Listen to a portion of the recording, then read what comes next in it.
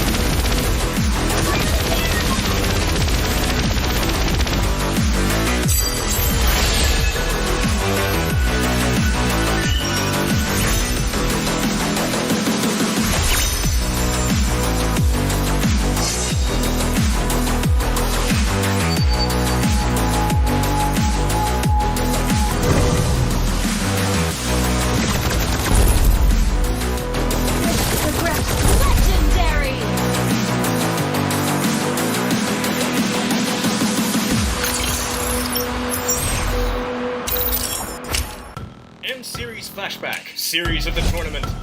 Welcome to Mobile Legends! As the first M-Series for MLBB, M1 was nothing short of incredible gameplay. But one series was above all the games. Stretched to a maximum best-of-7 series, the grand finals between RRQ Hoshi and EVOS Legends was a gem to rewatch. EVOS Legends, become a legend! As for M2, the grand finals between Grand Esports and the Burmese Ghouls was so epic that it broke the record with over 3 million concurrent viewers. With multiple back and forth, the 7-game series went the way of Grand Esports. Grand Esports are your M2 champions! Lastly, in M3, the series of the tournament was the first upper bracket game between Blacklist International and BTK, where the agents tried to target and 5-ban Mobazane. But the bloodthirsty Kings persevered and sent Blacklist International to the lower bracket. With M4, what sort of insane and epic series do you think we will get? Tell us what you think. See you at M4.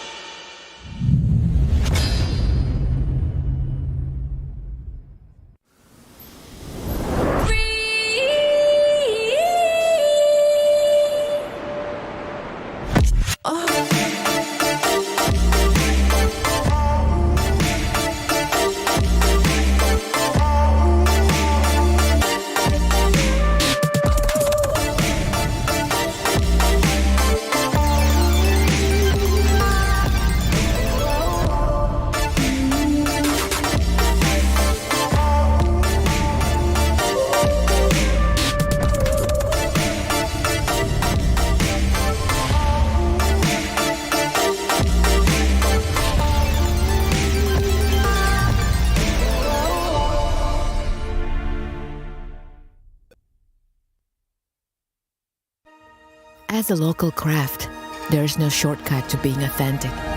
This one can only be achieved by patience and respect for nature, while the other one breathed new life to a tradition. And this one has to blend flawlessly.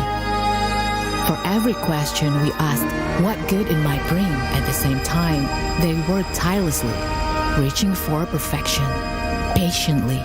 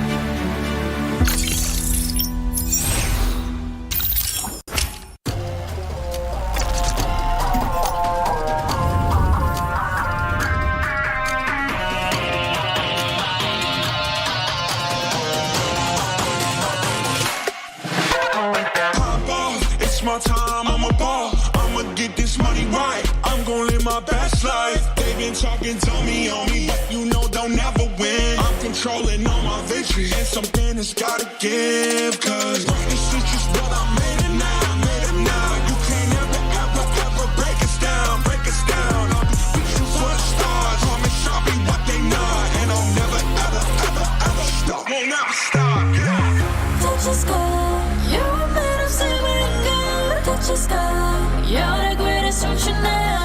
You and I, we can make it out of the cold. Hang tight, we gonna reach for the greatness. We will always rise, we will never fall. Fighting our eyes on me are strong. Even though we know our backs against the wall. Can you take your aim? You know that this is. I've been down, been waiting so long. I'm here for the crown, I'm here to show off. Greatness time, just waiting to show y'all. This is your time to remember. So many times I lie in the basement waiting for greatness. No, I won't listen to anyone hating on me, telling me I wouldn't make it. Cause I did everything that they said I couldn't. Caught my footing and I kept the controls. I stand for something, I ain't running now. I'm the greatest now, I just wanna make it burn. Don't let me down, don't let it up. I've been on the road, accomplished all of my goals, and I ain't gonna let you down. Touch the sky, you're made of silver and gold. Touch the sky, you're the greatest ocean now. You and I, we can make it out of the cold. Hang tight, we gonna reach for the greatness. We will always rise, we will never fall. We fight it our eyes and we are strong. Even though we know our backs against the wall. And again, pick your aim, you know that this is. Coming for the game, cause we ready for the victory.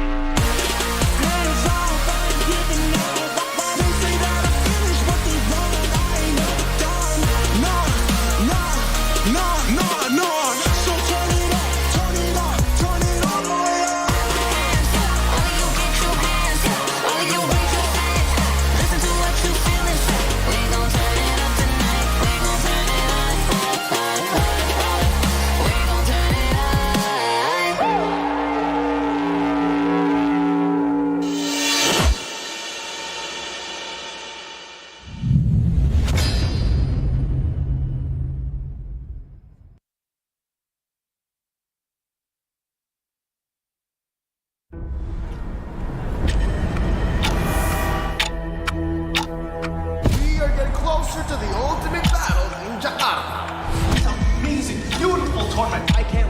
to get to the game. All eyes are on one stage only. All for that ultimate prize, to be M4 World Champions.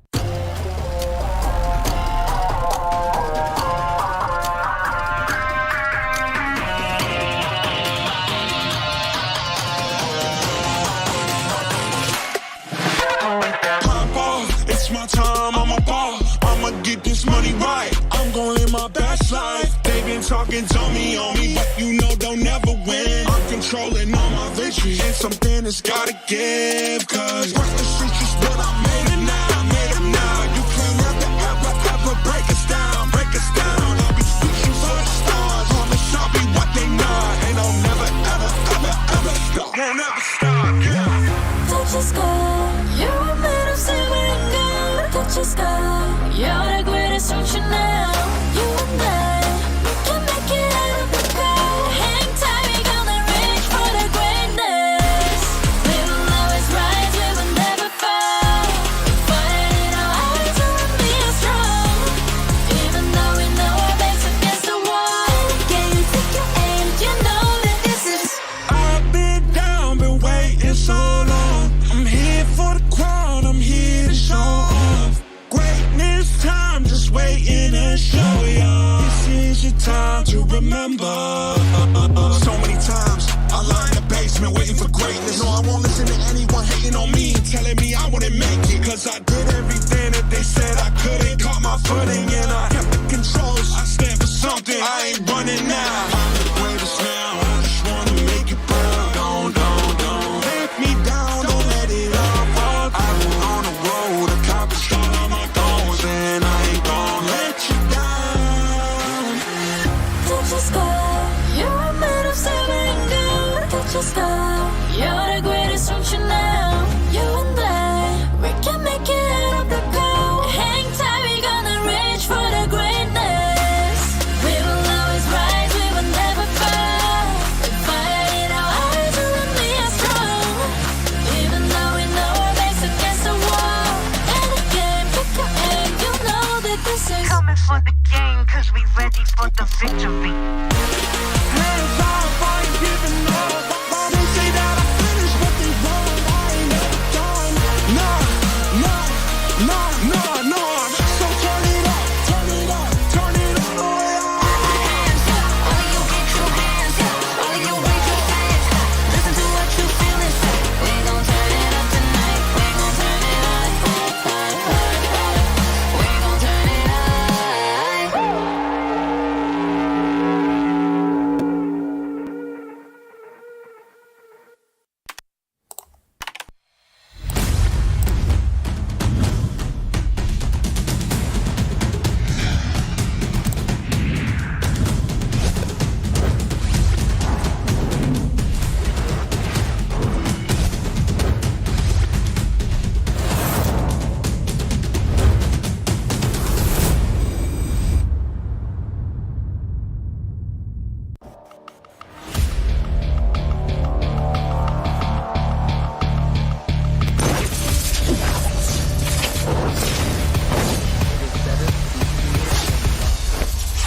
If you cannot burn,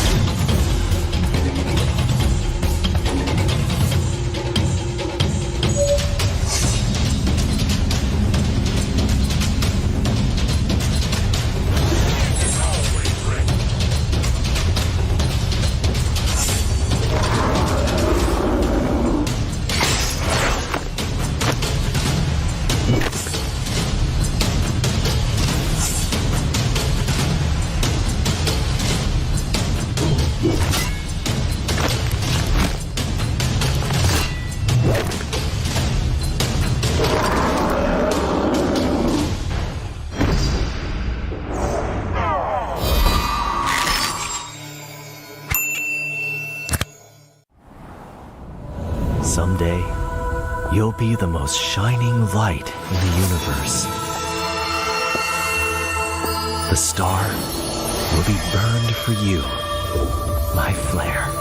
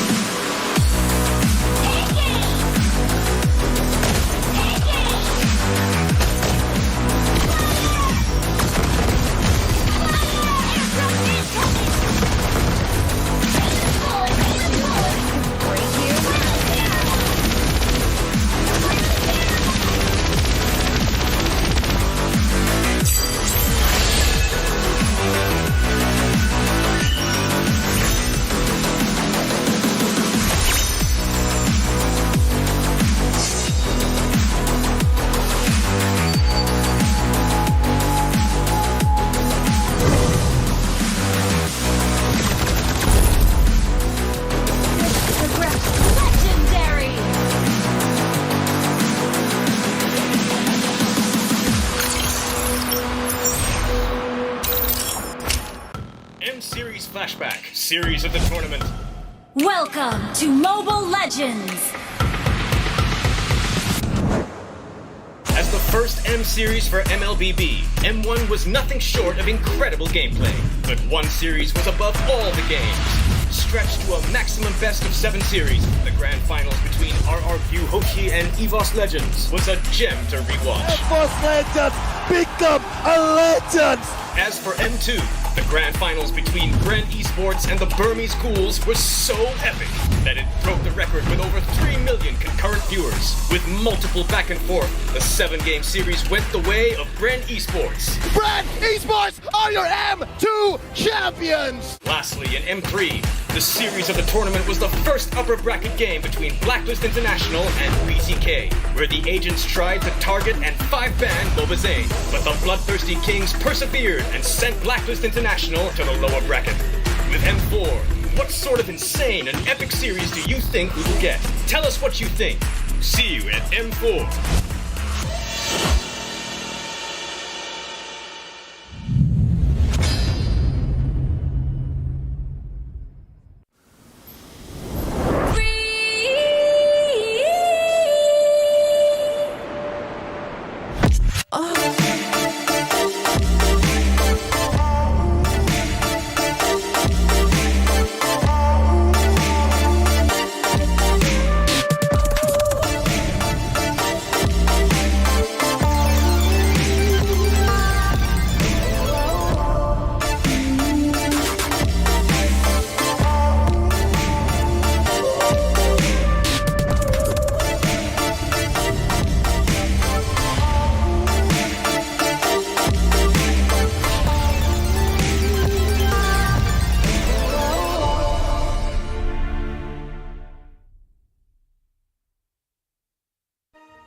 As a local craft, there is no shortcut to being authentic.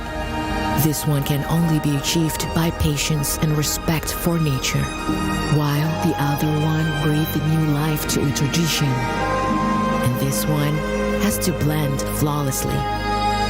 For every question we asked what good it might bring, at the same time, they worked tirelessly, reaching for perfection, patiently.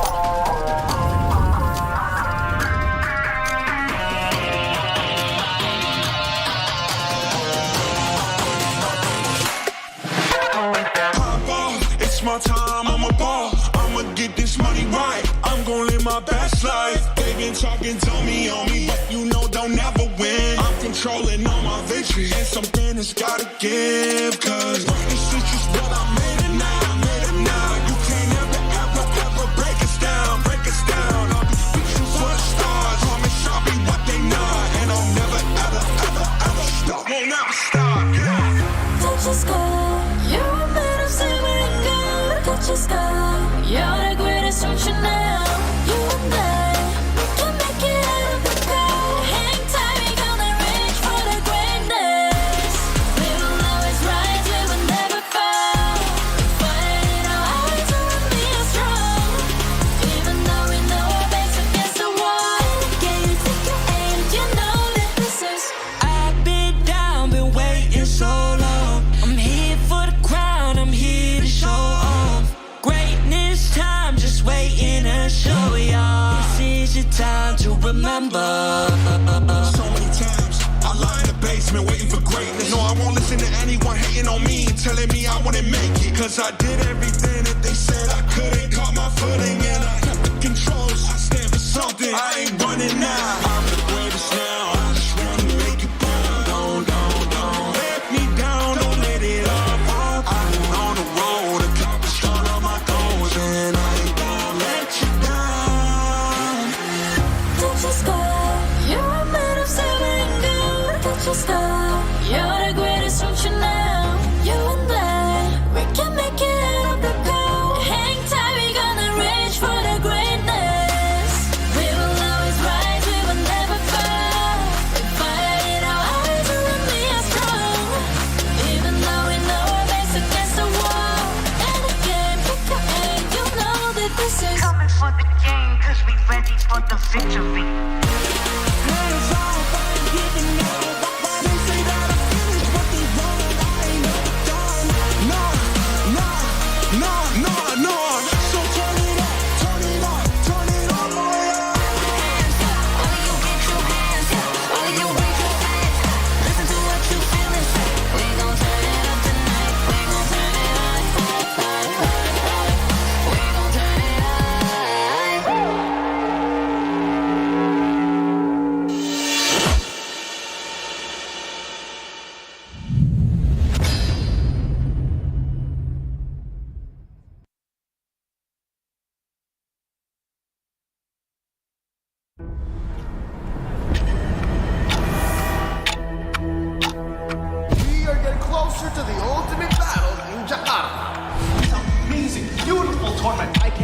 to get to the game.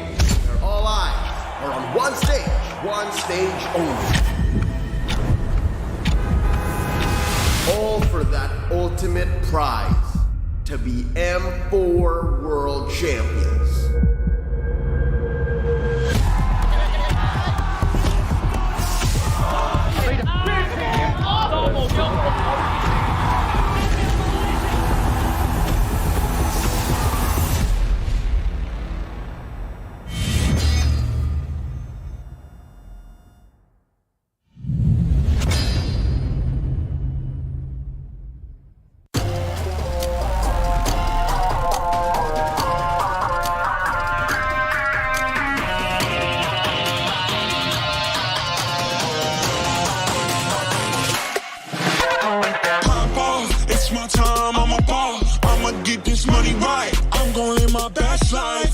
Talking on me, but you know they'll never win. I'm controlling all my victories, and something has gotta give. Cause work the streets is what I made it now.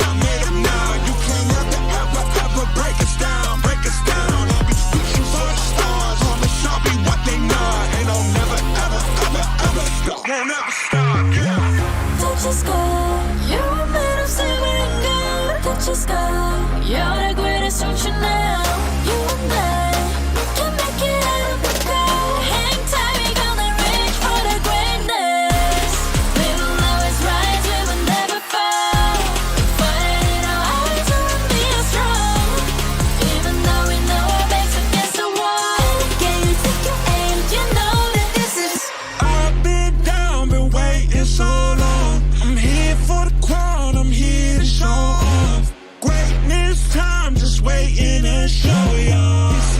Time to remember. So many times I lie in the basement waiting for greatness. No, I won't listen to anyone hating on me and telling me I wouldn't make it. Cause I did everything that they said I couldn't. Caught my footing and I kept the controls. I stand for something, I ain't running now. I'm the greatest now, I just wanna make it proud. Don't let me down, don't let it all fall. I've been on the road, accomplished all of my goals, and I ain't gonna let you down.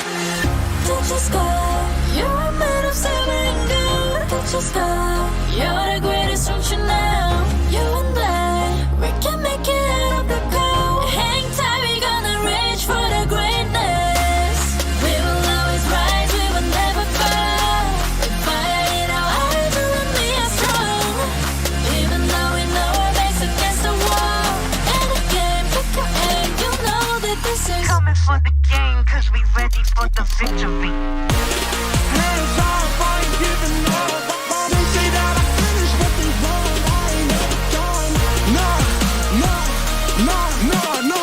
So turn it up all the way up. hands up. All of you get your hands up. All of you raise your hands up. Listen to what you feel and say. We gon' turn it up tonight. We gon' turn it up. We gon' turn it up.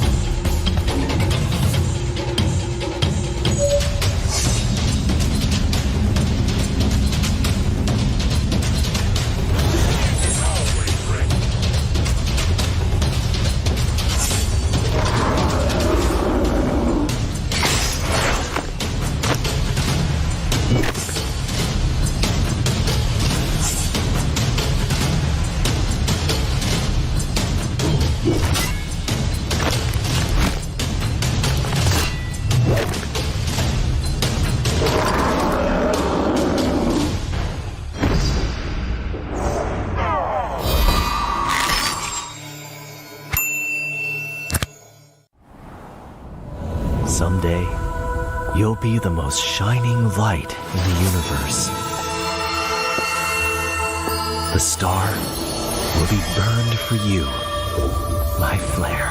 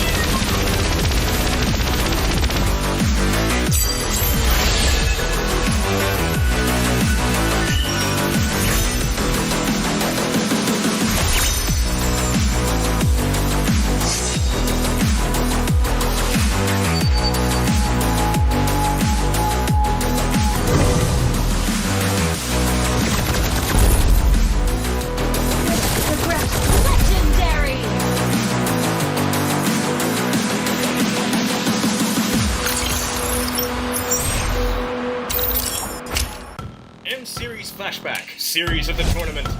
Welcome to Mobile Legends! As the first M-Series for MLBB, M1 was nothing short of incredible gameplay. But one series was above all the games.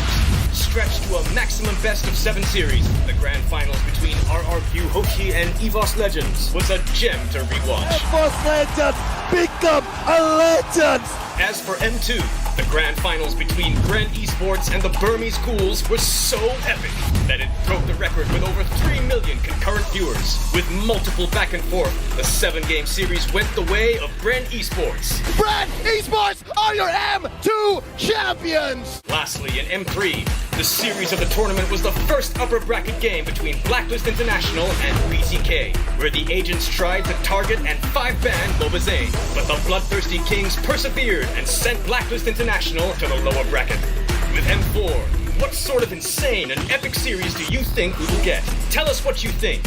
See you at M4.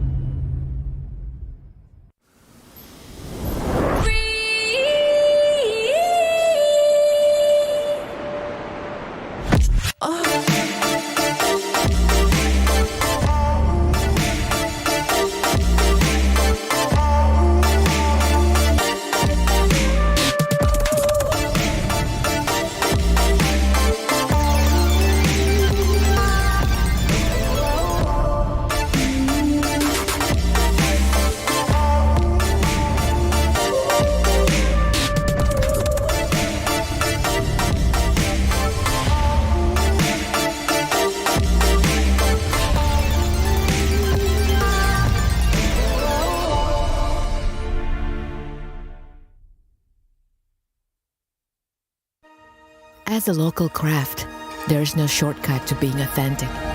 This one can only be achieved by patience and respect for nature, while the other one breathed new life to a tradition. And this one has to blend flawlessly. For every question we asked what good it might bring, at the same time, they worked tirelessly, reaching for perfection, patiently.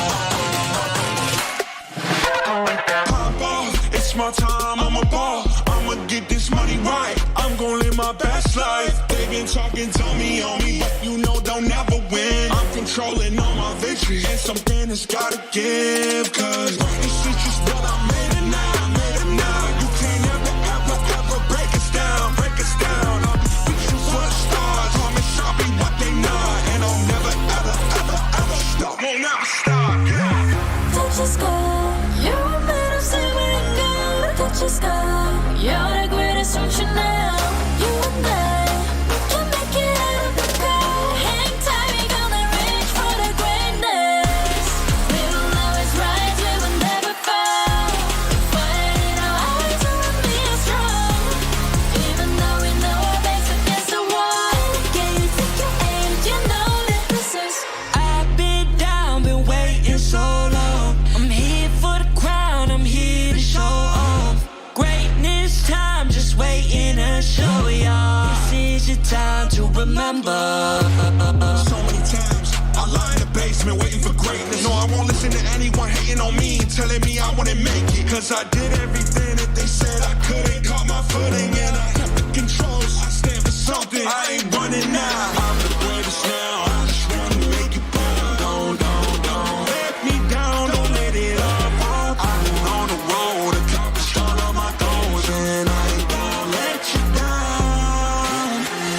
Touch the sky, you're made of silver and gold. Touch the sky, you're the greatest ocean now. You and I, we can make it out of the cold. Hang tight, we gonna reach for the greatness. We will always rise, we will never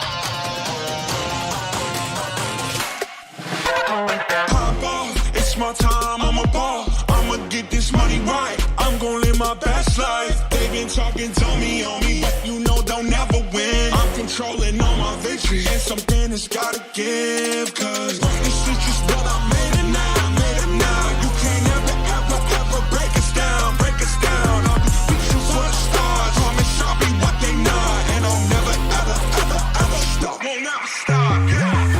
Touch the sky, you're made of silver and gold. Touch the sky, you're the greatest ocean now. You and I, we can make it out of the cold. Hang tight, we gonna reach for the greatness. We will always rise, we will never fall. We fight in our eyes, we will be strong. Even though we know our backs against the wall. Can you take your aim? You know that this is. I've been down, been waiting so long. I'm here for the crown, I'm here to show off. Greatness time, just waiting to show y'all. This is your time to remember.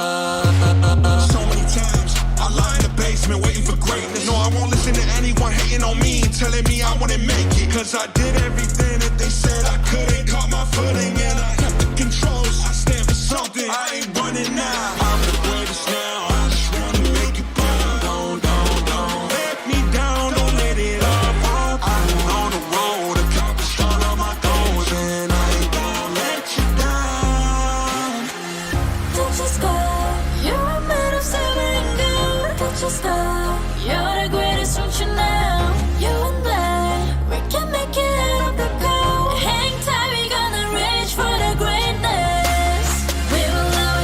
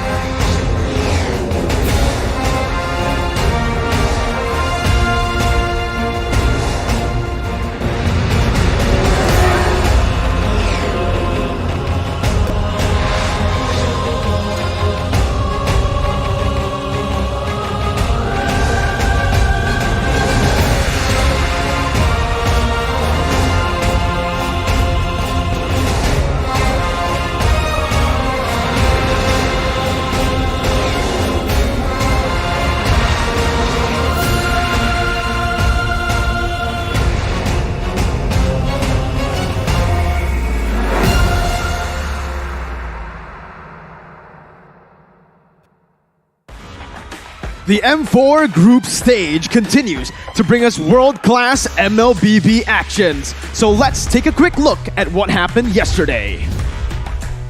It's raining RRQ in Jakarta during day 2 of the M4 group stage. Despite having the home ground advantage, Skylar and the legendary Lemon had to put all the stops to claim an unconvincing victory against Occupied Thrones. The Song Rajas were then dismantled by Echo of the Philippines with a stellar performance from Sanji the Wizard. However, win or lose, the fans are here to support with all their might. On the other hand, RRQ Akira is looking like the better RRQ so far. The Samba Boys defeated the Valley in the North-South America Derby thanks to Luiz's incredible Numenon Blast. They also destroyed the Malaysian champions Team Hawk with a formidable team fight composition featuring Joy and Terizla, while utilizing the power of RRQ Ultra Fans' buff. All MLBB fans in the world, let's support your favorite team with all your passion, regardless of where you are.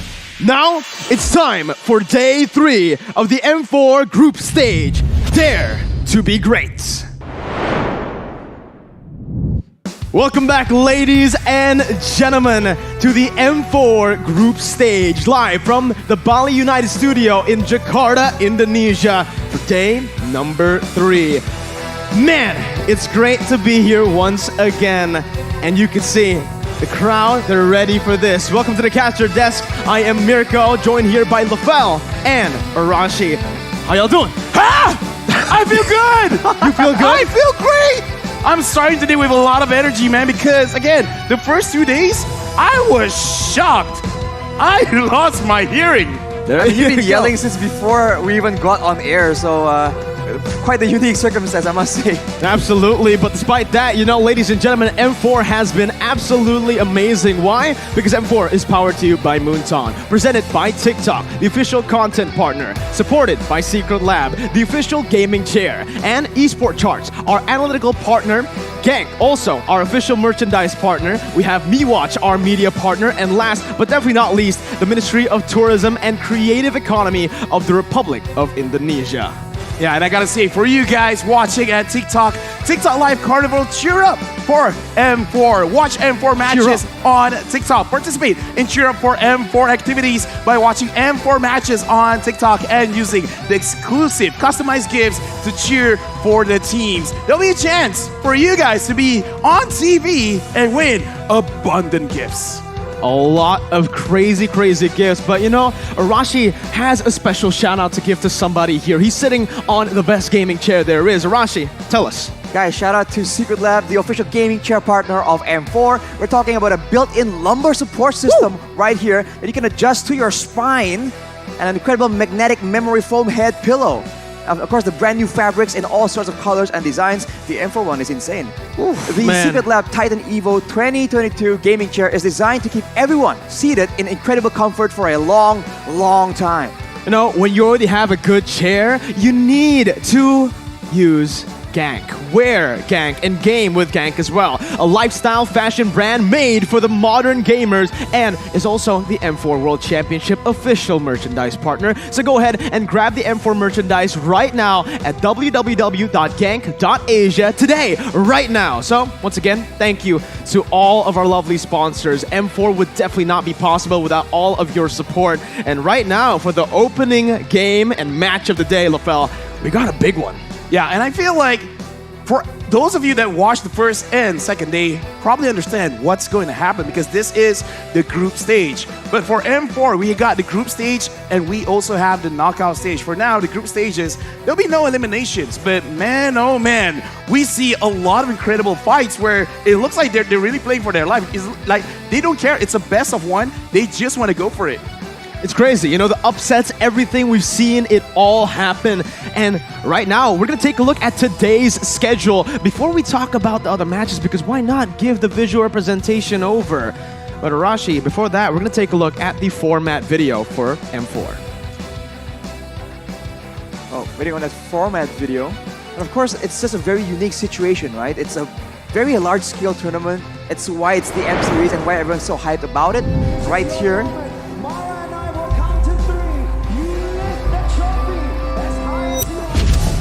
Best 16 teams in MLBB M4 World Championship will be gathered in Jakarta, Indonesia. One dream and one goal only. To make sure all the players, teams, and fans alike are on the same page, it is time to reveal the tournament format. In M4, all the qualified teams will compete in 2 stages to achieve greatness. Group stage and the knockout stage. The teams will play a best-of-1 single round robin during the group stage. No team will be eliminated during the group stage. Now, let's take a look at the knockout stage format. It'll feature a double elimination bracket with a total of 22 series. The first 2 rounds of the lower bracket will be the best of 3. The other series will be best of 5. Except for the grand finals, which will be best of 7. Now the knockout stage upper bracket will feature the top 2 teams of each group from the group stage, and the bottom 2 teams will start at the lower bracket. The losers of the first round of the lower bracket will be eliminated. The M4 knockout stage will be spread out across 9 days, where there will be a live audience for fans like you to support your teams. And that's all you need to know about M4's tournament format. Remember to tune in and see you in Jakarta. Dare to dream, dare to be great.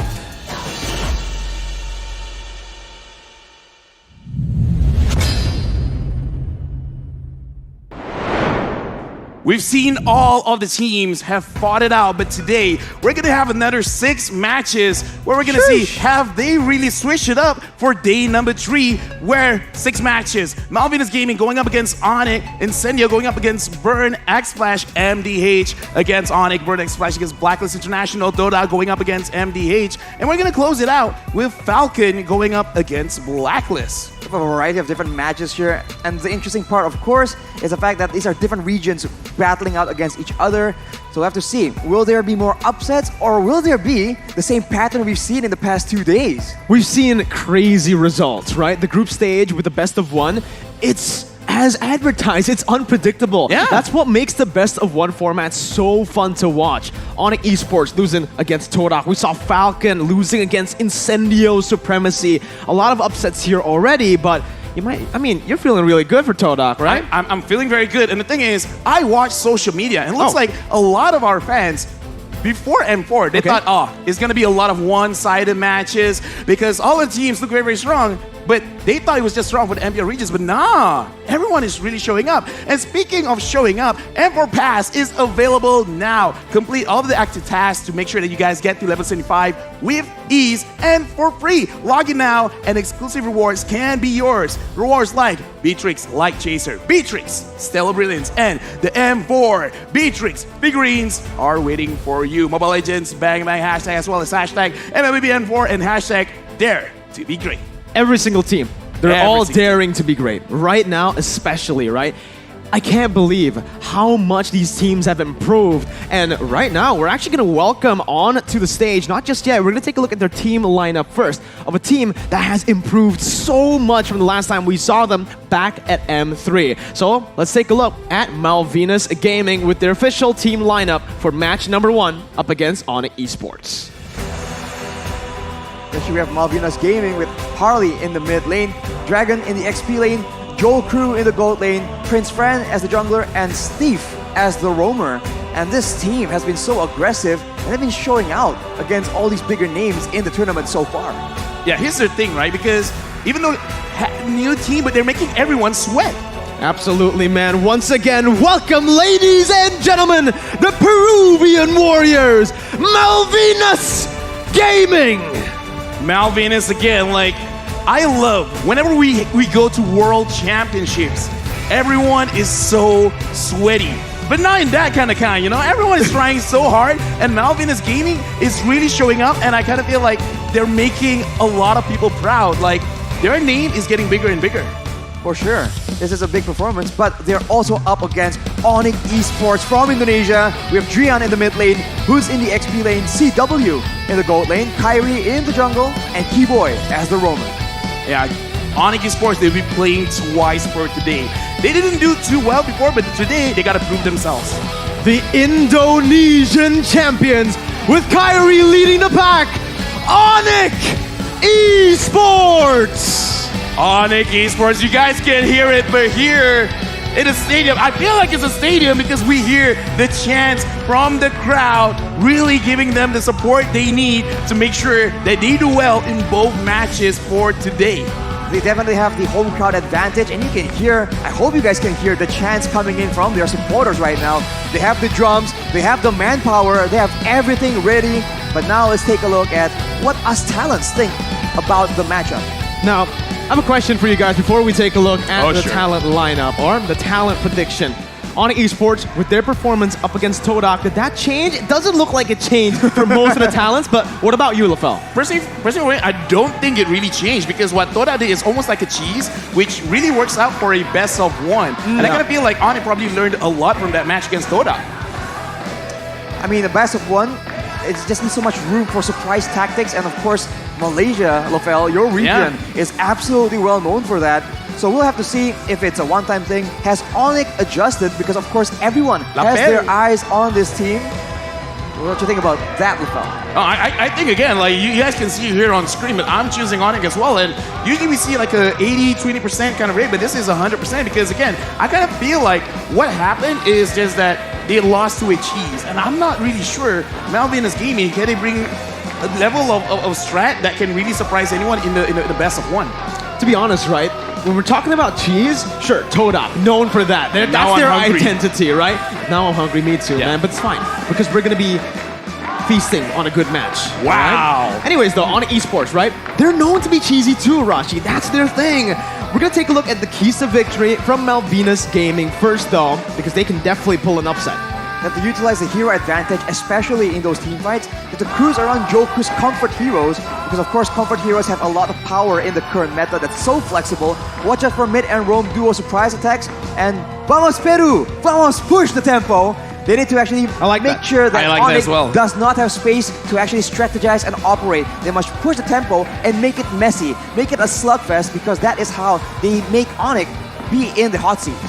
Honestly, like, shout out to our scriptwriter because he's doing well. For sure. And keys to victory for Onyx. They gotta play aggressive this time to get Kyrie to let loose, because what really happened in the previous match was that Kyrie was severely pressured to the point that he actually still did well without the purple buff, but again, like, he is one of the playmakers for Onyx, so as long as they give him enough space, I think they just let him loose, do whatever you want. And CW as well, I kind of feel like the Beatrix, we haven't seen a lot of good things coming from the Beatrix, so I want to see if CW will change it up. Maybe he even brings back the Leslie.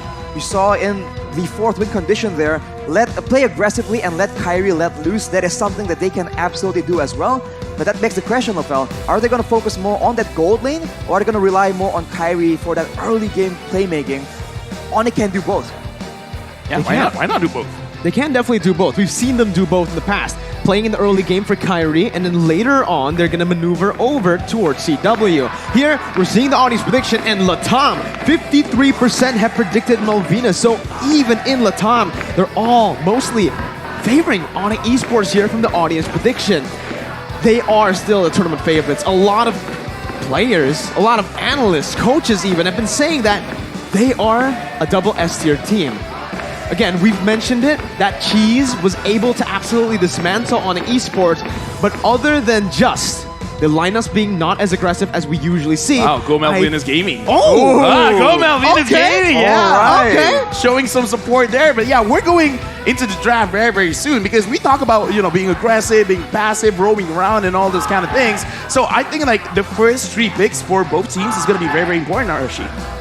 Right now, a lot of teams have been actually opting to go for priority picks instead of flex picks, and now there's 2 ways of drafting. Do you want to bewilder your opponents by using very flexible picks, or do you just pick those heroes that are just too costly to let go? It's a very different and unique situation we haven't seen in a long time. Let's dive into the drafting phase for match number 1 of day 3. Onyx Esports on the blue side, Malvinas Gaming on the red side. A fun fact as well for most of y'all back at home, the blue side has been winning a lot more than the red side. I believe Mirko, don't do this to me. Don't do that to you. Okay, what's up? Which one is blue? Oh, blue is left. Are you the first pick? Yeah. I'm colorblind. Anyways, I want to talk about the bans because this is a very interesting ban coming in from Onyx, where they're banging out the Eve as well as the Faramis. Eve is very strong against certain fighters, where you really just want to, in a way, kind of like a Langar kind of style, where you just want to use your movement speed and then just go straight to your opponents, as well as banning out the Faramis. The Faramis is, in my opinion, has gotten way weaker after the change to his ult, but it does show that perhaps they want a team fight where they want to make sure they can charge in, they can dive, and no one will survive that charge. I think banning the Eve is a smart move. It just allows them to circumvent all the problems. Now The Glue has to be slows, banned, right? the zonings, the immobilized as well. And especially if they want to use CW, denying that real-world manipulation that can just zone the marksman away from those fights. They ban the Kaja wait, for the pick Glue. potential. 1-1, Glue. Two heroes up for grabs, but they go and opt for the 1-1 for CW. A comfort pick, his main hero. But is it worth letting that Glue go? We've seen how strong the Glue is, and without hesitation, Malvinas picks up the carry as well. A hero that's just been popping off at M4. It just seems like such a gamble. The 1-1 definitely has a lot of potential, but we haven't seen it too often right here. And if Malvinas go for a dive composition, the 1-1 can definitely be useful. But everyone else on the team, what will they draft out to ensure that CW won't even get destroyed all the way from the early game? Here's the thing, right? I kind of feel like the laning phase is fine, at least in the gold lane, especially if the mid duo will give a lot of help there. But I don't know, man. Giving up the Glue as well as the carry, where we saw even the game that Glue did lose, is not really because Glue didn't perform well. It's just that mistakes being here and there. And it looks like with the Hayabusa pick as well as the Grok, I think this kind of solidifies that they want to bring the aggression in early. So Malvinas Gaming, they got to make sure that whichever jungler that they're going to pick is not going to be punished early, because Grok as well as Hayabusa, they just need a very strong mid laner, a mage that's strong, like level 1, level 2, and it might be GG for them in the mid. Well, another hero that could work, instead of picking up a jungler or a mid laner, hey, you're up against an assassin, up against Onyx. They're probably still having nightmares about going up against a Hilda on an assassin. It's still up for grabs right now. They don't go for it. They instead lock in a jungler that we haven't seen so far in the group stage. But still, Karina, one of those junglers that's just super solid. Good clear, good damage, and very flexible in terms of how you can play this hero. You can go tank, you can still go damage. But then it's also not exactly a counter towards that Hayabusa as well. So I think the Roamer here will be the very important hero that will decide how the early game can go. Already a Hilda being banned away by Malvinas of all people. And Mincitar, just to ensure that no dash denials are available. On top of that hook, it can be such a reliable engage tool for the side of Malvinas, who do want to push the tempo early on in the fight. This is kind of interesting because Malvinas Gaming, they themselves banned out the Hilda, where they could have used it to their own advantage to really harass the Hayabusa. And now Mincitar banned. I guess it's good because they do have a lot of dashes, but this is a pretty unorthodox ban, I gotta say, because usually people just go for the very, very safe pick. So it looks like Onyx probably has done their homework on Malvinas Gaming, knowing that this is a potential dangerous pick. Well, the other ban comes in, and it is actually going to be that Xavier. This hero has been, I wouldn't say super prio, right? A lot of teams have been picking it up, but it's been very situational. We've seen where players can actually utilize the Xavier, especially when it goes to the late game. We saw Lemon yesterday pop off on this hero, but with it banned away, and looking at the compositions from Onyx Esports, with Trion in the fray, you can really understand why they went for the Xavier ban, right? This is Insans. You're not going to see those crazy dive-in heroes. You're going to see a lot of that safer picks as a mage, but we still don't know because Drion's playing right now. The Grok, we've seen him pull that off in the mid lane. We've seen him use heroes like a Kagura as well, so he's definitely not averse to playing the more aggressive heroes that can just 1v1 and then take over that mid lane control. Along with the Grok, as you mentioned, Mirko, they can definitely contest on the prio and allow that high roam playstyle that Onyx can use to shut down all these strong laners from the side of Malvinas Gaming. Looking at the draft right now, I mean, here's the thing. We got to look at numbers because numbers don't lie.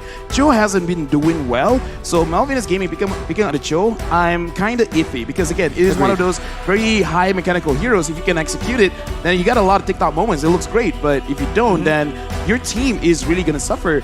And something interesting about Lolita, man, every single World Series, like, it's never like super top tier, but Worlds comes in and suddenly Lolita is the most reliable roamer you can use. Like, a lot of damage, good setup, very easy to set up. So something about Lolita, man, but it looks like Oni, they're gonna finish off their draft with the Valentina as well as the Franco. So EXP Grok?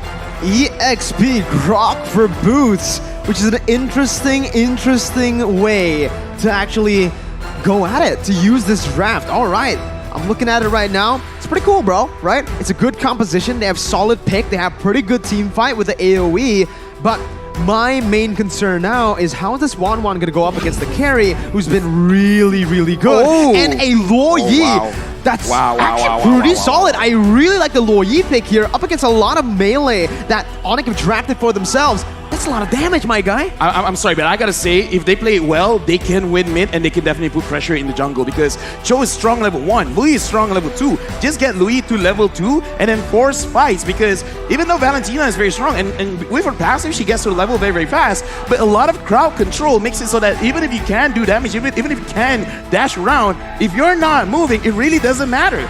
And look at the composition as well. The wave clear coming in from both these teams. You can see that they want to contest that early pressure. And I think level 2 and level 3 is going to be absolutely bloody in this particular match. Both teams have the heroes available to try and go for those big pickoffs or those big skirmishes with the whole team involved. Let's see if that happens early on here in match number 1. As both Onyx Esports and Malvinas Gaming, they've drafted a very aggressive draft. Let's head on over to the Land of Dawn for match number 1. In match number 1, man, I'm looking at the mid lane. How are they really going to play this out? Especially because we saw Franco yesterday, especially with the Legend skin, but he's not using the Legend skin. This is a nerf. He should have used the Legend skin, man, because somehow the hook rate with that is like, like 80%? It's insane when you use the Legend skin on this Franco. It's definitely a buff if you use that particular skin. We saw Mara pop off on that Franco pick, but here in the early game, against a Cho and a Luo Yi, it's going to be very difficult because there's not a lot of burst damage available for the side of Onyx Esports. In a prolonged fight, maybe something can be done here, but right now, Keyboy is just zoning Steve away, ensuring that the jungle denial does not happen yet again. Yeah, jungle denial is very important, but right now, looking at MVG as well as Sonic, it's look like they're not really forcing anything just yet.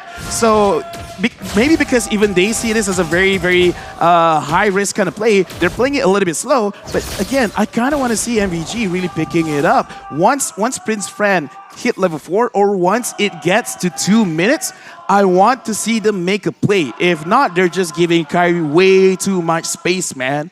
And right now in the gold lane, CW is doing pretty well for himself. He's zoning away Yokru, and without any assistance, it's going to be very difficult for this carry to try and get anything. So already Onyx displaying a higher level of macro, but look at the mid lane though. Kyrie is playing with fire. It's his signature hero, man. It's his favorite hero to play, and we get to finally see it here at the world stage. But I do want to actually talk a little bit more about that gold lane matchup, because hey, that's my main hero too. Me and CW, we're brothers. CW, Wan.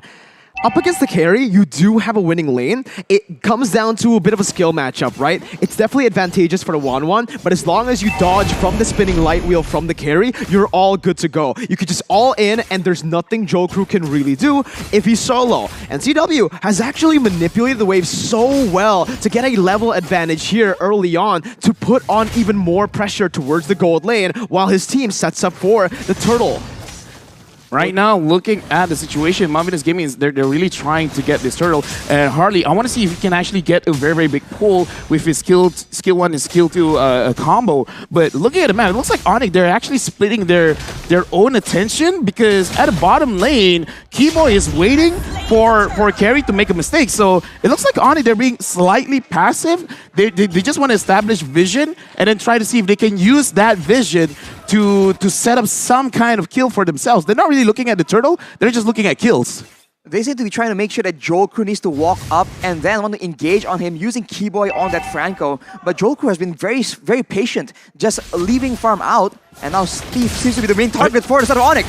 Steve gonna be caught there by the Bloody Hunt, and that's first blood over to Onyx Esports. And it's one of the worst targets for Onyx Esports to get a kill on, right? It's CW on that 1-1, a signature pick, and you could already see the rotations here from Onyx. They're going pretty aggressive. Yeah, like I said, right now it looks like they're not really thinking of objectives. They're just trying to rack up some kills, and I kind of feel like they're playing for the mid game. The early stages of the game, they kind of don't care so much, so I'm looking at the second or third turtle for Onyx to really show their true colors, because for now, looks like CW got caught!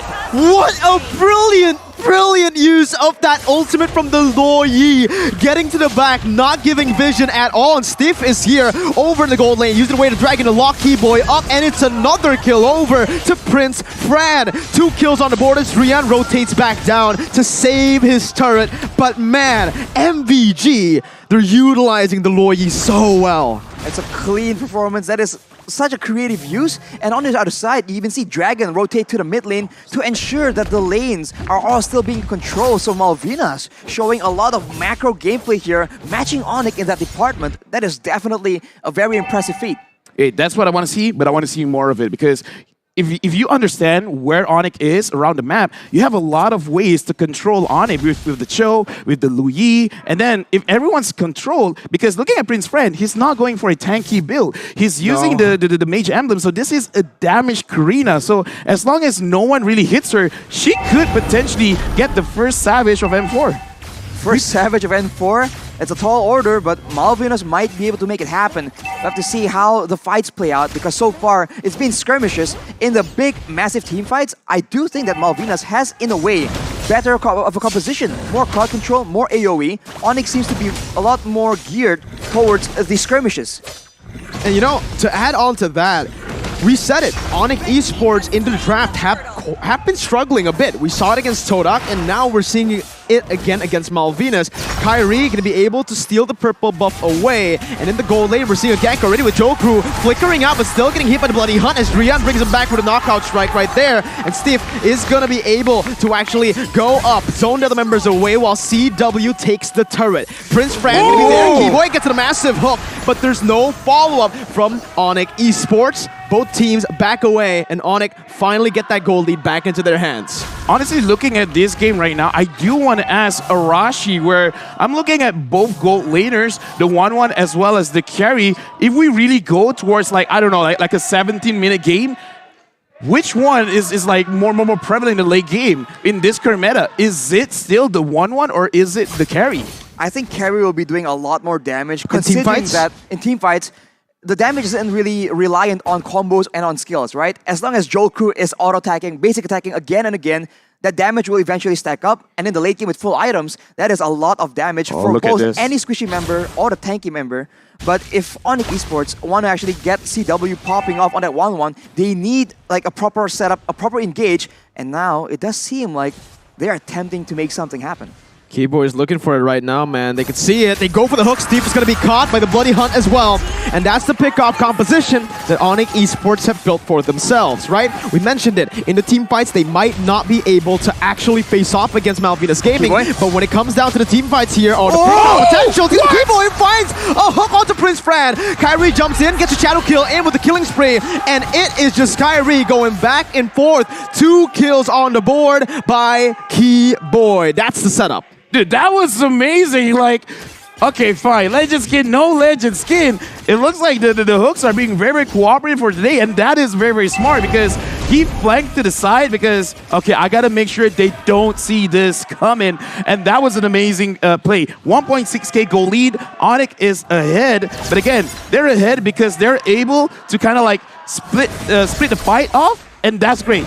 If they go for a team fight, it might not be so good. So as long as they keep their focus, this could be their game. Well, Harley's going to be caught there as Drian is able to flank all the way. CW is looking for one more. Way too aggressive. Gets picked off in the process as Kyrie has been going onto the turtle, just poking it down, picking it up for his team. Keyboy now caught. Going to be brought back by his team, but has the flicker. Dragon very close from that iron hook. Is going to be able to back off though. That was a very creative engage using the stolen teleport coming in from Drian, just getting all the way behind Malvinas Gaming and then using their own weapons against themselves. Unfortunately, as we saw earlier, CW was just a bit overeager to make that kind of play happen, but Keyboy is already yet again on the hunt. He has his sights set on Joe Crew. Joe Crew gonna be targeted down here as Kyrie jumps in, uses the shadow kill over to Joe Crew, but the RNG does not favor him. It's still gonna be Joe Crew, Coleman down. Keyboy running away as CW pops across Boltang onto Harley. Not gonna be able to find that, and it's actually CW who gets taken down. Dragon still hunting, but that's the way the Dragon's stolen away by Drian, kicking Dragon back and to actually disengage from this. Kyrie still doing all that he can with those quad shadows, but it is just gonna be a stalemate. Both teams backing off, no more kills on the board. Yeah, looking at that situation, I gotta say, man, because CW, it looks like he can reliably trigger the ult, but he's got to be careful of his positioning because more often than not, when everyone else is backing away, CW is going in front, and that is flashy. You know, like you want to get those crazy kills, but it looks like the damage is not there just yet. He's got to be a little bit mindful about when he goes in and where he positions himself. Well, let's take a look at the instant replay for the previous fight. It all began with that play onto Joe Crew, and unfortunately for Onyx, it just took a bit too long for that kill to be secured. Yeah. But they were still able to secure the kill, and CW goes for this play, but he lands way too close in the midst of 3 members of Malvinas. And as you mentioned, Lofel, I think that with this composition, CW can play a bit more reactive and use the crossbow of Tang as an outplay tool instead of an offensive tool, and maybe he'll have a lot more success in surviving these big team fights. Well, once again, we're going to have to see how this plays out. no way. CW is going to be able to catch them, but it's going to be CW who's the one who gets slain. Keyboy in the midst of it all going to be taken down as well. Prince Fran, oh my god! Almost just baiting it right amount of time for Drian to pick up a kill, but Drian now is able to actually maneuver out. Kyrie jumps in with a double kill, goes in for the shadow kill to pick up a triple, and Kyrie gets it done for Onyx Esports. I gotta say, man, like that looked cool, but I gotta say, mistake from Dragon. He used the split play. He should have stayed close to his team because Kyrie was aiming for just one person. If Dragon was there actually was a situation where Malvinas Gaming could have gotten more kills, but either way, great engagement from Malvinas Gaming, but now Kyrie is using this opportunity to try and start the Lord, but it looks like Dragon is not gonna let him do that. Dragon on the glue, man. We're gonna have to see how much time he buys for his team as he goes in for that split, but all the way this points. Oh my god, again! It's Prince Fran who comes in clutch and saves the day. Onyx Esports have nowhere to go right now, but Dragon's gonna be taken down. It's a shadow kill over to Harley, as now Malvinas have to move back. The Iron Hook does not connect. It's gonna be the way the Dragon locking Prince Fran down, and that's a double kill picked up by Drian, the Lord as well. Drian is an absolute monster as he's looking to claim a maniac, but Keyboy, his own teammate, says, no, I want some time too. And just like that, that's a wipe out for Onyx. What? That was so insane, man. The Malvinas were able to actually get the initial advantage. CW was picked off, but it doesn't even matter. With all the resources already used in that team fight, Onyx were able to just end and just wipe the whole floor with Malvinas Gaming. Kyrie, on cleanup duty, has been so intelligent with when he goes into these fights. Yeah, this does show a little bit of experience because Onyx, the moment they saw the engagement coming in from Malvinas, they just backed off, and Malvinas kind of didn't get the message because their HP was below half, way below half, and they still tried to fight it out, and I kind of feel like that was the biggest mistake. Looking at the player head-to-head now, CW as well as Joe Crew, the average KDA for CW as well as gold per minute is looking much better, and the average damage per minute, even though he keeps getting ganked, he makes sure he deals the damage before he gets taken down. He's actually been kind of like that tank, right? He's the one baiting out all the resources, and Drian has been the carry with Kyrie. As now, they are going to make their way for themselves towards that mid lane with the Lord, who's trying his best to just delay that Lord push with that top lane being pushed in. Dragon still buying some time, jumps in with the split, but got his Keyboy! My goodness gracious! With an Iron Hook out of nowhere out to Harley, as Kyrie jumps into the back line with a shadow kill, and that's gonna be Stiff falling down as well. Prince Fran's gonna be taken down with a crossbow Tang, and it's translated over to Dragon. Onyx Esports with a 9.7k gold lead. They're gonna go for Dragon before they end the game. Now they're still going for it. The Winter Truncheon was popped in, but it's a wipe out for Onyx Esports as they seal their first win at M4. Congratulations to Onyx Esports for winning the first match of the day. And looking at the game, like, this is the thing about Mobile Legends. it's not how you start, it's how you finish. And it looks like Malvinas Gaming, they kind of like let go of the gas a little bit too soon going up against Onyx.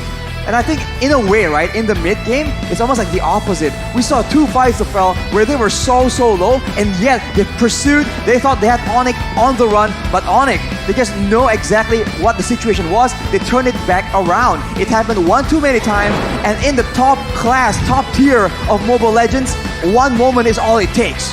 It is all it takes, and One moment. one Kage is all it takes too. Because Dreon, oh my god, what a performance by Dreon, man.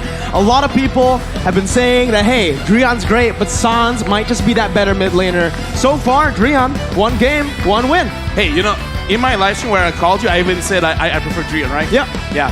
Thank you, by the way. And again, looking at this game, I kind of like the potential where you understand what is not enough. Because looking at the way Onyx played just now, in the mid game, they kind of understood. Why are we losing? Oh yeah, because when we clumped up, we are always in Malaysia we say rapat kaya silaturahim, where we get just so close together, and that's kind of not good actually because everyone's stunned up. So they just kite, and Malvina's game is like, oh, they're scared, we're gonna go in front, but it was actually a bait. Yeah, I think they utilized their pick-off composition really well, but early on, they forgot about it, right? It almost seems like they forgot about it because they were clumping up so much with this pick comp. Finally, though, in the mid-game, like you mentioned, they understood the assignment. They remembered, hey, this is what the coaches drafted the composition for. Never stay near me. Never stay near me. I can't let you get close. Considering the AoE, the combo that's available from Malvinas, you saw that in that Lord fight, they used the bulk of their spells to try and ensure that CW is gone. And yes, he was. But guess who has about 6 to 7 kills on the side of Onyx? It's Kyrie and Dreon, and with them not being locked down by any kind of spell, not being pressured by any kind of damage, they just completely went in full aggression and there was no solution at all. There were glimpses of brilliances though. Like, I mean, look at how Harley was able to use that Luo Yi, man. I love the diversions. Those plays were absolutely amazing. And the thing is, I think they did that a bit too much because it then became readable. Right.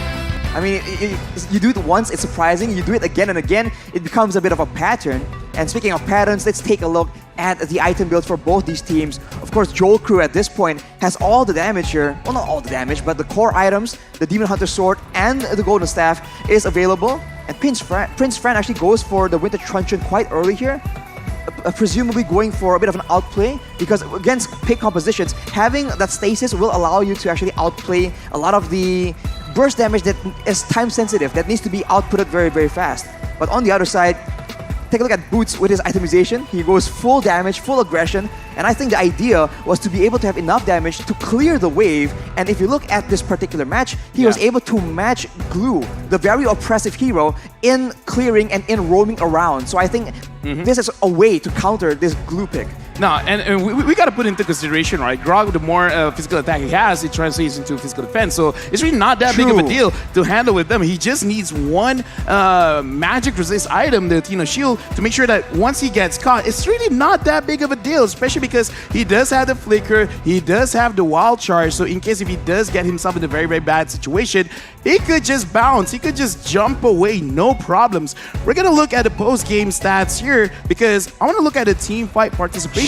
Because Harley 100%, and like you guys said, fool me once, shame on you. Fool me 5 to 4 or 6 times, then that's a scam. I'm not falling for another scam. Yeah, that's exactly what happened. They got scammed once. That's my word. Trademark, right? Trademark, yeah. I say that a lot as well. Oh yeah? Yeah, fool me once. I keep messing it up. Let's not do that here. He's scared to do it at the world stage, dude. But Kyrie was definitely not scared to pull off his signature hero at the world stage. Number 1 in terms of GPM, number 1 in terms of damage, Kyrie. And Kiba, of course, on that Franco, being able to enable the team so early in the game. And in that late game, right, he just knows how to actually find those picks when Malvinas is in that base defense situation. But for Malvinas, Prince Fran also has 100% teamfight participation. And if you look at the stats, honestly, damage dealt, it's 40k off. It's not massively different. It's just the fact that with the pick-off, with the burst available for Onyx Esports, it just comes in and secures the kill so much more reliably. But before that, let's take a look at the MVP for this game? Guesses. Kyrie. Kyrie. Yeah, let's go Kyrie. All right, Why 2 not? Kyries, and I'll say, you know what, Kyrie too. He got everything done, but hey, you know, sure, Kyrie, he got the spotlight, right? He got all those kills, but who set it up? Yes. The boy himself, The not key the man, boy. the key boy. He's Who the needs key. a man when you have a boy? Wait, Exactly. Wait. Hold up. His hooks were really good. Like that last one, he got Louis. Oh, what a great I feel hook, like- Out of right? nowhere. Right? Yeah. I feel like not so good, man, because he wasn't using that skin. Okay, Rashi, now you're biased towards the skin. Like, I can't blame you. Can Now blame you me? gotta buy the skin for him. Ooh. Yes. For Keyboy? That's gonna be a treatment for Keyboy, yeah. Sure, I guess. So for Keyboy, stay back. Rashi wants to give you the skin, all right? See So if we can make it happen. Anyways, it's a great performance, and in the early stages, he was also part of the reason why Malvinas has to be on their toes, because again and again, he would spend his time just sitting in a bush, and it looks like he's almost borderline AFK, but Yeah. he is putting a lot of pressure onto Malvinas in a weird way by not being seen, because now they keep second guessing. Is he in this bush? Has he moved away? And you can see that Jokeru, for example, in the gold lane, he is forced to just sit back so far away, and that allows Onyx to get that rotation advantage. And you know, I like how Keyboy actually played the Franco, right? Because a lot of Francos will just throw their hooks out of Yeah. nowhere. They just keep on looking for that crazy hook. But Keyboy, sometimes he knows how much of a threat he is just standing there menacingly. But I kind of like the way that you said just now how Franco is played, because even a broken clock is right twice a day. Oh. So, right, you just throw it out and hope for the best. And I gotta say, if Franco becomes meta, I kind of don't like it. I don't like going up against Franco because it's so annoying. And looking at the way Keyboy is playing, he is very annoying. Now, we got to talk about the highlights now, because in the early stages of the game, Onyx, they were caught by surprise quite a few times, but once they couldn't find the bushes to actually surprise Onyx, they're just like, we know what to do, we know where guys are going to come from, and we're going to fight back. And this is the situation we've been talking about, right? Will Onyx rely on Kyrie, or will they rely on CW? And in this game, Malvinas seems to be putting all their effort to ensuring that CW does not get out of Yeah, look control, at this fight. denying him, just bursting him down. But afterwards, right, we talked about the possibilities, the flexibilities from Onyx, and they just rely on Drian and Kyrie. And look at the play. It's just so well timed, right? It's not just very flashy and very quick. It's when he comes in, when he uses each spell to get the most value out of it. That is what makes Kyrie such a menace to deal with in those big team fights, despite being an assassin. And of course, Keyboy, the MVP, man, making sure that the mage of all people is taken out, and that is no wave clear available for Malvinas. That means that the game is over for Malvinas Gaming. Yeah, and in the highlights, the second last team fight, those are the kind of highlights that the coach will just record and show the entire team, because Joel Crew was so far in front and he saw the Grok, and this is a damaged Grok. Blade of Despair as well as Blade of Heptases, you know the damage from the Wild Charge is going to be huge, and then he just took it. Dragon, virtually no HP, went in front. And then Keyboy's just like, I guess Quad Shadow first kill, double kill? Like, it's one of the easiest kills that he got, and that was a very big mistake where they really could have won there, got the Lord ended, but that kind of mistake really throws the game in the favor of your opponents. Comes down to experience, right? When we're talking about a game or a moment like that, the experience shines, and Drian was able to really capitalize. Hey, thank you, man. We're shining right now, but two teams will be shining as well very, very soon for our next match. We got a banger of a first match to start the day off with a lot to shine, a lot to show. But again, for the second match of the day, we're going to see Incendio Supremacy face off against the Cambodian representatives, Burn X Flash. Their names are kind of similar in the sense. Incendio, I believe it means something associated with fire. So if it is, this is going to be a firefight between both these teams, if I'm correct. Better bring some water. I mean, bring some water. Water is great. Hydrate yourself. Shout out to mental health. And Incendio, I kind of feel like they have really shocked a lot of the universe of Mobile Legends Bang Bang. So I'm really interested to see what the fans are really thinking in their predictions. Because again, Incendio, I kind of feel like everyone didn't put a lot of money on them. No. But now it's like, you know what? We got to reconsider. Well, we'll get time to reconsider as well as to our predictions for match number 2. So again, we're going to take a quick break. Don't go anywhere. Stay tuned. It's been Mirko, Lafel, and Arashi. We'll be back in a bit.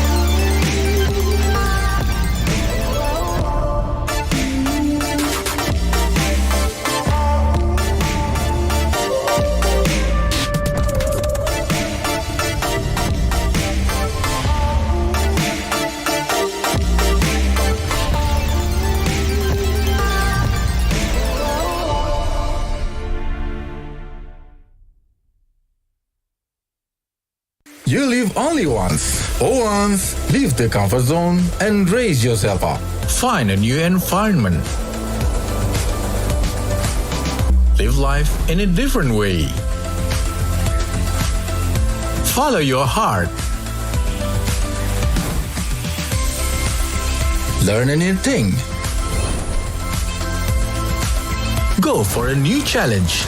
Risk up your life through a wonderful journey.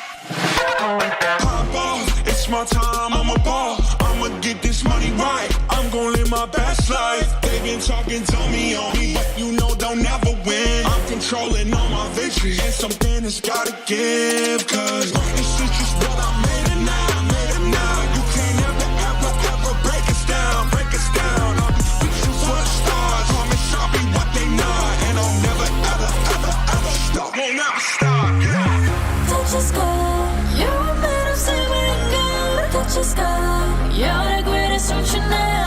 You and I, we can make it out of the cold. Hang tight, we gonna reach for the greatness. We will always rise, we will never fall. We fight in our eyes, we will be strong. Even though we know our backs against the wall. Can you take your aim? You know that this is. I've been down, been waiting so long. I'm here for the crown, I'm here to show off. Greatness time, just waiting to show y'all. This is your time to remember. So many times I lie in the basement waiting for greatness. No, I won't listen to anyone hating on me, telling me I wouldn't make it. Cause I did everything that they said I couldn't. Caught my footing and I kept the controls. I stand for something, I ain't running now. I'm the greatest now, I just wanna make it down. Don't let me down, don't let it all. I've been on the road, accomplished all of my goals, and I ain't gonna let you down. Touch the sky, you're made of silver and gold. Touch the sky, you're the greatest ocean now. You and I, we can make it out of the cold. Hang tight, we gonna reach for the greatness. We will always rise, we will never fall. We fight in our eyes, we will be strong. Even though we know our backs against the wall. And again, pick your aim, you know that this is. Coming for the game, cause we ready for the victory. What is all about giving up? Why they say that I finish what they want?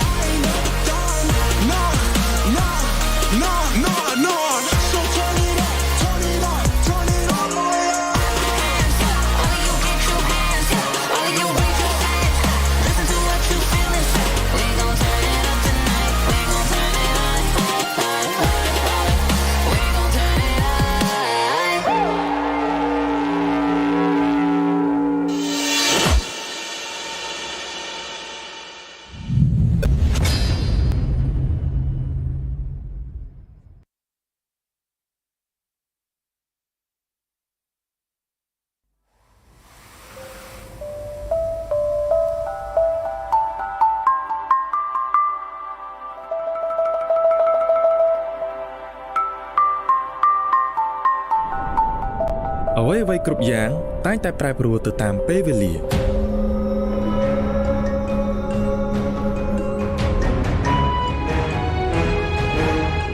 ប៉ុន្តែស្មារតីរបស់អ្នកប្រយុទ្ធនឹងមិនសាបសូន្យនោះឡើយ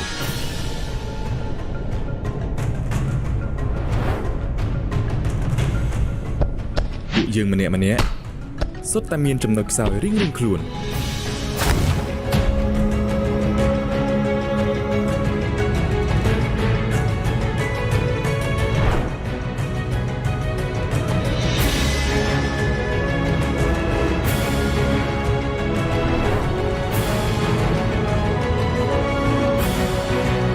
ហើយប្រសិនបើយើងរួមគ្នាជាក្រុមគឺពួកយើងមិនមានពាក្យថាបរាជ័យនោះទេការតំណាងឲ្យប្រទេសកម្ពុជាទៅប្រកួតជើងឯក M4 It's like a dream come true នេះគឺជាសុបិនដែលខ្លាចជាការពិតដើម្បីមោទនភាពជាតិខ្មែរយើងក្រោកឡើងហើយតស៊ូទៅមុខទៀតដំណើរផ្សងព្រេងរបស់ពួកយើងមិនមានភាពងាយស្រួលនោះទេស្មារតីអ្នកចម្បាំងខ្មែរនឹងតែងតែស្ថិតនៅក្នុងខ្លួនយើងជានិច្ចក្រុម Burning Flash នឹងចាប់យកឱកាសមួយនេះហើយធ្វើឲ្យមោទនភាពជាតិយើងថ្កុំថ្កើងនៅលើឆាកអន្តរជាតិ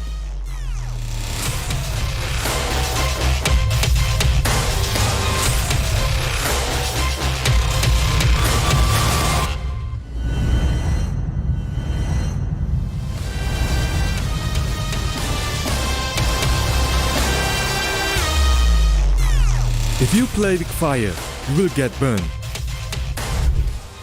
Dear Flamers, see you in the M4 stage.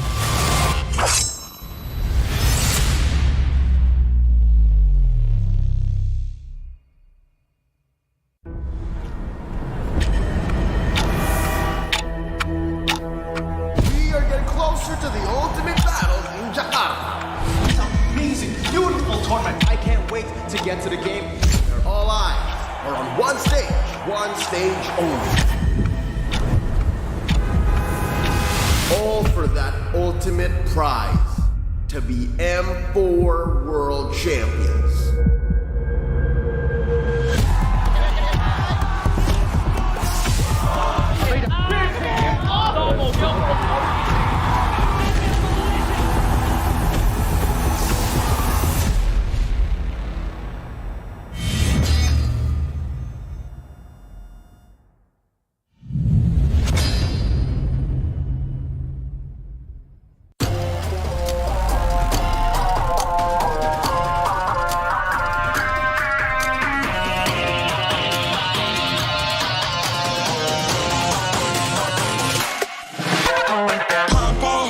My time, I'm a ball. I'ma get this money right. I'm gon' live my best life. They been talking on me, but you know they'll never win. I'm controlling all my victories. It's something that's gotta give. Cause first the streets is what I made it now. Made it now. You can't ever break us down. Break us down. I'll be reaching for the stars. Promise I'll be what they not. And I'll never stop. Won't ever stop. Yeah. Touch the sky. You're made of silver and gold. Touch the sky. You're the greatest ocean now. You and I, we can make it out of the crowd. Hang tight, we gonna reach for the greatness. We will always rise, we will never fall. Fighting our eyes on me are strong. Even though we know our backs against the wall. Can you take your aim? You know that this is. I've been down, been waiting so long. I'm here for the crown, I'm here to show off. Greatness time, just waiting and show y'all. This is your time to remember. So many times I lie in the basement waiting for greatness. No, I won't listen to anyone hating on me and telling me I wouldn't make it. Cause I did everything that they said I couldn't. Caught my footing and I kept the controls. I stand for something, I ain't running now. I'm the greatest now, I just wanna make it proud. Don't let me down, don't let it all fall. I've been on the road, accomplished all of my goals, and I ain't gon' let you down. Touch the sky, you're made of silver and gold. Touch the sky, you're the greatest ocean now. You and I, we can make it out of the cold. Hang tight, we gonna reach for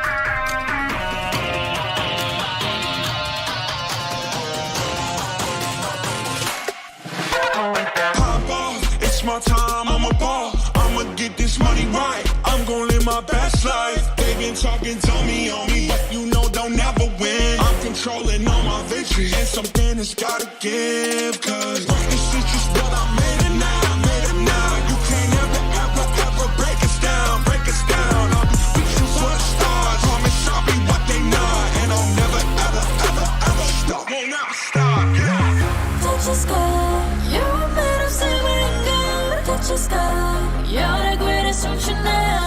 You and I, we can make it out of the cold. Hang tight, we gonna reach for the greatness.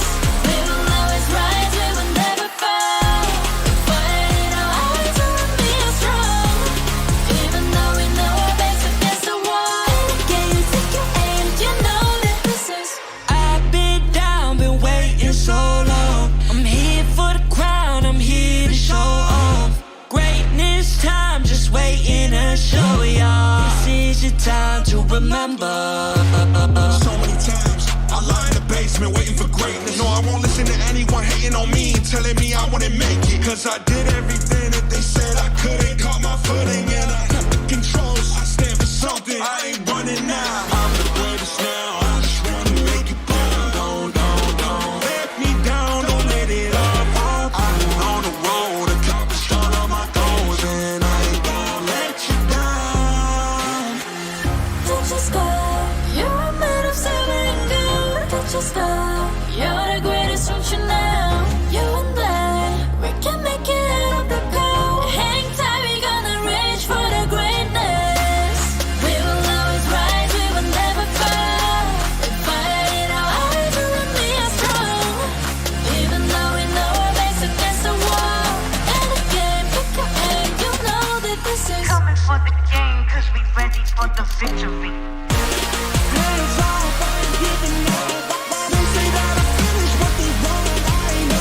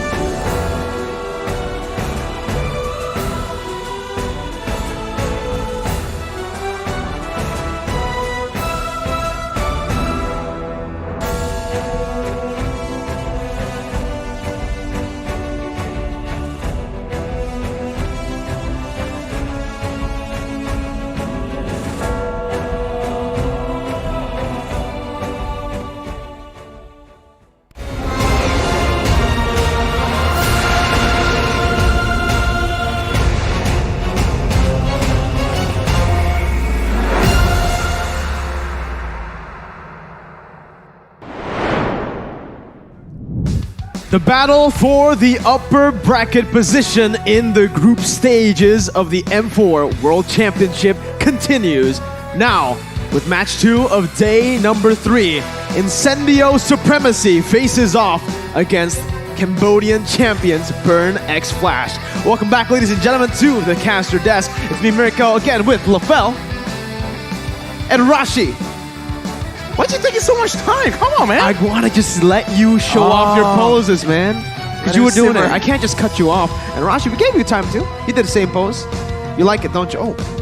I like you. Now, speaking of liking, M4 is powered by Moonson, presented by TikTok, official content partner, and supported by Secret the official gaming chair, and Esport Charts, our analytical partner, Gang, our official merchandise partner, MeWatch, our media partner, and last but not least, good friends of ours, Ministry of Tourism and Creative Economy of the Republic of Indonesia. Once again, right, we're looking at it, looking at the match.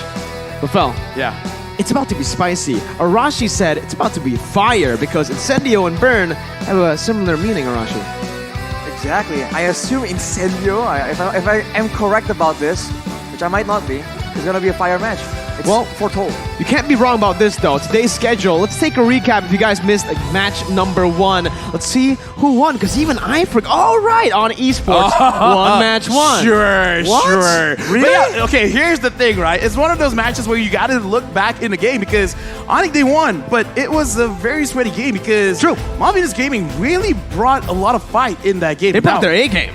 Speaking of A game, Incendio going up against Burn X Flash, where right now Burn X Flash hasn't won a game yet. Incendio has 1 win and 1 loss. So, according to the standings, they are number 2 right now. If they want to solidify this, they gotta win against Burn X Flash. But if Burn X Flash wins this game, there's a possibility of having tiebreakers, man. 3-way tie? Oh, yes. 3-way tie. I mean, it's always fun.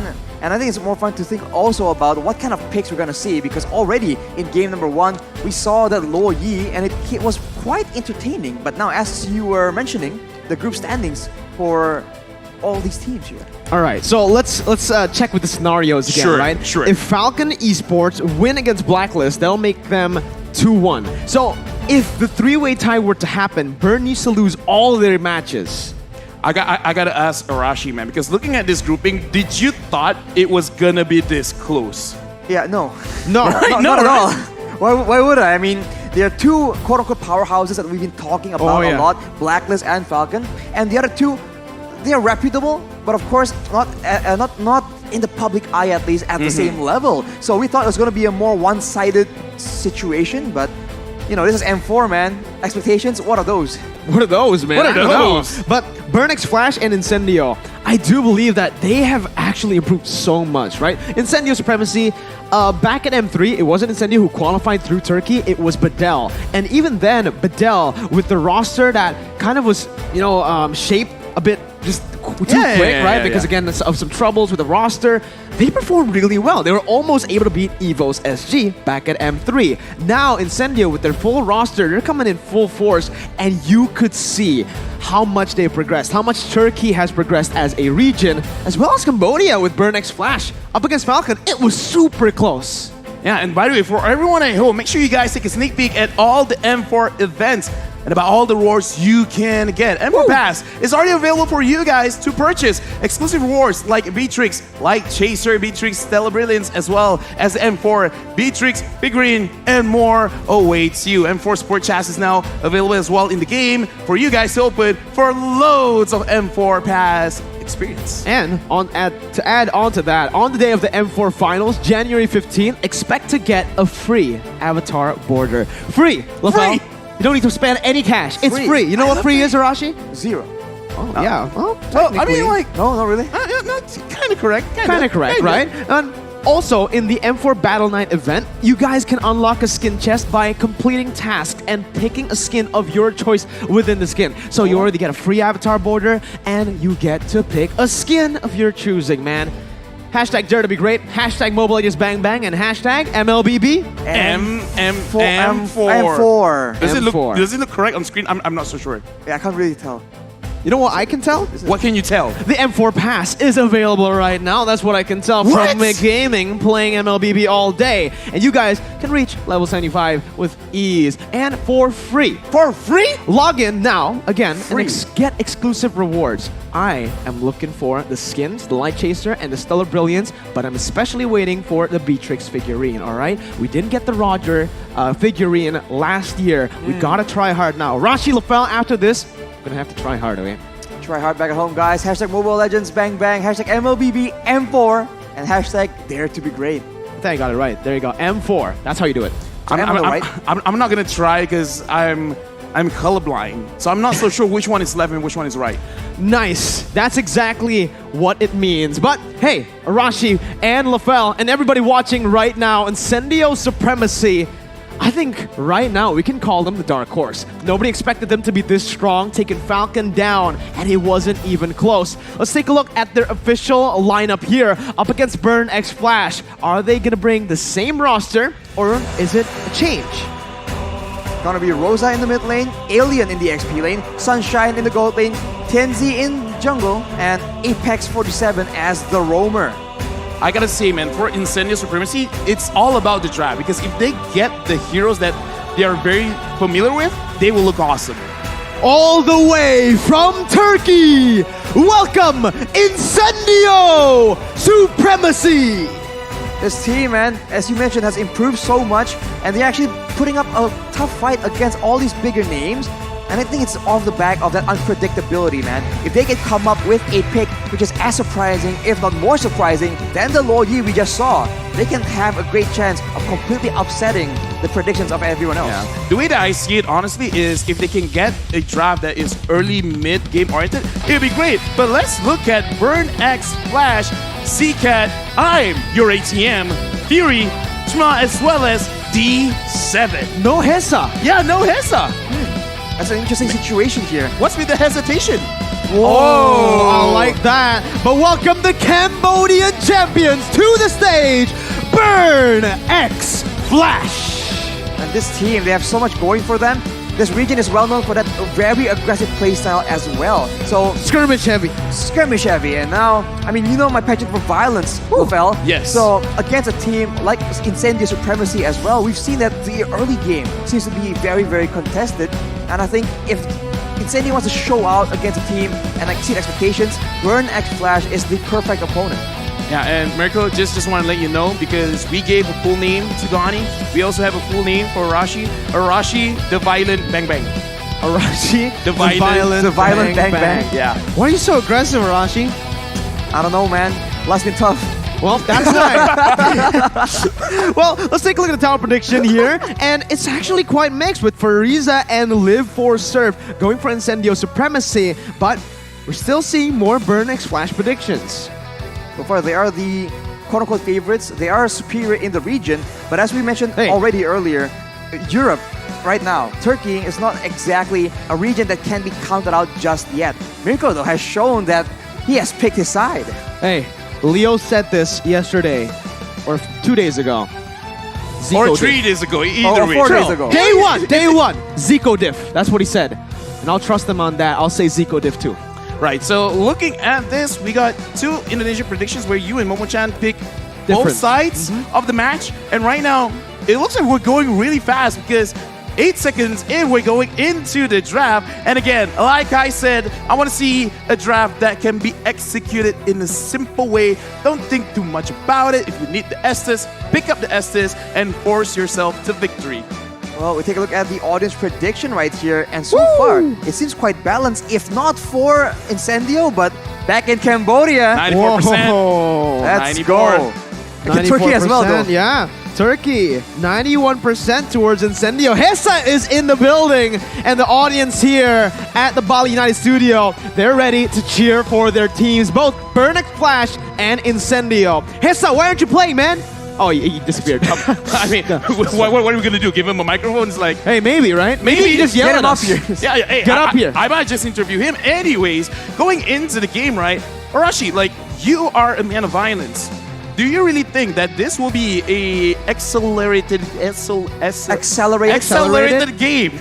An accelerated game? I think so, man. We've seen that all these games has been devolving, even though they pick. I'm devolving. You can see that. But even though teams are picking these late game compositions with proper strategy, with proper macro, they are finding success all the way in the early game. I mean, Carrie used to be a very token late game pick. Now you can see her winning lanes, dominating all the way and taking control over the game from the mid game towards that late game all the way. So I think that is just the nature of the current meta, and we get straight into it looking at the drafting phase right here. Kaja and Fanny, early game aggression being banned away. Instantly, right? No hesitation because he's in the crowd. So funny. So original. I wonder who I got it from. Yeah. Got it from your daddy, man. King of Anyway, looking at this, Kaja ban, Fanny ban. So it looks like Burning Splash is really thinking about this second ban. I like it because as the first pick, blue side, blue side, you have control of how the draft is gonna look like, because whatever you ban is something that they can take and it's something that you don't want, correct? Mid control has been super important, right? And again, that just goes to show what you said. The first pick, getting that mid lane control with the initial first pick, whether it's the roamer, even sometimes the mage, if Yves is open, has been really crucial here at M4. I think it depends on what you want to try and do, right? If you want to go for a bit of flex, maybe first pick you can actually like play around a bit. But if you want to secure the prior heroes, being able to pick up 2 in the second pick actually has a bit of value as well. So it depends on these coaches and what exactly is their approach to this drafting phase. But so far, for Burn X Flash, it does seem like, as you mentioned, to control the mid pressure, and then maybe from there on, if you can combo that with a strong jungle, that just ensures a very smooth rotation of the 3-man roaming squad from the mid lane. The Joy still a fan favorite when it comes to the bans here. We've only seen it 3 times, I believe, 2 or 3 here times, yeah. at M4. But I think he has a negative win rate so far right now. And when Joy wins, it's kind of like not because of the Joy. True. I mean, like, Right. it's annoying, it's very hard to catch, but it's never really been the winning factor. It's not like a Franco, it's not like the Benedetta. So you're kind of there doing what you're supposed to do. You're a distraction. Yeah, Kind of. But But I mean, we've seen Joy being You're a used in the distraction. jungle. Thank you. Yeah, well, you guys are very distracting to me, actually. Hey, It's looking too good. Whoa, Whoa. you're cute, my guy. Hey, but the Joy is also a very cute hero. But the issue is, I think it has so much more potential in a lane where you can actually bring that vengeance, because that just supplements the squishiness, one of the weak points of this Joy pick. But a lot of teams have been using it in the jungle where you're forced to be using a retribution, so you are more prone to just being bursted down and locked down with crowd control. You know, something that I saw from Burn X Flash was that Fanny up against Falcon, and man, Chama is so good at this Fanny, right? I can't wait to see him play other heroes, other assassins in the jungle. We saw the Fanny. I wonder if he can bring out the Hayabusa now, or perhaps something like a Ling. 2 heroes that we have seen find a lot of success here at M4. But looking at Incendio Supremacy now, we're going to take a look at their final ban. Do they want to go for that assassin ban, leaning again towards respecting Chama in the jungle? Or do they want to go for a different route here? And that's the answer. Yves. Mid-control has been the priority, and mid-control is what they are most scared of as well. yeah, Burning Splash, they're really setting up for a glue here because they ban out the carry, and looks like no, they are prioritizing on the 1-1 with a 100% win rate so far. But banning out the Eve, it looks like whatever Burning Splash is gonna take, if they do want to kind of like force fights, having fighters, it's going to be great, but having a 1-1 in your lineup, I kind of feel like you need distractions as well to make it easier for the 1-1 to actually use their ult. So disruptions, heroes can dash in and just make sure that the opponents cannot actually sit in a proper front-to-back formation. That makes a lot of sense. But in the current meta, we saw the Grok being very, very effective at doing that, just walking around, denying crowd control, and also just knocking everyone up with a wild charge. The glue, though, has been the more popular pick, but now it's at Fairness as well, being picked to remove a counter for the glue. But as we mentioned, Lafel, I think we did discuss that it seems very, very situational, and even when it's supposed to shine, it doesn't seem as strong, like a top tier pick. Yeah, I kind of feel like this is almost one of the situations where they're already familiar with what Premise is trying to do, and the ult being changed is not too bad for them personally. And I kind of want to talk about the glue as well, because I kind of feel like everyone is agreeing that glue is super strong. Has been picked up 4 times, but only won once, which is very crazy to see, because yeah, you're very strong, but apparently people have already found ways to deal with this glue, and looks like a lot of damage coming in from Burn X Splash, because picking up this Farsa, it looks like range will never be a problem. So even if 1-1 can't catch someone with her ult, you got Farsa to just burst them down with some meters coming in from out of nowhere. You got Poke, you got a solid frontliner, and a 1-1, right? So far, it's looking like a front-to-back composition from Burn X Flash. Meanwhile, Incendio, they're building towards a dive composition here already with the Faramis and the glue that really wants to just dive and split the team up. Well, they're diving here towards a Fredrin, though. That's a lot of crowd control, and that combo, a Farsa and a 1-1, right? Everyone getting chunked down by the Feather Airstrike can allow for a very devastating crossbow of tank that can be transferred to multiple people. So if Incendio doesn't get careful with how they want to draft here, it's going to be confusing, but whoa, it's going to be a Clint. I gotta ask you, Mirko, because yeah, you play the gold lane a lot. How does this matchup look like between the 1-1 and the Clint? Clint has an insane advantage up against the 1-1, right? Obviously the range and the poke, and obviously just the base damage in the early game. Clint absolutely dominates the 1-1. Thing is, it needs to be a 1v1, it needs to be a duel. It almost never is a duel in the gold lane. You always have someone coming by towards that gold lane, whether it's the roamer, or if you're looking at Burn X Flash's composition, it should be both roamer and mid laner. They picked that Farsa for a reason. It's for that additional mobility with the Wings by Wings, and Clint's gonna be very, very careful. He has to be very careful, because if he's not, he's gonna be punished early on. And as you mentioned, Mirko, the Clint needs to actually get an advantage in the laning phase. Otherwise, the pick becomes quite irrelevant in a sense. There's no real reason to pick it against that 1-1. So if in the early game, Burn X Flash just moves a lot of members, all the way since level 2 even, they can completely shut down the Clint because they can read how the Clint is supposed to be playing. Unless Incendio has some next level mind games here, it's going to be very difficult for this gold lane to actually pay out. Right now, looking at the ban, because they could have used the Lolita for themselves, so either they don't favor the Lolita or it's showing that they want to group up together, because so far, the Lolita has been used when going up against like a Nestus, like a Faramis, where you know they will come together. So Lolita out of the picture, does this kind of show what kind of draft they want? Technically, there is a possibility of the glue going as a roamer, like being placed as the roamer for the team. It's not the craziest idea. It's not the craziest idea. I mean, we're seeing 2 roamer bans already, right? That might be Incendio saying, hey, we already have a roamer, you just don't know it yet. Maybe you still think it's going to the XP lane. It's still, you know, a possibility, and the Faramis can also still be flexed as well if you really want to. So this is the current meta, guys. You never really know what's going to happen. What about the Clint? No? The Clint as a roamer? Clint jungler, mid laner. That's quite the old meta. Toda would have done it. Yeah, exactly. Mid lane, yeah. Todak would have done it. Lofel calling you guys out, guys, on the stage. A Burn X Flash will ban away yet another jungler. So it does seem like they want to have a bit of an advantage there, trying to make sure that with the quick roaming Farsa, they can combo that with a strong jungle that they can use to shut down the game completely. Although for Incendio, the Grok will be picked. Yet again, a hero that can be moved towards the roam position. Okay, so is it just gonna be... Oh, no, Burn X Flash. I keep calling for the Estes, and the Estes has been picked up, as well as the Benedetta. Like, good call. Now we see all the 5 heroes for Burn X Flash. Arashi, like, what does this tell us? I've seen this composition somewhere. Yeah. I don't know. I think it was Incendio played it yesterday or 2 days ago, and I think a team who became world champions used this composition to win the world championship last year. I think. I don't know. It just seems uncannily familiar. Yeah. I think so. I mean, it's just very balanced. There's a lot of front-to-back potential, but also a lot of ways for you to catch people off. So, I mean, if it has been proven to work a lot of times, there's no reason why they can't use it for themselves. So you can say it's a smart move, a very calculated move, but for Incendio right now, the final pick will actually dispel all this confusion we have about their roster, their lineup. It's gonna be an Amon. First time at M4 right now. That's the debut for the Amon and the Clint. Yeah, I mean, Amon is kind of cool, but I do have to say, with the S's being on Burn X Flash and a lot of bursts coming in from Incendio, will Incendio have enough damage for a prolonged team fight, or will they try to pick it off? I mean, if they get an advantage, they can burst down too so hard cute. for the healing to work, but So cute. Oh, cute. so cute. He's Aw. supporting Burn X Flash. We saw some supporters as well for Incendio, but for both the compositions, again, quick fire predictions. Arashi first, who do you think has the better draft?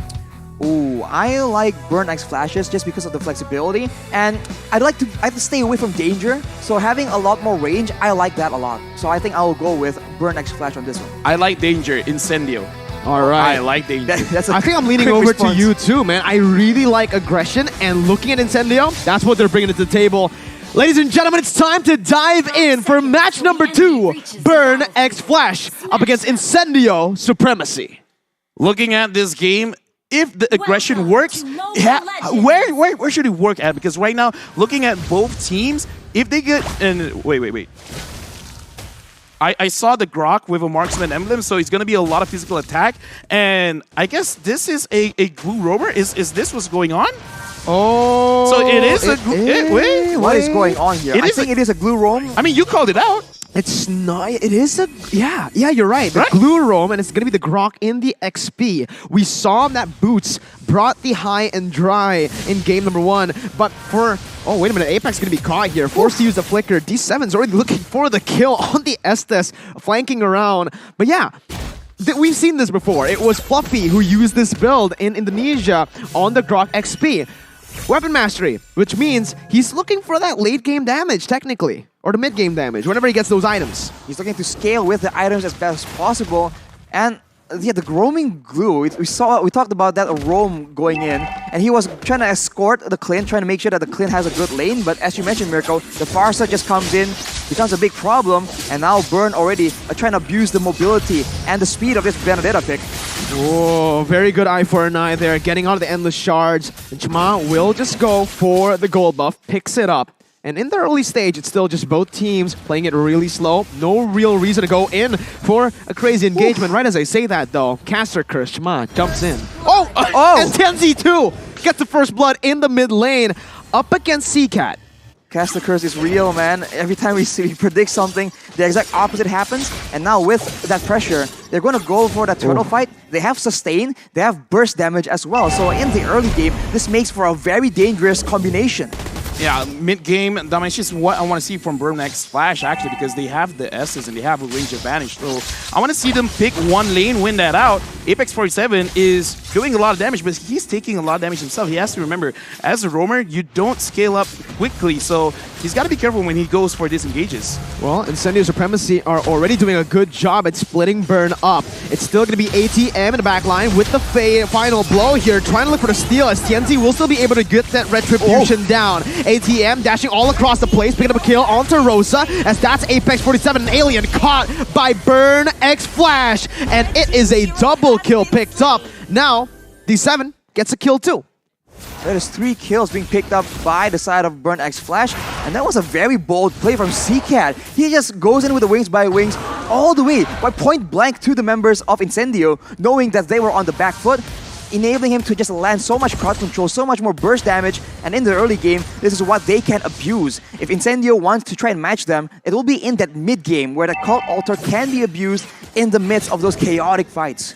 Well, Incendio, they're kind of like high risk, high reward kind of strat right now, because a lot of bursts, but because Burn X Flash, they do have the S's, it can mitigate a lot of damage. So looking at how it's setting up right now, looking at the emblems, even this S is putting a lot of stats onto healing, and that was a good burst. Can they do it over and over again?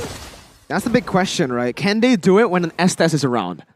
That's the problem.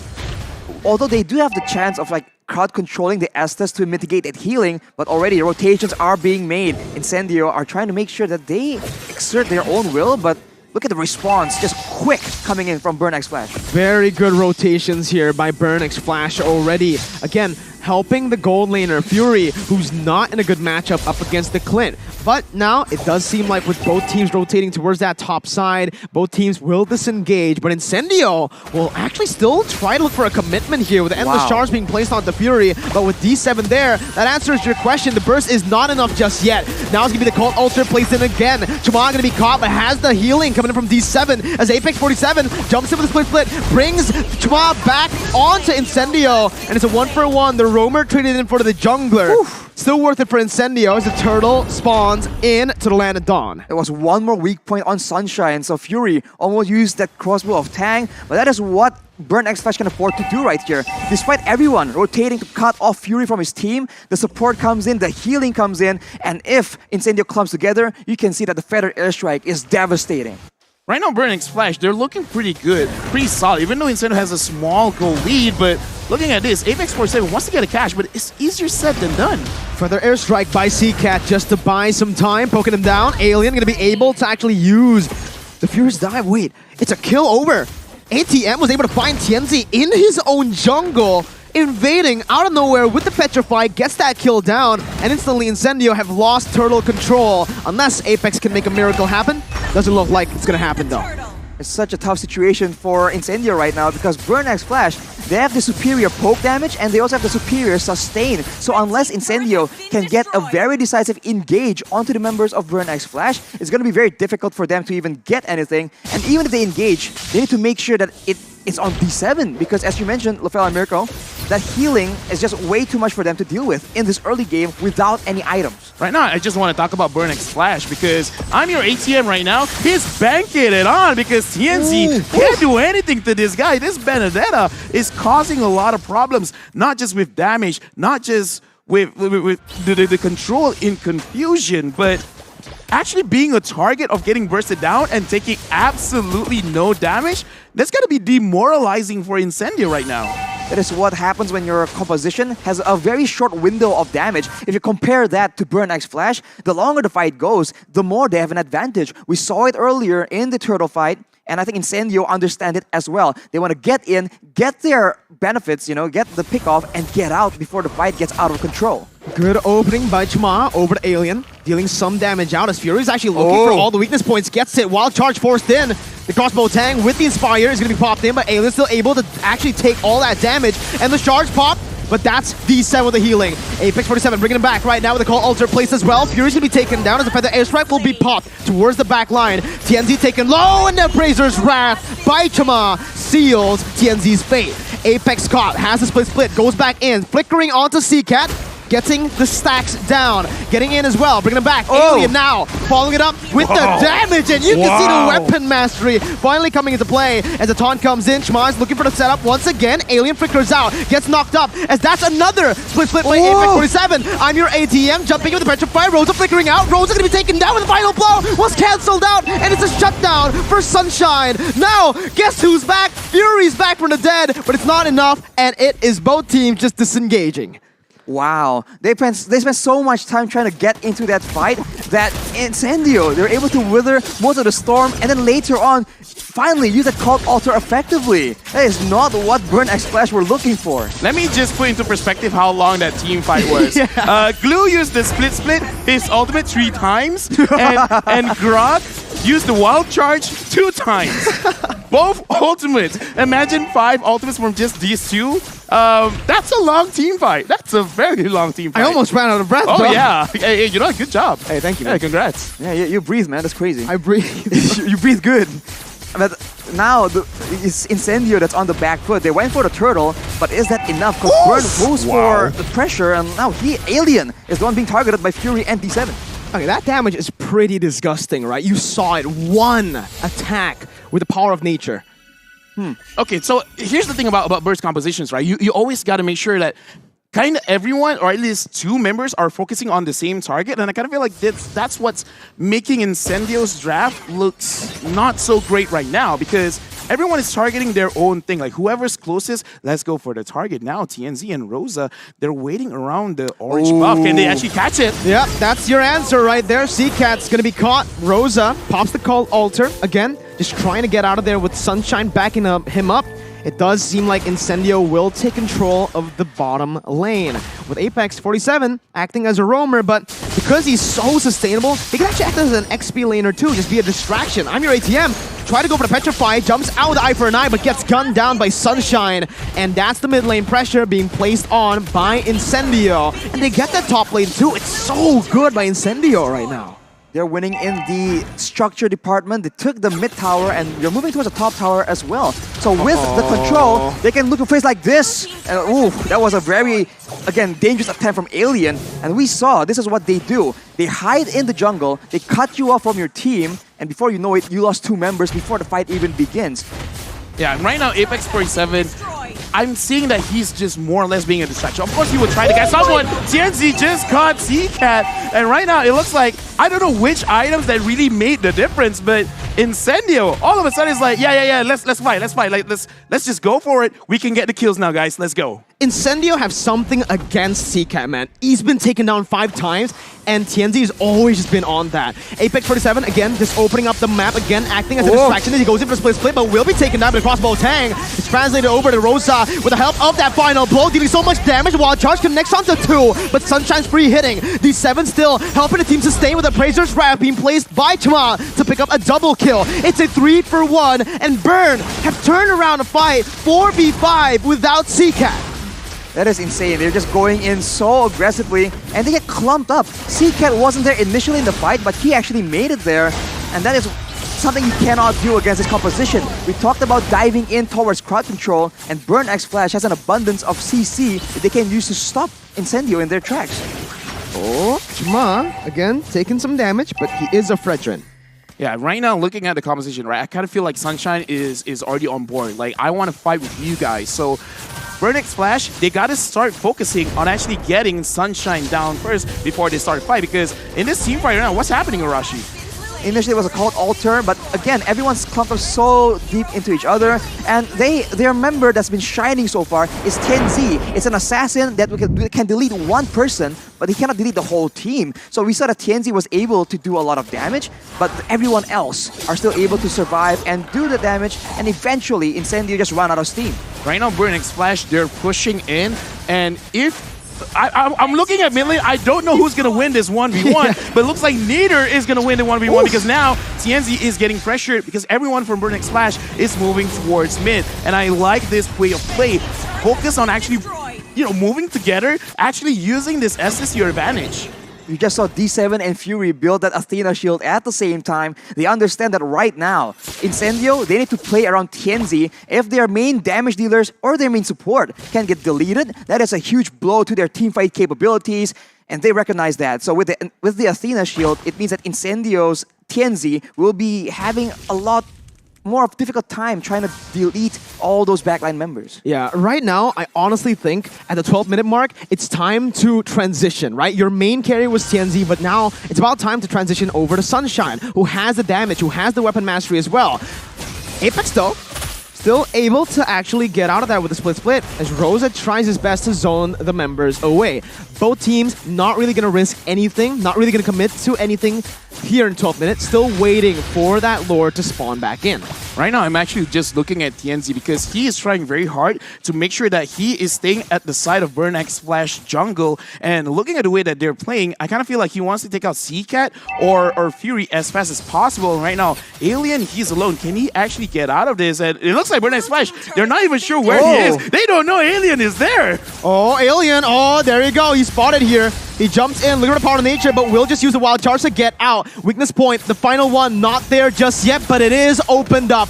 Alien isolated from the rest of his team. Fury has the crossbow tank, but will not use it, and that might be a mistake, as that's an endless charge placed onto him. Chma's gonna be isolated, and he's gonna be taken down. The crossbow tank is dealing damage to himself with Apex on him with a split, and Fury now with no ultimate. It's gonna be ATM jumping with Pressure 5, finding the jungler, shutting him down. Apex running for the hills. The Feather Airstrike comes down to poke them down. Fury with the kill spree, chasing them down, looking for more weakness points on the board, but Sunshine comes in, gets the shutdown back. ATM loses his immortality. Rosa is all alone, and it's Burn who come out on top. That was a long fight, a long chase, and Incendio went for the flank, but they kind of didn't really get the best re-engage onto that fight, and that allows Burn X Flash to buy a bit more time, and eventually As we said, the Long Jonah team fights with the sustain, with the DPS, they come out on top, and it's so disastrous because the Lord is up at the same time. Incendio is still contesting, but it does not seem possible unless Alien can make something of a miracle play. We've seen a miracle play by Grok many times before. He's looking for it. He has the weapon mastery for a reason. He steals it for Turkey, for Incendio to save the game for his team. He's an absolute alien for that one. I mean, you called it, man. We've seen so many miracle plays with the Grok. If you want to see it happen, like you do, this is why, you know, like Grok's one of my favorite heroes. But okay, that was an insane play. But Incendio, they gotta be on the same. I don't know, man.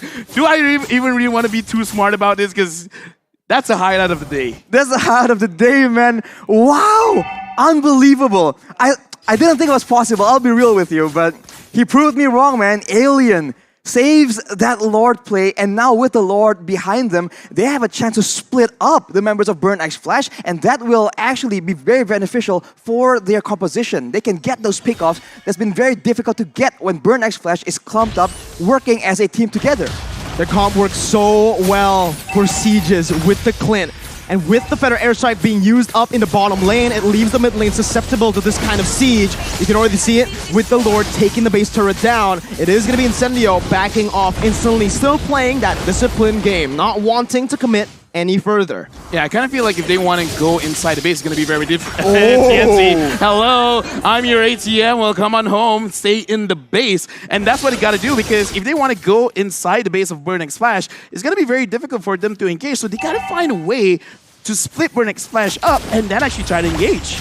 Exactly, when they're split up like that, that's when you can see TNZ just really take over. It is I'm Your ATM who was able to get a solo kill, but in this late stage of the game, against, you know, full damage Amon is going to be too difficult, but the engage comes in. Alien again with a wild charge onto 3, and the power of nature just seals Cat's fate. The Appraiser's Wrath did not find him, but Fury's gonna be massive right now with the crossbow tank. A winner truncheon to bait it out and to get out. TNZ gonna be caught low as Apex 47 jumps in, but Fury is still kind of away. Sunshine guns him down, and that's 2 on the board for Incendio, plus the base turret. Okay. So pulling back to the game right now, 2,000 goal lead. Incendio, they got amazing damage, and right now Burn X Flash, I kind of feel like they gotta find a way. I love this game. I love this game as well. You know, like this game is fire. I'm fire, you're fire. You called it, Arashi. And right now, Incendio, they have a lot of burst damage, and Burn X Flash, they're trying to burn things down bit by bit. And look, talk to me, Arashi. What does Incendio got to do? What does Burn X Flash got to do to actually close this game? Alright, for Burn X Flash, I think they have to try and get their sights onto Sunshine. Yes, TNZ is a problem, but they have items, they have ways to deal with that. Winter Truncheons, Magical Defense, Athena Shields, they have built that already, but Sunshine has been free hitting. He has 1 death right now. That is not okay. For Burn X Flash, the main damage dealer needs to be taken out, unless they want to lose in the whole front to back, because Fury on the 1-1 cannot just do the same kind of damage in a team fight like Sunshine on this Clint. And for Incendio, on the flip side, they can do what they've been doing right here, split up the team, ensure that the Estes cannot get full value from the blessing of the Moon Goddess, and beware of the Feather Airstrike poke damage. If it's down, if they can force Seacat to use it, they must do so. Oh, that was such a good eye for an eye to get out of the Endless Charge, but the basic attack is all TNZ needs. ATM buys the Winter Truncheon, but it's not enough. It is not enough. 1-man disadvantage right with the Lord spawning in. And what is Incendio going to do? They started up instantly. I thought they were going to wait for the Evolved Lord, but no, they're going at it. They can't waste any time. Yeah, I kind of feel like Burn X Flash, they got to see this coming, man, because whenever someone wants to split up, it really doesn't matter who you find, you're definitely going to die. So really, move as a team, try to put pressure, because right now, Incendio, they've reached their mark. They've reached their win condition. Burn X Flash, look at the game. Slow down, move together, stop getting picked off, because TNZ right now, he is loving this hero. He's loving seeing anyone moving alone. And it's crazy that he's so aggressive. He sees I'm Your ATM alone, and he goes for it on the opposite side of the Lord. It's smart. It just catches I'm Your ATM out of, off guard completely. And now with the Lord, this is going to be the final sequence. They will be trying to look for it unless Burn can find something great. Alien! What a play right there! But when nature comes in, it does not matter. Tianzi is targeting the base to secure the upper brackets for Incendio supremacy. Be proud! You have done it! Incendio! Dude, beating Falcon Apex, and now Burn. Apex 47, he did the heart. He's happy, but I can see his hand shaking. He's like, we won. It was close. We won, but Easy. dude. You can see the pressure getting to them, man. It's such a great moment. It was so close, and it wasn't one-sided at all. There were so many moments where it was almost over, but again and again, this crazy plays happening from both these teams to keep the game alive. The fire burning. This is the fire game we've been waiting on. It completely delivers, man. What a game. Battle of Dark Horses, you could kind of call it, right? Wow. Or the Fire Horses, because both teams brought fire to the stage. Man, again, let's talk about it. For me, give the MVP over to Alien. Just give it over to them, man. That Lord Steel, hello? And the final fight? The amount of damage coming from the Grog is like, one slap, you're like 50% HP gone? Go green, power of nature. Power of nature, man. And he goes in at the right time again and again. He is the main engage tool. And it's just so unexpected, I must say. Like, I was thinking that they're gonna approach it differently, but we were in the middle of a sentence and he just goes in. And when your marksman just gets chunked to half HP in a single second, at that point, it's just so difficult to recover. Late game Clint too, right? We mentioned it early on. If the Clint doesn't get rolling, he is going to struggle. But in this game, in the lane, it was a stalemate. None of them actually got a solo kill. Doesn't matter. Because Clint, towards the late game, will definitely scale better because of the range and the front to back that they have. Clint is essentially a magician, man, because first you see his HP, now he's gone. Yeah, exactly. He's not shooting bullets, they're just straight up bombs. Because of the passive, right? How it works. Every time he uses a spell, his next attack hits hard and it hits everyone at the same time. So when everyone's clumping up to get healing from the Blessing of the Moon Goddess, they're also lining up for that perfect collateral coming in from Clint. CCAT did not get to play it. So frustrating, man. And towards the end, they moved it over, not just to CCAT, but also to I'm Your ATM. On a Benedetta with the eye for an eye, you would think that he could actually get out of the burst of the Endless Shard, but no. Yeah, in the early stage of the game, sure, you can avoid a lot of damage, but once TNZ locks onto you, you could dish, dash all over the place. Doesn't matter. The Endless Shard would just keep on coming. And the basic attack too. And the basic attack too. I think initially it's because you can block the abilities with the eye for an eye, but in the late game, look at those attacks, dude. I'm Those attacks I'm hit just gonna hard. press this button over and over again. Eventually, you'll die. Exactly. That's what happens towards that mid game to late game. And once your EXP lane cannot sustain alone, cannot split push, it's very hard to win that macro game. And look at Incendio. That late game macro, it's all in their hands. That's why they were able to actually catch the Merits of Burn X Flash off guard when they're trying to push out lanes, when they're trying to set up for the Lord. They just get completely taken out. And numbers advantage is just so massive in the late game. You can say goodbye to Wanwan's 100% win rate because it's down, it's gone now. Fury played really well, especially early on to go up against a Clint like that, right? But fortunately, it was not enough to transition over to the late game. And CCAT, I think the main problem for Burn X Flash wasn't just handling the damage from the enemy team, but handling the CC. CCAT can't ult freely, and Fury can't do much if he gets CC'd. On top of that, the Estes, D7, had such a bad time later on in the game because he's always getting CC'd. He's knocked up. There's so much to be careful of, be wary of. And because I think Sunshine has the motto when he's using a Clint, if the enemy hits hard, I just hit harder. And that's one of the bigger problems where I think the Burn X Flash completely understands we gotta get Sunshine down. We gotta set the sun on this guy. But looking at his positioning, it really wasn't easy. Alien as well, creating a lot of space. So we do say it's like, okay, Burn X Flash, move together, man. You guys have the Estes, but it's very demoralizing when you are an Estes and your job is to deal with burst damage. But when you can't handle that burst damage, it doesn't look good. So I don't know. I feel like this game was more 50-50 than what people would think because Burn X Flash has a lot of avenue that they can win the game. It's just difficult to handle TNZ in the late game with Amon bursting around very fast and that Clean being kind of unfair. You have to remember that the glue as well, it wasn't shining a lot, but the glue was such a big nuisance, diving in towards that backline, being so tanky due to the regeneration coming in from that split, right? He just dives in and makes everyone move around again and again. Take a look at some of the items here. It's a very, very long game, but Incendio definitely still are on top. We talk about Sunshine and look at that damage. Only an Immortal and everything else, it goes aggressive because at the same time, Burn X Flash, they have a long-range target, long-range deterrent for Sunshine, and it's magical. He didn't even go for the Athenas. He just knew that he can stand there and he can let his other teammates, Apex 47, he can let Rosa as well as Alien zone away CCAT, and that just allows him to free hit again and again. And to add on to that, right, I want to talk a little bit about the gold lane matchup here. Look at Fury on the 1-1. He was forced to actually go for the Athena and for the Wind of Nature. And if you look at the damage coming in from Incendio Supremacy, it makes sense. They need some damage for the side of... They need some defensive items from the side of Burn X Flash. Yeah, defensive items, it just makes it so difficult. So like, you know, if they want to actually survive in the late game, it's going to be too difficult.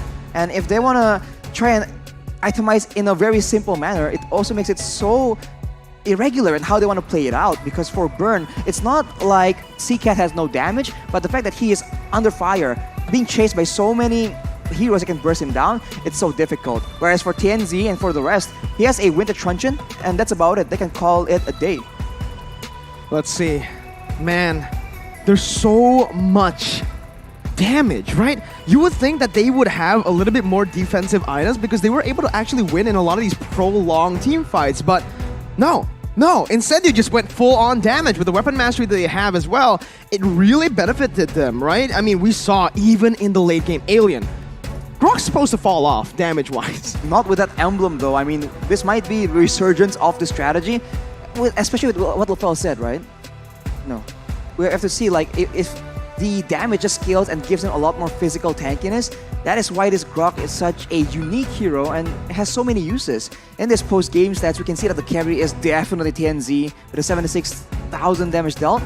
But Apex 47 as the sandbag as well. He was just so obnoxious. The Forgotten One, D7, he did so much for his team. It was a solid performance with the S-Test, but unfortunately, it just was not enough. The healing did well, especially in the mid-game, but Arashi, when you talk about that late game where the damage just constantly scales for the Amon, the Clint, there's not much you can really do. Exactly. I think the flexibility, right? You guys were talking about aggression so much, and you know, I thought that my prediction, Burn X Flash was gonna win, but you know, you guys and Incendio Supremacy proved me wrong completely. So it just shows again how reliable, how good aggression can be in this higher stage of the game. When you are the proactive one, when you are the one that can suddenly make the play happen like Alien on that Grok, you already have an advantage compared to Burn, who was just waiting and just, you know, on their toes on who is actually gonna make that first move. All right, man. Incendio, they broke the curse too. They won on red side today in the second match. So, Arashi, MVP, I think we can agree we want to give it to Alien, right? Do you think Alien's the MVP?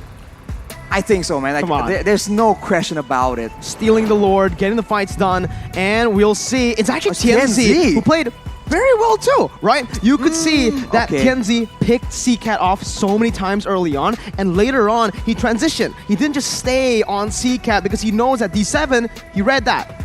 He changed. Exactly. I mean, he was able to adapt his playstyle depending on what the circumstances were, and he is able to adjust and see like who is actually the most disturbing member on the team, because in a team fight, when the skirmishes were happening, he was going for Fury, he was going for CCAT. But once he understood that, oh, this is a macro game now, when we're playing for the late game neutral objective, the Lord, he just keeps going for that split push. He catches the Benedetta off guard again and again, and I think it's still a well-deserved MVP, but of course, shout out to Alien, man. Shout out Alien, man. Oh my god. He saved the game for his team, but obviously, looking at this, I really want to take a look at the highlights again, because that game was full of it, man. It was all full with just TikTok moments here and there.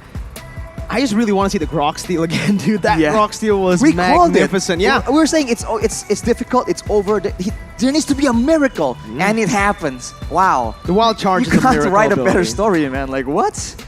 And it's insane. It happened towards Incendio, one of the dark horses, one of the teams that almost everybody wrote off, right? Again, this wasn't a team Wrote wrote off. Oh, okay? not wrote off. No, okay. not wrote off. Because, well, I think we can agree. Coming into M4, we weren't really talking about Incendio. Looking at Group A, we thought, hey, it's going to be a very smooth ride for Blacklist and Falcon. Right, but this is why it's so good. No one wants to watch a tournament where it's already predetermined, pre-decided. These are the games we want to see. The aggression, how it's so intense and it can go either way. And I think for sure, for Tianzi, this game was like that. He was having a difficult time in the early game due to that metadata, but he persevered. He understood that, all right, in the late game, he just knows the power spikes and he knows that towards that moment, 1v1, bring it on. You know, I need to ask you this question too, Arashi. Amon, first time picked up, instant win, right? And MVP. Is this hero back in the meta? Is he going to be prioritized from this game onwards? Or do you think this just works for this composition that they've gone for, which really prioritizes crazy aggression? I think that as an assassin, it works really well, but also depending on what kind of composition, as you mentioned, Mirko, because if he is going to go in alone, he does not have the mobility. He has the concealment, right? He can like be a bit slippery with how hard it is to catch. But if he's going in alone against multiple members, he does not have the same kind of mobility like a Lancelot, like a Hayabusa, for example. And I think that's why Hayabusa just stands out so much more in the meta. But right now, we take a look at the highlights, Mirko, and that is what we've all been waiting for, man. Oh yeah, man. I just want to. I really want to watch that game over because of how interesting it was. Right, very slow pace, but it was a very intelligent game. Heavy macro. Then when we got to the mid game, it was just skirmishes on top of skirmishes. So we got both styles, right? We saw Incendio style. We saw Burn style as well. Keep in mind, you were saying that, oh, this game is still pretty slow. And then all of a sudden it Boom. picks up. The Cast Curse is so real.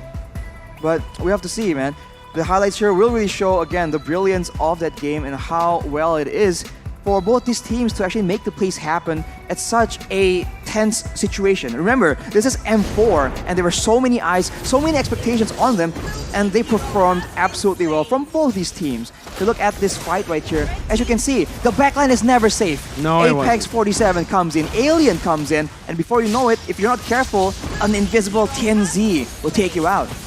Here, man, you can see it, right? That it's just really good micro. Every single team fight was full of this, right? Even here, you can see it was so good initially for Incendio Supremacy. They got the pick onto Seacat, who isn't in the fight, but Burn was able to actually outmaneuver and use that choke point to turn the tides around. And hey, a couple minutes later, it happens, but it's Incendio who wins it again. I think it's just a very interesting situation here where both marksmen are critical to winning in the late game, but they have different solutions. For Incendio, it's going to be an assassin. For the side of Burn X Flash, it's going to be a mage. It just happens to actually coincidentally favor, and that is that steal. He's alone too. There was no distractions. There were no combos being used. He just goes in solo and gets it done. No one Alien. set that up for him. I agree. No one set that up for him. And right now, Rashi, with this, I think we are going to throw it over to LaFell for an interview with Incendio Supremacy. But we're going to hold on to that for a bit here, and we are just going to be talking about the game a bit more, right? Man, I really think right now with how the day is going, Grok's going to rise in popularity here in the M4. It's a very funny situation, right? Because now this Grok pick is not just, it's strong, we've seen it, okay? It's very strong, but it's also flexible. So we talked about the two styles, going for prio heroes and going for flexible picks. Grok is both, so he's definitely important. All right. But I do believe that right now we are going to get an interview with LaFell and Incendio Supremacy's manager. So without further ado, ladies and gentlemen, we are going to actually take a break. Unfortunately, we're not going to get that interview, so we'll see you after this break. Me and Arashi signing out.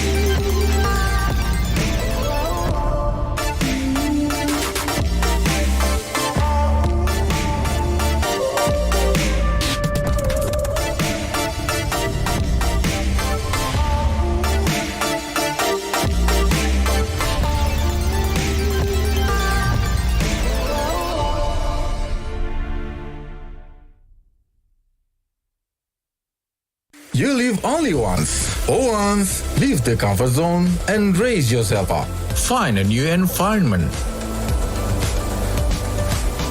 Live life in a different way. Follow your heart. Learn a new thing. Go for a new challenge. Risk up your life through a wonderful journey.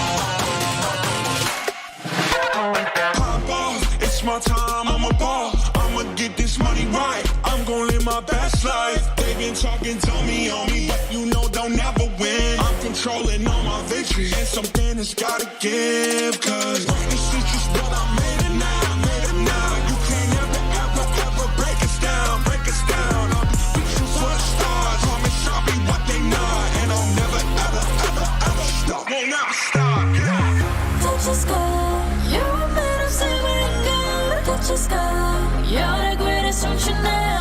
You and I, we can make it out of the cold. Hang tight, we gonna reach for the greatness. We will always rise, we will never fall. Fighting our hearts to be strong. Even though we know our backs against the wall. Can you take your aim? You know that this is. I've been down, been waiting so long. I'm here for the crown, I'm here to show off. Greatness time, just waiting to show y'all. This is your time to remember. So many times I lie in the basement waiting for greatness. No, I won't listen to anyone hating on me, telling me I wouldn't make it. Cause I did everything that they said I couldn't. Caught my footing and I kept the controls. I stand for something, I ain't running now. I'm the greatest now, I just wanna make it proud. Don't let me down, don't let it up. I've been on the road, accomplished all of my goals, and I ain't gonna let you down. Touch the sky, you're made of silver and gold. Touch the sky, you're the greatest function now. You and I, we can make it out of the cold. Hang tight, we gonna reach for the greatness. We will always rise, we will never fall. We fight it out hard to be strong. Even though we know our backs against the wall. And again, pick your aim, you know that this is. Coming for the game, cause we ready for the victory.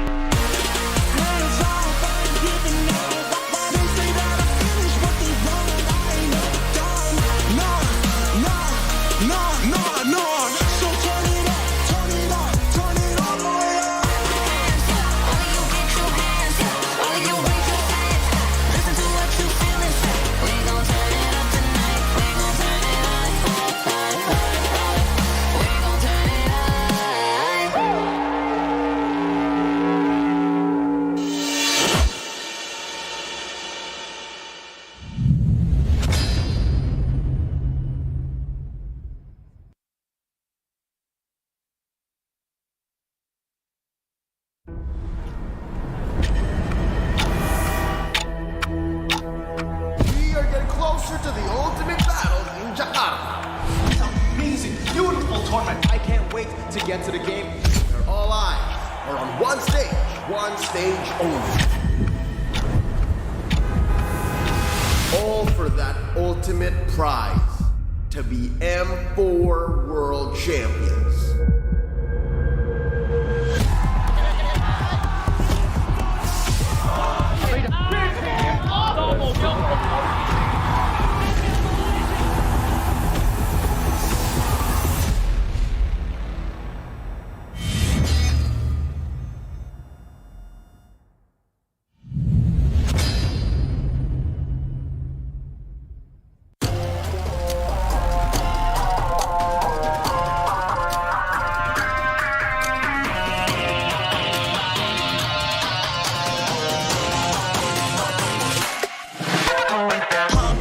It's my time, I'm a ball. I'ma get this money right. I'm gonna live my best life. They been talking, tell me on me, but you know they'll never win. I'm controlling all my victories, and something has gotta give. Cause rock the streets is what I made it now.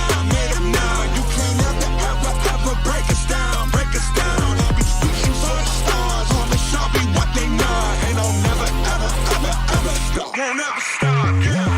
Touch the sky, you're made of silver and gold. Touch the sky, you're the greatest ocean now.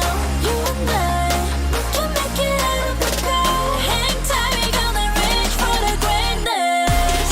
We will always rise, we will never fall. We fight in our eyes, and we are strong. Even though we know our backs against the wall. In the game, take your aim, you know that this is. I've been down, been waiting so long. I'm here for the crown, I'm here to show off. Greatness time, just waiting to show y'all. This is your time to remember. So many times, I lie in the basement waiting for greatness. No, I won't listen to anyone hating on me and telling me I wouldn't make it. Cause I did everything that they said I couldn't. Caught my footing and I kept the controls. I stand for something, I ain't running now. I'm the greatest now, I just wanna make it proud. Don't let me down, don't let it all fall. I've been on the road, accomplished all of my goals, and I ain't gon' let you down. Touch the sky, you're made of silver and gold. Touch the sky, you're the greatest ocean now. You and I, we can make it out of the cold. Hang tight, we gonna reach for the greatness. We will always rise, we will never fall. We fight in our eyes, and we are strong. Even though we know our backs against the wall. In the game, pick your aim, you know that this is. Coming for the game, cause we ready for the victory. Hands off, I ain't giving up. They say that I finished, but they wrong. I ain't never done. No. So turn it up the way up. Hands up, all of you get your hands up. All of you raise your hands up. Listen to what you feel and say. We gon' turn it up tonight. We gon' turn it up.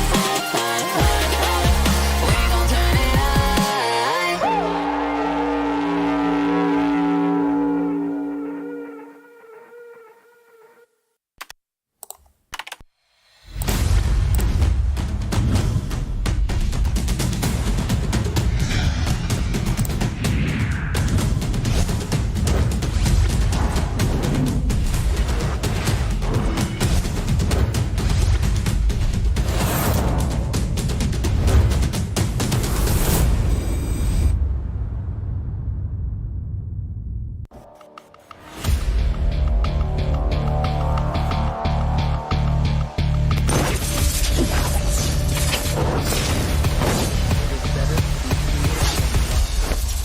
If you cannot focus.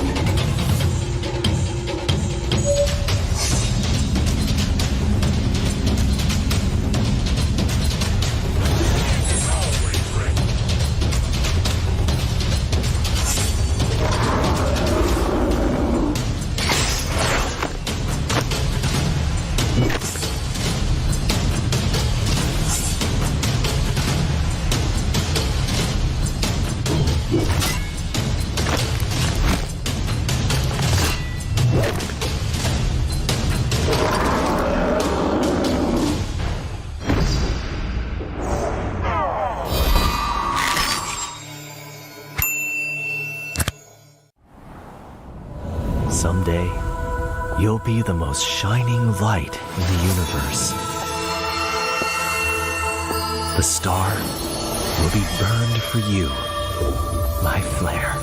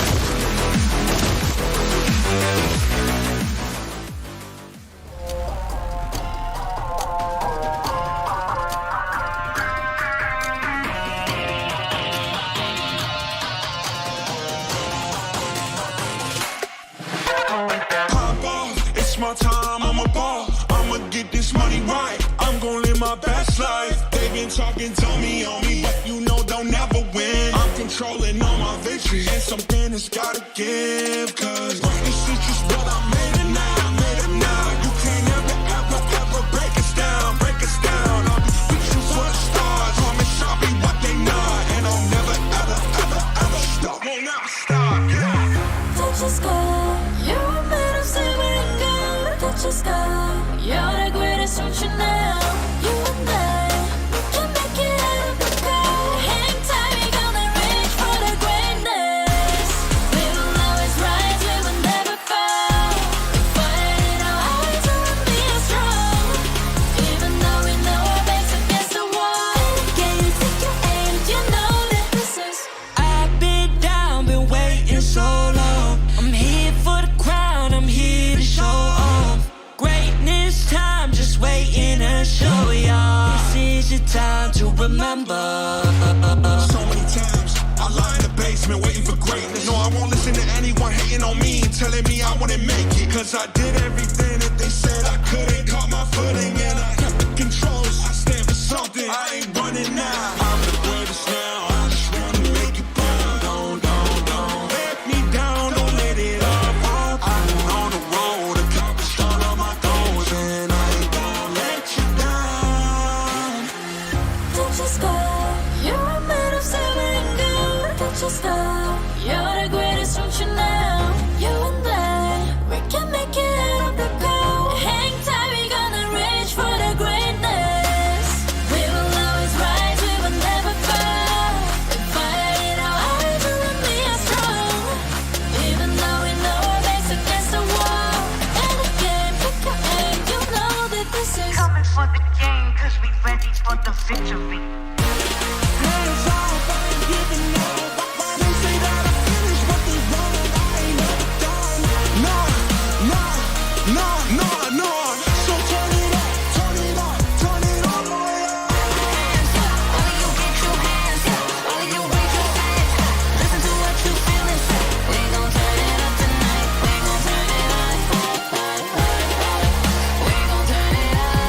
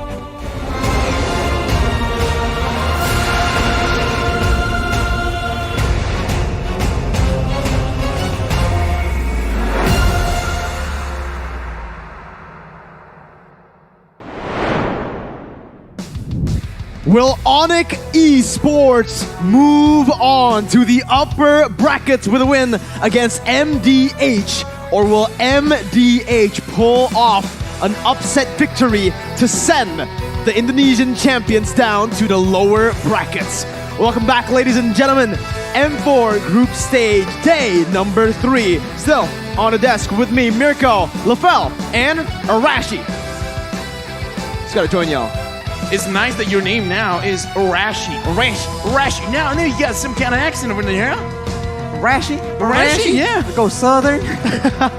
Before we start. I mean, here's the thing. World Championships. We're moving all around the world, aren't we? No, we're just in Jakarta. I mean, Jakarta's great though. Yeah. Jakarta's a global city, man. It is a global city, and hey, right now, M4 has been absolutely amazing, hasn't it, Lafel? Oh, it's been great, man. Especially for you as a Todak fan. I'm a fan of Mobile Legends Bang Bang in general. I have no biasness. What is this Todak team you're mentioning? Because all of the teams have been great. A lot of versatility in the draft as well.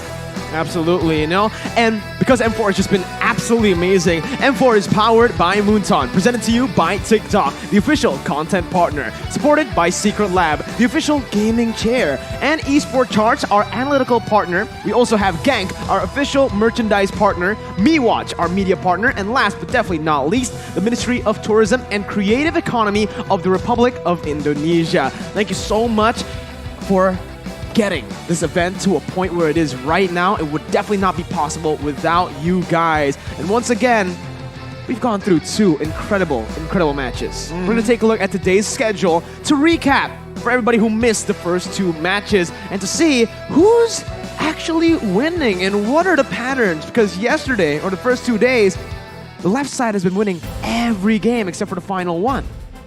Well, we have a difference here, kind of, unfortunately, so the pattern will not be continuing, but in case you guys missed it, unfortunately, Malvinas Gaming suffered a defeat to Onyx Esports, and then Incendio Supremacy, led by the literal Turkish alien, were able to take out Burn X Flash, and now we're on to MDH going up against Onyx Esports, and later on, with the rest of our co-workers, Burn X Flash against Blacklist, Todak against MDH, and Falcon against Blacklist again. Can't wait for that one, man. It's one thing to see the visuals, right? But there's another story that can be told. All right. Because I actually went off stage to see some of the members of Incendio Supremacy. That's why I had to leave you guys. Like, I told the production team, it's like, no, I gotta leave now. I want to meet them, right? Yeah. They were shaking. They were happy, but they were like, yo, that was a tough match. Speaking of which, this is a tough group. Todak and Onyx right now are up so far in the upper brackets. MVG and MDH are in the lower brackets. But right now, look at the score.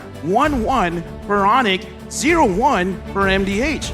MDH, realistically, if they win this, they could tie it up. Definitely, they can, right? And if they win another, then they get to go to the upper brackets. And Onyx, say goodbye to the upper bracket position. Thing is, that's the pattern so far for Onyx Esports, Arashi. M3, MSC, lower brackets, and even elimination in the group stage. It's like I want to keep it low-key, keep everyone's eyes off them before they just come out and surprise everyone.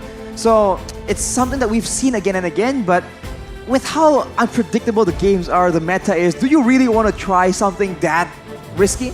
I don't think so. Todak says yes. Todak says yes. Of course, Todak says yes. Something that you guys don't need to take a chance on. The M4 Pass. It is available now. Complete all active tasks, and you will reach level 75 with ease, with barely trying, and it's for free. Logging out, and exclusive rewards are waiting for you, like the Bitrix Light Cheers skin, Bitrix Stellar Brilliant skin, as well as the M4 figurine are waiting for you. Hashtag Mobile Legends Bang Bang, hashtag MLBB M4, and hashtag like us, we dare to be great. Hashtag Lafel. Hashtag Mirko, hashtag Arashi Violence Bang Bang. And, you know, I like that nickname, really do. And honestly, speaking of aggression, volatility. That's been the name of the game in the group stage. So for you guys, you probably haven't gotten the best percentage in your M4 guess, but hey, it's still live and you guys can now guess and probably win the underdog bets, man, because holy, there's so many crazy upsets happening all the way from December 26th to the 15th of January. You guys can get up to 10,000 pass XP, which would be enough to upgrade the pass by 10 levels. 10 levels. Don't miss out. Hashtag MLBB. M4, hashtag Mobile Legends Bang Bang, and hashtag Dare to be great. It's D-A-R-E, not T-H-E-R-E. Dare to be great. Imagine if someone uses the wrong hashtag. It's like dare to be great. There, he's there. He's right there just to be great. Yes. Just standing there menacingly. Just like glue every single game. like and Franco too. Just posting up. Swag walk. But you know what? Let's welcome or let's see the official team lineup for MDH Esports first. The team that qualified from the Mekong qualifiers.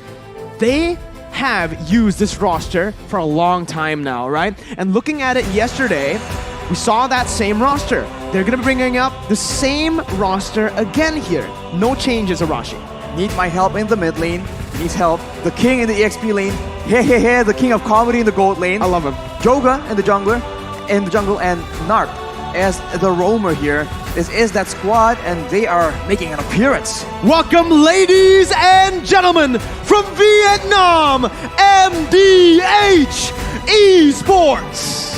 This is going to be a very tough match for them going up against Onyx Esports because MDH, they got to be creative. Not just that, they got to be decisive because you can't second guess yourself. If you want to pick it up, pick someone up. If you want a team fight, everyone better stick close together. And now we have to ask, in the drafting phase in particular, can they outsmart or like outmaneuver this team? Onyx Esports of Indonesia, Sans in the mid lane. He's back. Boots in the XP lane, CW in the gold lane, Kyrie as the jungler, and Samo in that roaming position. It's a complete switch up. Welcome, ladies and gentlemen, swapping in the roster, showing confidence in Jakarta, the Indonesian champions, Onyx Esports. Speaking of looking confident, man, like I managed to see Onyx Esports setting up, and Kyrie looked at me and he's like, "Hey, we played together," and I was like, "Yeah, good luck," and he's like, "Thanks. This game will be ours." Like his face shows his eyes, like, "Yeah, this game we're gonna be good." Hey, Kyrie said my jungler was galing, which means good in Philippines, Tagalog. You've been very diligently reminding everyone that has been the case. But the talent predictions here, on paper, it should be one-sided, but Sith from Malaysia, Lafel. Yeah, I'm honestly worried because here's the thing, right? This is a Malaysian thing. If Sith is on the desk, if he's casting, it's usually long games. Usually something just going on here and there. And that's why sometimes his prediction goes in his way, but it's a weird way that it happened. Wow, Arashi, you went for Onyx Esports. I wonder why. Wow. Are you Indonesian? By any chance? Are you biased? Are you biased, Arashi? See, you wouldn't know, you wouldn't realize it from a glance, but I am Indonesian. That's crazy. What? Wow. Who would have thought, man? Lim Kochel, your twin, in the Indonesian desk, he went for Onyx Esports too. And these guys, I don't know if they went for Onyx, honestly. To be honest with you, I don't know what jersey they're wearing. You can't tell, you know. No. I mean, like, you guys can't hear it, but they're singing. They're singing. They look happy. They made a song. They have a rhythm for this team, and it shows just the passion of the Indonesian fans, Onyx Esports. But now, let's talk a little bit about MDH and their keys to victory, Arashi. Better target selection and team fight initiation. That's back to the basics. They have potential, but they need to make sure that the foundations are solid. Invade the enemy jungle, constantly pressure Kyrie like in day number 1, switch up that draft, offer multiple playmaking heroes, and need my help. He really needs some help if he really wants to win that mid lane. He is up against Suns, right? That's the scary, aggressive mid laner from Onyx Esports. I kind of feel like the keys to victory, the first 3, yeah, let's try to be as professional as we can, and then the number 4th one, let's be creative. Let's see what's the number 4th one. Kyrie must take all the attention away for CW to close the game. They did it for the first one this time. Look, his laughs. No, you're doing it wrong. Oh wow, his laugh to frown in gold lane. All right. Okay, you know what?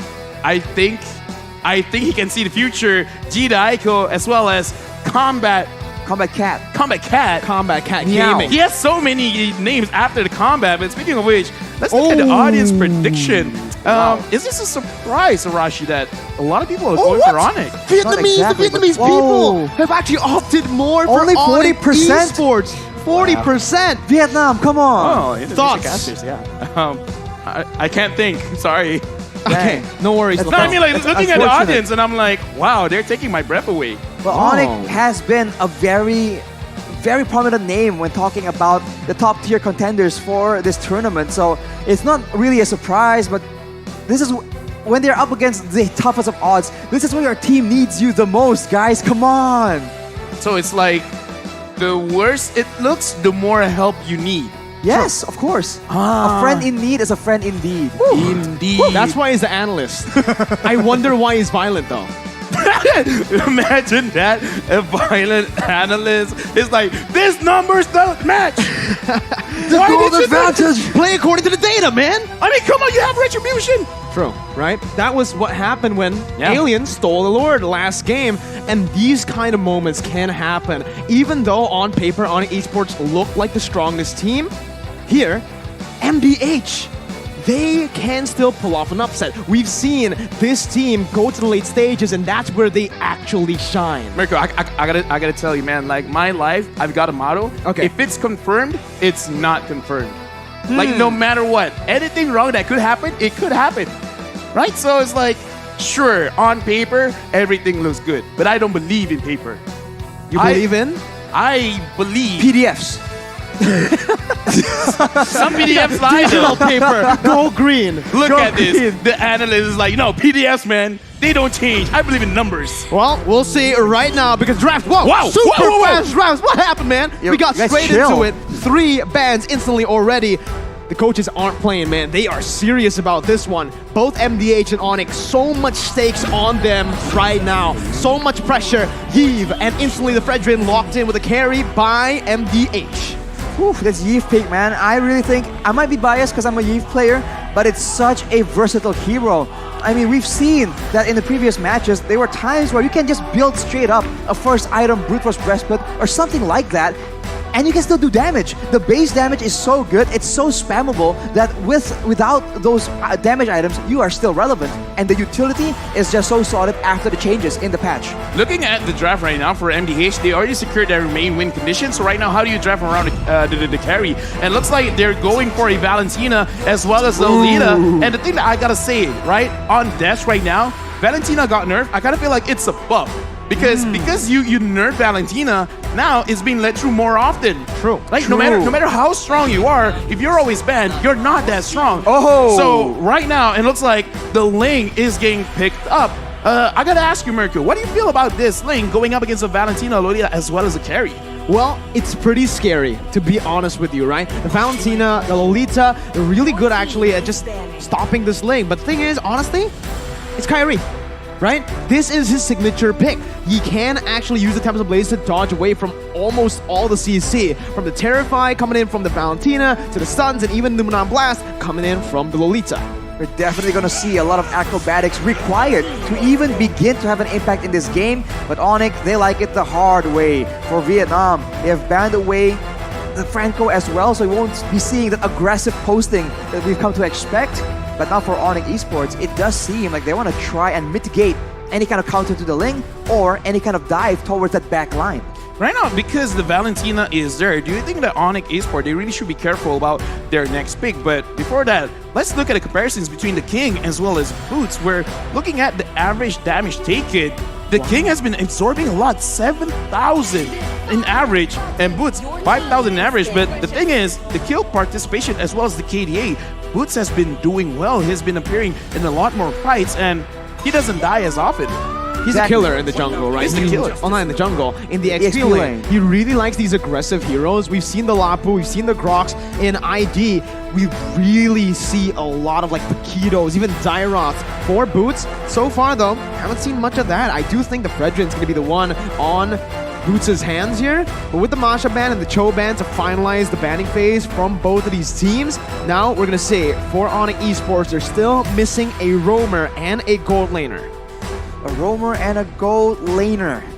I think crowd control for sure will help a lot. They already have Fredrin, but with a Numenon Blast always around the corner, having any kind of disruption would be very, very valuable unless they think that a gold lane needs to be picked up first.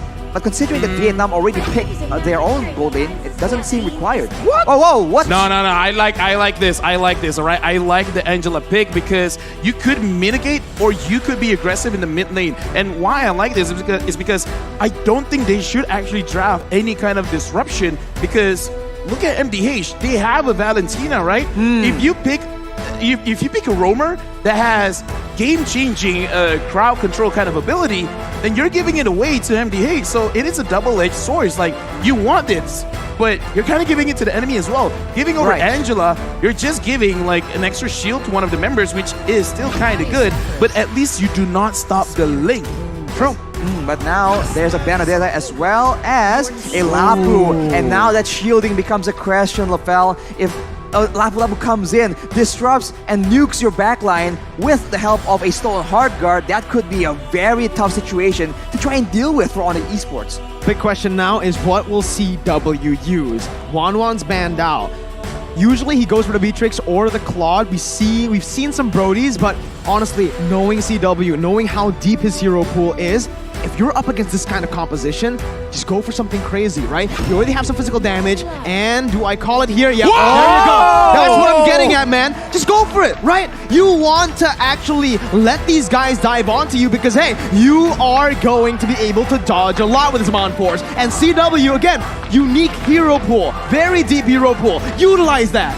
I am not biased, but I'm hyped with this draft because Harif has been again, he's been missing, right? And Angela has 2 targets. You can go to the Ling, you can go to the Harif, so they have multiple win conditions. So the Angela is not really restricted into one style of play. With that being said, MDH, they got their work cut out for them because they have 2 very mobile heroes that they gotta try to catch. And again, it's not gonna be easy because there's so much mobility, and the moment you feel like you're gonna get a kill, all of a sudden, there's a shield. Exactly, with the slow, with the healing, with the immobilize as well. And not to mention, right, the combination of a Ling and a Harith. If you're a backline member, if you're a squishy hero right here, what do you build?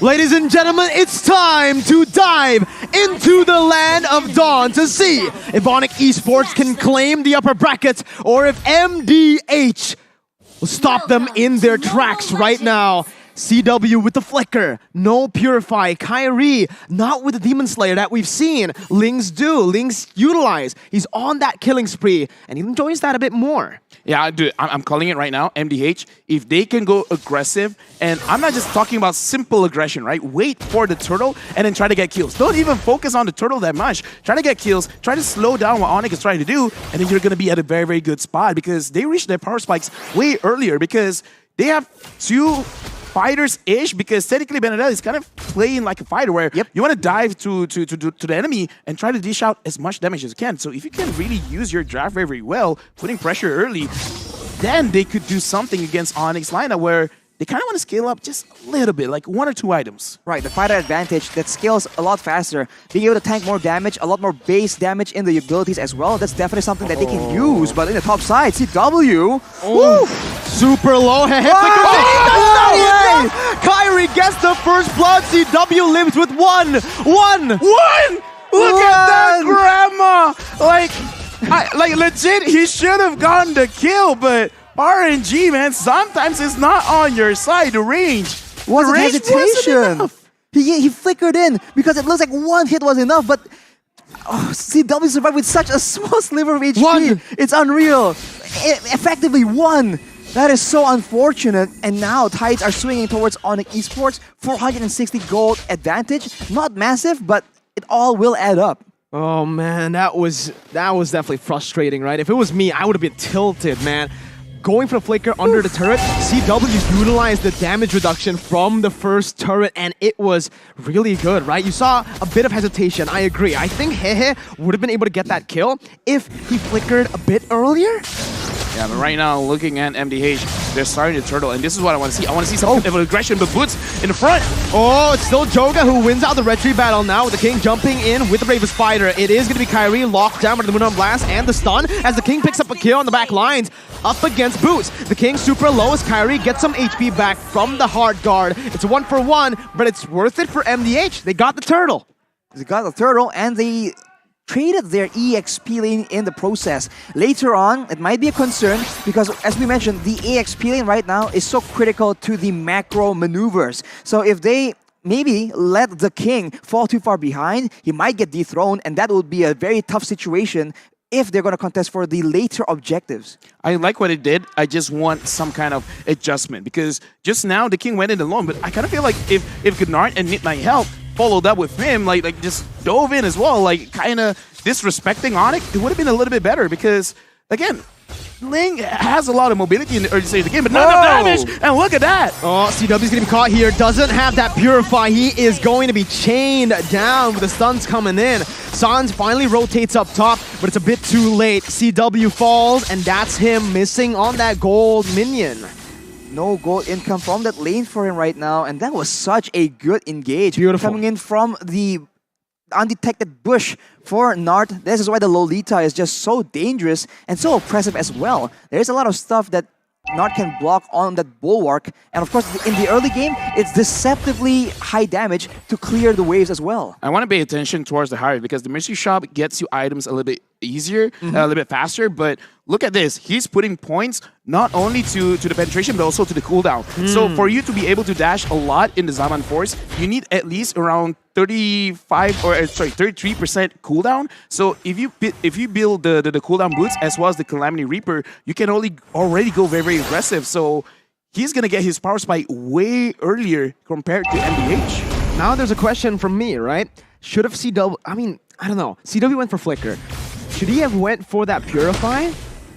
I feel like considering that there's two massive engages that are kind of telegraphed, it's not required, but it could be used as MDH goes in. That's a lot of resources placed down already. Need My Help, gonna use the real world inflation. 2 real world inflations popped in as Kyrie jumps in with the Tempest Blaze now, targeting towards Need My Help, but it's gonna be Kyrie stunned up. Still able to dash out with the Finch Poise and the Defiant Blade, but it's a 1-for-1.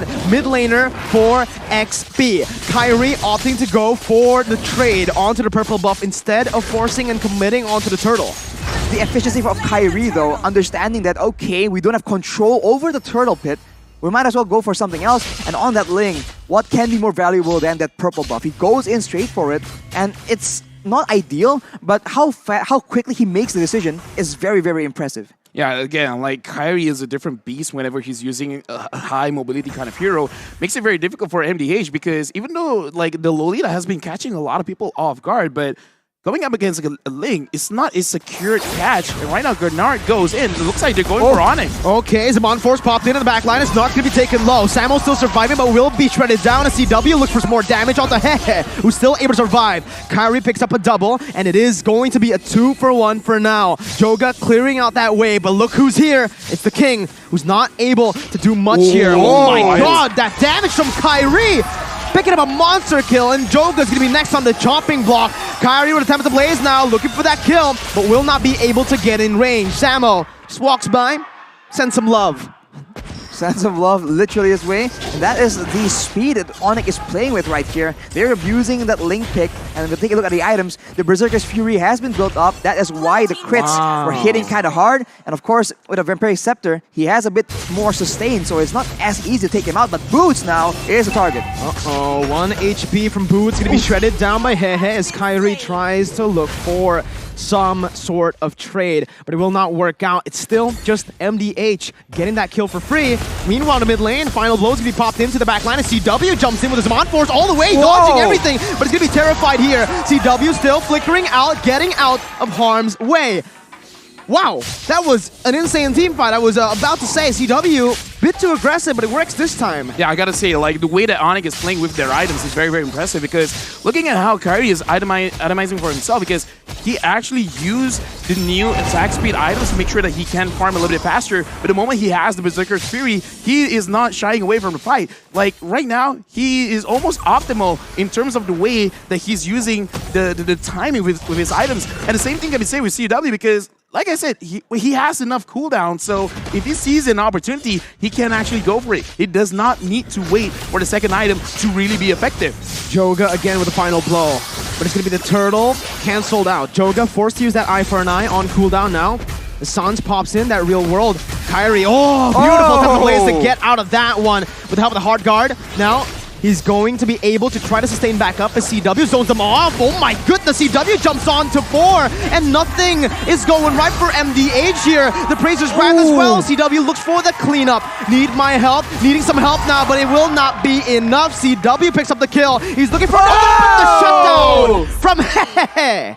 That is unfortunate. CW greeting out to try and make an outplay onto Hehe. Unfortunately, he just gets taken out. That's a shutdown at the hands of the marksman. But look at Hehe now. Another shutdown. No. And it's a godlike for Kyrie, who's now 7-0-1. Dude, like Kyrie right now, he's taking. He's mad. He is mad. No wonder when I saw him, he had a very big grin on his face because he's like, the coach says Ling, I'm happy. But yeah, like you guys probably can't hear this, but we're here and the crowd, like the way that they reacted when like CW stayed a little bit too long and he died, it was like, oh. Like I like the synchronization, and then when Kyrie gets a kill, it's like, ah. You can hear the home crowd advantage right here. But CW, he's so aggressive right now because, he needs cooldown, Lofel, but he did build a holy crystal already, so... No, he doesn't need it anymore. It's like, yeah, I'm just going pure damage, man. Exactly. He thinks that the mobility is sufficient. Now, look at that burst damage. Right, aside from Ling right here, the side of MDH needs to be very, very careful because the Harith can very well perform like an assassin in these pick-off situations. I mean, you said it, right? Onyx have the home crowd advantage, but if you look at the live chat, MDH definitely have the support of the live chat. Everyone's just spamming Hehe right now. I mean, are they just laughing? No, they are supporting from MDH. Yeah, dude. I mean, come on. Like, everyone here watching Mobile Legends Bang Bang, they just really like very, very good games. Isn't that right, Mirko, right? Mm-hmm. Yeah, and, for sure. And right now, looking at the game, it's not even that big of a difference because no matter how much we see Onyx is performing mechanically, the goal difference is just 3.4K. That is a lot, don't get me wrong, but it's definitely comebackable. It is comebackable. Kyrie trying to make a play here on the other side of the map. Again, he is a Ling. He's super mobile, especially now that he's been getting all the purple buffs, right? No one's been able to really invade and contest. Right now, Sans is just zoning people away as CW slowly but surely chips on that Lord. It's a great mind game here because Kyrie is on the top side of the map. If you just look at the vision, you wouldn't expect that the Lord is being taken, but Onyx, they're just showing MDH different looks. And now when they go for the Lord, actually, MDH are just not convinced, they're not sure, and Onyx might just sneak this away. Well, we'll see, right? A miracle play can always happen, and Nart is looking for it. Wow. But Kyrie just seals it again with the cross-map plays, with the wave manipulation. They're able to just, again, suffocate MDH slowly but surely after getting that lead. Right now, honestly, I'm looking at the situation. Even I'm drawing a blank. What can MDH do? Because the way that I see it is, if Onyx somehow doesn't kill, right? Like, he would eventually out-damage them, but because I kind of feel like it's kind of in a situation where you definitely can't catch Kyrie because the way that he's moving is a little bit too fast. Oh. But Bernard gets caught. Sans gets the hard guard, but it's going to fall right now, and that's Need My Help Lucky pops into real world inflation. CW now looking to look for a big play, but it's going to be caught down. 2 members, the damage dealers from Onyx Esports losing their life as Kyrie jumps in onto 3 members now. It's still Samo alone in the top lane with the Lord, looking for some play, but Nard's going to be able to stun him up. Joka looking for more damage to follow it up, but it will not be enough. Onyx Esports got the Lord, but again, nothing on the board. I'm sorry, did I just cast a curse myself? It's like, oh, I don't see any way, but the King, 1v1, Kyrie, legendary. A fist fight in the bottom side there. Fighter against Assassin, by the way, doesn't even matter. But we did see that early on, CW, he goes in aggressively onto multiple people, but Kyrie isn't even done yet. Oh, the Temple of the Blade was popped in, and Kyrie uses the same. Hey, bit of a trade. That was honestly just style points for both of them. I mean this in the most respectful way, but monkey see, monkey do. Monkey see, monkey do. In the most respectful, because that's Valentina's ult. Yeah, but you know, that's a proverb. I am you. Yeah, listen, it is a saying, but now looking at the items, CW has the concentrated energy. If early on he goes in and he gets taken out, now with the extra bit of sustain, with the Feather of Heaven as well, he's going to be able to actually be a lot more survivable. And keep in mind, while all this is happening, Sans has that Glowing Wand, Ice Queen's Wand combo. He went for the book, like you mentioned, Lofel, but the Jedi Talisman will allow him to just be so obnoxious. And right here, if you're MDH, you have to be concerned about the Yve, the Ling, as well as that Harith, and it's just such a difficult situation. I just want to point out, looking at Ling's goal, 11,000, right now it's 12 minutes. He's almost hitting that 1,000 gold per minute mark. Kyrie is getting a lot of gold here by getting kills as well as farm. He's farming heroes. We've mentioned, again, well, you've mentioned, LaFell, that this is still comebackable. It's only a 5,000 gold lead, and if MDH are able to actually withstand, pull it to the late game, they might be able to do it. But now Kyrie jumps in onto 5 members with the hard guard. He's going to be all there, dealing everything, picking up the kills with the help of the team. The King jumps in with the Bravest Fighter, and Joga rotates too. But it's a 2-for-0 in favor of Onyx Esports as the Lord spawns in. That was such a unique engage right there. They go in with Kyrie, and as everyone is just distracted, Sans comes in, drops the slow, and uses the real manipulation, and that effectively just corrals everyone from MDH to such a difficult situation. They're able to escape, but they lose Hehe, which is like the core key member that they need to rely on in this late game. With that, that's a free Lord. And Onyx play for the Lord in particular is just so good, so creative, and so solid. I would say like that was almost too easy because they didn't even really have to focus on any target because even their like focus attack kind of feels like an AoE at this point because Kyrie goes in, he hits 3 people at the same time. And then, like, when CW engages with Zaman Force as well, his Chrono Dash is actually hitting quite a lot of people. So that's why it ended so fast. The burst damage is a lot, but the fact that the burst damage hit on 3 people at the same time, that was unfortunate positioning by MDH, making it easy for Onyx. Uh-oh, Joga here. Okay, still able to get out. Again, that's that tank Benedetta build that's really helping them out here in a position where they are behind 8,000 gold. But again, this is the question I want to ask MDH. You said it's still comebackable. Now, is it still comebackable? And if so, how do they get it done? They have to wait for overextension from Onyx because they cannot outrange Onyx at this moment. So if Sans uses the world manipulation, that already zones out Hehe, the main key to victory, away from these big fights. So they have to wait for a base play for sure. But Onyx, they're way too smart to make a mistake. But look at that! Boots jumps in, finds 3 on the taunt, and the Dumanat Blast will be popped in, but it only finds Boots. CW with the Zaman Force just dashing all across the place. Kyrie picks up a legendary. Joke is going to fall as well as Kyrie wreaks havoc in the backline with CW, who's looking for a triple kill. But it is all that she wrote. Onyx Esports, once again, they want the upper brackets. They'll break the curse, and they'll move on from the group stages. I mean, look at that, man. Like, sheer confidence moving all across the map. It really shows micro and macro play is strong, but they put in a little bit of spice in there. It looks like MDH, they couldn't handle the heat. I would hate to be any team going up against Onyx right here because as we mentioned, there's so many things to watch out for. You said it yourself, Rafael. Everything begins so quick and ends so quickly as well. Who do you try and focus? Who do you look out for? Because everyone can be a threat, and Onyx is so good at switching it up. They feint out, they show you one guy, they use the other to take you out. And when you can do this again and again, that is a huge mental strain in your strategic thinking.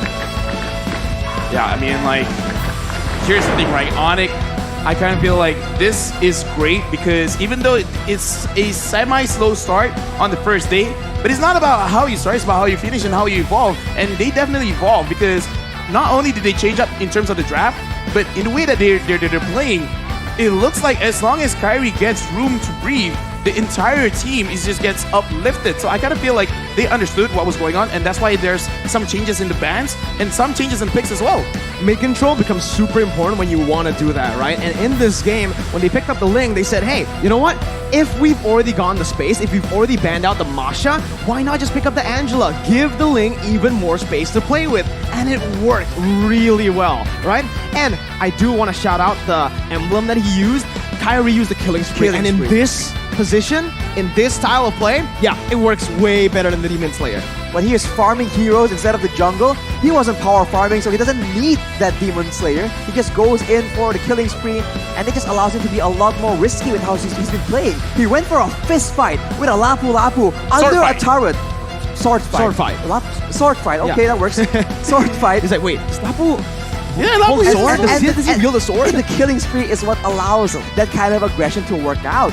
So, Onyx Esports, man, they have so many weapons, and you can't really expect to predict what they're gonna use. I think the best approach at this point is to stick to your gut, to your own signature weapons, and see if Onyx can adjust enough to fight it. Because otherwise, they'll just switch it up on you, and you'll be preparing for something completely different. Onyx had this problem for so long where in the international stage, they, you know, it's... I'm a problem. you are a problem. But again, on international stage, it's harsh to say, but they choke, right? So now, again, you could see that they're comfortable on stage, going for these picks like the Harith. We would usually never see this. We saw this kind of pick at M3, and it was the Yves in the gold lane for CW, and it didn't work. It was up against Todak too, where Chiku popped off, but you could see. Now, they're really comfortable on stage in the draft, and even when they play, they've warmed up. Yeah, they've definitely warmed up, and again, like just replaying Kyrie just going everywhere on the map. How many kills did he get? 9? 8, 9? 8, 9, yeah. Somewhere there. Like, here's the thing, right?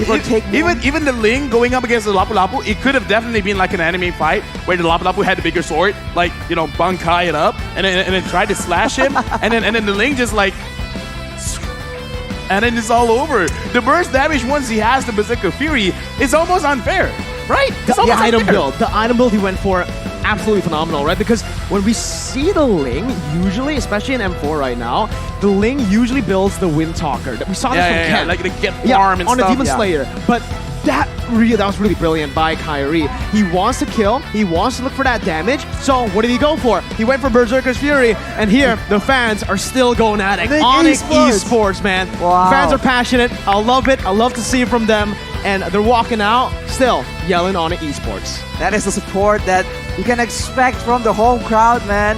We are pretty proud of it, I must say, as as Indonesian talents. I'm just here, you know, riding and vibing, you know. No, you are even more proud because Todak beat Onyx.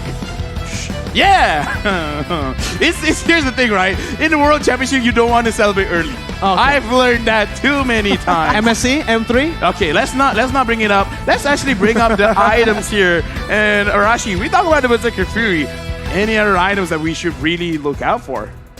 Well, of course, initially the Berserker Fury is definitely a more burst-heavy itemization choice, but afterwards he even went all in with the Blade of Despair at the end of the whole sequence. So he went all in for damage. He knows what he's here to do. He doesn't really care about the safety because you can see that when he goes in, when he's able to drag away all the attention from the members of MDH, it doesn't matter if he gets taken out. And he has the mechanical skill to back it up. It doesn't matter what they try to do because he will outmaneuver it. Even the Numenor Blast play we saw, he was able to use the Tempest of Blades to dodge it perfectly, and that just allows him to itemize in such an aggressive manner, and that in turn allows him to just rack up the kills. He has 11, Mirko. That's a lot more than we expected. And when you're having your hands full with this very mobile Ling, with the Angela as well, CW comes in, and he is also very, very sustainable. Lafell mentioned the Calamity Reaver and the cooldown boots. He does have, I think at this point, about like 20-30%. It's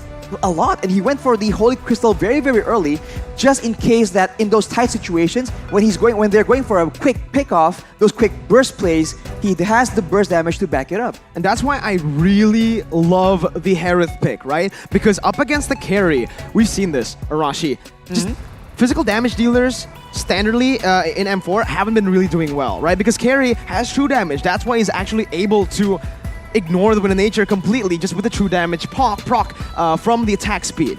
Right. Harith, magic damage. So when you already have such a menace in the jungle with that physical damage, like Kyrie on that Ling, look at Hehe. He's forced to get that Wind of Nature. Sure, you can go for Wind of Nature, but then what are you going to do? Up against the Sans on Yves, up against CW on the Harith. There's not much you can do considering they are farming really well, but for Yves, you don't really need to farm, right? The damage, the base damage, it's unreal right now. They just burst everyone down. I just feel like MDH got out-rotated because they want to be the ones crashing the party. They want to engage. They don't have the long range available to kite away from these big fights. But Onyx were able to just kite around, maintain distance, and eventually that range really paid off. Look at the team fight participation coming in from Sans. Oh my god, again. 88%. But look at Kyrie on an assassin. That's not a mage, by the way. That is an assassin. He has 82%. Rich guy and the carry. God. This man. 2 games in a row. He's just too greedy. He's taking all the cards for himself. For a good reason, right? He's just that good. 993 GPM, dude. I think the last time I saw 1,000 GPM was back in the hyper carry meta, right? The jungle, when it was all just about the jungle.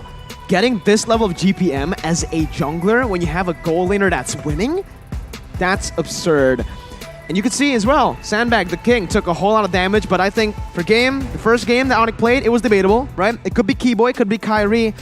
Now I think we have to say it has Yep. to be Kyrie for the MVP here. Signature. Everything he did. It is. And yeah, he gets it, right? There is no doubt about this MVP. No questions asked.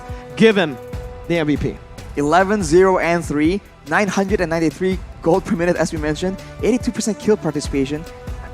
How can you play so aggressively and have 0 kills? Angela. It's okay, true, fine. He's cheating, but MDH, they were trying so hard to catch him too. All the focus was on to try and shut him down. That's why everyone else had so much space to maneuver. We'll see a bit of that in the highlights coming here soon. But you can see that he is drawing so much attention that allows Sans, allows CW, everyone just has so much space to just tactically move around. In the early game, we did say, LaFell also mentioned that the fighter advantage, it's a real thing. But right here, once the fights gets messy, once they can find the right targets, and once Kyrie starts picking up some kills, right here he has 5 already. Look at the damage. It just can't be ignored. It can be considered DPS. And while you're concerned with that, look at CW. This is how he's been playing the whole time, just dashing in again and again, and they can chase so far away. Right here, unfortunately, he does get shut down. So Hehe has that to his name, right there. Doesn't get the shield afterwards, proc. right afterwards though, boom, just like that. Just cannot stand with this man. And the king, I guess he thinks it's a 2v1 with a turret on his side. Doesn't matter. And this is that play. Everyone with their eyes on Ling does not realize the Yeef in the side, in the bush. There was no vision available. Man, what a play, but we have LaFell, Kyrie, and Coach Aldo standing by on the stage for the interview. Let's throw it over to them. Thank you very much, Mirko, as well as Arashi, for the post-game analysis. And yes, my name is LaFell, and I'm with the MVP of the game just now, the best jungler in MBL Indonesia, as well as their coach. Let's welcome Kyrie and Coach Aldo. Give them a big round of applause.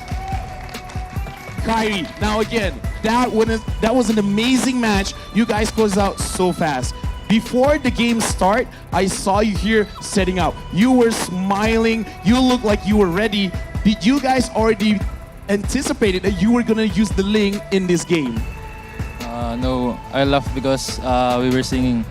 You guys were laughing because you were singing. Now, Kyrie is here, but I also want to ask Coach Aldo, because in this group stage, it started off with Onyx going up against Toda, and I don't know why, but so far Onyx going up against Toda, it's been up and down, but Toda has won quite a lot. How did you guys feel after the first day, and how do you guys readjust for today winning 2-0? I think for the match against Todak, we need to give it up to Todak. They draft well, they outdrafted us. And yeah, we just reset and focus on the next game. And yeah, we leave the past behind and just see the next one. Kyrie, since you were in the game itself, when Todak pressured you a lot, was it annoying? Actually, it is, but I'm used to it, so I just tried to find a way to still win without getting the blue buff. But all right, that's the mentality that we need. Thank you very much. That's the mentality that we need. Try to win even while being pressured. Now, since Onyx Esports, you guys are starting in the upper brackets. If Blacklist does well today, they will be going to the upper brackets as well, and there is a chance, Kyrie, that you will be going up against Blacklist. Are you looking forward to fight with them? Yeah. Yes. Give a little bit more. You're going up against Blacklist. Why do you want to beat them? Because they always beat me. He wants to beat them because they always beat him. Guys, give a big round of applause for Kyrie. I mean, come on. You are mechanically gifted.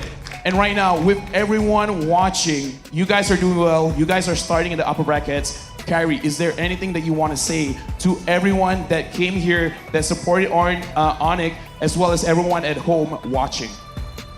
Just continue to support us and look forward in our next matches, and we're gonna prepare well for the playoffs. Yes, looks like Onyx will prepare well for the playoffs. Thank you again very much, Kyrie, as well as Coach Aldo. You guys are amazing. And with that being said, they have secured the upper brackets. we will see what will go on for the rest of the day because, again, a lot of great matches will be happening again very, very soon. And with that being said, I'm going to throw it over back to Mirko as well as Arashi to give their thoughts as well.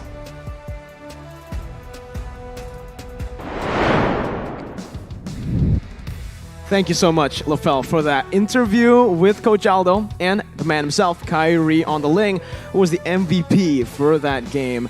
Again, Arashi, they're ready to face Blacklist, man, and Kyrie wants to get revenge. He wants to win because he keeps losing against them. M3 finals, bro. It's a funny way to put it, but you can tell that the competitive spirit is definitely there. And with their flexibility right now, they really seem to be just so confident. Absolutely. But, ladies and gentlemen, after that crazy game, we still have more for you coming up very, very soon. We're going to continue the day with BurnX Flash up against Blacklist International. Blacklist needs to get this victory to be able to have, again, that chance to get the upper brackets. Because right now, Group A is looking very close. If Blacklist wins, and then they lose later on the Falcon, there's a possibility of a three-way tie for Incendio, Blacklist, and Falcon Esports. So you got to watch every single match. You cannot miss it. Arashi, are you excited? I'm excited, man. 100%, but we will be going to a break. So, ladies and gentlemen, stay tuned. Me and Arashi and Lafell, we're signing out. We got 3 casters that will accompany you through the next 3 matches. Thank you so much, and we'll see you later.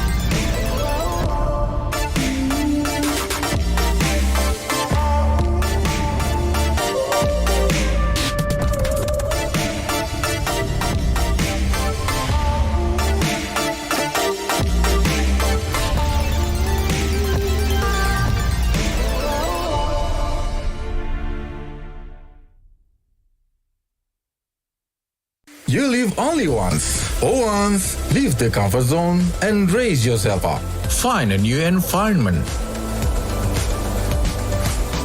Live life in a different way.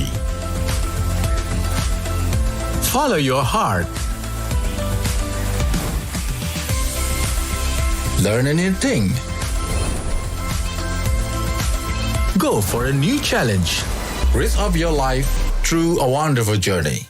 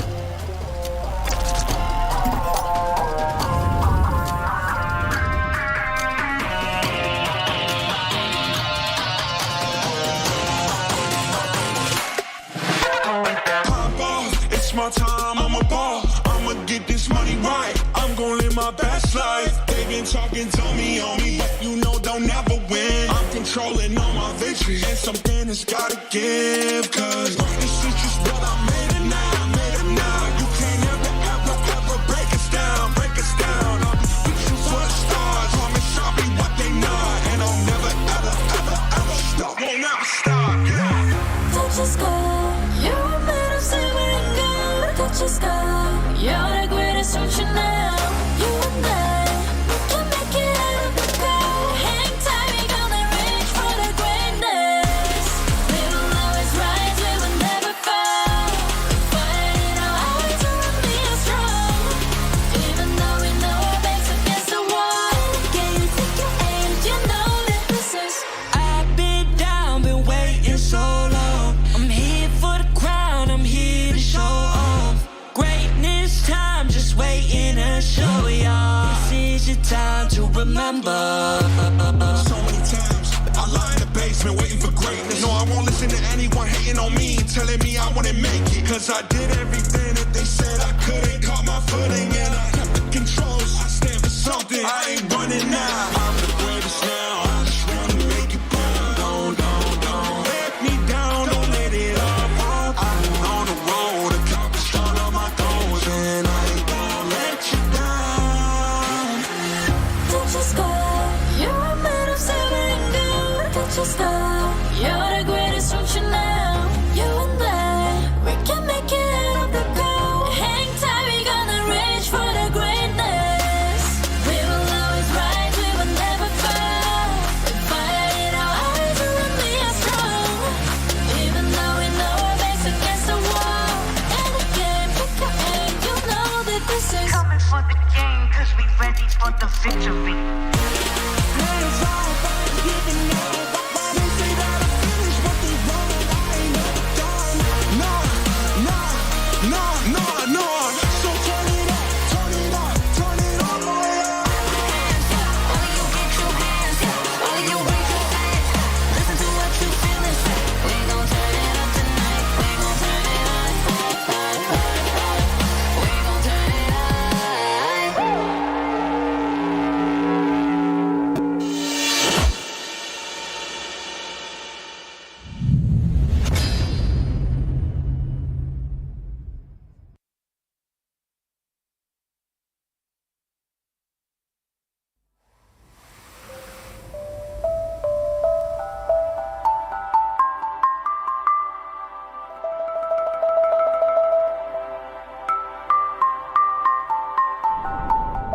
អ្វីៗគ្រប់យ៉ាងតែងតែប្រែប្រួលទៅតាមពេលវេលា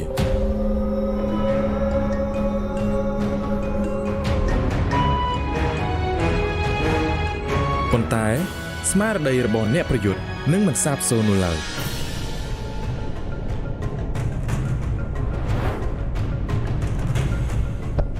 ពួកយើងម្នាក់សុទ្ធតែមានចំណុចខ្សោយរៀងៗខ្លួន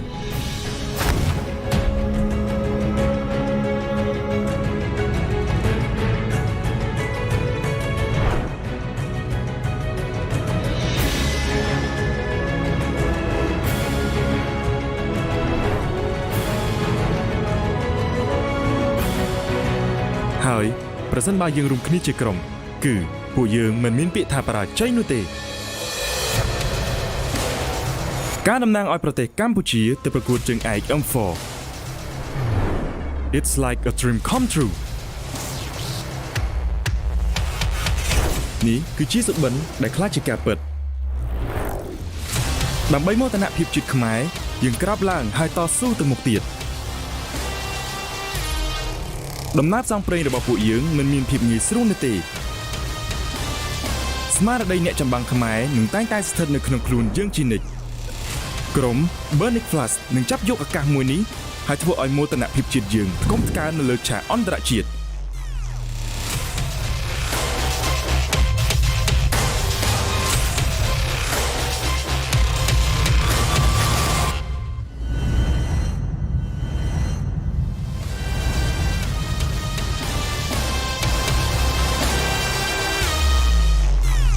If you play with fire, you will get burned.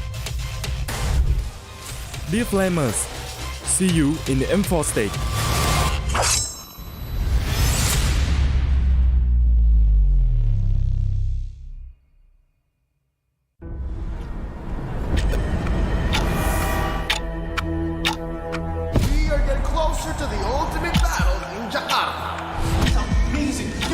tournament. I can't wait to get to the game. All eyes are on one stage only. All for that ultimate prize, to be M4 World Champions.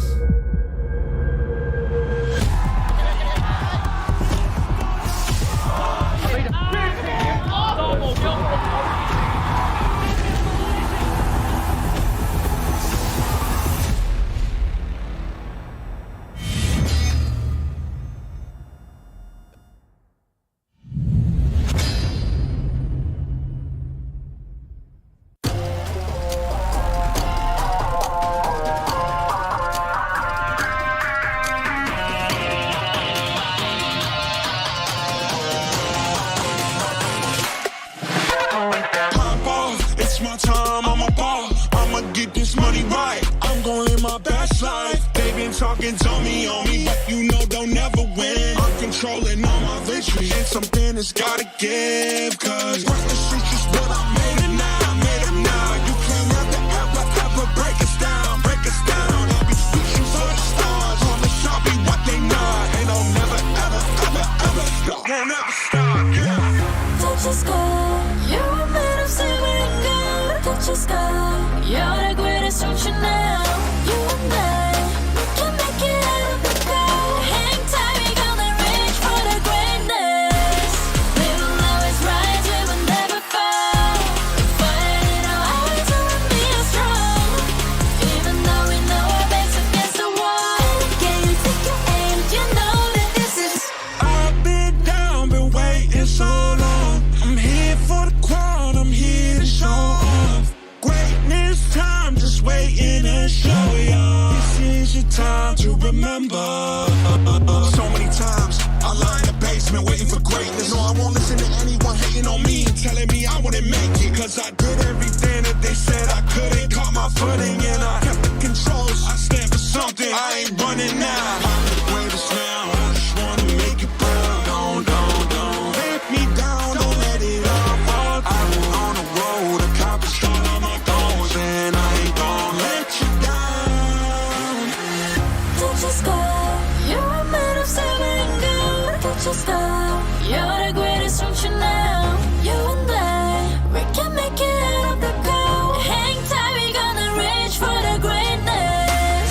We will always rise, we will never fall. We fight it out, always will be strong.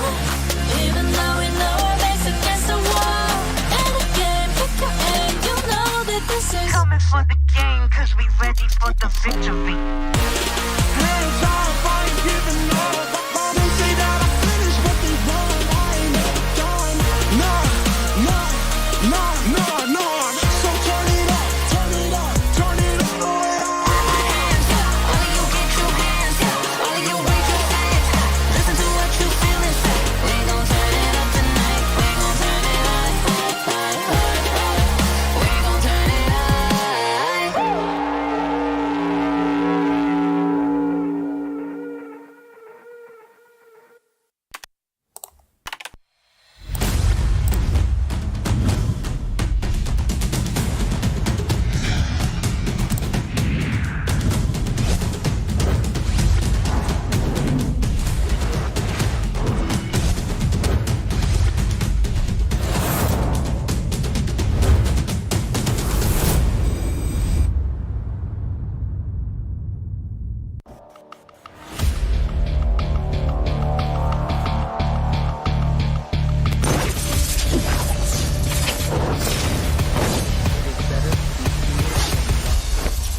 If you cannot burn.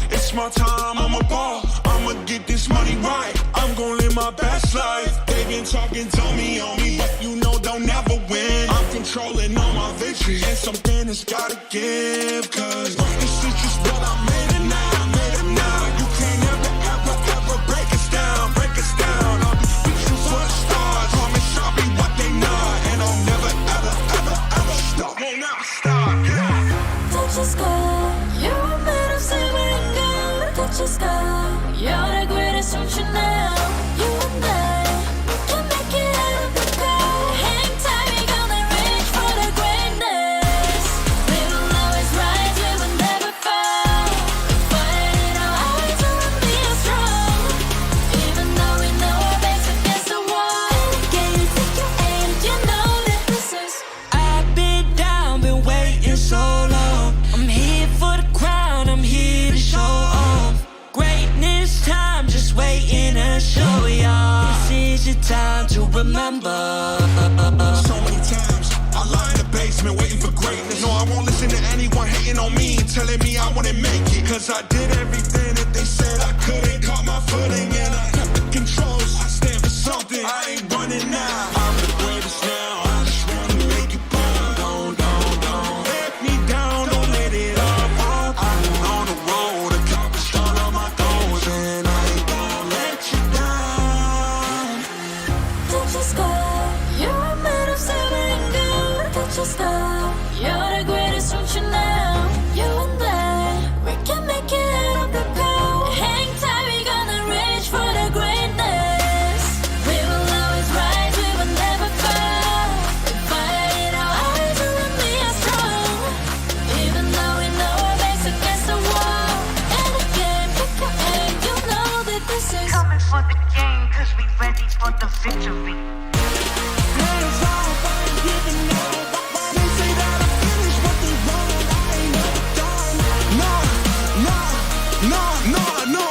So turn it up, boy. All of you get your hands up, all of you raise your hands up. Listen to what you feel inside. We gon' turn it up tonight. We gon' turn it up. We gon' turn it up.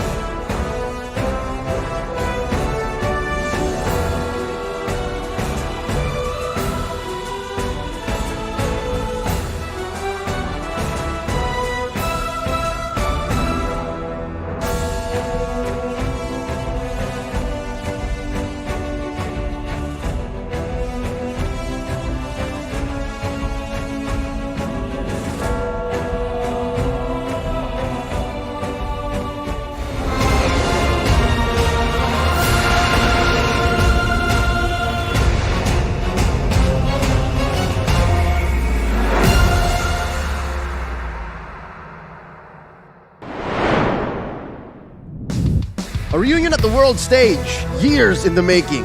It's the returning champions versus the kings of a rising kingdom.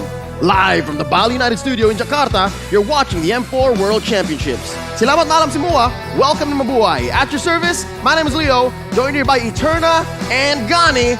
Ladies and gentlemen, we're bringing you Blacklist International versus Burn X Flash. How are we doing? I'm doing good, but things are getting way more heated as it is going to be the last day for Group A and Group B to solidify themselves that upper bracket position. And if I'm not mistaken, if things go in this particular scenario, we might see a tiebreaker here, guys. Oh no, Group A was already hot to begin with. But Gani, what do you think? Leo, Eterna, if you don't know me, Can't Wait is my middle name. So I'm gonna repeat myself and say this. I can't wait to witness Burn X Flash taking on Blacklist International. Don't worry, Gani, because we are just moments away from this competition starting. M4 is powered by Moonton, presented by TikTok, the official content partner, supported by Secret Lab, the official gaming chair and esports charge, our analytical partner. Gank, our official merchandise partner. MeWatch, our media partner. Last but not least, Ministry of Tourism and Creative Economy of the Republic of Indonesia. Once again, thank you to our lovely sponsors. M4 would not be possible without your support. It's been a long day so far, especially for the teams that haven't really gotten their way in these best of ones.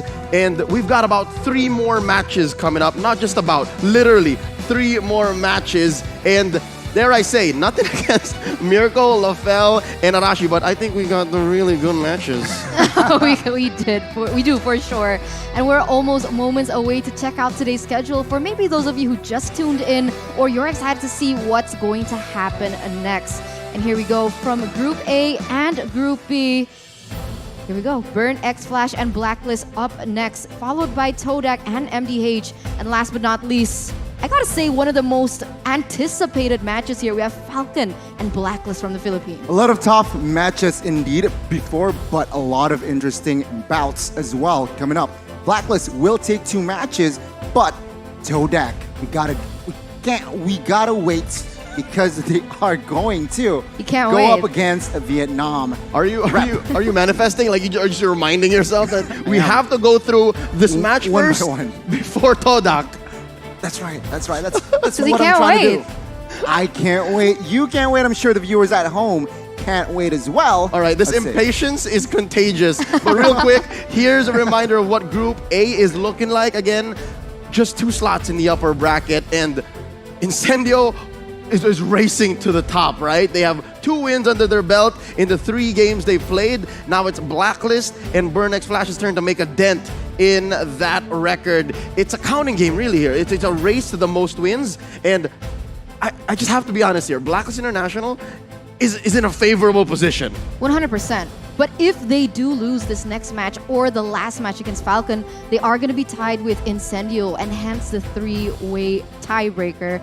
And right now, looking at those positions, Burn X Flash isn't looking too hot for the moment. I personally did not expect Group A to be this hot because I thought, yeah, okay, 4 teams, maybe it's quite predictable. But Burn X Flash, specifically Incendio, they're bringing the heat here for the group stage, and perhaps they really want that upper bracket. I agree, the Turkish have really brought the goods. But real quick, let me remind you guys about the M4 event happening in-game right now. Take a sneak peek at all the M4 events in-game, and let me tell you all about the rewards you can get, all right? The M4 Pass is already available for purchase. The exclusive rewards, such as the Beatrix skins, the Light Chaser, and the Stellar Brilliance, and of course, the M4 Beatrix figurine, if you do get there, await you. M4 support chest is now available in-game for you to open for loads of M4 Pass experience. I really need to get into that. On the day of the M4 Finals, that's about January 15th, expect to get an avatar border for free. On the M4 Battle Night event though, you can unlock a skin chest by completing tasks, and you can pick a skin of your choice within the chest. Talk about this on social media using the hashtags Mobile Legends Bang Bang, hashtag MLBBM4, and hashtag Dare to Be Great. Turner, tell us about the M4 pass card. I'd love to, because I'm already level 70, because apparently it is Wow. available right now, so you can complete all active tasks if you reach level 75 at ease and for free. So log in now. Exclusive rewards once again, like the Beatrix Light Chaser, Beatrix Stellar Brilliance, and the M4 Beatrix figurine are awaiting you. Don't forget the hashtags, hashtag Mobile Legends Bang Bang, hashtag MLBB M4, and of course, hashtag Dare to Be Great. Let's talk about this matchup coming up. It's Blacklist International again versus a Burn X Flash. If you just joined us, welcome. And this is another matchup, I think, for the fans out there that have really been watching all of the MPLs around the world, right? It's no secret that Burn X Flash employed the talents of one Coach Zico, who had one dream, going to Cambodia. He needed to win the MPL there to make it to M4, and here they are now. We're about to welcome the teams in just a wee bit, so go ahead, put your hands together for these squads. We're starting with Burn X Flash. Making their way on stage, it's C-Cat, I'm your ATM, Fury, Sion, and D7. And the interesting about this team is like their coach were actually the teammates of VY. That's the back reunion. in the day. M1. So they should have a little bit of insight in towards this. But once again, let's welcome Burn X Flash all the way from Cambodia as they make their way on the stage. Johnny, talk to us about what you've seen in the Khmer's gameplay so far. Here's the thing about them, right? Burn X Flash, I expected a little bit more stronger performance, but again, Incendio turns out it's not like we expected. I guess they were caught off guard, and now they are experiencing 0-2, but now they are against the champion contenders in Blacklist. Now that's a tough opponent to beat. Still the tournament favorites. This is the returning M3 lineup. They won the championship about a year ago. This is Haji, Edward, Oheb, Wise, and Oh My Venus. Ladies and gentlemen, all across the world, make way for royalty. Dare I say, this is the most dominant team we've seen in the history of MLBB so far. Actually, you know what? They are the first team to come back to the world stage after winning a championship the year prior. The first ever defending champions here, Leo, as well as Gani, and that is breaking history, making new history as they're looking for anyone else to break their code.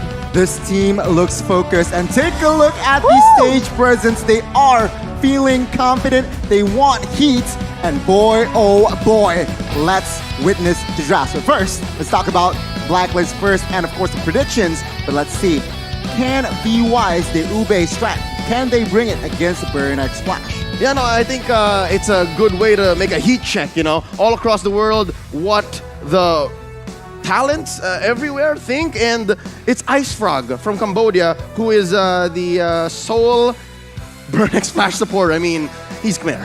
I mean, you wouldn't expect anything other than that, right? But we're gonna see the next talent prediction as well.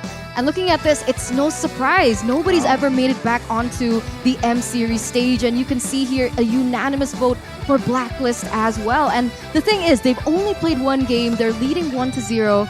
And this next is gonna be the deciding factor. Will they make it to the upper brackets? All right, don't at me, but you can say what you want about their performance at IESF Bali.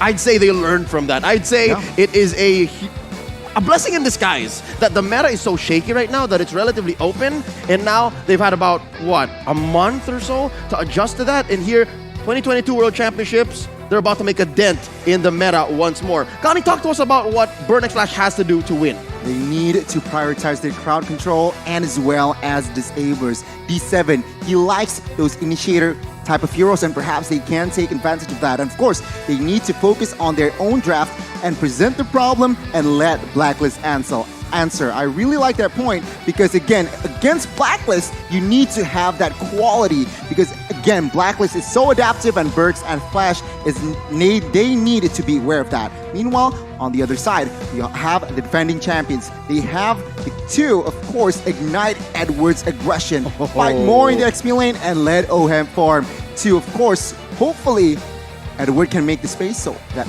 gold laner in that gold lane can farm gold as much as possible and put Fury's comfort hero so they can't to win. They can't put the bags in Fury. Here's what's interesting.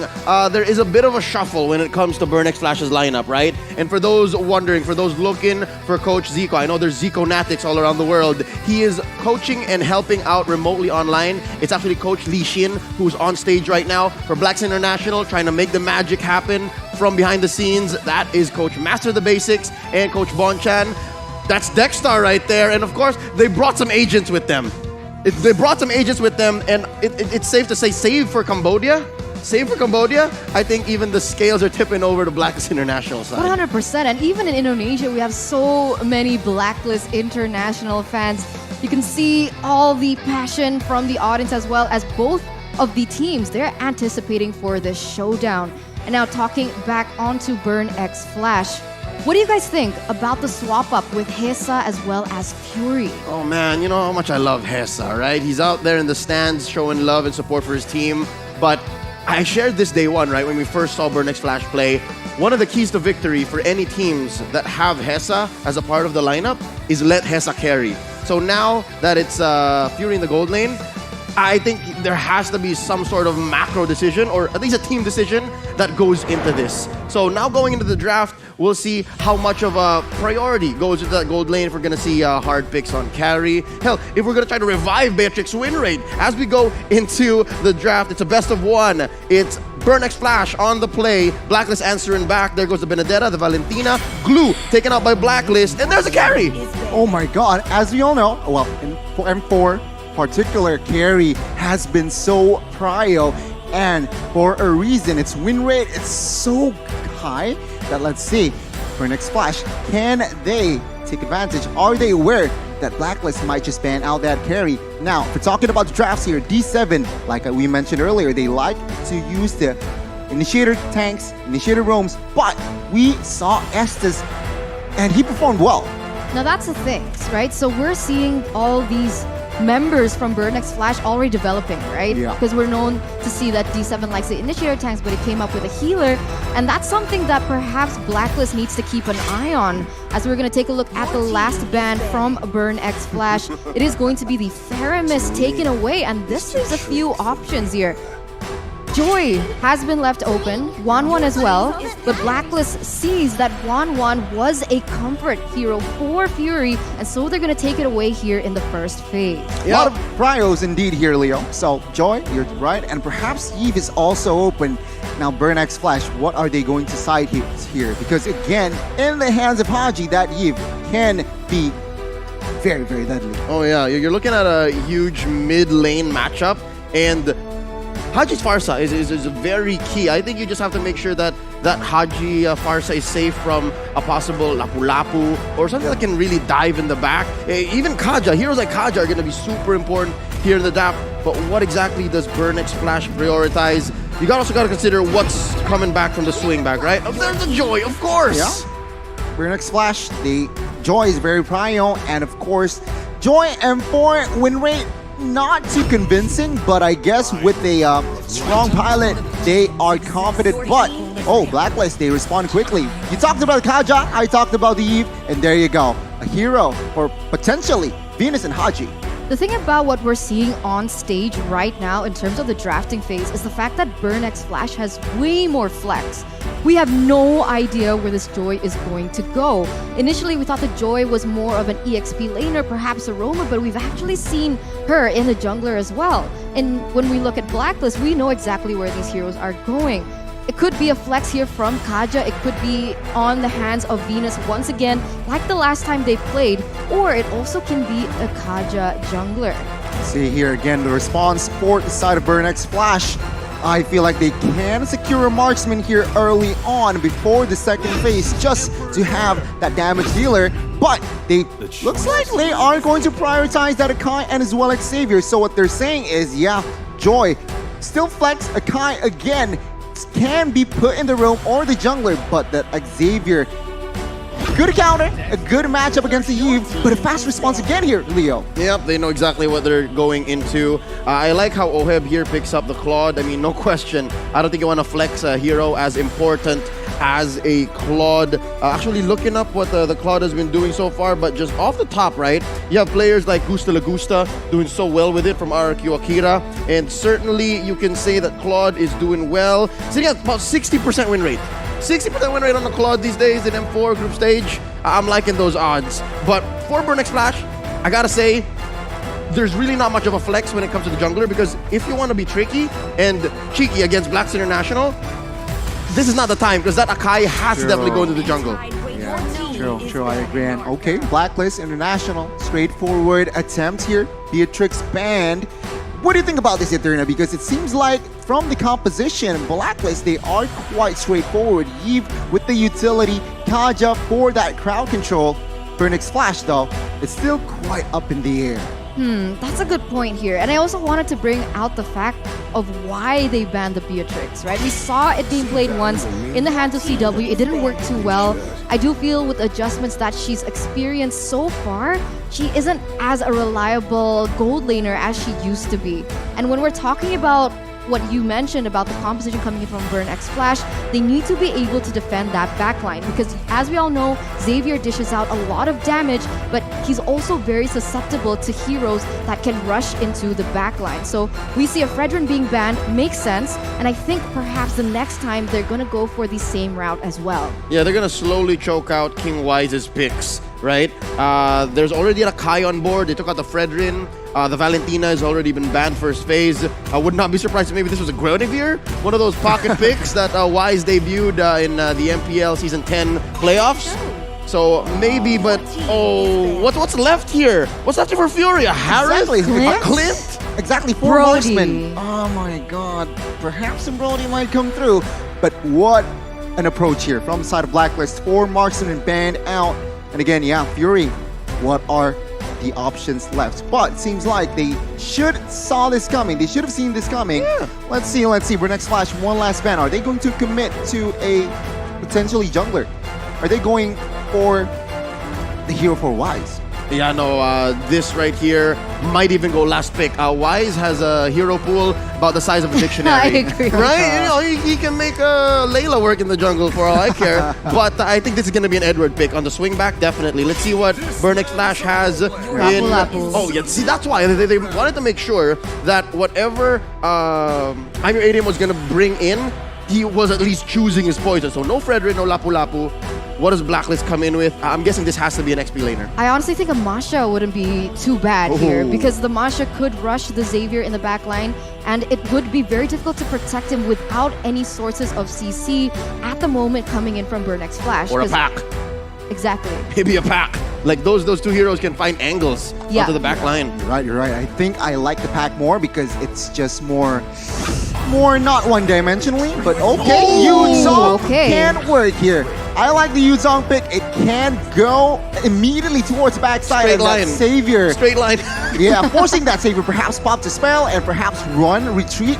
Now Burn X Splash. Last 2 heroes, what do they need? They need a marksman. They need a solid one. I feel like they lack DPS. So with the marksman, a lot of the marksmen banned out, what are those left? They need a marksman and a roamer. Honestly, Melissa could work here. Melissa might work. Because right now, Blacklist has so much dive that the Melissa, with her go away, it could actually help her in those team fights. I'm with you there. Maybe even a solid alternative would be a Clint if the Melissa is a little too cheeky. There was a time in the past maybe 3 months that Melissa was a big pick, but no. We're gonna go ahead and pick up Brody, who got a small buff in the recent patch, and then channeling a little bit of those Matilda Airlines vibes. Matilda has been here and there here in the group stage, don't you think? It's a little bit shaky hero as well. In the M4, win rate not too hot, but I guess, again, Matilda provides with that guiding wing, can assist a lot. And of course, that extra quote-unquote flicker might just get your team easy to disengage, easier to engage as well. But now, let's see, the final pick. They need a jungler. They need a hero for Wise. Jungler or roamer? It's gonna be a jungler. Oh, unless The this is Kaja. gonna be Kat jungle. There you Yeah, go. you're right. Kaja will. No. Wait. This could also still. Use Never on- mind. No. All right, too cheeky. No, I was about to say Jungle Angela. Nothing is I mean- impossible. All right. It's Blacklist, right? Yeah. Blacklist. But yes, the Kaja is You going to called be pulled into the hands of Wise, going to be supported by Oh My Venus on the Angela. So both compositions have been set in stone here as they are going head to head into the Land of Dawn. But before we get into it, any quick predictions? Looking at their lineup here, this is so Blacklist. I gotta say, this is so Blacklist. And with that Angela pick, I can't remember the last time I saw Blacklist field an Angela, but this is Ube across the map. All right. Yeah, V can be anywhere and then just jump in. Well, I expect a slow early game here. Perhaps pre-4, nothing much will happen. But perhaps after 4, especially level 8, that is just all-out war from both teams. Let's see. All right, going into game 1, in the best of 1, it's Blacklist International versus Burn X Flash. Folks, mind the rotations here. Where do these junglers start first? Welcome to It seems like, okay, Akai and as well as Kaja will start from the bottom. So Akai will have that orange buff, but Blacklist will prio that purple buff. So rotation-wise, they will meet topside in the first few minutes. Oh, this is interesting, right? Because like you mentioned, there's not going to be too much of an early game here because most of the heroes that both of the teams have opted for are going to be reliant on that level 4. We have the Xavier who needs that Dawning Light as well as Haji with the real-world manipulation. So in the early game, they do have a buff for Burn X Flash because they brought the Matilda. It is going to help them to clear those waves, but the way that Oh My Venus is rotating here. Oh yeah, no, the Queen started early. I'm your ATM getting in a Wise's face. Little Wanderer going over. Retribution used very well here. Kaja securing it. That's a small advantage for Blacklist. Both teams are doing their job, right? Poking, trying to deal damage, trying to give out information as well. But oh my god, see that? What was that? Flicker. Oh no, he's a little too forward. Oh, gets that love strings on, but could not get the stun. We're gonna see, right? Because in terms of a gameplay, Blacklist, they're really used to these slow-paced games where Burn X Flash, they're notoriously known to try and end things early. So if this goes onto a follow-on fight, but Zika! Zcat! Oh, great use of the guiding winds. Thank you so much, D7. He needs to be careful at this point, right? He missed the flicker in that early part. He was a little bit too forward in his positioning. Luckily, D7 was still able to get him out with the guiding wind. But if that continues to happen, Blacklist are definitely going to be able to capitalize on those mistakes. And that is why, also why Matilda is quite prio here with the saves, with the assist, with that guiding wind. Can come to clutch when your team needs it. Okay, first hurdle, you can see your top side is already both teams are already rotating top side. That's an early use of the Black Dragon form here. Edward jumping on to Sion, and here comes the Heart Guard. Can Sion get it? Oh no, first blood drawn by the Queen. Turtle here gonna be taken by King Wise, and there's an early Dawning Light. One problem I see for the Burn X Flash lineup is already they are behind when it comes to range. Usually Matildas are used to try and move around your main damage dealers, but here he's been using it to try and save a Seacat who's a little too forward. So already in the early game, it's very tough for Burn. Which is quite interesting, right? Because Seacat is on a Savior, which, well, his ultimates can be used globally, but now I'm your OTM trying to somehow steal cheeky move. But of course, with that Retribution, he is able to receive it. Now, Blacklist, textbook Blacklist here. First 3 minutes, total, only first blood. So I guess Burn, they need to be careful not to get driven by the gameplay of Blacklist International. When we're talking about tempo here, it does seem like Blacklist is still playing safe. They're not looking for anything too crazy because they also understand that they need to wait for their power spikes to happen. Whereas Burn X Flash, they're going aggressive. Oh no! Heavy spin on the Angela. Hitting that. Venus falls. That's already a kill. Seacat in trouble. Committing the flicker. Oh, Heb with the blazing duet. And that's already another one going down. Can they get it? 1 for 1 so far. Oh, this is a good time to disengage. I'm your ATM. Got him. Oh, this is something that I think we haven't really seen so much of. They're not done yet. Oh, Black Dragon form. Oh, did they call off the Heart Guard? Or they're still in there? He's still in there. Oh my god. Oh, they're behind enemy lines. Coming in. Can they kind of punish? Sion goes down. Edward gets the kill. Seacat gets a dawning light. Not enough damage on this savior just yet. They're not yet done. And they're going to back out. Wow, what was that? Eterna, what happened? A lot of team fight with Blacklist came still on top. They established a 2,000 gold lead, and of course, Oheb here farming gold. Oh, 2v1. Fury might be caught. Oh, puppet on a string. Fury's in trouble. There's 3 members here. Gets that Void Crystal up. D7 to the rescue. Oh, they're fine. The problem was that Burnix Flash, they were caught in the way that Blacklist was trying to set that team fight, but why? Divine Judgment onto ATM. They withdraw his life away from him. Beautiful. Cash money. Beautiful, beautiful by Blacklist right now. They're really good at splitting things up. For the moment, we can see that Blacklist has been getting way better trades, and we're going to see what happens here around the turtle. Oh, I thought they were going to clutch it. Sion with the heavy spin. He really did try. He really did try, but couldn't find that angle against the Kaja. Still a Blacklist game here, it seems like. 2,000 gold lead. Burn X Flash, what can they do? Realizing that they sort of lost the early game here. Item-wise, they are slightly behind. Take a look at the gold here. Brody, 3,000. Meanwhile, Claude is almost 4,000. So even Oheb got to DHS. So again, Burn X Flash, they need to pick their fights because right now, it's not looking good. Oh no, Fury, can he survive? Haji keeps him in place for Oheb to clean up a dawning light just to check if they could get a cheeky kill in. Oh man, can I just say, I think Seacat's Savior might be the one thing that can save Burnix Flash right now. But wait, down bottom, 3v2. Oh no, Sion gets slowed down. Few bullets in him. Oh my Venus, keeping tabs on the back line. Love waves out. Here comes Wise. And they find him. He does have the Divine Judgment on. Ooh. Oh, there's a pull, there's a pull! Sion goes down as well. Oheb, BMI on forward.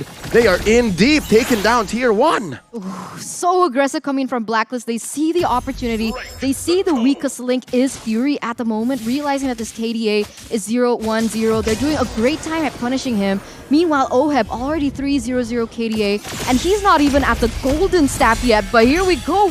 So much poke, so much damage, and I get what you mean about the fact that they're losing in terms of that range. We are playing the back row game here. Burn X Flash. They need, again, to be more patient here. Wait for the farm, wait for the items, because Blacklist right now, it was 2,000 1 minute ago. And take a look, it got doubled. 4,000 now, and I'm your ATM. Oh, forcing out the Blazing Duet and the Heart Guard. Oh my Venus saving Oheb up top. I'm your ATM. I think is another way that Burnix Flash can come back. If he can scale up and get into that back line again, make this range deficit less of a factor, then maybe Burnix Flash can make a comeback here in the mid-game. A turtle is up. Haji answers back with an RWM. D7 very low. ATM dashing on through. Could not get that ult to pop off. But right now, I don't think it's a non-factor. Burnix Flash, maybe they should just take it easy. Take what they can from their side of the map. I don't know, because when it comes down to the team fight, it's going to be a little bit too difficult. Right now, Blacklist, they were relying on the fact that they can go in full. They're all dive heroes except for Haji, but because of the buff towards the Eve, nothing can basically cancel that ultimate. The only person who can do it is Franco as well as Kaja, and the Kaja is on the wrong side of the team. Oh, that's just unfortunate. The thing about Blacklist, right? I can see why they draft Claude. There's a Kai. There's also Matilda. It's just so hard for you to face check even. And there's a Joy. There's a Joy as well. And so again, he has already the Golden Staff and DHS. Again, Akai, you jump in, what he's trying to do. I have movement speed, attack speed, and as well as that the DHS just melts any tanks. Oh no. Oheb just picked up Oheb just picked up his golden staff, so all the more there are gonna be some moments where unless it's a 3v1, he won't need Oh my Venus help. But look, this is what I was talking about. Fury almost getting out of there as soon as he dives into that bush, gets an ult off. He's the one who's torn apart instead of those memories. And now D7 gets on out, gets that dash, pulls Sion out of there, and they survive. That's the problem of the lack of CC that Burnix Flash has in their arsenal. The only thing that they can rely on is the Mystic Fields from Seacat, but if Seacat gets out of position a little bit, he gets taken down with the Divine Judgment coming in from Kaja. So what exactly can Burnix Flash do here, Goni? I mean, they just... It's a matter of they need divine intervention, right? Blacklist, they are ahead, 6,000 gold lead, and take a look at the map. They are really good at controlling this map so that Burn X Flash struggle to farm. And we can see here in the next minute, the Lord will be up in Blacklist. They are still just choking on Burn X Flash. They are low-key toying with their food, but let's see. Burn X Flash, they need divine intervention. Yeah, and that's going to come in the form of a mistake from Blacks International. But with a lineup like this, right? With a lineup that has global presence. Now, Edward just gets one on Fury. Here comes Oh My Venus. Sion trying to push him underneath tier 2 turret. But the Black Dragon's going to survive, going to get away with it. Here comes Haji to the rescue. Didn't need it much. So here's what you guys were talking about, right? They're going to start choking out the jungle. Almost took the life out of Seacat there. And now they're going to start taking these buffs and even small camels. Not looking good here. 20 seconds to the next Lord and Burn X Flash. They are, again, they need to pick their fights. They need to realize that they have Savior, but I'm your ATM. What are you doing? Doesn't have a Divine Judgment on, though, so he is going to survive. Ghani, you were just talking about how the Lord was away a minute, yeah? I thought Burn was going to try to play it safe. I thought they were going to not cross any turrets or at least show themselves. But they got another pick off down there, and it was on Fury. So it's so hard. It's so hard to be Burn right now. Right now, Blacklist already on to the next objective. And as I was thinking about it, right, I see the way that Venus is rotating. Most of the time, Venus is on Venus's own. And so I thought that you could pick Venus off alone, but the way that he's rotating, it's beautiful to see. What? It's so difficult to pick Venus off at this point. Blacklist International.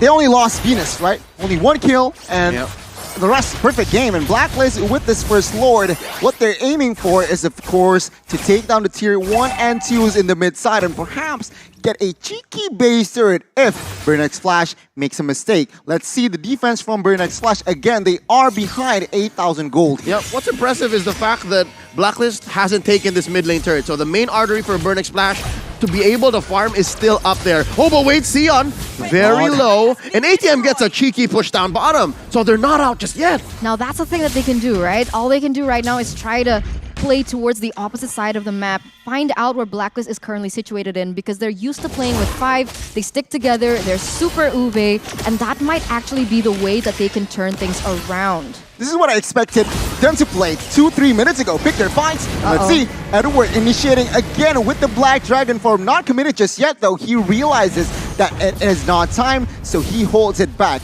Right now, again, Blacklist with this big minions coming in. They are trying to target the tier 1s and 2s left in the mid side. But let's see. Burn X Flash. Oh!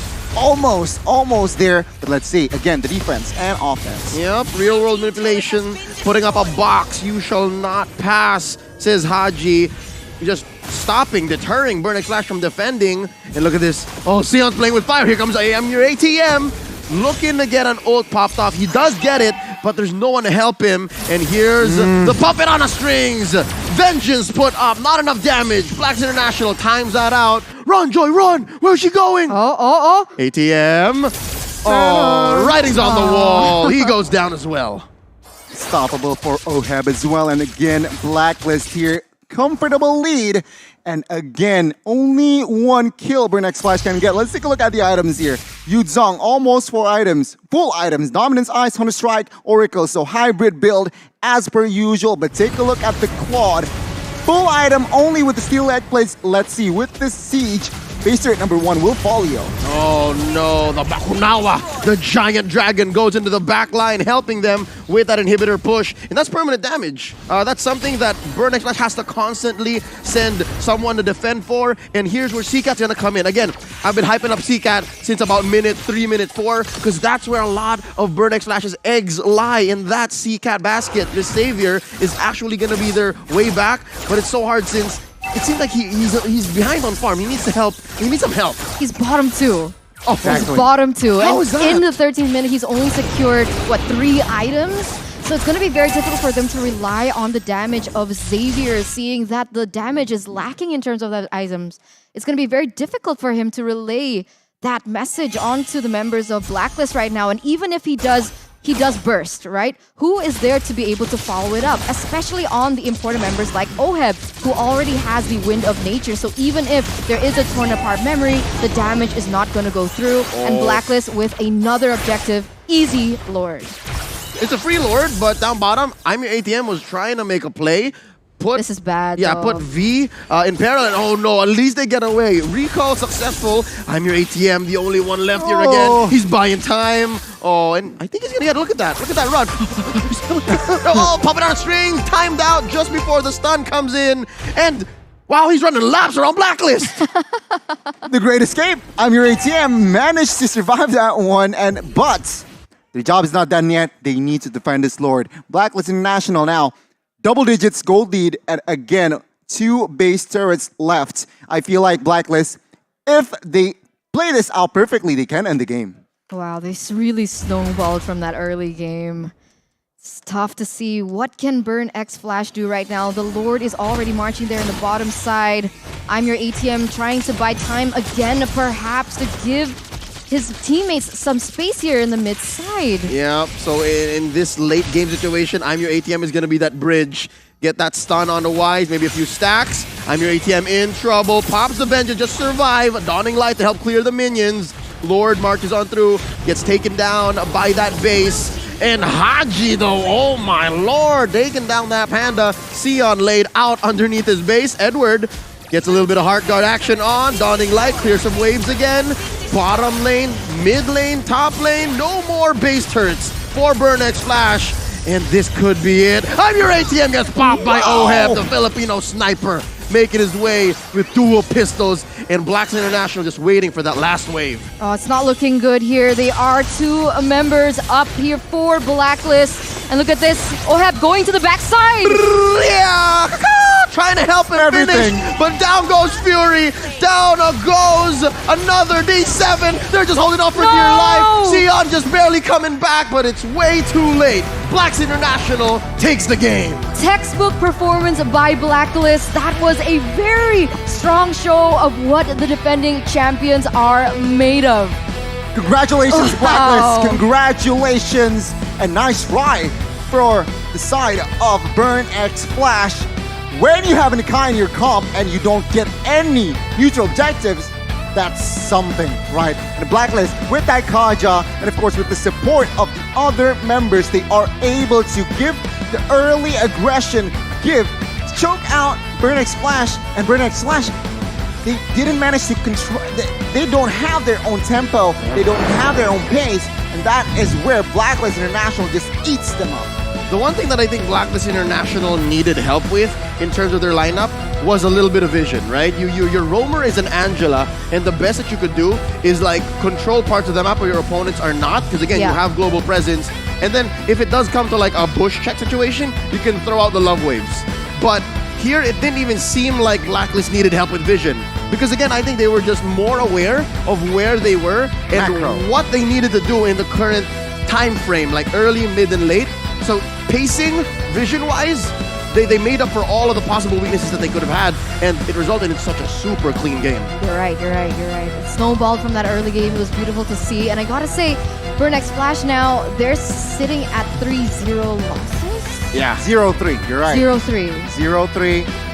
A confirmed lower bracket, but again, Burn X Flash, perhaps they can take the group stage as a learning process. There's no L for loss. Yes. Exactly. To go all in the knockouts. Now, Blacklist International, sticky situation, different situation.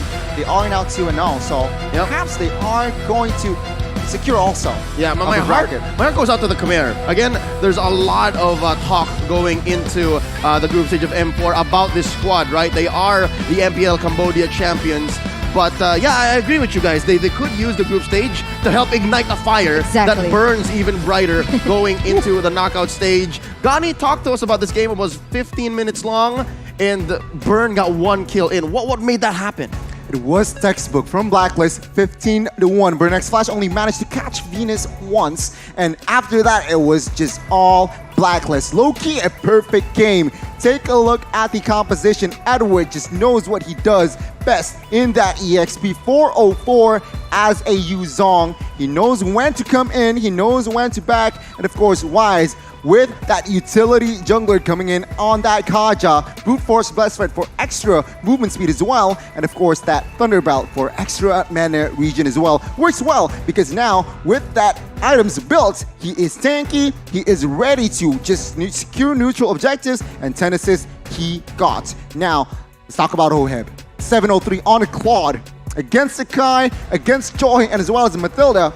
You're right, Golden Staff VHS, Corrosion Scythe, and don't forget, he still respects and build the Athena and as well as Wind of Nature. Now, I like that approach from Oheb, but Burn X Flash, what can they do differently? Personally, I don't like their Kai pick that early. It was something that I think they just reverted to. It's a safe pick. And the way that Sion played, you know that they had a plan and they were trying to execute on it. But here in this about 16-minute matchup against Blacks International, just wasn't in the cards. It really wasn't. And now we're going to take a look at the post-game stats to really see the numbers. Because when we just see the kills, it feels very one-sided. But it turns out, in terms of those stats, it was one-sided as well. And notice that 3 members from the side of Burn X Flash, unfortunately, 0% KDA. That shows how difficult it was for them to even get a proper team fight going. Yeah, no, that was what Gani was pointing out, that they only killed Oh My Venus once, and it was Sion and D7 who did it. But here's what I was talking about, how it was Sion who was trying to make a play with that Akai. He was the one who got dealt the most damage.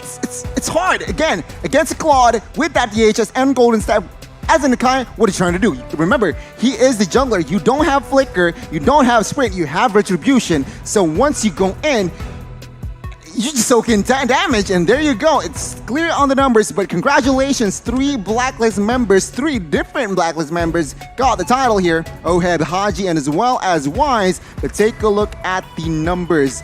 Damage taken, of course, still Burn X Flash, but damage turret, of course, neutral objective, it's just significant. Yeah, with this kind of stats on the board for Blacklist, it's hard to read who exactly the MVP is, right? I might be giving Oheb here a little bit of a hard time, maybe nitpicking, but with this kind of game, 754, it's a perfect game almost, you could say. This is actually a relatively low GPM.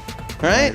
15 total kills, 15 minutes. Yeah. 1 minute. Here we go. MVP, let's see. Who is it gonna be? It's gonna be Oheb. There you go. On that Claude. I'll say what I can about my little brother, but no, he's still the MVP. 703, 66.7% on that KP.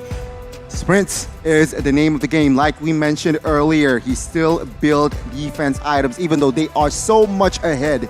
So far ahead, Athena and as well as Wind of Nature is the way to go. And of course, that Corrosion Dispatch is a must-build item on a marksman especially. Oheb was basically free hitting at towards the end. I mean, nobody from the side of Burn X Flash could touch him, and therefore he was able to deal out the damage that he was meant to build, right? I mean, with the items, we have the slow coming in from the Corrosion, the additional attack speed from the Golden Staff, and even if he goes in, even if you want to try and kill him in that spur of the moment, he still has that Wind of Nature and the Athena Shield. So even if they wanted to rely on the damage from CCAT, from Xavier, it wouldn't go through. If there is something I want to talk about wherein I have theories as to why it's just 754 GPM, is because we'll see in the highlights what kind of rotations Oheb was doing. Because usually the 800, 900 gold laners are the ones who just stay to their lane. But here you'll see that Oheb was dealing with quite a bit because Burn X Flash understood that with this kind of lineup,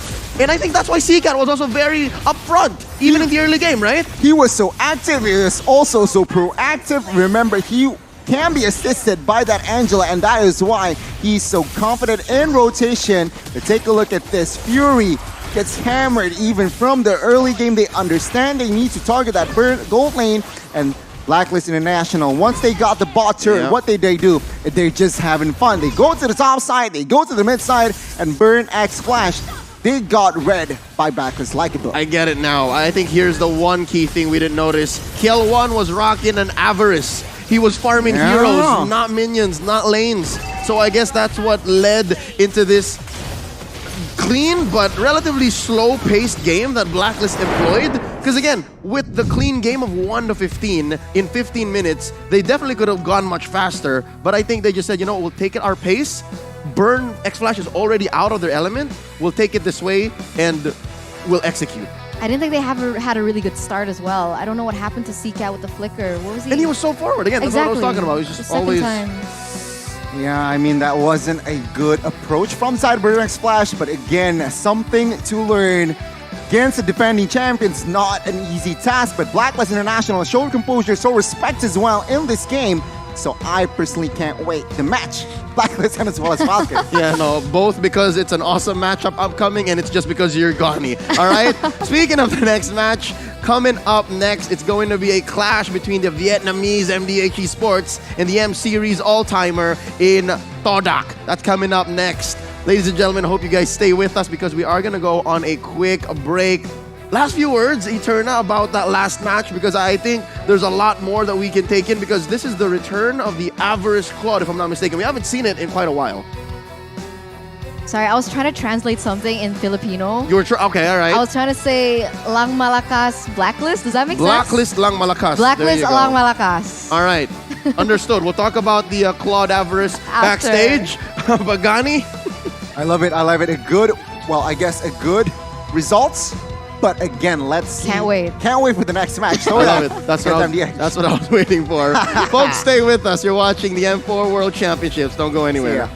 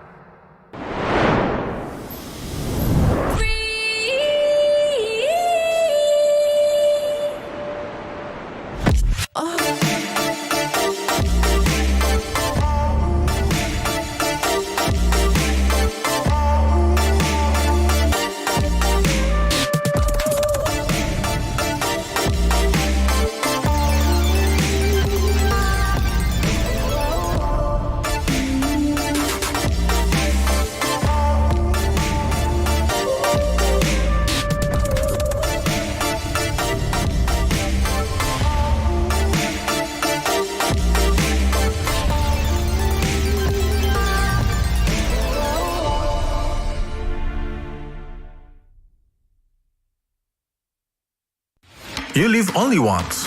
For once, leave the comfort zone and raise yourself up. Enjoy the fun together. Pamper your soul. Explore the natural wilderness. Satisfy your appetite.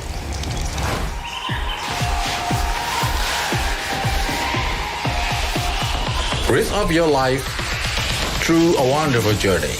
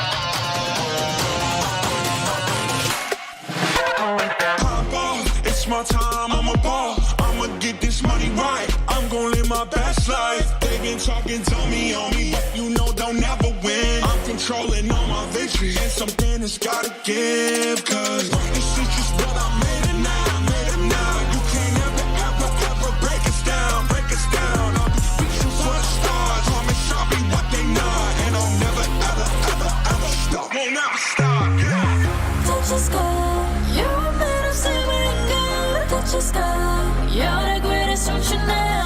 You and I, we can make it out of the cold. Hang tight, we gonna reach for the greatness. We will always rise, we will never fall. Fighting our eyes, we will be strong. Even though we know our backs against the wall. Can you take your aim? You know that this is. I've been down, been waiting so long. I'm here for the crown, I'm here to show off.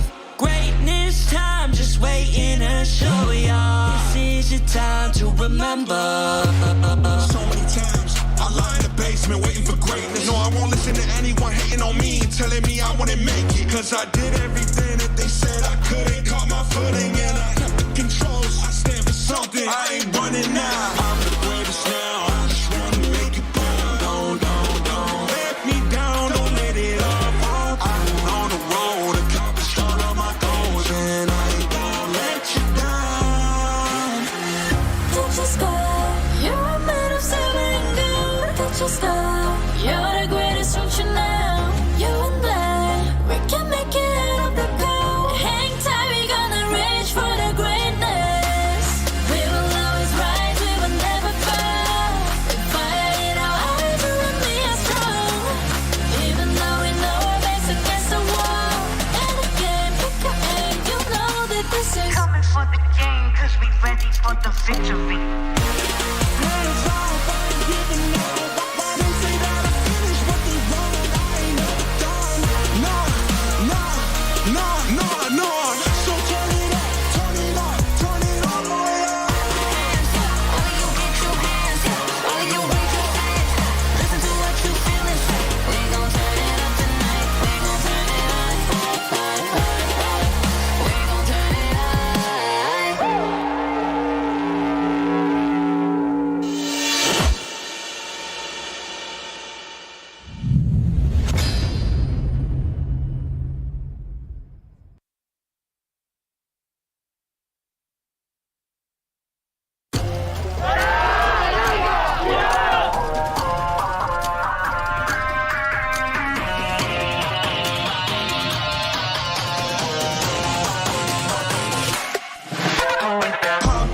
It's my time, I'm a ball. I'ma get this money right. I'm gon' live my best life. They been talking, tell me on me, but you know they'll never win. I'm controlling all my victories, and something has gotta give. Cause this is just what I made it now. You can't ever break us down, I'll be reaching for the stars, promise I'll be what they not, and I'll never ever stop, won't never stop, yeah. Touch the sky, you're made of silver and gold. Touch the sky, you're the greatest option now. You and I, we can make it out of the cold. Hang tight, we gonna reach for the greatness. We will always rise, we will never fall. We fight it our eyes, we will be strong. Even though we know our backs against the wall. Can you take your aim? You know that this is. I've been down, been waiting so long. I'm here for the crown, I'm here to show off. Greatness time, just waiting to show y'all. This is your time to remember. So many times I lie in the basement waiting for greatness. No, I won't listen to anyone hating on me, telling me I wouldn't make it. Cause I did everything that they said I couldn't. Caught my footing and I kept the controls. I stand for something, I ain't running now. I'm the greatest now, I just wanna make it down. Don't let me down, don't let it up. I'm on the road, accomplished all of my goals, and I ain't gonna let you down. Touch the sky, you're made of silver and gold. Touch the sky, you're the greatest option now. You and I, we can make it out of the cold. Hang tight, we gonna reach for the greatness. We will always rise, we will never fall. We fight it our eyes, we will be strong. Even though we know our backs against the wall. And again, victory.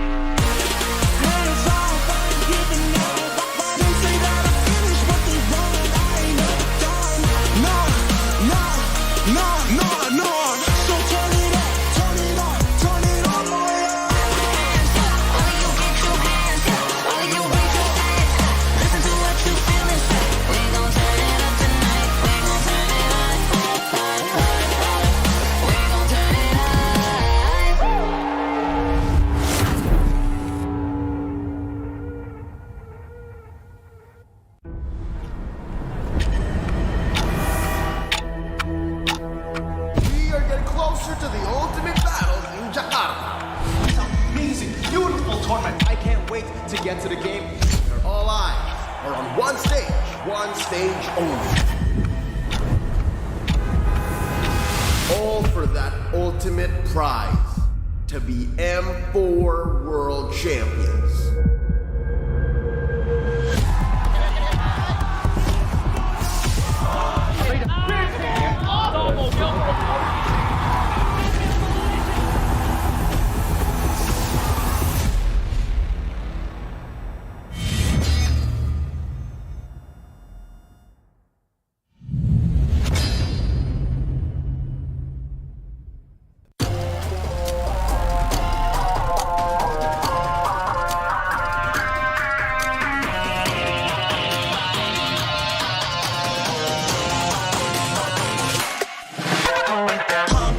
It's my time, I'm a ball. I'ma get this money right. I'm gonna live my best life. They been talking on me, but you know they'll never win. I'm controlling all my victories, and something that's gotta give. Cause right the streets is what I made it now.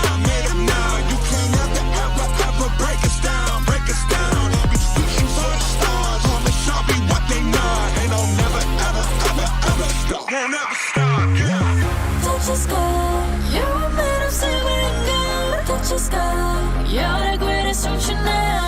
You and I, we can make it out of the cold. Hang tight, we gonna reach for the greatness. We will always rise, we will never fall. We fight in our eyes, we will be strong. Even though we know our backs against the wall. Can you take your aim? You know that this is. I've been down, been waiting so long. I'm here for the crown, I'm here to show off. Greatness time, just waiting to show y'all. This is your time to remember. So many times I lie in the basement waiting for greatness. No, I won't listen to anyone hating on me, telling me I wouldn't make it. Cause I did everything that they said I couldn't. Caught my footing and I kept the controls. I stand for something, I ain't running now. I'm the greatest now, I just wanna make it proud. Don't let me down, don't let it all fall. I've been on the road, accomplished all of my goals, and I ain't gon' let you down. Touch the sky, you're made of silver and gold. Touch the sky, you're the greatest ocean now. You and I, we can make it out of the cold. Hang tight, we gonna reach for the greatness. We will always rise, we will never fall. We fight in our eyes, we will be strong. Even though we know our backs against the wall. And again, pick your aim, you know that this is. Coming for the game, cause we ready for the victory. Hands off, I ain't giving up. They say that I finished what they want. I ain't never done. No. So turn it up. Turn it all the way up. All of you get your hands up. All of you raise your hands up. Listen to what you feel inside. We gon' turn it up tonight. We gon' turn it up. We gon' turn it up.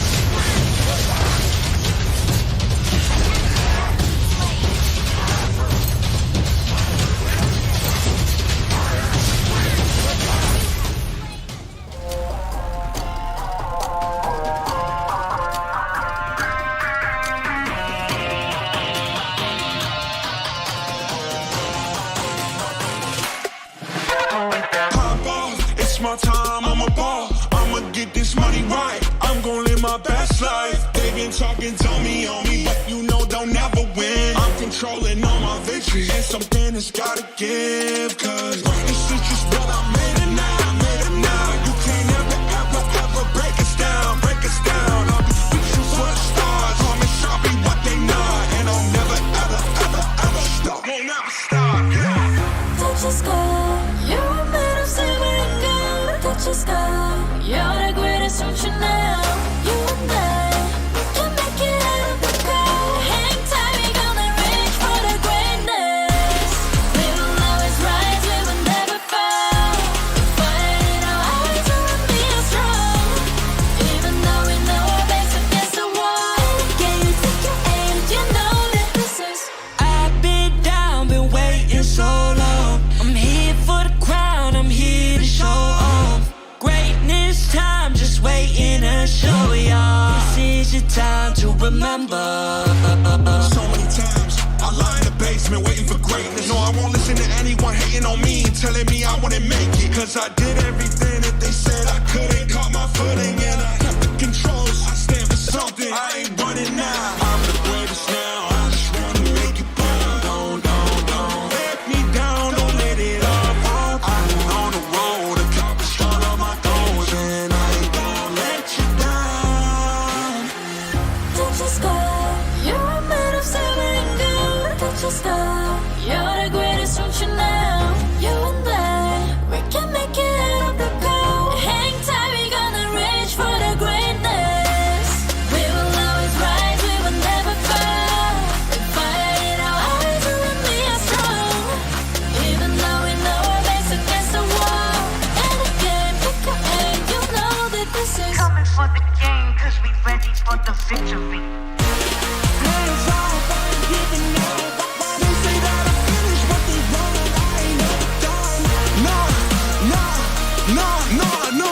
So turn it up, turn it up, turn it all the way up. All you get your hands up, all you raise your hands up. Listen to what you feel and say. We gon' turn it up tonight. We gon' turn it up. We gon' turn it up.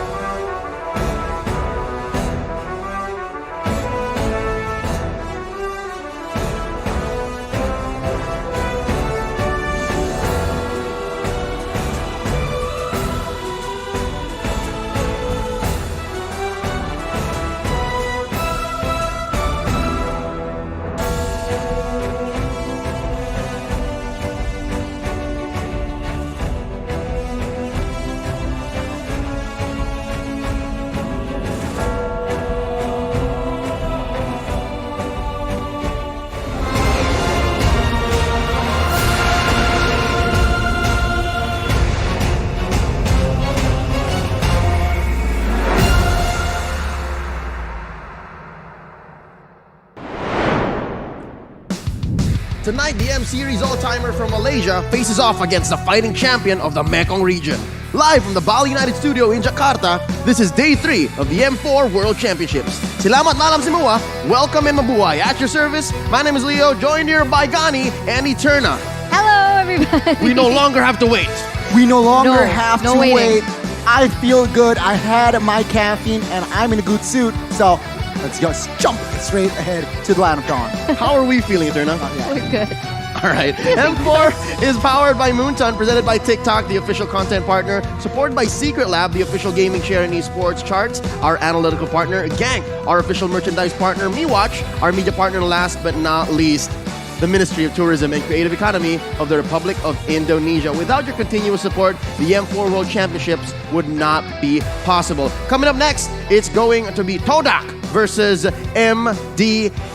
It's the second to the last matchup, and boy oh boy, is it just me or these best of ones, despite them lasting maybe anywhere between 15 to 20 minutes, are still quite high stakes? There's still quite a little bit of stress and pressure going in. Of course, because everyone wants to be fighting for that upper bracket spot. Even though nobody's going to get eliminated in this group stage, they want that extra life being in that upper bracket. Whereas if you fall to the lower bracket, you're only going to have one life left. Seems like from the today's schedule, Onyx, they won their last 2 matches, but Blacklist in the earlier match, they won against Burn X Flash. Clean. Now, let's shift our focus to Todak and MDH. MDH, last time around, earlier today, they lost against Onyx. So can they bounce back is the question.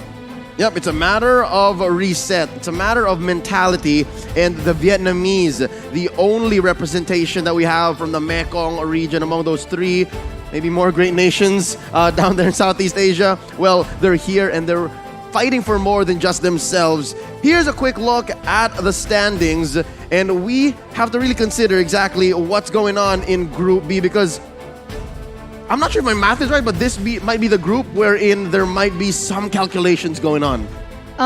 Right now, Todak is looking to definitely secure that upper bracket slot. Oh yeah, you're right. Yeah. No, this is the last match in Group B. You're right. So MDH here, despite what they do, I think the upper bracket is set. It is Todak and Onyx here. Regardless, Todak winning or losing, they will secure that upper brackets. Meanwhile, MVG, MDH, they need to fight for that knockout stage from the lower brackets. Yo, that's mad gila. That's crazy to think Mad that gila. Todak topped their group, and again they drew into history. And this is just how it is on international tournaments, right? It's just Onyx can't get one over Todak. So now it's MDH who's coming in from left field saying, you know what? Maybe you can get Onyx, but not us. So that's what the Vietnamese are coming in here against the Malaysian all-timers. And remember, the order of where they stand in those brackets will show who they're going to be fighting against when it comes down into that knockout stage. So that first, second, third, fourth is also still quite important. It still matters, but let me tell you guys all about the M4 Pass. It's available now. Complete all active tasks and you will reach level 75 with ease and for free. Log in now and get exclusive rewards like Beatrix's Light Chaser and Stellar Brilliant skins. And of course, that M4 Beatrix figurine. If you work hard enough and you play, they're all waiting for you. Go ahead and use the hashtags Mobile Legends Bang Bang and hashtag MLBB M4 and hashtag Dare to Be Great. Have you been guessing, Eterna? I have, but I've lost a lot of my guess coins. But you guys can also guess too, because the M4 guess is now alive. Join the guess from December 26th to January 15th to get up to 10,000 pass EXP, which would be enough to upgrade the pass by 10 levels. So don't miss out on that. Get on your phone right now. And don't forget, if you want to share that onto social media, you can do that with the hashtags hashtag Mobile Legends Bang Bang, hashtag MLBBM4, and of course, hashtag Dare to Be Great. Ronnie, there are some groups and some matches that I would rather not guess coin with. Right. And it's just too 50-50. Sometimes it's just so unpredictable, Leo, but I wish I had my own M4 campaign. But let's now shift our focus to the Todak. Let's see. Who will they bring today? Yep, they are coming in, and if I'm not mistaken, the word down the grapevine is they are actually shuffling it up. Here we go. Let's welcome the Malaysian All M Series attendees: Chico Guys, Formaze, Momo, Rival, and Yumski. Is that? It is. It's Formaze. Oh no, Moon. Where's my boy? Wait, that means they're switching things up yet again. Yeah. Chico Guys in mid. A lot Exactly. of teams today has shaken things up, but let's see. You know what? Whenever Formaze walks into a room, and I've seen this in the hotel, I've seen this in the studio, he brings with him such a great vibe. It is what. Look, I can look. tell. I can tell. He's happy to play. He is happy to play. And welcome on stage, Todak representing Malaysia. They are the runner-ups from their respective region, but the way that they have been performing, they've beaten the champions of MPL ID, so they are a strong contender here. But they're going against MDH Esports. Yep, making their way on stage at the Vietnamese squad. Need my help, the king, Joga, and Nart. Amazing team. It seems like result-wise, not too convincing, but my guess is now they are trying to shake things up here in Group DB. So let's see, what do the Vietnamese have to say in the Land of Dawn? They're still looking confident here, Leo and Gani. And this is the type of mentality that we want to see on the world stage, because that's something that we also need to discuss. Todak, time and time again, they have been the representative for the region. So coming against someone who's veterans on that M World class stage, it is quite difficult, but look at the way that they're going about it. They're sitting with style, they're sitting with confidence, putting on the headphones, as we're also going to take a look at the talent predictions. Yep, across the board from Mangjin down to Oppa, they're saying, you know what? I think Todak's gonna take this. Seems like the Swordfish all across the board is going to have the favor. It's going to have the favor here for our first batch. But take a look at the second batch. There's one from Vietnam themselves, Minon, MDH Esports. Minon still believes that you are not gonna langar over all of us. Nope. The Mekong River runs strong, and here tonight, maybe. Because again, it's a best of one. All right? Anything can happen. I'm loving what Coach TNTK is rocking. You see that vest? Oh, yeah. He came for business. Arashi is rocking the same fit, I swear. So I'm guessing if there is going to be a difference maker here for MDH, because again, Todak is coming in as the favorite, right? It's no secret when it comes from talent predictions all the way down to results, especially if they are able to, employ their keys to victory, then all the more. Ronnie, talk to us about this. You need to carry on the Assassin playbook with Rival. Rival, a very strong, very prolific Assassin player. They need to take advantage of that. And of course, when in doubt, trust Chiku Guys to Langar all the way. I love that point, because Chiku Guys, you can put him in any role, on any hero, and still he performs. Man, but for MDH, what I was gonna say is it might be that volatile nature of Todak that actually gets them just about there, again, even with a victory here against Todak, it's not gonna help them get to the upper bracket, but there are still ways, right? Exactly, they need to check all corners, beware of Todak's innovative pokes, and of course, angle. They like to take the unique angle, so I guess MDH need to be aware of that. Of course, do not be afraid to give up neutral objectives for towers. There are a lot of advantage of that, and of course, clear the jungles can be also the good way to go to clear, to have compensation if you lose all out on that neutral objective. You're right. I think they need to consider how their draft was built. And they need to figure out what the keys to victory for their draft is. Because if you can't beat Todak in their aggressive early game, then don't try to. Don't try to contest for the objectives. Try and go in and play around those side lanes. And this is also something that I wanted to bring up as a topic as well. For Todak in particular, Todak has been shining because they're so good at that last-minute cheese strat. Oh, yeah. We saw that with the Masha and the Hilda. In a best of one, they usually come out on top. MDH, they have to be aware of this. I thought you were referring to the whole lane swap. That as well. I mean, it's one thing to smother your opponent's jungle, and then it's another to just totally throw up the whole map plan. Here we go, going into the draft. I think MDH has to be aware of those cheese strats here alone. So a lot is weighing down on the shoulders of Coach TNTK from MDH. Here we go, Todak on the play. MDH transferring back. There goes the 1-1 and the Fanny. MDH banning out the glue and the carry, so nothing here out of the ordinary just yet. Still very prior heroes here banned out for side of Melee, from the side of Todak and as well as MDH. Now, Todak, what are you going to prioritize? Are they going to prioritize Eve? Because usually Todak, they play reactively, they like to adapt. So being the first pick, perhaps they are trying to secure a very prior hero, then see what to do. If I may, in a lineup that has the Chico guys in mid, you can expect something else, something spicy, because if it's Todak playing and then you have a mid laner that's Moon, say, then that's where you can expect maybe the Farsa or the Eve. But if it's Chico guys, the last memorable moment I saw him in mid, he was playing Minotaur. And that was in the MPLMY playoffs. Exactly. Anything, any hero, any type of gameplay you can put on this Chiku guy. So let's see here. Ban for the first phase has been set, and Valentina will be picked up from the side of Todak now.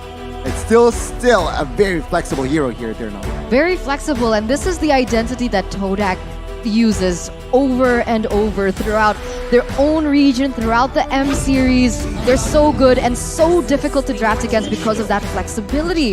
Now, MDH Esports, they are going to be responding with a Fredrin and a Yve pick. Now, this might be hard, right? Because when you see a Valentina on the opposing end, you don't want to be picking up heroes with really make it or break it ultimates, like the real world manipulation and even the ultimate from Fredrin. I mean, even though we've seen it times and times again that the Yve Valentina matchup, but I do see your point. Real world manipulation, a huge ultimate to be stolen away. But then again, Yve is 87.5% here in M4. So that is a very high win rate here, Leo. So good. Oh man, and I think what happens here, the whole interaction as to why it's that way is because when you pick up Eve, the whole range game changes. Like, she just dictates what the box is like, how you can engage with her, where you can engage with her. So that being said, the answer for Todak is the Hayabusa and the better 2 assassins. Exactly. Not with 1 assassin is not enough. Not Satu. Not Satu, but 2. But Dua. Benedetta and Hayabusa. A very good pickup here. A very clear target that Yve Eterna needs to be very careful on his positioning. Now, they are taking their time before the second phase. Any thoughts? I would have thought that they would have picked up someone like the Franco, honestly, from Todak. I mean, I think that's one of the heroes that can try and have a say in what the Yve can do in the Land of Dawn. But right now, we're going to see the Diggy pickup from MDH Esports. This is rather unorthodox because... First time? I think so, because usually Diggy's banned. Yeah, but here's the thing. The reason why I think the Diggy is odd is because you're already giving so much for those assassins to pick off, right? Like, there's no CC. Almost 0 between Benedetta and Hayabusa. Sure, you have the slows on the Electro Final Blow, and then you have that eye for an eye if she does catch you with it. But that aside, they can just clean house. Exactly, so a very interesting approach already, but I do understand the second phase. A lot of marksmen will be banned out, and we already saw the Popol and Bruno ban. Now I expect they commit to another marksman ban, realizing that MDH Esports, they are going to pick up the first hero, and perhaps just eliminating all possible marksmen is the way to go. This is interesting, right? Because this is kind of a double-edged sword. If both of these teams are going to be banning for the gold, then both of them are going to have a hard time. We saw last time that Hehe brought in the Claude. Perhaps that is what they're trying to angle for. But with that in mind, Todak could actually just ban that out. But here we go. A drop is going to be the choice for them. They are already setting up for a Claude pick here. Remember that Grok can cancel out that Blazing Duet with the Wild Charge. And that is perhaps again MDH what they are trying to do. The Malaysians, Todak, they do not ban out that 1-1. They instead ban out that Leslie, so Claude should be picked up here. Yeah, no, that means Coach Amux and company are like, yeah, we dare you. Pick the Claude right here. We know what you're up to. Best believe, I think they might need one more bit of peel. I think the Fredrin alone is not enough. So because of that Claude pick, if it is going to happen here, maybe even keep it for the last pick. They need something like a utility jungler. Yeah, exactly. I was about to say. They can pick up a tank jungler, but no. All right, they read into it. Coach TNTK, not here. No. We're going to pick up a burst physical. That's clear. We know you know. We know you know. We know you know. Now, Todak, they are taking their time here for the last two picks. Honestly, they need a sustainable roam here against Diggy. Perhaps they might go for sustainability. They might go and bank. We might see another Angela game. Angela. On Noomski? I don't know. Do you think that makes their composition a little too squishy? It's not out of the ballpark for the likes of Todak. Like, I think they can do it. You're right, Tamus you're right. and Angela, perhaps. Okay, we'll see here just a few seconds. The Beatrix, interesting pick here for Todak. They are going to bank on her for that gold lane. Okay. And the Franco. This is what I was talking about, right? And perhaps because of this Franco pick that MDH kind of read on, that's why maybe they brought the Diggy. Yeah, no, I think there is a different school of thought wherein instead of the Franco having a good matchup against Eve, you would rather not. Because again, the whole suppression part of it is one thing, but those hooks don't touch Eve when she's in the real world manipulation. Exactly. So very interesting approach. Ballsy move from that Franco pick, but it seems like MDH Esports, they are convinced with the two fighters, Terizla and Fredrin, they are going to take this game. Fredrin will definitely fill the jungler position, and I don't know, Diggy, I like it, but has it enough damage from their side? That's the question here. That's Between the the question. Clint and the Eve, do you think that's enough?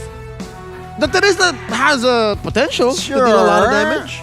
Perhaps that Diggy will bring on Impurage as well. Oh, Can we have bring seen the Divine Glaive. We have seen lethal Diggies. Exactly. Like We 4 have. or 5 auto alarm bombs could do the job, but here we go. Loading into the Land of Dawn. Once more, it's Todak versus MDH, and both sides are bringing in their own flavor, their own spice. I haven't been to Vietnam, so I don't know what kind of spice they're packing in their cuisine, but in their drafts, boy oh boy, Coach TNTK, I love it. He swerved us with the Clint. Here we go. Game 1 in a best of 1. Todak versus MDH. Let's mind these rotations. Where are they starting? Jungler. Oh, it seems like Welcome to Todak, they are going to start the orange. Meanwhile, from the side of MDH, they are going to start from the purple. So same last match. And I really want to check out anything. Is there anything in peculiar in terms of those spells and those items here? Okay, so flickers. 4Maze brought in... Oh, but very early hook here. And Trouble already committing that flicker, and Nart to the rescue. We're okay. You were saying? Like, yeah, it's very clear that MDH, all they want to do with this Diggy is babysit the gold lane. But 4Maze, he's a little trouble. Oh, yo, this is what 4Maze does. If I'm not mistaken, maybe a couple years ago, LaFell and Gideon were telling me that this is the signature 4Maze gameplay, and he just goes into the back line. Again, we are going to witness that in today's match, but it's still a very clear 2v2 bot side. Remember that Clint has no flicker, so perhaps Rival here, who is clearing jungle bot side, might take advantage of that. We'll see. Early rotation, but top side, something is brewing up, but Vendetta can smell it. Oh, close call. Close to 1 HP almost. Yeah, he nearly got taken down there. There's a lot of emphasis, as you can see here, coming in. But wait a minute. Okay, Todak, they're playing very aggressive here in the early game. They're trying to put as much pressure as they can. Understanding they do have the Assassin. They do have Hayabusa as their jungler. And that's the kind of edge that they want to work on. Yeah. Please do note as well, Gnart will have that ever, so no Impurage Diggy. Again, the damage from Yves and Clint, is it enough? Let's see. Potentially a huge clash here. My God. The King just leans into it. No penalty zone just yet. First blood drawn by 4Maze in his debut game at M4. Beautiful, beautiful, beautiful. Todak now going to be leading in terms of that gold as well because they were able to get that neutral objective. Now, how are MDH going to try play about this, right? Because in terms of that early game, MDH has way more of ability to kind of work with. They need to be a little bit more safe when it comes down to that rotation, and they are trying to play for that, so they do still have the ability to come back in the game because it has only been 3 minutes. Oh my God, a flicker. Oh no! They chunked down on that cowboy. Another kill down bottom. I think that was a key kill. I think they really need to take care of hey. And it's curious as to, I guess why. Nart couldn't have done anything. Yeah, he was a little bit too far back here, but oh my God, another war is brewing up. Oh, down bottom. Oh, real world manipulation. committed here by Need My Help and pushes back Todak. Picking their fights, picking their battles, a disciplined play from the Malaysians here. And again, MDH. Clint, main source of damage dealer, 0-1-0, level 4. Not a good start. Todak, they are trying to expand in the map control and taking a look at the emblems. Nothing too significant, I guess. But take a look at Franco. He still wants more health regeneration. And of course, with that magic shot from Valentina, adds more cooldown. Again, the tempo has gone down. Why? Todak, they are very careful here in the early stages. They have the control, so not taking any gambles just yet. Oh, but here, Chico, guys, actually might get taken down in a 3v1. Oh, wow. He's still going to be able to get away, though. And on your point, it should have been that Clint had the upper hand in that lane, but because Todak have played so much to that bottom side, so much potential, but in the middle! Oh, Need My Help! He's the one who was calling for that. No one was helping him because that's a high and dry on rival, so that was dealing more damage than it should have.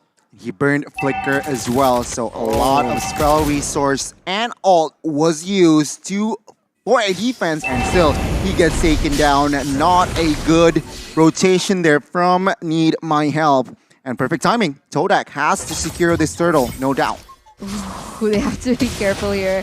And it does seem like King is trying to open up vision, but at this point, they won't be able to go for the objectives. And I think that was one of the keys to victory for MDH, right? Don't be afraid to lose the neutral objectives, but make sure you focus on those turrets. But even that, it's still very difficult to see them finding anything on the map. Yep, and can clearly say that as long as Turtle spawns on that side of the map, the XP lane, those dual lanes down bottom, Todak can just maintain the same amount of pressure. Like, it's not going to make much of a difference.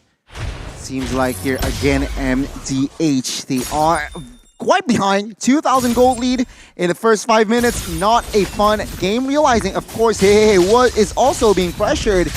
Oh, take a look at bot side though. Oh no, they came in way behind enemy lines. Chico guys in trouble. Now without taking first. It's a trade 1-for-1. Nart very low. Auto alarm bomb chasing Momo. And there was no minions to help him save him. And Yumski flickering on out. Here comes Rival from the back line. And he goes for the quad shadow. Cracking that egg. Down goes Nart. Down goes Yumski. Joga 2v1. Rival obliges him. And there goes a shadow kill. He's the only one here. That high and dry working hard for him. Triple kill for the rookie jungler. Beautiful, beautiful play, really coming out on top. I mean, that's exactly what the high and dry was built for. We knew that he was going to go for those pickoffs. We knew that he was going to go very aggressive, and that's being translated into his gameplay right now. In addition, he's also taken away that blue buff from MDMH. And look at the pressure once again in the mid side. MDH is having a tough time. Believe me, been there, done that. But every day above ground is a good day. Remember that. Oh no, but the king might not stay above ground for long. All right, so luckily enough, something tells me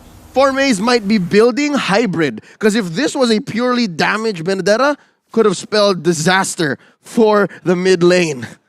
My God, indeed. Todak, 6 minutes and 3,500 goal lead. MDH, they need to figure something out.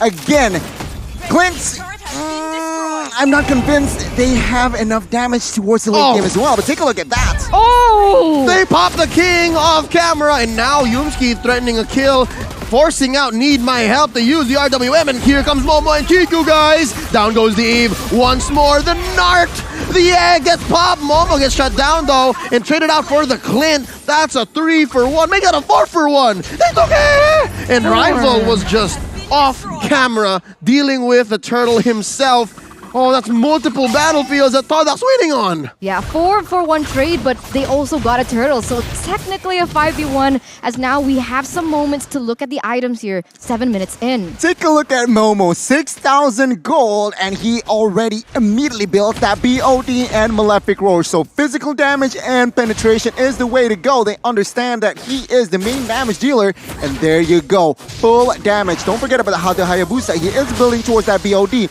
so expect more physical damage from Todak. Again, MDH, they are getting dismantled at this point and not looking good because they don't have any clear agendas towards 2 minutes in the future. It's hard to see her too as well because need my help on the Eve. You want to rely on the skills that she has in her arsenal to be able to deal out the utility with the slows, which is why she got the Ice Queen 1. But she doesn't have the book yet, so she's going to be struggling in terms of that mana, and it's going to be hard to see the impact she has in the game. She can't just spam it. She needs to be very careful with the spell casting.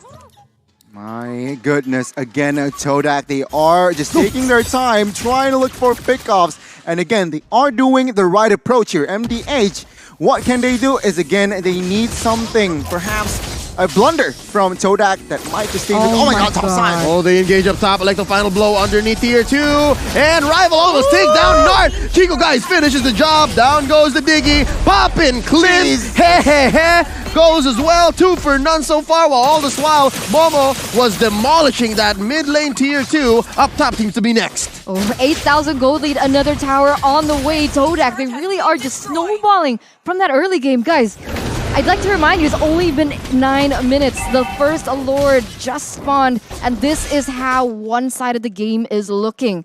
Is there any way that MDH can come back from this deficit? Again, they need, I guess, to find a miracle. Todak needs to make a mistake twice or thrice even, then MDH can somehow equalize. As it stands, it's not really looking good here. MDH, 3 basers standing with the first Lord marching very, very soon. If they make another mistake, Todak can just clean it off. Yeah, I think a mistake from MDH is something that they cannot calculate for. They shouldn't be able to calculate for because they're so behind. If there is one thing I can say about the MDH situation, is it's a grocery list of things that they need to do to come back. And I have 2 main theories, right? Number 1, have the King build complete defense. Make him a chunky Terizla. And then number 2, it's the hide behind turret. Like, if there's a defense that's gonna happen, it's gonna be inside their base. If you're Look at those recalls. Oh, I like it. I like it. It's the M4 recalls. But if your 2 bruisers are inside the base, that's not a good sign, isn't it? Let's see the marching Lord in the mid. This is a level 1 Lord, mind you. So they should be able to. Oh no, they catch it! And that's a half health Clint running back. And they are just raining down upon this turret. He gets popped by 4 maze, making a beeline into the back line. And Need My Help puts up the RWM, quelling this siege. They live for now. Are they gonna go for it? They're 1 man down here. I guess it's equal 4v4, but Need My Help! He is the one to go down next. Chiku, guys, coming in, taking down Need My Help, and the base is gonna be up next on the docket. Bottom lane taken down, top lane, it's the minions working on him. Todak can see the writing on the wall. Here comes the King, penalty zone into 1, and there's the ult! Nibiru's passion into 3 members. Nart gets popped by Rival. He's unstoppable, but they ran out of waves. MDH still breathing. Ooh, if they prolonged that a little longer, then that might have been the save and grace that MDH needed, right? They needed Todak to overcommit, but they made the right call there. 11,000 gold lead still. They don't need to hurry things up, but they're going in once again. There's a hook on the Joga, and I think they lost the bite. They let go of that. Was still on cooldown, so that was a close call. I mean, take a look at the player score. Earlier, it was 4 members, and now let's focus on the damage dealt. Momo, Chiku, guys, Rival. Top 3 is on towards Todak. Meanwhile, the top damage dealer forms out of MDH is the Roamer. That's not a good sign. Yeah, no, it's basically because of all those auto alarm bombs. And so far, that's the only safe bit of poke that MDH has. Wow, I'm surprised that Beatrix is actually doing so well in the hands of Momo. Might be the first Beatrix win in a while, or if not, all of M4. Yeah. It's, again, looking bleak for MDH. 16-4 here, and 3 base turrets gone down. So the base is very exposed. Todak playing it smartly, playing this disciplinedly. They are waiting for the next Lord, and perhaps they are going to look for the end. MDH, again, if you ask me, what can they do? They need to wait a mistake. Up top, though, look at this. 4 maze is having his way with and it needs 4 members to respond for them to punish 4 maze, and they give the kill to Nart. Oh lord, that was a shutdown, if I'm not mistaken, but a kill is a kill. The only real ask is maybe he should have gone to the cores. It's still a really good display coming in from Todak. They were able to utilize 4 maze as a distraction, and they were now able to secure that. Lord without... It's free. Yeah, for free. Sorry, I was looking at Yumski and I was like, is he gonna get that hook? But he still misses right now. They have 10 seconds left for Formace to go back up. And MDH, this might be the final defense that they have in this game. Not looking good for a DG debut here by MDH. Let's see the offense and as well as defense, Leo. Yep, all lanes masterfully synchronized. They're crashing in. The answer, RWM need my help. Going in, acting like a turd himself. And MDH is the king, very low. Gonna back out. Oh, he's making that body of Smith work. Double time, triple time even. And goes Narc. He gets popped, but they survive. Oh, what? No, wait, there's a bite. Down goes Zehehe. And that's about it. They lasted maybe seconds more than they should have, but it's all crumbling down. That need my help, the only bastion left. But Todak, they get the dub. They get the dub and they're officially the upper bracket, the first to secure the upper brackets in the knockouts. Congratulations to the Malaysian representatives. It was an amazing performance, very dominant, very disciplined towards the very end. The coaches' division are well executed by the players. 1-0 at Todak. My goodness, a convincing performance. And I feel like based on the 3 matches that we witnessed from Todak, they are very ready for the knockout stage. Oh yeah, from the 1-0 in this game alone to a 3-0 in all of the group stage. Wow. Todak is just wowing us. I previously rated Group A as a 5 out of 5 must-watch, totally fire bracket. And who'd have thought that Group B would have been just as hot? I agree. Everyone really is stepping up, but remember that the loss that MDH had to suffer today is not a loss. It's a learn for them to be much stronger when it comes into the knockout stage. So still very well done. Good job, guys. Yeah, nice try from side of the MDH. I mean, they tried, but personally, from the drafts, it was kind of sus. Diggy, sure, makes sense. But the last 2 picks, Terizla, when you have the Fredrin, not enough damage. You have the Eve, you have also the Clint. Yeah.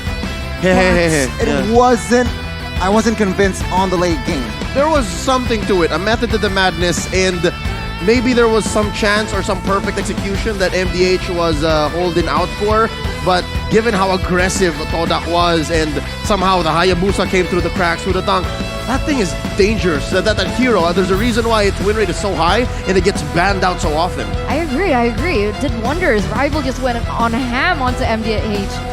And honestly, I felt like that Diggy pick kind of was so they could help Clint in lane, because we've seen the Beatrix kind of fall short going against the time bombs from the Diggy, but it wasn't realized because of the way that Todak rotated a lot towards that bottom side. And knowing that, MDH should have played for the opposite side of the map, but even then, you're up against Formace, who is also an insane Benedetta player. I love it. Formace debuting at M4, going for the clean sweep, the 3-0 for Todak.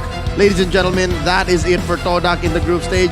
Johnny, let's break down this best of 1. We shall we? Let's see. It was a 21-5, almost a 14-minute game time, but it seems like Chiku guys, Formace, Momo, Rival, Yumski, they understand what they are going and willing to do. Take a look at Rival. He builds Endless Battle, BOD, Hunter Strike, and Malefic Roar. Why? He wants to true damage from that Endless Battle, but he also wants penetration from Malefic Roar and as well as Hunter Strike. A very, very smart approach. But don't forget Franco. He has 15 assists to his name, and for a reason as well. I mean, this is Yumski at its finest, right? 15 assists, taken down only once, and he builds Radiant Armor first. He understands that the only problem from side of MDH is that Heave and as well as Diggy.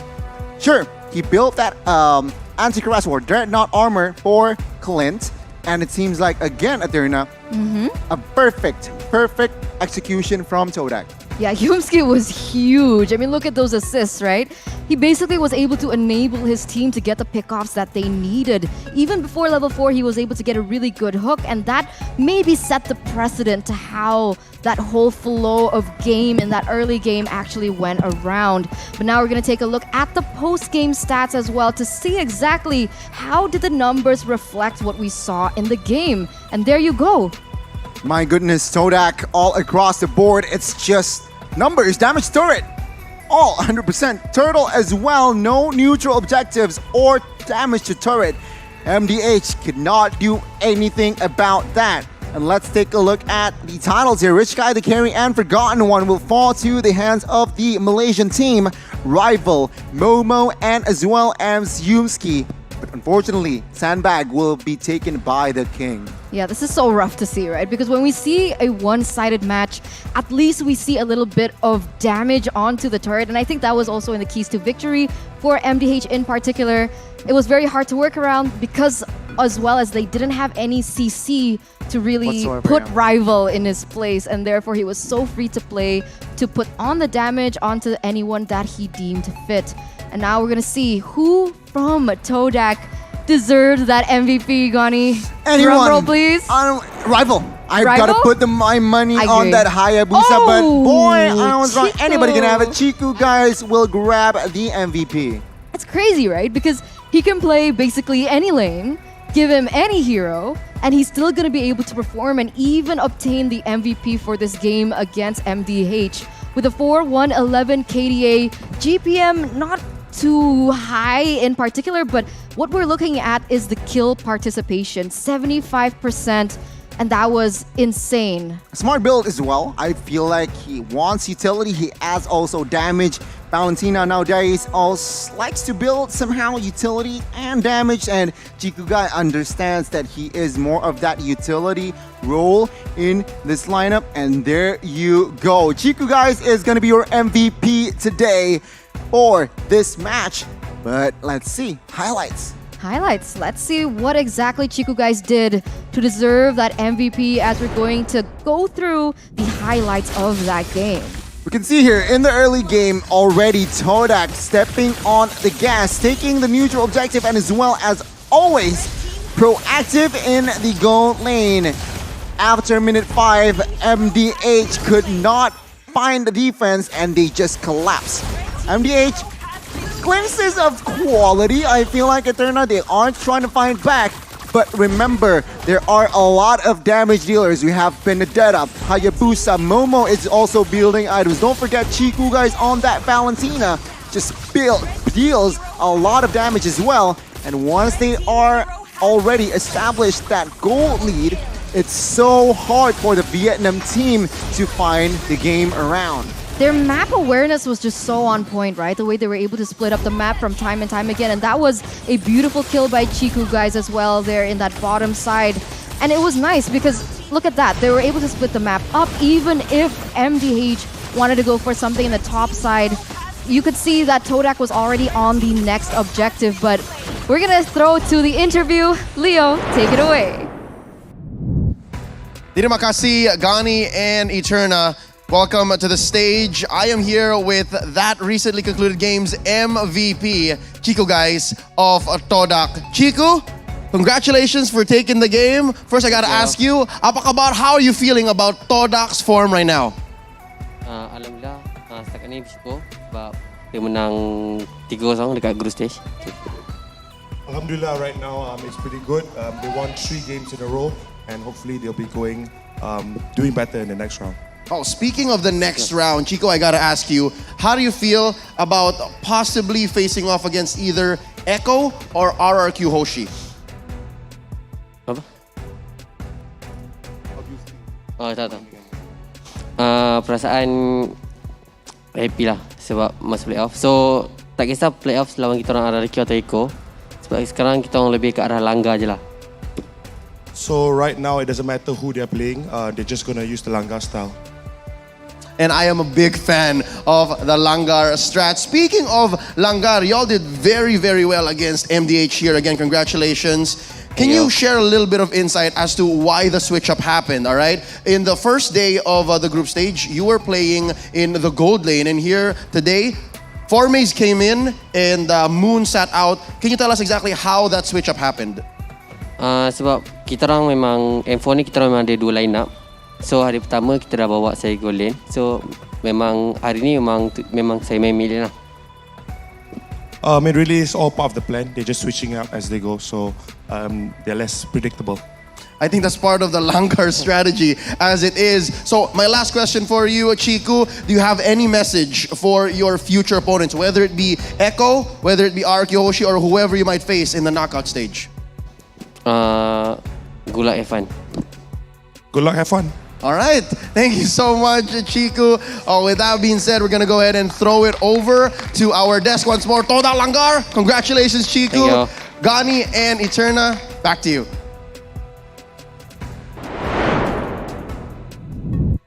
Thank you so much, Leo. Thank you so much, Chiku, guys, as well, for that wonderful interview where we got a little bit of an insight as to Todak, right? So the way that they switch things up, it's because they have two separate lineups to make sure that they're unpredictable. Very flexible, very adaptive as well. This Malaysian team is also another team to watch in the knockout stage. And for a reason, like I said, flexibility, adaptability, they've shown these 3 matches that in the group stage, they can switch things up. Yeah, you're right. And I bet you're about to say, I can't wait, right? I can't wait for the last match we have today, because why? We are going to see another match with Blacklist and as well as Falcon. But boy, oh boy, ladies and gentlemen, first, for that, we have got to take a break. Grab your snacks. Grab your snacks, grab your friends, your neighbors, just everyone, because this is one of the most anticipated matches of the group stage. I'm feeling nervous, everyone's nervous, you guys are nervous, so we're just gonna go ahead and throw to break. It's been me, Eterna, as well as Agani here on my left, and we'll see you after the break.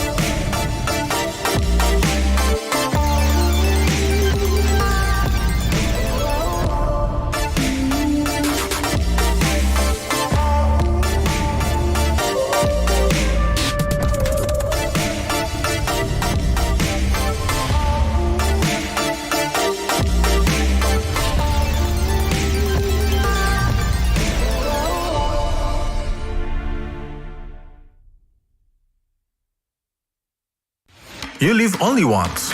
For once, leave the comfort zone and raise yourself up. Enjoy the fun together. Pamper your soul. Explore the natural wilderness. Satisfy your appetite.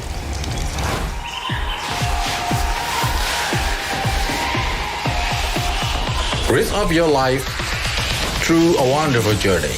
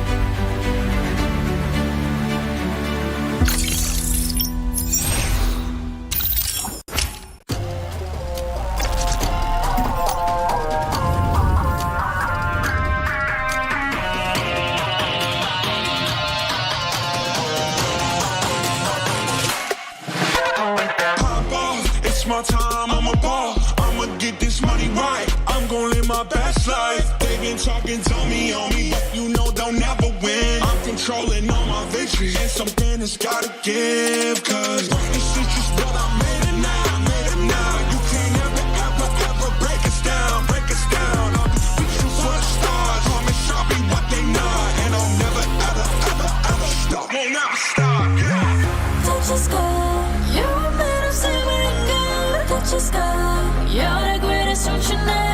You and I, we can make it out of the cold. Hang tight, we gonna reach for the greatness. We will always rise, we will never fall. Fighting our hearts and we are strong. Even though we know our backs against the wall. Can you take your aim? You know that this is. I've been down, been waiting so long. I'm here for the crown, I'm here to show off. Greatness time, just waiting to show y'all. This is your time to remember.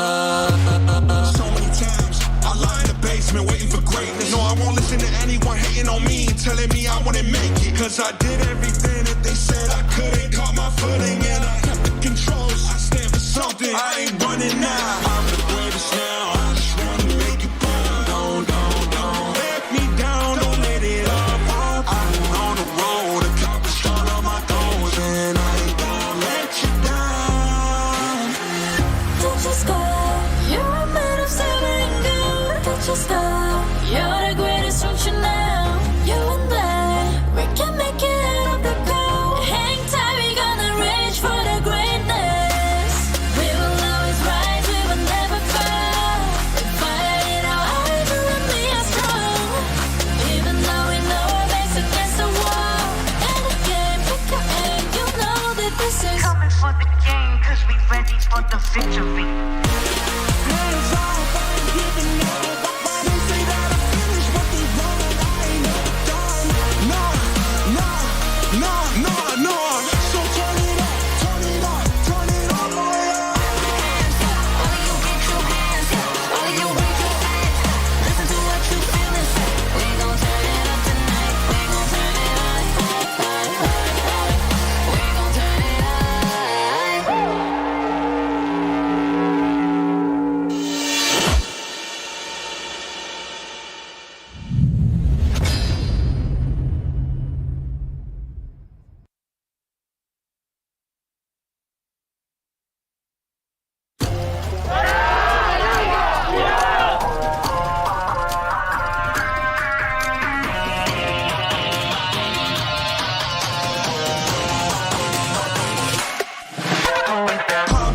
It's my time, I'm a ball. I'ma get this money right. I'm gon' live my best life. They been talking, tell me on me, but you know they'll never win. I'm controlling all my victories, and something has gotta give. Cause this is just what I made it now, made it now. You can't ever, ever, ever break us down, break us down. I'm reaching for the stars, promise I'll be what they not, and I'll never, ever, ever, ever stop. Won't never stop, yeah. Touch the sky, you're made of silver and gold. Touch the sky, you're the greatest, don't you know? You and I, we can make it out of the cold. Hang tight, we gonna reach for the greatness. We will always rise, we will never fall. Fighting our hearts and we are strong. Even though we know our backs against the wall. Can you take your aim? You know that this is. I've been down, been waiting so long. I'm here for the crown, I'm here to show off. Greatness time, just waiting to show y'all. This is your time to remember.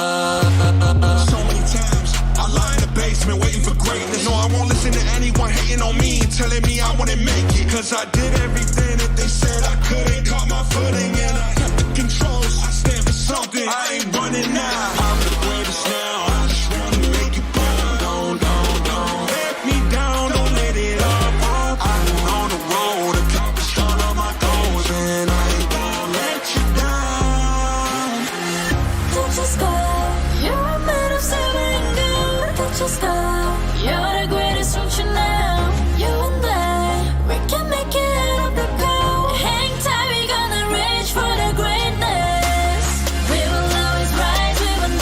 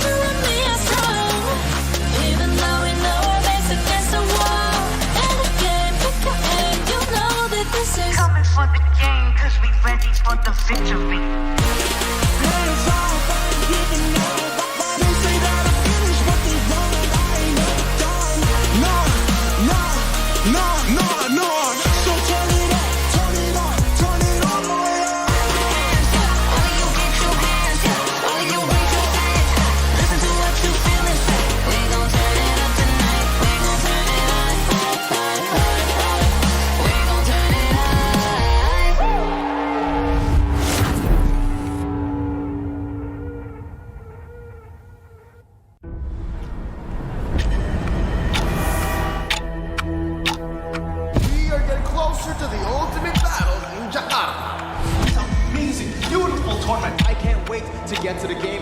And all eyes are on one stage only. All for that ultimate prize, to be M4 World Champions.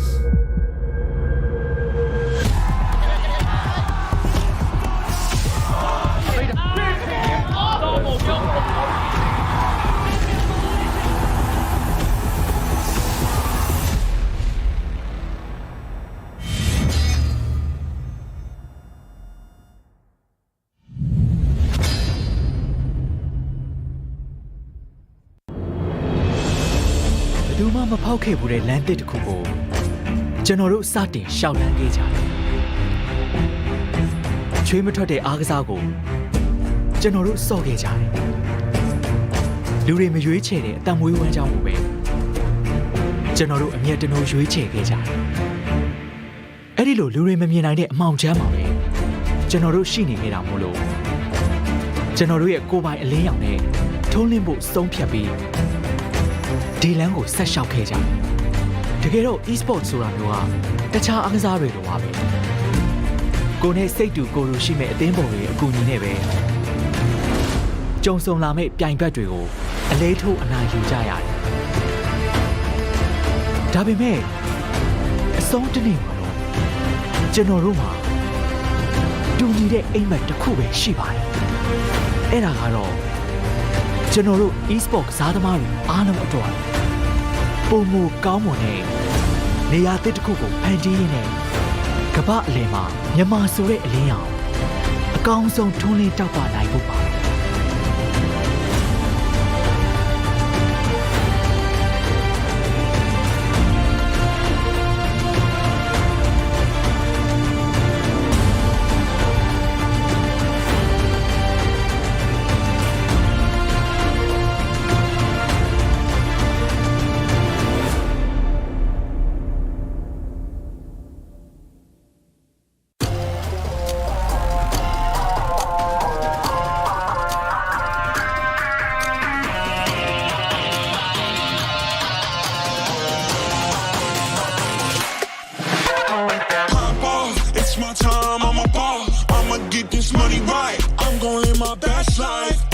Talking on me, but you know don't never win. I'm controlling all my victories, and something has gotta give. Cause rest the streets is what I made it now. You can't ever break us down. I'll be reaching for the stars. Promise I'll be what they not, and I'll never ever stop. Won't ever stop. Yeah. Touch the sky, you're made of silver and gold. Touch the sky, you're the greatest ocean now. You and I.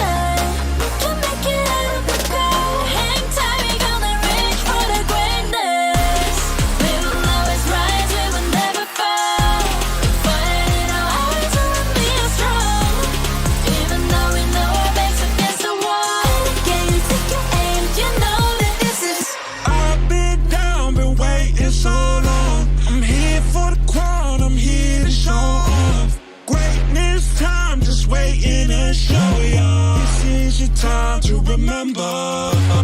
So many times I lie in the basement waiting for greatness. No, I won't listen to anyone hating on me, telling me I wouldn't make it. Cause I did everything that they said I couldn't. Caught my footing and I kept the controls. I stand for something, I ain't running now. I'm the greatest now, I just wanna make it proud. Don't let me down, don't let it all fall. I've been on the road, accomplished all of my goals, and I ain't gonna let you down.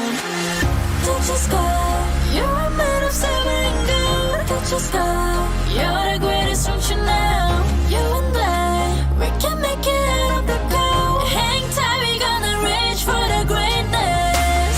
We will always rise, we will never fall. We fight in our eyes, you and me are strong. Even though we know our backs against the wall. And again, pick your aim, you know that this is coming for the game, cause we ready for the victory. Hands off, I ain't giving up. They say that I finished, but they wrong. I ain't never done. Nah. So turn it up the way on. Hands up, all of you get your hands up. All of you raise your hands up. Listen to what you feel inside. We gon' turn it up tonight. We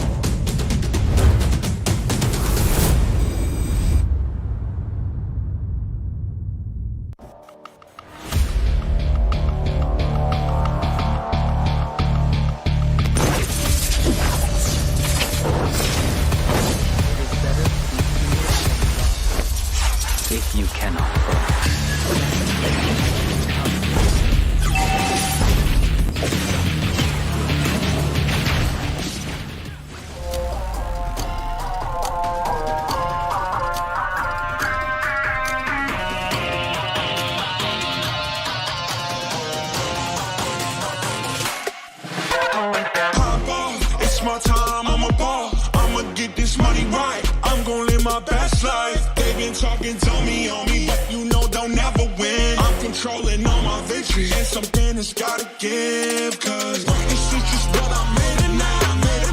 You can't ever break us down. I'll be reaching for the stars. Promise I'll be what they not. And I'll never ever stop. Won't never stop, yeah. Touch the sky, you're made of silver and gold. Touch the sky, you're the greatest option now. You and I, we can make it out of the cold. Hang tight, we gonna reach for the greatness. We will always rise, we will never fall. We fight it out, eyes on me are strong. Even though we know our backs against the wall. Can you take your aim? You know that this is. I've been down, been waiting so long. I'm here for the crown, I'm here to show off. Greatness time, just waiting to show y'all. This is your time to remember. So many times I lie in the basement waiting for greatness. No, I won't listen to anyone hating on me, telling me I wouldn't make it. Cause I did everything that they said I couldn't. Caught my footing and I kept the controls. I stand for something, I ain't running now. I'm the greatest now, I just wanna make it burn. Don't let me down, don't let it all fall. I've been on the road, accomplished all of my goals, and I ain't gonna let you down. Touch the sky, you're made of silver and gold. Touch the sky, you're the greatest option now. You and I, we can make it out of the cold. Hang tight, we gonna reach for the greatness. We will always rise, we will never fall. We fight it out, eyes on me are strong. Even though we know our backs against the wall. And again, pick your aim, you know that this is. Coming for the game, cause we ready for the victory.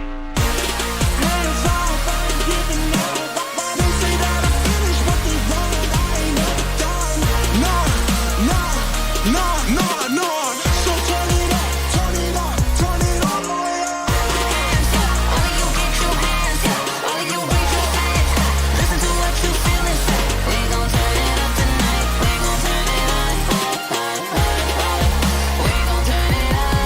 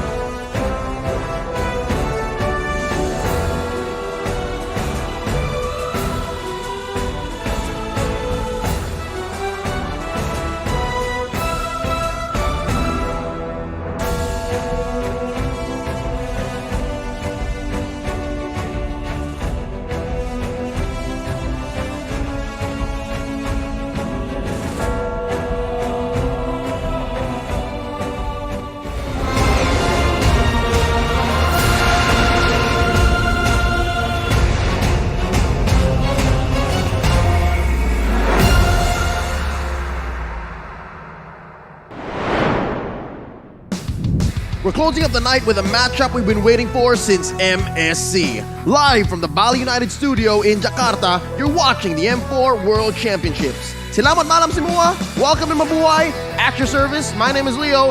Here at the desk with Gani and Eterna. And we're down to our last best of one for the evening. And I think the story tells itself. Yeah. I don't want to add anything to it because you know how great things are. You just have to let them unfold. You're right. There's not much to say, but if we do want to say it, this is how big this match is, right? Falcon, who came to us with such a surprise performance at MSC. All eyes are on them. A lot of people out there have actually put them up as tournament favorites as well. Oh, yeah. At least top 3. But we're coming against them is the back-to-back, the defending champions here from the Philippines. This is a high-stakes game, and I'm ready to see sparks fly. They are the dark horse, but shaky start. Now, Blacklist International, on the other hand, very solid and strong start. But before we get into it more, we should say thanks to our sponsors, Leo. Yep. M4 is powered by Moonton, presented by TikTok, the official content partner, supported by Secret Lab, the official gaming share and esports charts, our analytical partner, Gank, our official merchandise partner, MeWatch, our media partner, and last but not least, the Ministry of Tourism and Creative Economy of the Republic of Indonesia. Terima kasih. We cannot really thank you guys enough. This amazing event wouldn't be possible without you. Now, with that being said, I think you just had to really put it in there because some history going into this banger of a best of one. That's true. Falcon Esports had a shaky start. They actually lost their first match. And now going up against Blacks International, who is arguably just the cleanest they've ever been. I wonder how that clash is going to look like. I wonder as well. I think a lot of people are also wondering the same thing. And like Gani likes to say, he can't wait. But now we're taking a look at today's schedule, the last match of today. And this is going to set the precedent of how we're going to see Group A. Remember, if Blacklist loses this match against Falcon, we are going to see a 3-way tie. But if Blacklist wins, then it's all safe. 1, 2, 3, 4, already out in the open. A lot at stake here in this last final match, day 3.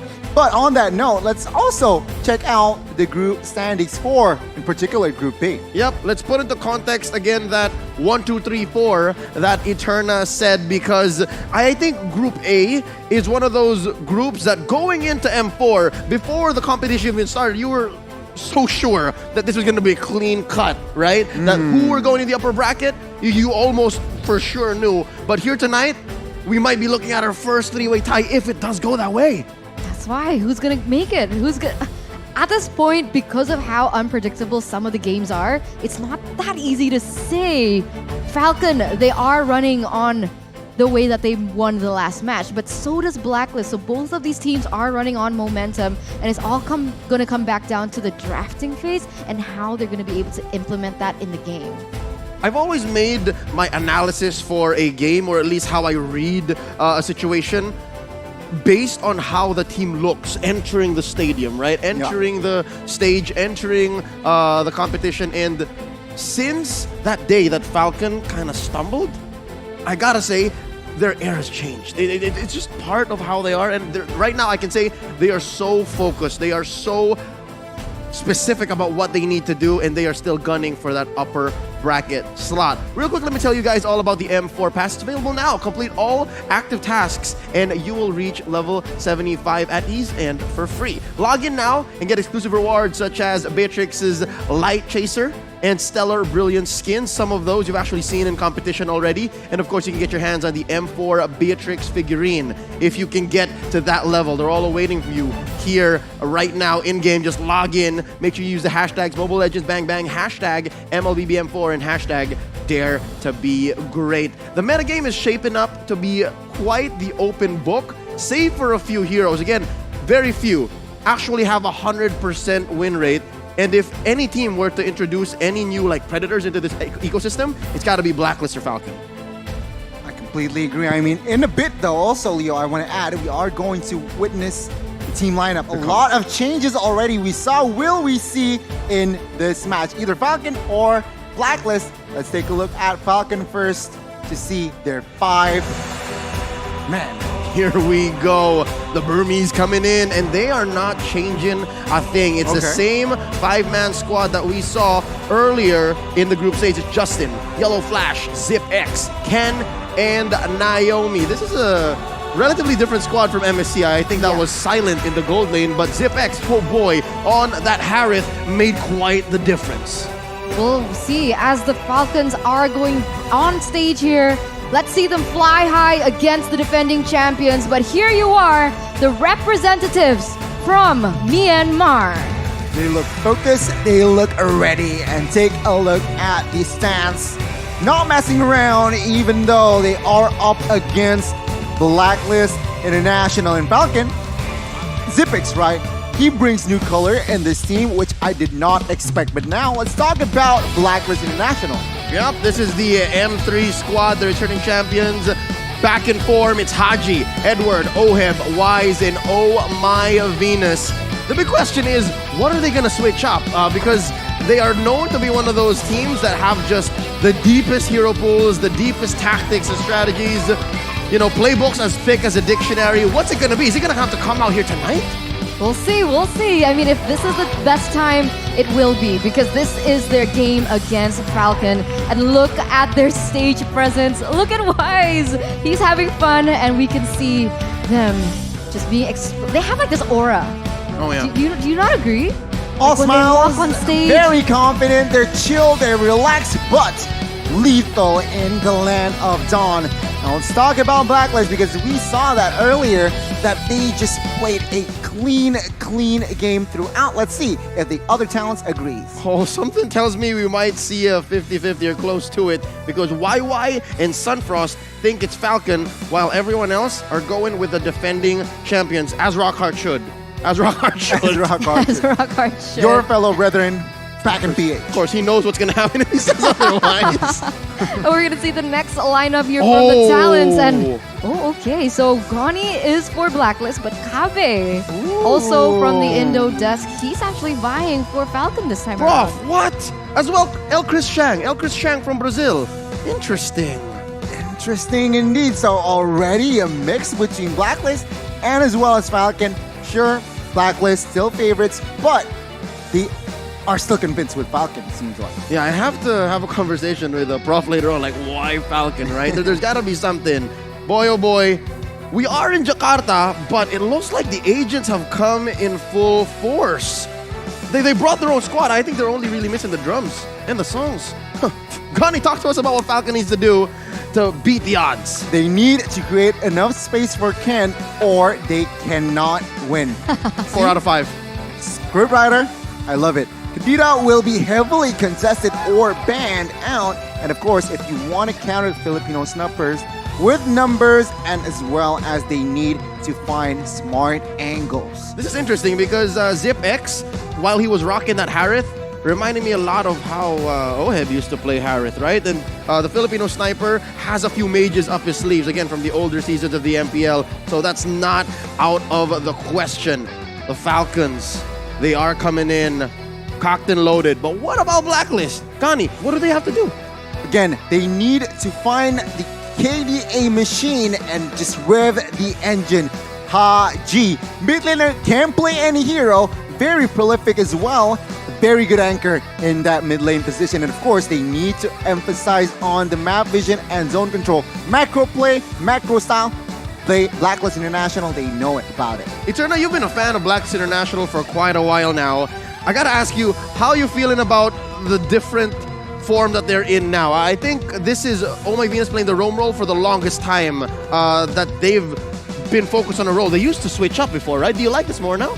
I honestly do. I think that they're more fitted, they're more, how do you say, okay, so it makes them kind of predictable in that sense, but they're way more focused on their respective roles. And I think because Venus is the shot caller, the captain of Blacklist, it really shows into the game with the way that things are playing out. But on your screen, we have the audience prediction, and it's so dominant towards Blacklist. Yeah, no, it's only the Burmese that had a majority for Falcon, but it's not even that big. It was what, 25 to 75? I mean, again, a landslide audience prediction and as well as also talents prediction-wise. So, again, Let's see. Falcon, with that being said, surprise us. Bring your A game just to make Group A a little bit more interesting. What I loved about Falcon in MSC was the way that they were so great at that kickoff game.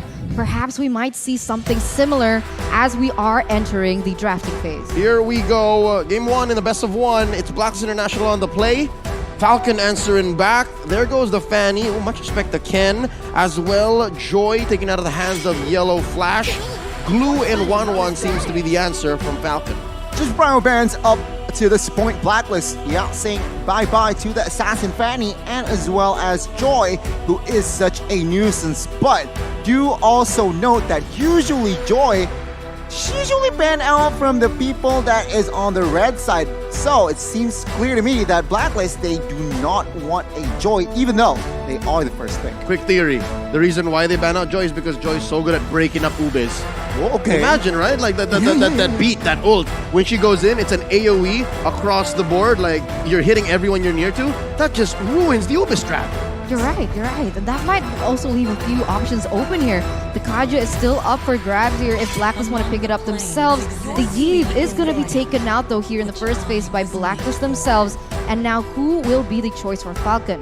The Valentina opened up. Kaja opened up. Exactly. Even the carry is actually still up for grabs. That is also why they are taking their time here. They are thinking about it because the last time around, Blacklist, they picked up the Kaja with a very positive outcome. I mean, if it ain't broke, don't fix it, right? Falcon here really taking their time.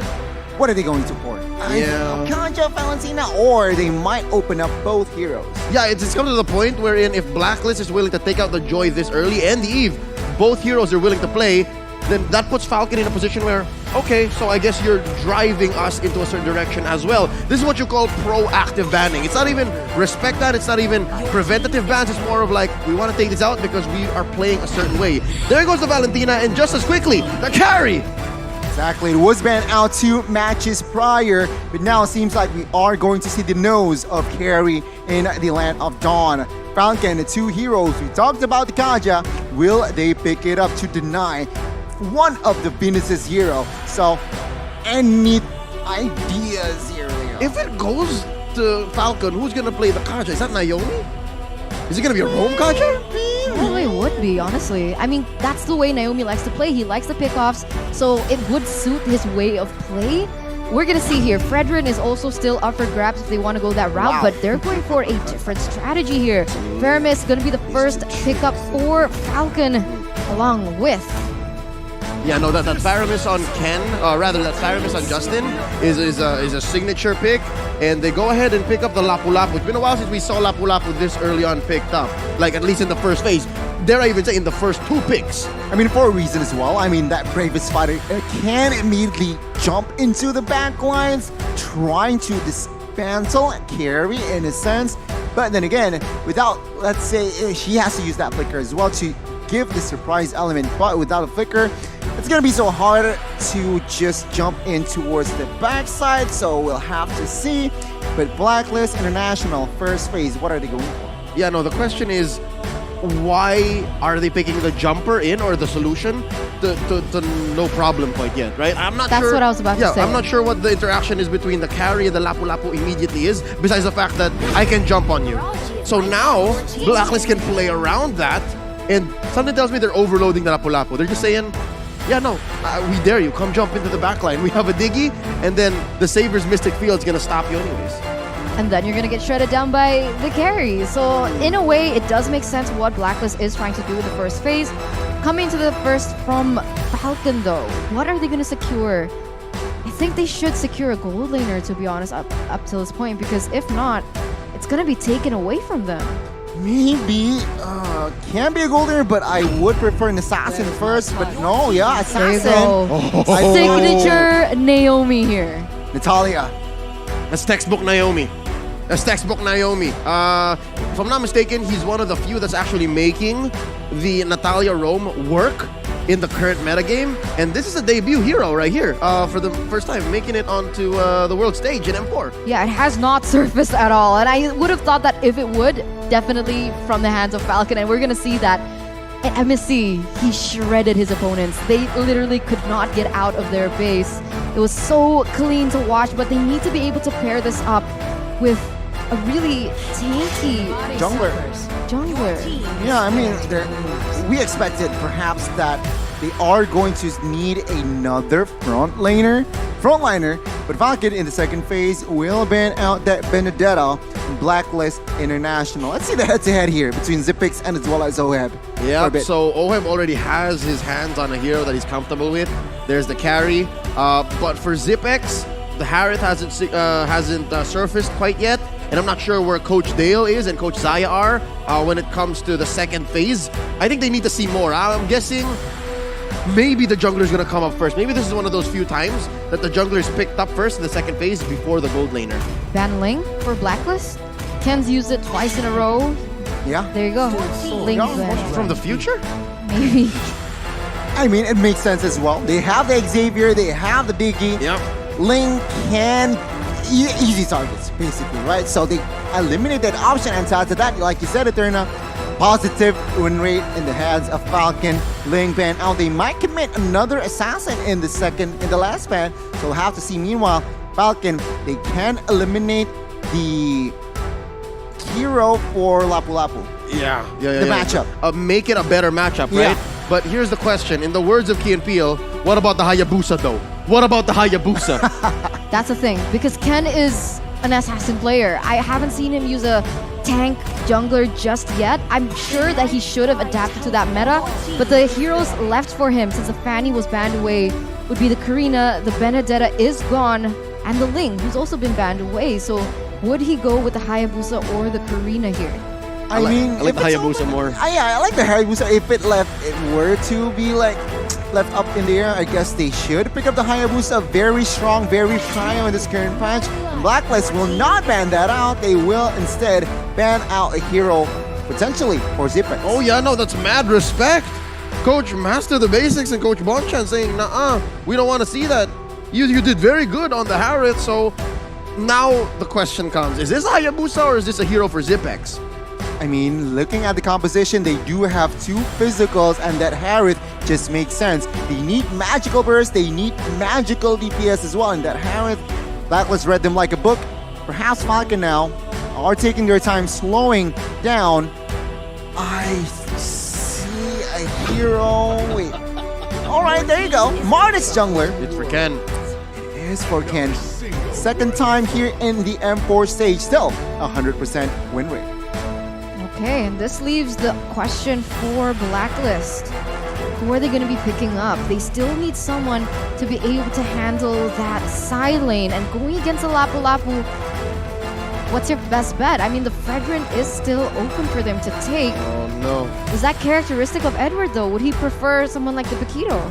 Yeah, I think he can. But I love how Falcon just read into the situation. It's like this is one of the few times that an Esmeralda in this current metagame is good against its matchup. Because again, Lapu Lapu makes shields, so Esmeralda, she take away the shields. So it's just basic logic in the MLBB world. But let's see what he picks up. It's a Uranus, it's a classic! And as well the Baksha. Goodness me, Baksha for Wise and Uranus will be picked up here. So what they're saying is, yeah, we have damage dealer already in that Xavier and as well as carry. Someone to cover, but take a look at the last pick. Lunox picked up again, saying, okay, Baksha, Uranus, what are you gonna do? I have the Lunox mid-game, you're gonna melt. I had to check my calendar. Is it a Thursday today? Because this is quite the throwback. It's been a while since we last saw a Lunox in the gold lane, and a while more since we last saw a Baksha in the jungle. But again, some tools are just built for certain situations. I'm wondering if this is ideal for Blacklist. I wonder if they woke up today and decided, like, I have a feeling we're gonna have to rock the Uranus and the Baksha. I mean, both compositions have been set in stone with really out-of-the-box picks today. So we were thinking that something crazy was going to happen. It's already being seen in the drafting phase. A Lunox pickup, a Uranus, and even a Boxia. But when we're looking at both compositions, who are you leaning towards most?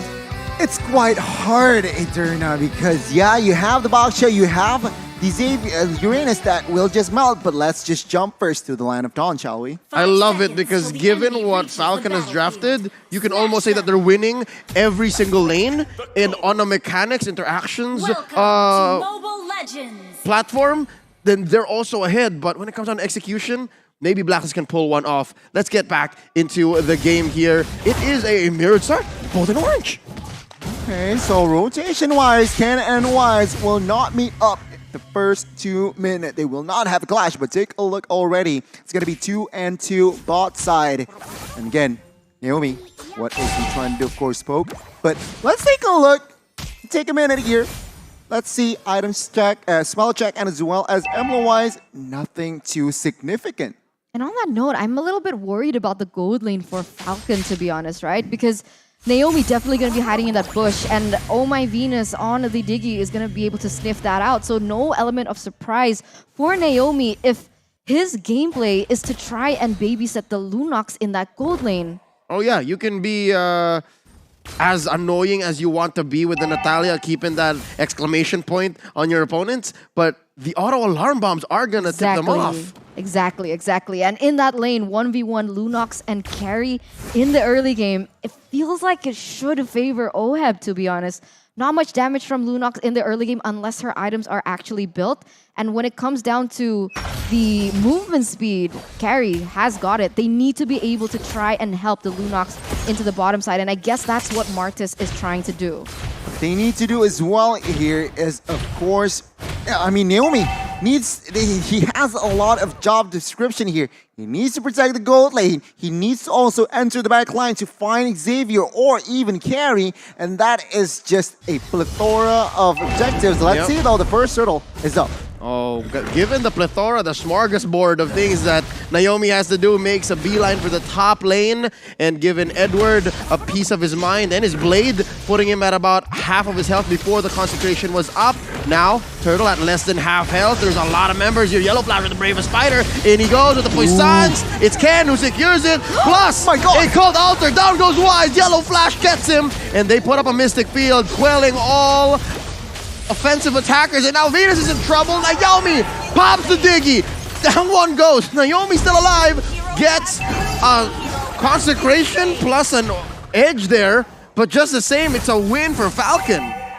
Take a look at bot side as well here. Xyp9x dealing a lot of damage in the 1v1s. Remember Oheb, early game, sure, not a lot of damage in, but after 2 items, it is going to be Xyp9x who needs to be careful when engaging 1v1. But a very good trade in general from Falcon.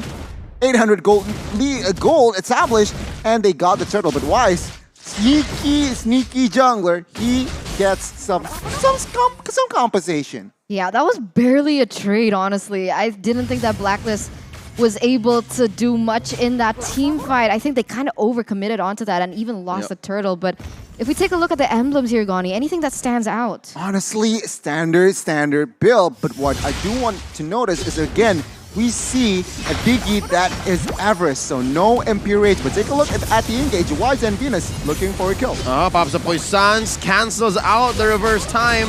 And here comes Naomi and Justin looking for the pull on Wise. Not gonna go and engage. I think Blacklist understands that they are now on the back foot. They know that Falcon might push the advantage. But to be honest, this is something comfortable for Blacklist. We've seen a lot of times where Blacklist is struggling in that early game, but they're waiting patiently. They know their item power spike, and that's when they kind of re-huddle together. So this is not yet a lose for Blacklist, especially of the gold disparity. It's only 600. Anything can turn back the tides, as both of these teams will be focusing towards this top side on the next neutral objective of that turtle. Yeah, I'd say it's manageable given the fact that Edward isn't actually losing his lane. Like, he's okay. And that's one thing that they can rely on. But, Naomi cuts him down a peg again. And it looks like they're just giving up the turtle, right? Falcon, you can take it.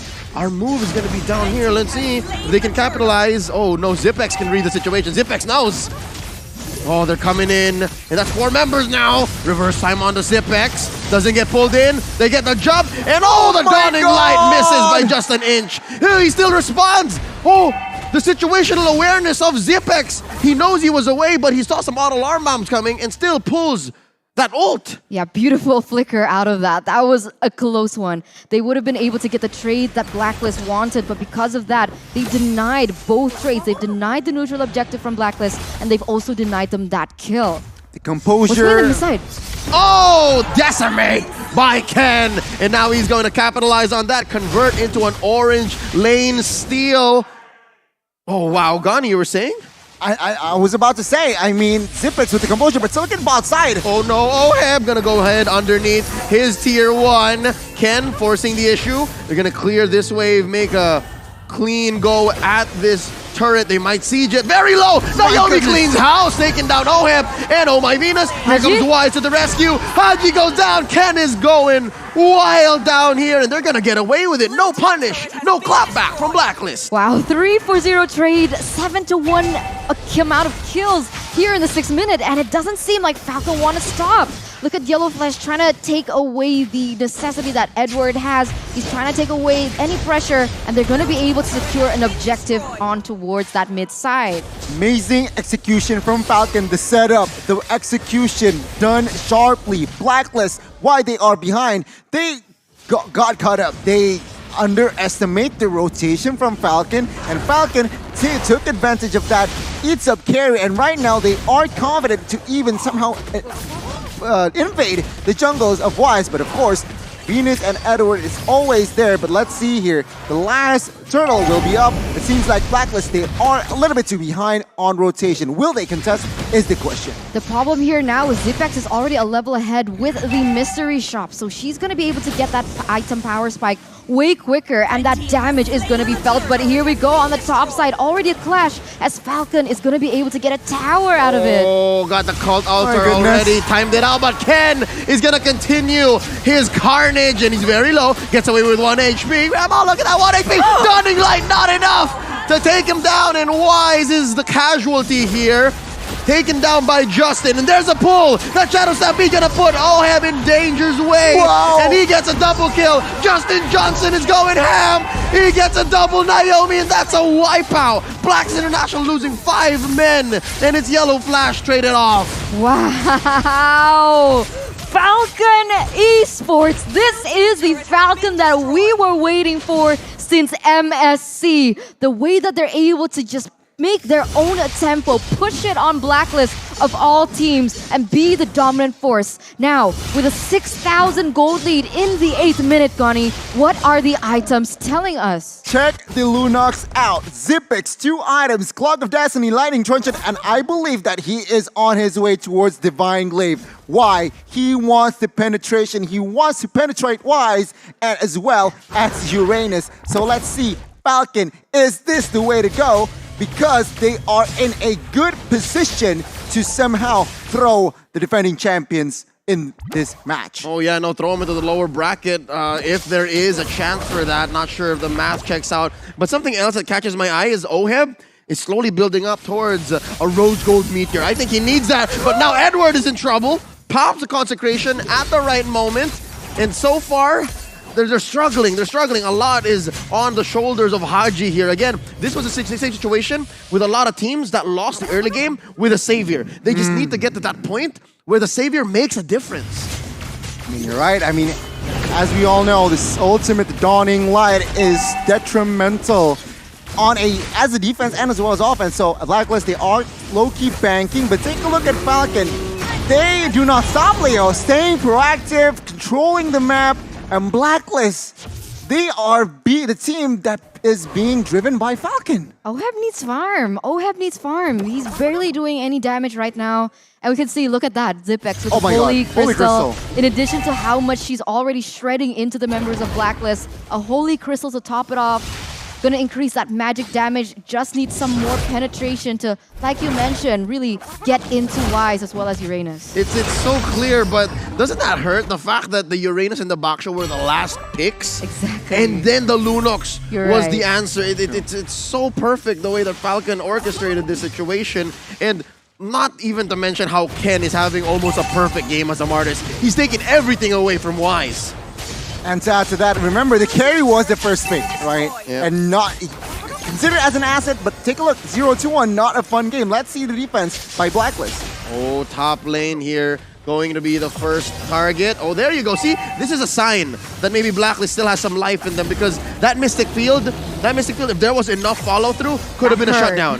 Could have been a shutdown. Yeah, the damage. We're definitely feeling the damage from Haji right now.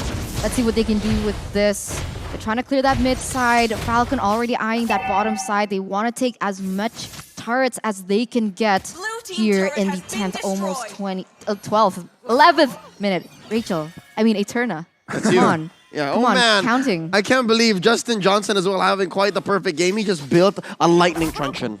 And to add to that, he has a 308 scoreboard, which in total is 12 total kills. He's just one shy off, so to 800 KP. Huge play here, huge game for Justin, almost a perfect game. And again, we are going to see a reset. We talked about this. They have Diggy, they have Xavier. Their high ground is strong. And of course, with that carry, they can't just melt out down Lords. So Blacklist, they still can turn this game around. Yeah, Falcon watched a lot of Blacklist games. They know that Oh My Venus likes to camp those bombs into that bush. So it's Ken who's cleaning up house. And it makes sense because, again, I think last we checked, he was building some defense items. This might be a tanky Mardis, and that's exactly what's choking Blacklist International. The presence of Mardis, the presence of Ken, the Burmese Python. You can see, though, that Blacklist, they're trying to prevent the lanes from freezing. You can see that they were actually kind of stalling it from coming in because they know how much OHEB needs that farm. They're relying heavily and banking on OHEB and Haji right now. And right now, Falcon, now they're forced to come a little bit closer to Blacklist. I wish I could see the equipments here for both teams, but it seems like now Falcon, they are 10 seconds away to perhaps another Lord Siege. Blacklist still far behind gold-wise here. They need a mistake from Falcon. Yep, I was going to say, one of the few ways that Blacks can come back possibly is if they do this. Yes, number one, stay in their base, don't cross any thresholds that you might not come back from. And almost. So close. Woo! Oh, so close. Imam almost stole that away. The KDA machine was about an inch away from getting a Luminous Lord for Blacklist, but not today, says Ken. Not today. Man, that Instinct Eterna almost just perhaps 0.ish seconds shy. But now Falcon with the siege, with this gold lead, they are in a good position to end the game. It's not looking good. 9,000 already. He's trying to use that Dawning Light to clear the waves here. Leo, might be the final stand for Blacklist. Look at that. See, 4 members of Falcon didn't even cross the threshold. But here we go. Starting off with the Mystic Field. Edward, kiting, and peeling for his squad. A few gets caught again in another Mystic Field. I love how Xavier has so much lower cooldown, but now, Dawning Light, forcing an early ult from Zipex. Very low members in the back line. Now Wise pops the Puissance, another Mystic Field, catches 2. Ken here, regenerating in that small bush. Top lane inhibitor already down. Mid lane, they need to protect this. We can't afford any more permanent damage, says Blacklist. And they don't eventually get that for bottom as well. Ooh, 2 towers are going to go down there. 2 inhibitor turrets at that. And that leaves Blacklist kind of up in the open here for Falcon. But that was a really good defense. And we could see that the damage from OHAB is starting to shine. Haji also, 12 minutes in, he was able to secure that lightning truncheon. And perhaps that's why the magic damage was already starting to be felt by Falcon. Gani, that was the first purple buff that Wise got in a while. Finally. And mind you, Divine Glaive has been built by Justin as well. Take a look at the player's goal here. All 5 members are from Falcon, top 5. And of course, OHEB is just behind Naomi. That speaks a lot. Yep. Oh, look at Zipex with a trademark Ruby DD play. That's his teammate. They eventually convert into a mid lane inhibitor, but they take down Edward along the way. That's 5 members of Falcon knocking down the base of Blacklist 4v5. I wonder, can they do it? Mystic Field setup. They're focusing on clearing the waves. Naomi? There's a huge one up top. Naomi with 1 HP gets away. These siege minions, man, they're so chunky, but Blacklist still in this. The more along this game progresses, who is it gonna favor here, Gani? Is it Blacklist with the carry to be able to go into that late game, or can Falcon actually close this out? Because every time they go in for that engage, it doesn't seem like it's happening. And look at that final item for OHEB here. We mentioned earlier that Xavier and as well as carry, sure, very fast clearing Lord, fast clearing heroes, but Falcon can also close out the game if and only if, because the base is just too exposed for now. So Yep. I guess they need to capitalize on that managing the waves. And now with the Lord up 15 minutes in, Blacklist, they gotta gamble it. They gotta try and steal this Lord. If not, looks like they are still confident enough. Dawning Light is up. No, just as much as that flicker in Lunox play was Ruby DD signature. Defending this way is also Blacklist's philosophy. just modus. Yeah, no, they've been doing this for years now. So I'm guessing there is still that savior backup plan. And so far, we've seen that there are signs of life. There are really signs of life here at 39. Now, the mid lane is going to be where the Lord is going to be marching. Falcon. Let's see the off. Oh no, I want to see the items first, but they pull in Wise. Oh, no. He's very low, and he still survives an early puissance. Edward? Edward this time. It's Naomi on him. The execute doesn't finish him off. Naomi got to burn, and Haji shuts him down. That's quite a bit of gold in the pocket of Blacklist, but now they have a Lord, a Luminous Lord marching in. A cult altar popped in. Oh, M goes down. base. Haji goes down. So does Wise. It's over. The Falcon has landed. I repeat, the Falcon has landed. Victory for the Burmese. Wow, what a crazy play there at the last moment where Lunox flickered in and used their ultimate, and that was it. That was it for Blacklist. Look at the passion on stage right now. Congratulations, Falcon Esports from Myanmar, as you have taken that upper bracket spot away from Blacklist. And this means that we're in a three-way tie. We'll have to see, right? Yeah, right. We have to see. We have to count 2-1, 2-1, 2-1. But man, congratulations. What a performance by Falcon. Blacklist International just flabbergasted, I feel like. They aren't able to find the lead early. They were quite behind. And it's just down to the very last second where Falcon was just dominating in a bit. Yeah, sure. Glimpses of mistakes were made. But just in general, it was Falcon Esports taking control, knowing what they need to do, and it's just a clean, sharp game from the Dark Horse of M4. From about minute 4 or minute 5, Blacklist International was holding on by a thread, and that thread's name was Haji. They were just waiting for the savior to try and make a play and for him to go online, because I think the whole carry ship just sailed already. Like, it was so hard to come back as a carry, and a lot of your engages and a lot of your comebacks were going to be off the back of the savior, and we saw that while they were defending the high ground. But it come to the point where Falcon was just way ahead. They were literally soaring over Blacklist in terms of value, and what was that, 12k, 13k ahead? It really was just the numbers game, just way out of Blacklist's reach. It was too late. It was too late. As like you mentioned, they were banging on Haji, but even like I saw the timer, 12 minutes, and that was when he was able to get his hands on that lightning truncheon. It was a little too late by that point. He had the divine glaive at the end, but that was when the Lord was already knocking on their base. So, really good try from Blacklist. Falcon was just really good, and I do believe it really just started from that draft. Yeah, shout out. I was about to say shout out to the coach. I mean, yeah, okay, Baksha, Uranus, last pick. Gold lane, Lunox, and Zipix was a monster on that Lunox. 0 deaths, sure, 0 kills as well, or perhaps 1 kill, but 6 assists. His damage, he knows what to do, he knows where to be, and my goodness, what a saucy draft. Not just that, he pulled the Ruby DD. He did it. He did. Flicker in. Twice. Ult. Twice? Twice. Dua times. Oh, wow. One when you said Ruby DD, and the second time was right before the end of the game. Oh, wow. Put a little salt on it too, huh? That was amazing. And you know what? I also want to see what Ken was building. Because legit, he was really just squeezing the life out of Wise, squeezing the life out of Blacklist. Because again, Ohem needs farm, Haji needs farm, and he was taking all of that away.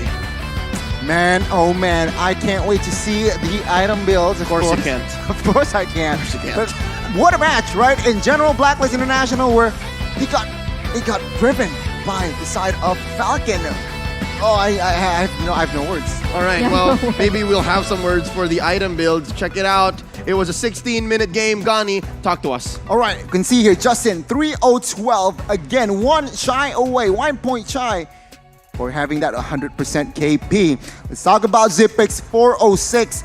On that Lunox, he built that Clock of Destiny Lightning Truncheon early, and then he immediately built that Holy Crystal. Why? He wants more magic power. Remember, Edward and friends, they were behind on gold, so their defense items, questionable. That is why Zipix took advantage of that, and we can see him popping off. Now let's talk about Naomi here, Natalia. When you have a robe Natalia, you have to finish the game early. 60 minutes, not too early, but the snowball from the early game, they got it. It was a check, check, check. And that was why Falcon, still from the early game, managed to just snowball and snowball, slowly but surely suffocating Blacklist. Team fight-wise, control map-wise, and Blacklist, they were just, like what Leo repeatedly said, they were banking on a savior to make a saving grace. Save on the savior. I'm also looking at Oheb. I think I made the call earlier that he's trying to build a rose gold meteor. And here you see that wasn't the case. He just built a casual defense item and then eventually turned it into what would have been a corrosion scythe and a golden staff. So even then, you're like, so what do? Do I build more damage offense so that we can fight back, or do I build defense so I can survive? So it's really difficult watching Blacklist here in this game. They're very difficult. I mean, look at his gold, 9,000, and that's the same gold as the roamer from Falcon. So that Exactly. shows how far behind Blacklist actually went.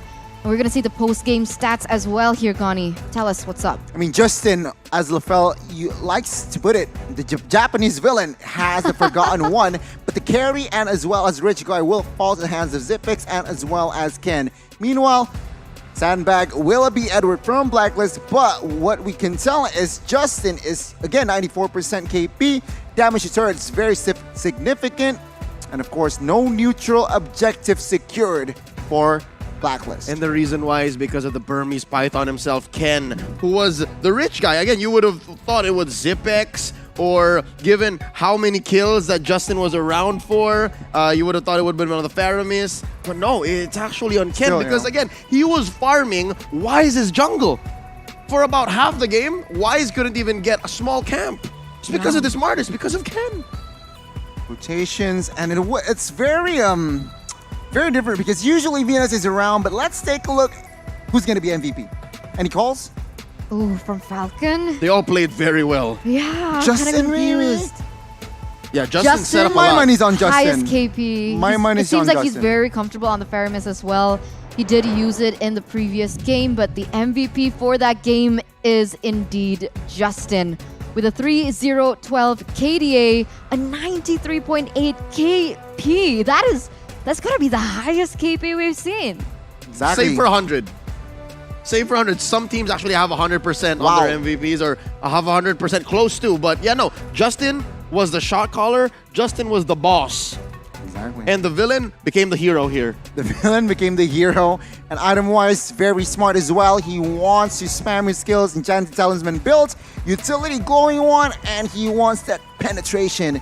So Divine Glaive built, and as well as Lightning Truncheon. So congrats, Justin, but in a bit, we are going to see The highlights, yeah. We'll see exactly what the impact of this Faramis in the hands of Justin were in this game. I'm really loving that penetration. I'm loving that Divine Glaive plus Glowing Wand because, yeah, he may burst you down and then you get away with it, but he leaves you with a message. He leaves you lingering, wondering, like, am I gonna live? Am I gonna live? Nay, you are gonna go down. And here in the highlights, you'll see how it was pretty 50-50 up until Falcon. This is the way, as the Mandalorian say, this is the way. This is the situation where Falcon just put their gas on the gold lane, and after the bot turret collapsed, it's just all Falcon. Spreading around the map, and as well as Blacklist not able to find their own pace, and just see Falcon with the reinforcements, with the coordination, they are able to find massive team fights where Blacklist were just... And I'm gonna do a Gani here. Yeah. I'm excited to see the standings. Or you said it. You say it properly. It should be what? Say it properly. And I just can't wait to see the standings. To see the standings. All right. If there is something else I want to talk about when I saw the highlights, is the fact that that early pick on the Lapu-Lapu to answer the carry was more than enough. I think they were just so clear and they understood the interaction. The fact that, all right, Yellow Flash, you have one job. Go find Ohem. Give him hell. And he did almost every single time that they had a big clash. So that was more well than worth it. And again, they also picked up their MVP hero early on, the Faramis. So Falcon, they understood the homework and they did well. Coach Saya, Coach Dale, very, very proud, I'm sure. They were playing towards their strengths because usually we see first few picks is definitely those prio picks, but they understood what's good for them. They're staying true to their identity, and that's what we love about Falcon.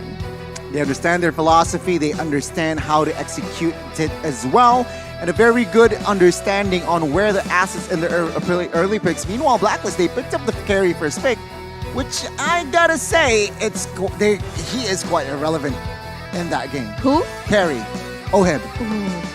Irrelevant is a strong term, but he struggled. He struggled to make a difference. He struggled to put impact. Yes. Make a dent in this game's narrative. And with that being said, it's actually quite the day. I still don't know how I feel. Wait, sorry, did I hear of an additional match? Oh, yes. Can it's the possible. producer Whoa. please... Three-way tie. Confirmed. Called we have a three-way tie. There you go. The first Group A. Group A. We are going to be seeing another bout between Incendio and Falcon to prove standings. That's what's going to happen here tonight. I think so. Can we confirm, producer? Yeah. Confirmed. Confirm. All right. Incendio and Falcon. Ladies and gentlemen, we're in for quite a ride. Stay with us because that's coming up. She's Eterna, that's Gani, and he can't wait. At your service as always, my name is Leo. Stay with us. You're watching the M4 World Championships.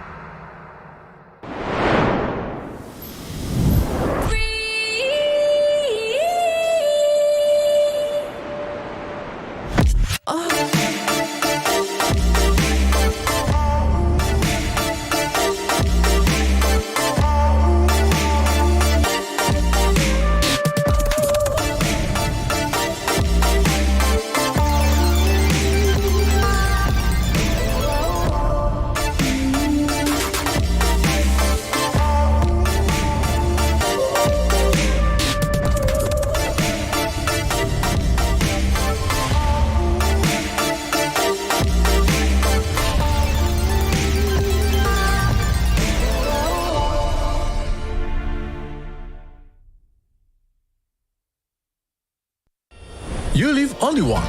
For once, leave the comfort zone and raise yourself up. Embrace new sensation. Celebrate new happiness. Find new excitement.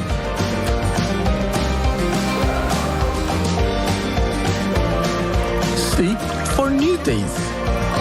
Raise up your life through a wonderful journey.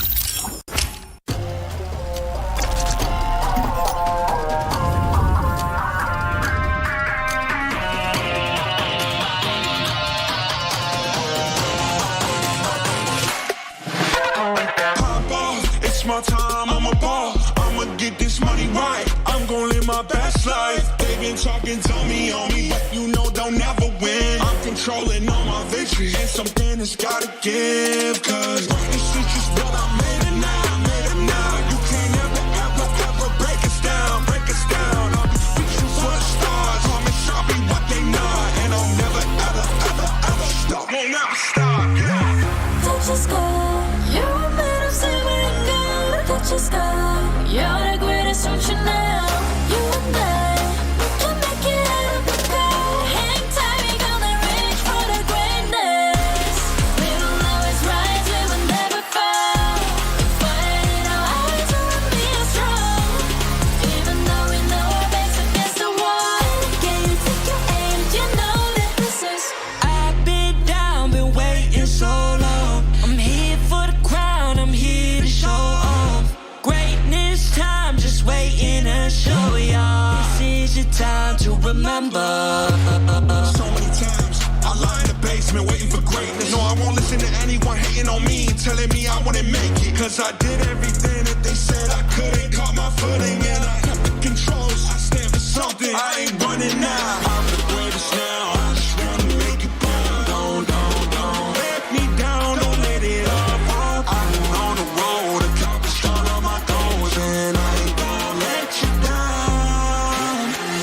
Touch the sky, you're made of silver and gold. Touch the sky, you're the greatest ocean now. You and I, we can make it out of the cold. Hang tight, we gonna reach for the greatness.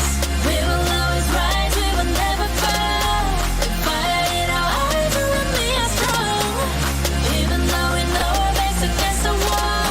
And again, pick your aim, you know that this is. Coming for the game, cause we ready for the victory.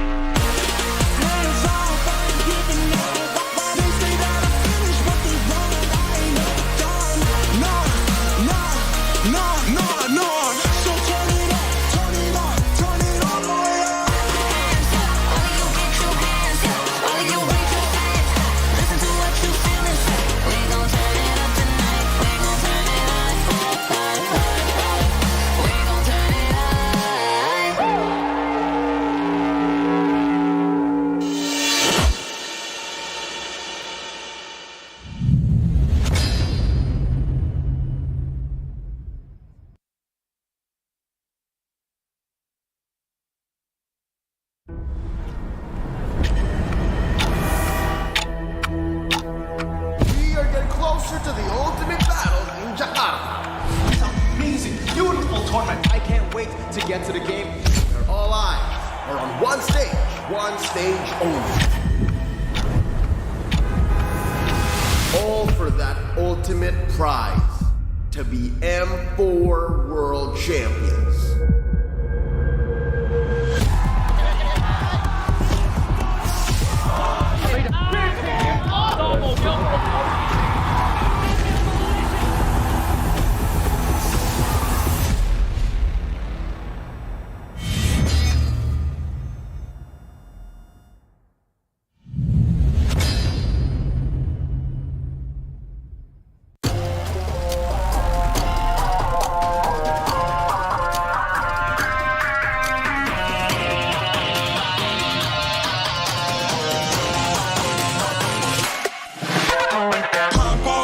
My time, I'm a ball. I'ma get this money right. I'm gon' live my best life. They been talking, tell me on me, but you know they'll never win. I'm controlling all my victories, and something has gotta give. Cause this is just what I made it now, made it now. You can't ever, ever, ever break us down, break us down. I'll be reaching for the stars, promise I'll be what they not. And I'll never, ever, ever, ever stop, won't ever stop, yeah. Touch the sky, you're made of silver and gold. Touch the sky, you're the greatest ocean now.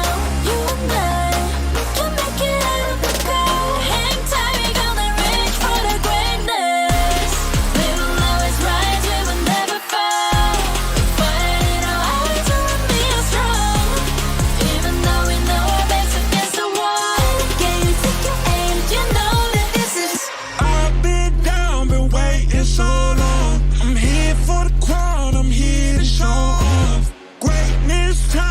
waiting to show ya. This is your time to remember. So many times I lie in the basement waiting for greatness. No, I won't listen to anyone hating on me, telling me I wouldn't make it. Cause I did everything that they said I couldn't. Caught my footing and I kept the controls. I stand for something, I ain't running now. I'm the greatest now, I just wanna make it proud. Don't let me down, don't let it all fall. I'm on the road, accomplished all of my goals, and I ain't gonna let you down. Touch the sky, you're a man of silver and gold. Touch the sky, you're the greatest function now. You and I, we can make it up the coast. Hang tight, we gonna reach for the greatness. We will always rise, we will never fall. We fight it in our eyes, you and me are strong. Even though we know our backs against the wall. And again, pick your aim, you know that this is Coming for the game, cause we ready for the victory. Hands off, I ain't giving up. They say that I finished, but they wrong. I ain't never done. No.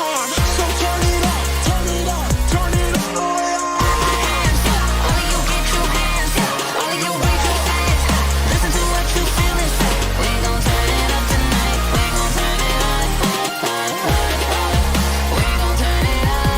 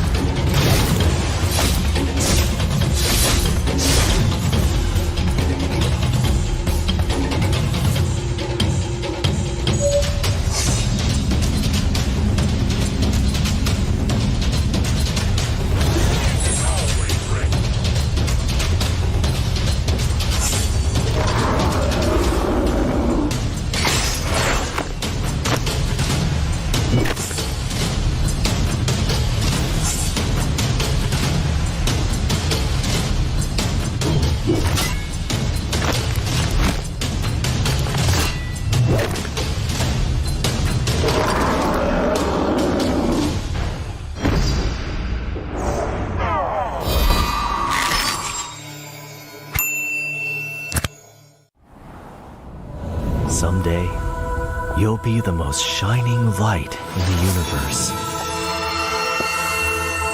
The star will be burned for you, my flare.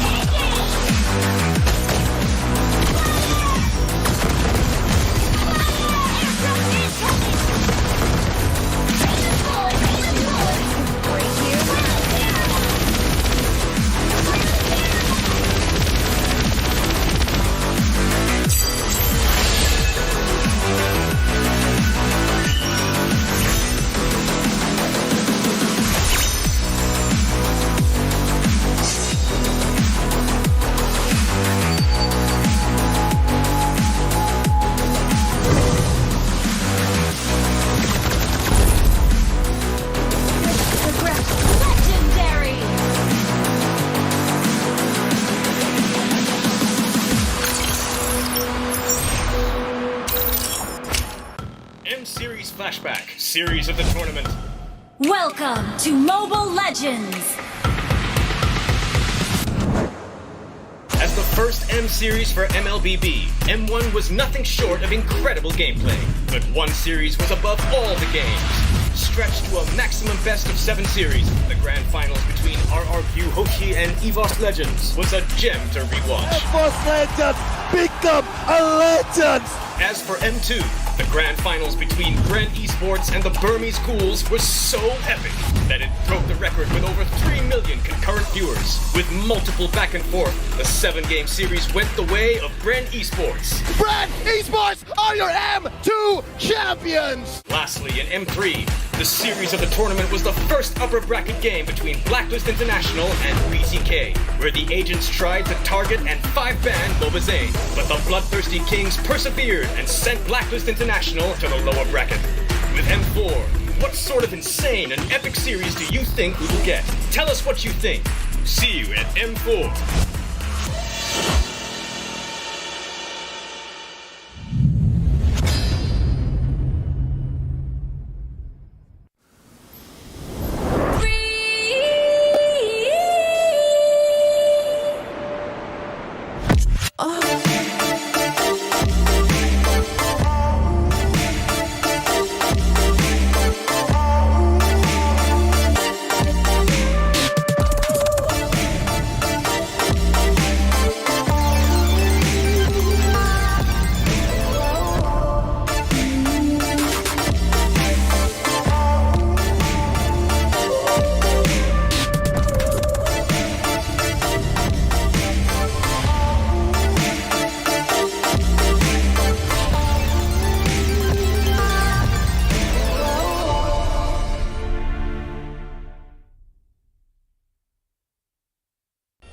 You live only once. For once, leave the comfort zone and raise yourself up. Embrace new sensation. Celebrate new happiness. Find new excitement.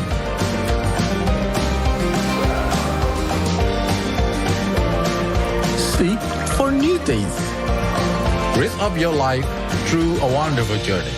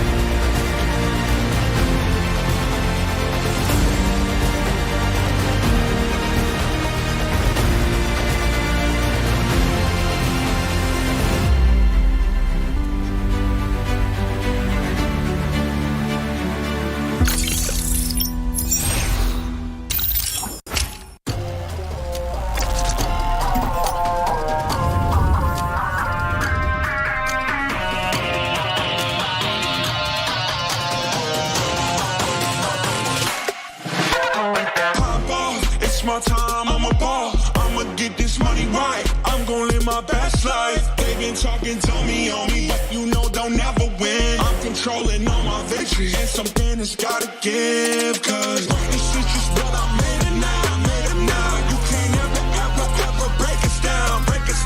I'll be reaching for the stars. Promise I'll be what they not, and I'll never ever stop. Won't never stop. Yeah. Touch the sky, you're made of silver and gold. Touch the sky, you're the greatest function now.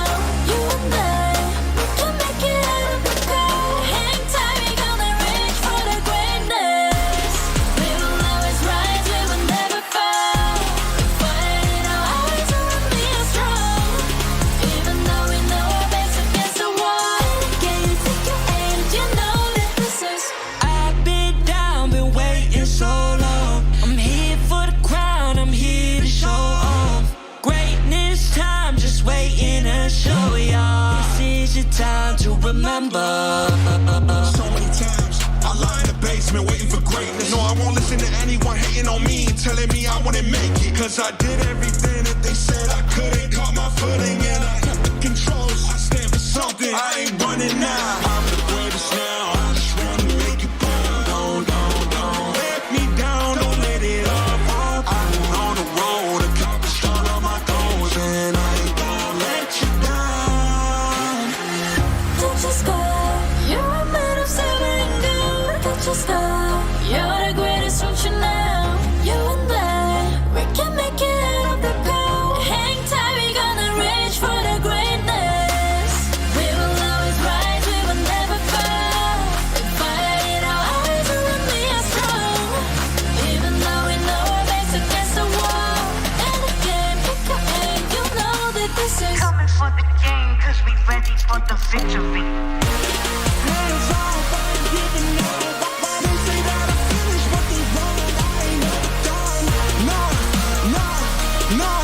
No. So turn it up, All you get your hands up, all you raise your hands up. Listen to what you feel inside. We gon' turn it up tonight. We gon' turn it up. We gon' turn it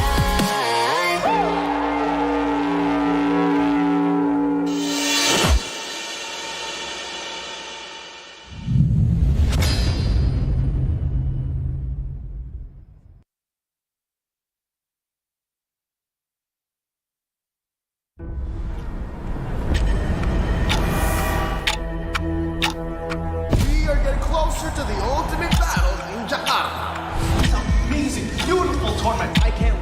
to get to the game. And all eyes are on one stage only. All for that ultimate prize, to be M4 World Champions.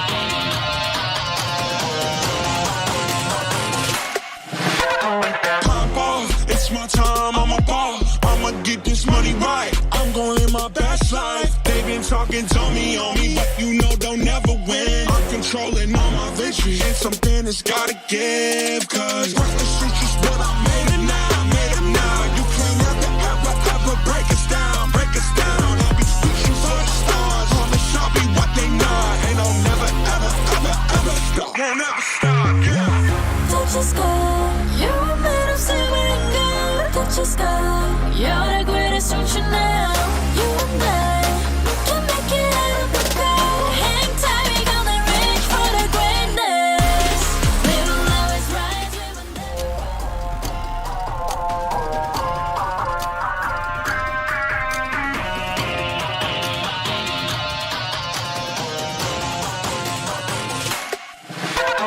Pop off, it's my time, I'm a ball. I'ma get this money right. I'm gonna live my best life. They been talking, told me on me, but you know they'll never win. I'm controlling all my victories. And something that's gotta give, cause this is just what I made it now, made it now. You can't ever break us down, break us down. I'll be reaching for the stars. Promise I'll be what they not. And I'll never, ever stop. Won't never stop, yeah. touch the sky. You're made of silver and gold. Touch the sky. You're the greatest function now. You and I, we can make it out of the crowd. Hang tight, we gonna reach for the greatness. We will always rise, we will never fall. Fighting our eyes on me are strong. Even though we know our backs against the wall. Can you take your aim? You know that this is. I've been down, been waiting so long. I'm here for the crown, I'm here to show off. Greatness time, just waiting to show y'all. This is your time to remember. So many times I lie in the basement waiting for greatness. No, I won't listen to anyone hating on me and telling me I wouldn't make it. Cause I did everything that they said I couldn't. Caught my footing and I kept the controls. I stand for something, I ain't running now. I'm the greatest now, I just wanna make it proud. Don't let me down, don't let it all fall. I've been on the road, accomplished all of my goals. And I ain't gonna let you down. Touch the sky, you're made of silver and gold. Touch the sky, you're the greatest function now. You and I, we can make it out of the crowd. Hang tight, we gonna reach for the greatness. We will always rise, we will never fall. We fight it our eyes and we are strong. Even though we know our backs against the wall. And again, pick your aim, you know that this is. Coming for the game, cause we ready for the victory.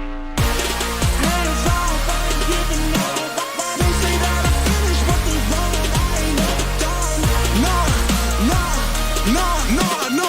So turn it up, turn it up, turn it all the way up.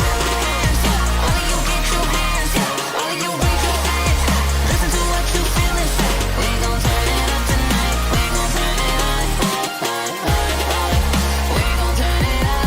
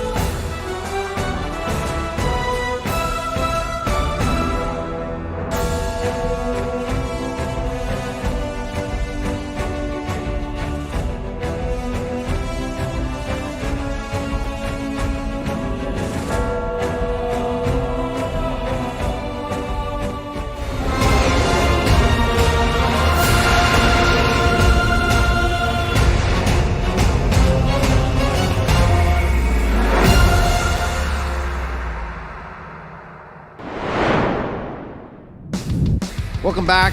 You're tuned in to the Mobile Legends Bang Bang 2022 World Championships. It's M4 live from the Bali United studio in Jakarta. You're tuned in on the desk at your service. My name is Leo, joined here by Mirko and Gani. We'll be covering the tiebreakers, starting here with the first one up on the docket. It's Incendio Supremacy going up against Falcon, who just recently won in a dominant fashion against the returning champions. Mirko, did you see that coming? Yeah. What, the Blacklist match?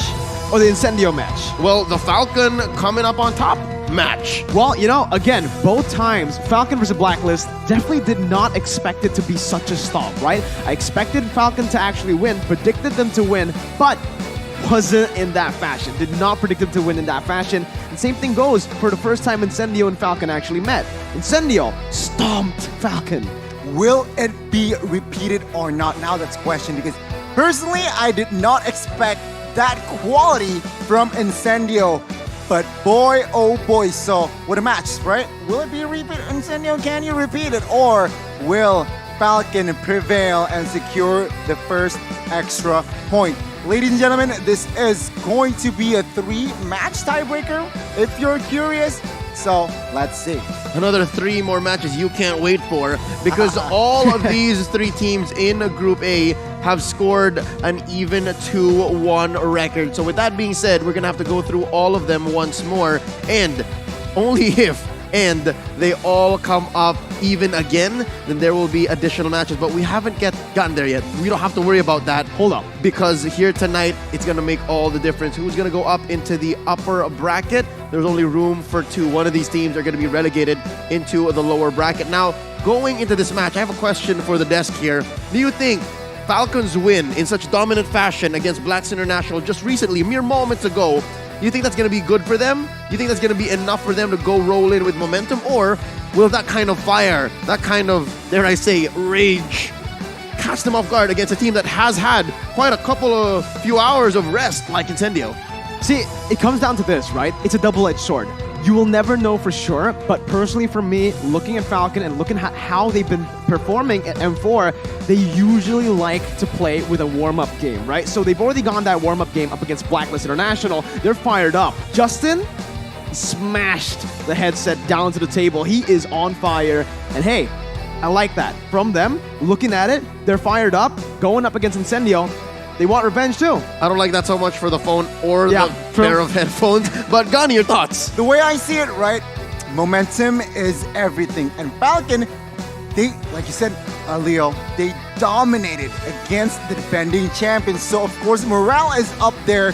Everything is vibing. But they need to be aware of their, again, tempo. They need to have, their momentum needs to be a controlled momentum, right? True. Against Incendio, remember, last time it happened, they actually lost. So they need to stay composed. They need to stay within their own tempo. The question really is, Incendio, like you said, they had that break. Now that break, is it beneficial to them or is it actually a disadvantage? I'm looking more at Falcon. Again, you mentioned that little incident with Justin, right? Again, can't make this up.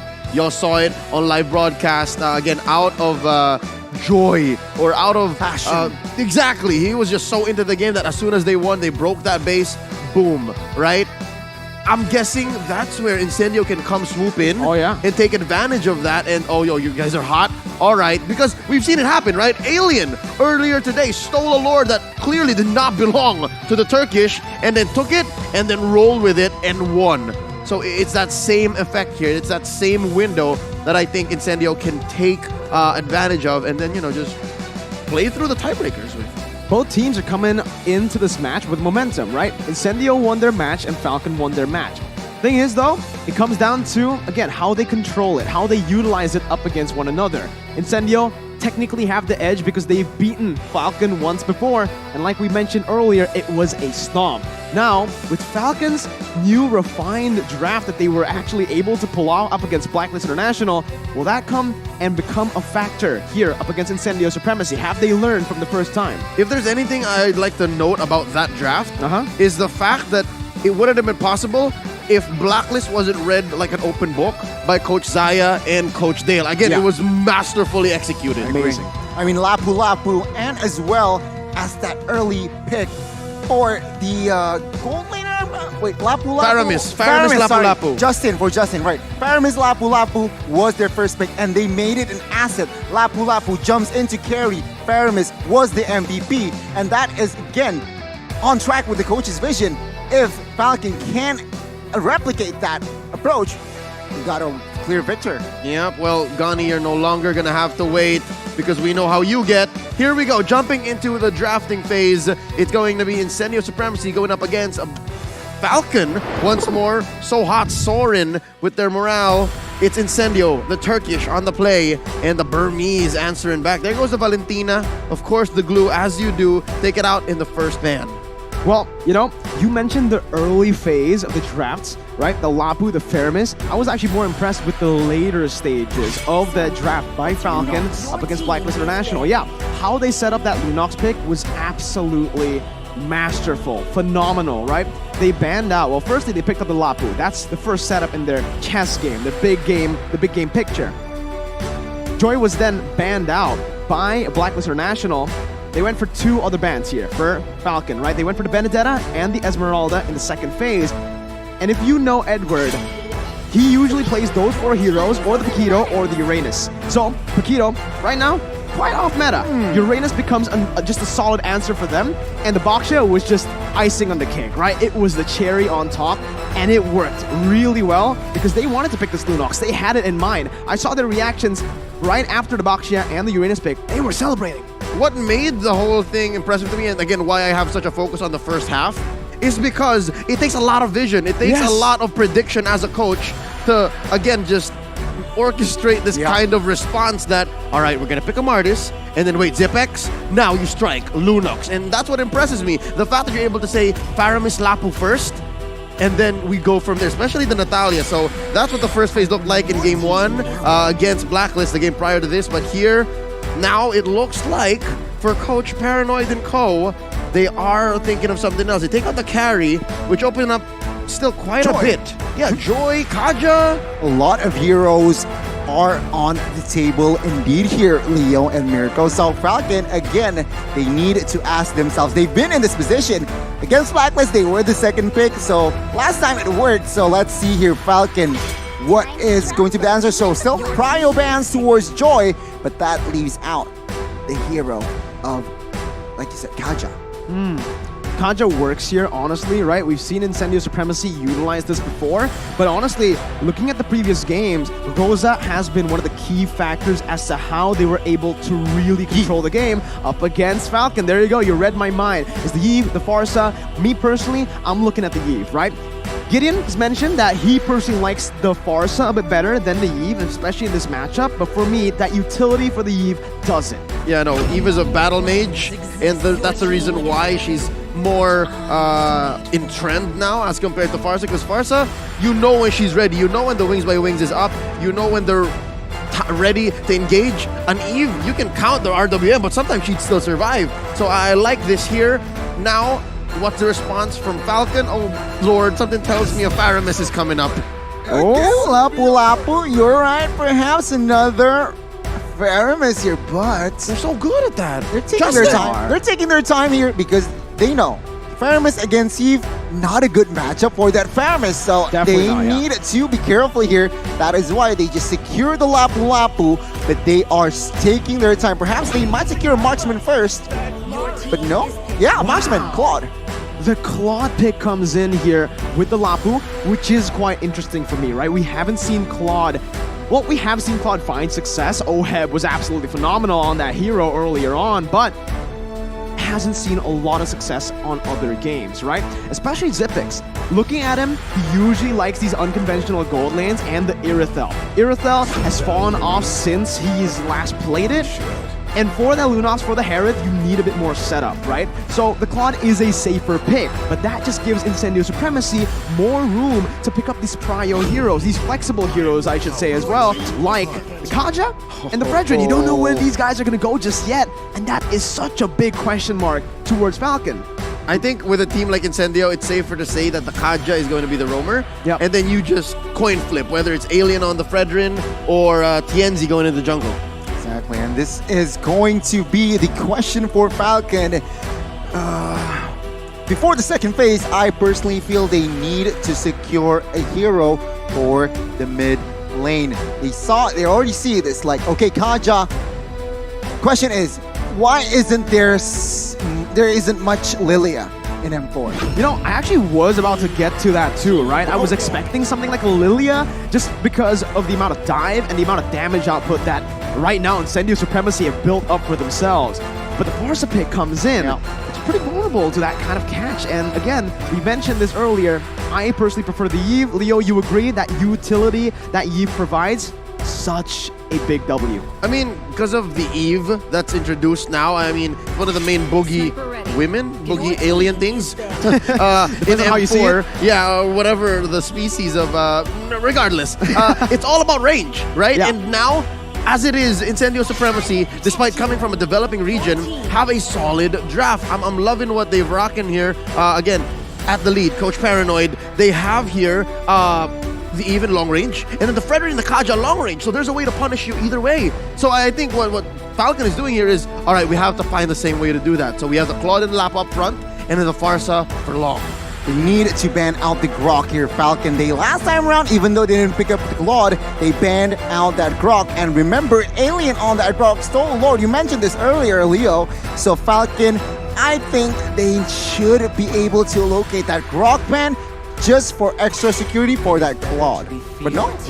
You're thinking the Grok, they're thinking the Amon. I'm thinking the Yuzong. Okay. You have a Farsa, you have a Claude, you have a solid back line that's pretty vulnerable up against someone that can really dive towards that back line. And the Yuzong, that's the answer towards this kind of composition, right? We've seen this many times before. Even up against Blacklist International, what gave them so much trouble was the Yuzong. And here, I do believe we are going to see that Grok ban coming in, not from Falcon, but from Incendio. Very interesting because they realize that Falcon will have the first pick and that they have yet to secure a roamer. Again, Grok can create problems. Why? Grok Farsa, very fast clear, and it equals to fast rotations. Falcon with the first pick, they are now taking their time here. It seems like they should be able to pick up. I personally feel I like a jungler first. I'm and thinking then Bene. Bene can work. As a no. As a jungler. Jungle Bene is neither here nor there, but she's still better as an XP laner. She's able to draw lines so much better. And again, this is so Blacklist versus Falcon. Again, you give a Martis to Ken, and he's gonna start choking you as soon as he finds the window. But. There's a difference now. Incendio Supremacy has a Kaja. They have a way to stop the Martis, which Blacklist didn't have. You're right. Regardless, because now, yeah, you can weave through all the CC, but Divine Judgment, that's not CC, that's suppression. On top of that, the slows, utility coming in from the Eve, the poke also. There's just so much right now from Incendio Supremacy, and they're gonna actually pick up the Clint, which is a solid hero up against the Claude.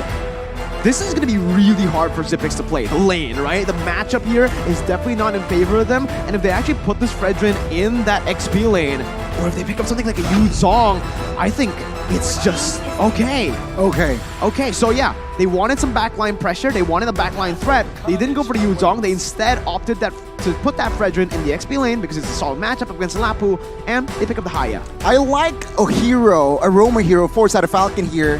They can't add another crowd control. Atlas sounds good here. It's gonna be an AoE party. Claude plays hero. Exactly. And as well as Lapu Lapu. So Atlas just fits perfectly. The question is only Hayabusa, right? So either Atlas or Kufra, I would love to have, but it's gonna be a Atlas. Ooh. Yeah. We called it. I called it. You did, man. You really did. That's on you. That is on you. And if you're looking at it now, Falcon have built themselves up a full team fight comp. Yeah, and in the team fights that they can't win, they can send Yellow Flash to do some work in the dead lane, and then Ken will just farm up. That's on the losing side. If they're winning, they just repeat what they did against Blacklist. Just choke them out. Make sure that Tianzi don't get nothing, and then finish at about 14-15. It's very possible. Falcon can just ride that momentum. Again, that's what we were talking about. Man, once again here, honestly, I think for Falcon, there's a huge emphasis on getting that mid control, right? That's how they were able to actually win up against Blacklist International, and that's what they're trying to do here with the Farsa and the Atlas. However, Incendio, Kaja, and Yi, that's the same thing. it comes down to the skill matchup in the mid lane to control the map. I guess mid lane Kaja, Yves Kaja will look for level 4 and as well as that Atlas. So let's see. Let's jump to the Land of Dawn. Leo, take us. Going into this first tiebreaker of the evening. Who'd have thought we'd been here? But we're all happy to be here as well. Ladies and gentlemen, for your entertainment and for that upper bracket slot, it's Incendio Supremacy versus Falcon Esports. I'm expecting it to be guns blazing from the start. And right now, not really that guns blazing just yet. Both junglers just starting pretty slow. You can already see some movement by Apex.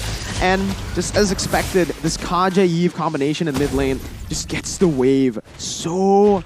It got it cleared so fast, super fast. They really need to take advantage of that. I mean, Kaja, Hayabusa, Yves, very aggressive early game, and that is what Justin and Naomi need to deflect. Let's see though. Uh-oh, that's gonna be Naomi with the perfect match. Justin, though, flickering out. Both teams, again, they're still opting to play it safe. They're not overcommitting, not overextending just yet. There's a lot of risk at play here in the early stage. Oh, they're not done. That whole rotation up top, that false engagement by Incendio opened up the Little Wanderer for Falcon. And again, say what you will about small objectives like that, but in the early game, it's these little inches that you eventually turn into meters, miles, light years ahead of your position. And here's something to note. I'm wondering, why is Alien rocking that emblem? Festival. Oh, wait. That's not Festival. No, wait, oh, yeah. The is that Unbending Will? Unbending Will. Wow, he's actually like looking just to deal damage, I guess. Soak in the damage and give it back out into attack. That's a very Fredrin thing to do. Very Frederick. Not Frederick, but Fredrin. That's me. That is wrong you. guy, bro. That's Alien. That's Alien. Oh. All right. Again, just something to note. And I mean, there are several flavors of Claude these days, but yeah, this is what you usually pick up now. Like you want to farm heroes, you want to chip away with the avarice. So that's not out of the ordinary. All right, you can see here already slow and, well, I guess slow build-up, but Ken is looking to grab space in this order. Will Incendio react? Let's see. Oh, you can see the reset already here by Falcon, and that actually is going to be pretty good for Incendio, as they are actually going to be able to use this time. Oh, outside. To look for more. Oh. Exactly. That gold lane's going to be the problem right now as Rosa pops in that real world inflation, almost taking Naomi down, but he finds the Fatal Links, and that's going to be Apex 47 brought back. Flickers out, Yellow Flash jumps in, that's the damage and the flicker. Goodness Ken me. picks up the first blood, and Falcon get the turtle too. Oh no, they've begun! This is it, early on, not even 3 minutes in, and the Burmese Python has begun the choke. Look, he's taking away purple. Oh no, he didn't! Rosa stole it away! Oh, Rosa took it away, but save your breath. Hayabusa stole purple buff of Falcon earlier. So it was a trade, but then again, Rosa is denying it away. Now, 3 minutes in, first blood for Falcon already, so as expected, right? Slow pace, but I do indeed expected more from Incendio. They have the Hayabusa. You have to use it. So far, I think they're doing what they can, but what Falcon is doing so well to quell that is put Apex off timing, but wait, they catch one! Oh man, Tianzi gets the shadow kill in time, gonna be trying to go for the quad shadow, gets out as Apex comes in with Divine Judgment, bringing Naomi back and getting the kill over onto him. Ken now looking for a trade as he jumps in onto Rosa with a Decimate, finds the kill. Looking for more as he runs all the way to the enemy jungle, but will choose to back off. Oh, as I was just saying, right? That's how you stop a Kaja lineup. You take them off their timing. You stop them from the flicker Divine Judgments, and then you put them in a position wherein they have to doubt themselves, and slowly but surely, I think that's what Falcon's doing to Apex 47. It was Yves traded for Atlas, so again, Falcon still leading. Took the grasp into that, but now 25 seconds to the next turtle, it seems like Falcon, they need to still be in control, but both teams looks to rotate top side. It seems like we're about to see a clash. Oh, Tianzi gets caught out. Ken, get pulled! Wow, very aggressive, and that's the reason why Naomi's ready to follow it up, but they don't find anything. Naomi flickers forward, brings the Fatal Links over towards two members. Yellow Flash is trying to look for that one more kill. Stuns him up, but will not be able to find it. Falcon, Discipline Gaming, jumps back, goes for the turtle instead. Wise move. Discipline Esports. I mean, it's so hard to become Incendio right now, given that Falcon has your number. I think they have a pulse on when exactly and where Apex 47 is gonna be. And Kaja is so powerful right now as a hero in the metagame, but only if you're in control. I don't know how they can find a comeback now because they're, what, 2K ahead under 5 minutes? And look, in mid, these kinds of trades, these are okay for Falcon. I think they're fine with Naomi being a casualty. With the mid turret though, I don't think so, right? And they are going to be able to get it there. Oh, that's a good conversion. Yeah. Again, caught out there, Falcon. They need to be aware of that, but Incendio, they are stepping on the gas outside. Oh, no! Zipix, man! A greedy move by him, trying to save that turret, and Incendio, once again, are showing why they're here at the world stage. That macro. They never lean on just to one weapon. When one weapon fails, they lean on the other. You can see here already 2 tier 1s down. Falcon, even though they are slightly ahead in economy, but it doesn't matter. Space, Incendio, they are in full effect, and it seems like Falcon, they need to find compensation.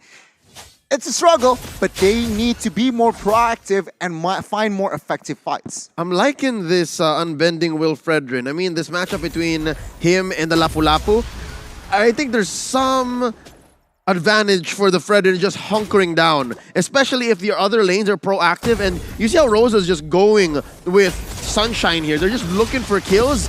And again, they're remaining proactive despite being slightly behind. So this is a good sign for Incendio.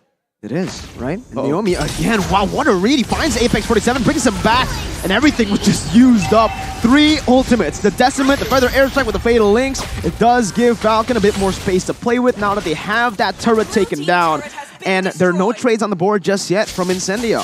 Seems like here Falcon, they are perfectly timed execution, but top side needs to be careful here. Yellow Flash 2 on 1, no commitment just yet. Turtle is up, so Incendio, if they do not want to contest, they need to find compensation. Perhaps the answer is going to be in the mid side. Yeah, I mean, I think Incendio has accepted the fact that they're not getting any, but look! Again, you can see here, Tienzi's gonna get caught. Alien flickers forward, gets a taunt onto Zipix, but Zipix still able to find the escape. Justin to be caught by Divine Judgment as Ken jumps in, gets the Decimate down. Naomi caught low as Yellow Flash looks for that back line. Jumps at the Rosa, Naomi's still kiting away as Ken's gonna be caught in the 1v3. Zipix walking back, Alien's gonna be able to dish out that damage as Ken's gonna be knocked up. Still, Ken running for the hills. Lapu gonna be able to get that kill down below. And now, what does it look like? It's a 2 for 2. But I do think it's in favor of Falcon. That's the jungler and the mid laner traded in for a roamer and the mid laner. Yep, so close though. If they killed Ken, would have been an amazing shutdown. That's 4 kills on the jungler. Gani, what's the items looking like? DHS Golden Staff secured by that Claude, but take a look at Clint. His gold is not far behind. Endless battle, so there is true damage, and he is on his way to BOD. Looking good for both of the gold laners, but what's interests me is that Farsa, bro. Clock of Destiny, Lightning Truncheon is about to come, so it's gonna be very, very interesting to see. Oh, it's on. Alien gonna be caught down as a Feather Airstrike comes through. Apex 47 with a massive Divine Judgment, but Zipix, wow, has that BMI placed in the right position, doesn't get bursted down in time, and that's another very good trade by Falcon, picking up the XP. I feel like they're waiting on Sunshine. That whole engagement in mid could have been disastrous for Falcon only if Incendio Supremacy had Sunshine with the right items. You see how they were all like at half health, maybe less, 2 or 3 members of Falcon? That's what they were waiting for. But now, this is big concealed play. Rosa gonna be caught here, doesn't have the flicker, doesn't have the purify. And that's it. The Purify is just up right now, and that's just super unfortunate by him, or super well calculated by Falcon. What a timing, right? That knowledge, that conceal instinct, the trust on your roamer, Falcon. Very good quality, and now perfect time as well. No Yves, but take a look at the mid side. It's so scrappy. Yeah, and that's, I guess, the disadvantage of going for the Unbending Will, right, Leo? He's not as sustainable as usual. Yeah, no, I think that's why they need to burst down. There's a reason why Alien is so game, and I think it's part of conditioning. There's a reason why he wants Falcon to fight here, because if they don't buy them attention, then it's all gonna crash down. But wait, you got eyes on Naomi. Alien gonna be caught there, but it's gonna be the Divine Judgment, bringing Ken over. Appraiser's Rat comes in, but Ken's gonna be able to find Decimate as TNZ jumps into the back line with a shadow kill, getting the shutdown. Yellow Flash is low. Naomi with the perfect match of sprays TNZ back in. Zipix jumps in with a blazing new and the feathered airstrike from behind to back him off. Finds another, and Falcon Falcon somehow, someway are able to make it favorable to them. This is a flicker Claude, mind you, and Zipix was just unstoppable there. Didn't even use it. Exactly, Incendio. It wasn't looking good. Ken got taken down, but let's take a look here. Let's see what happened. You can see here, Ken gets the kill, but perfectly timed. TNC jumps into the backside as well, but there you go. The stun fatal links connects, and where Rosa Apex got dismantled. Lord. Quick conversion. I mean, it's a clean Lord. What I saw in that team fight, in that instant replay, was that they overloaded Sunshine. He has to make a choice, right? Agreed. Where do I flick my passive? Where do I throw my ult out? Is it towards Yellow Flash or towards everyone else? He made the call and he committed. He's way in too deep, bro, and he couldn't have gone back. So that's what happened. It resulted in their offensive being split up, and that's why Falcon just punished really hard.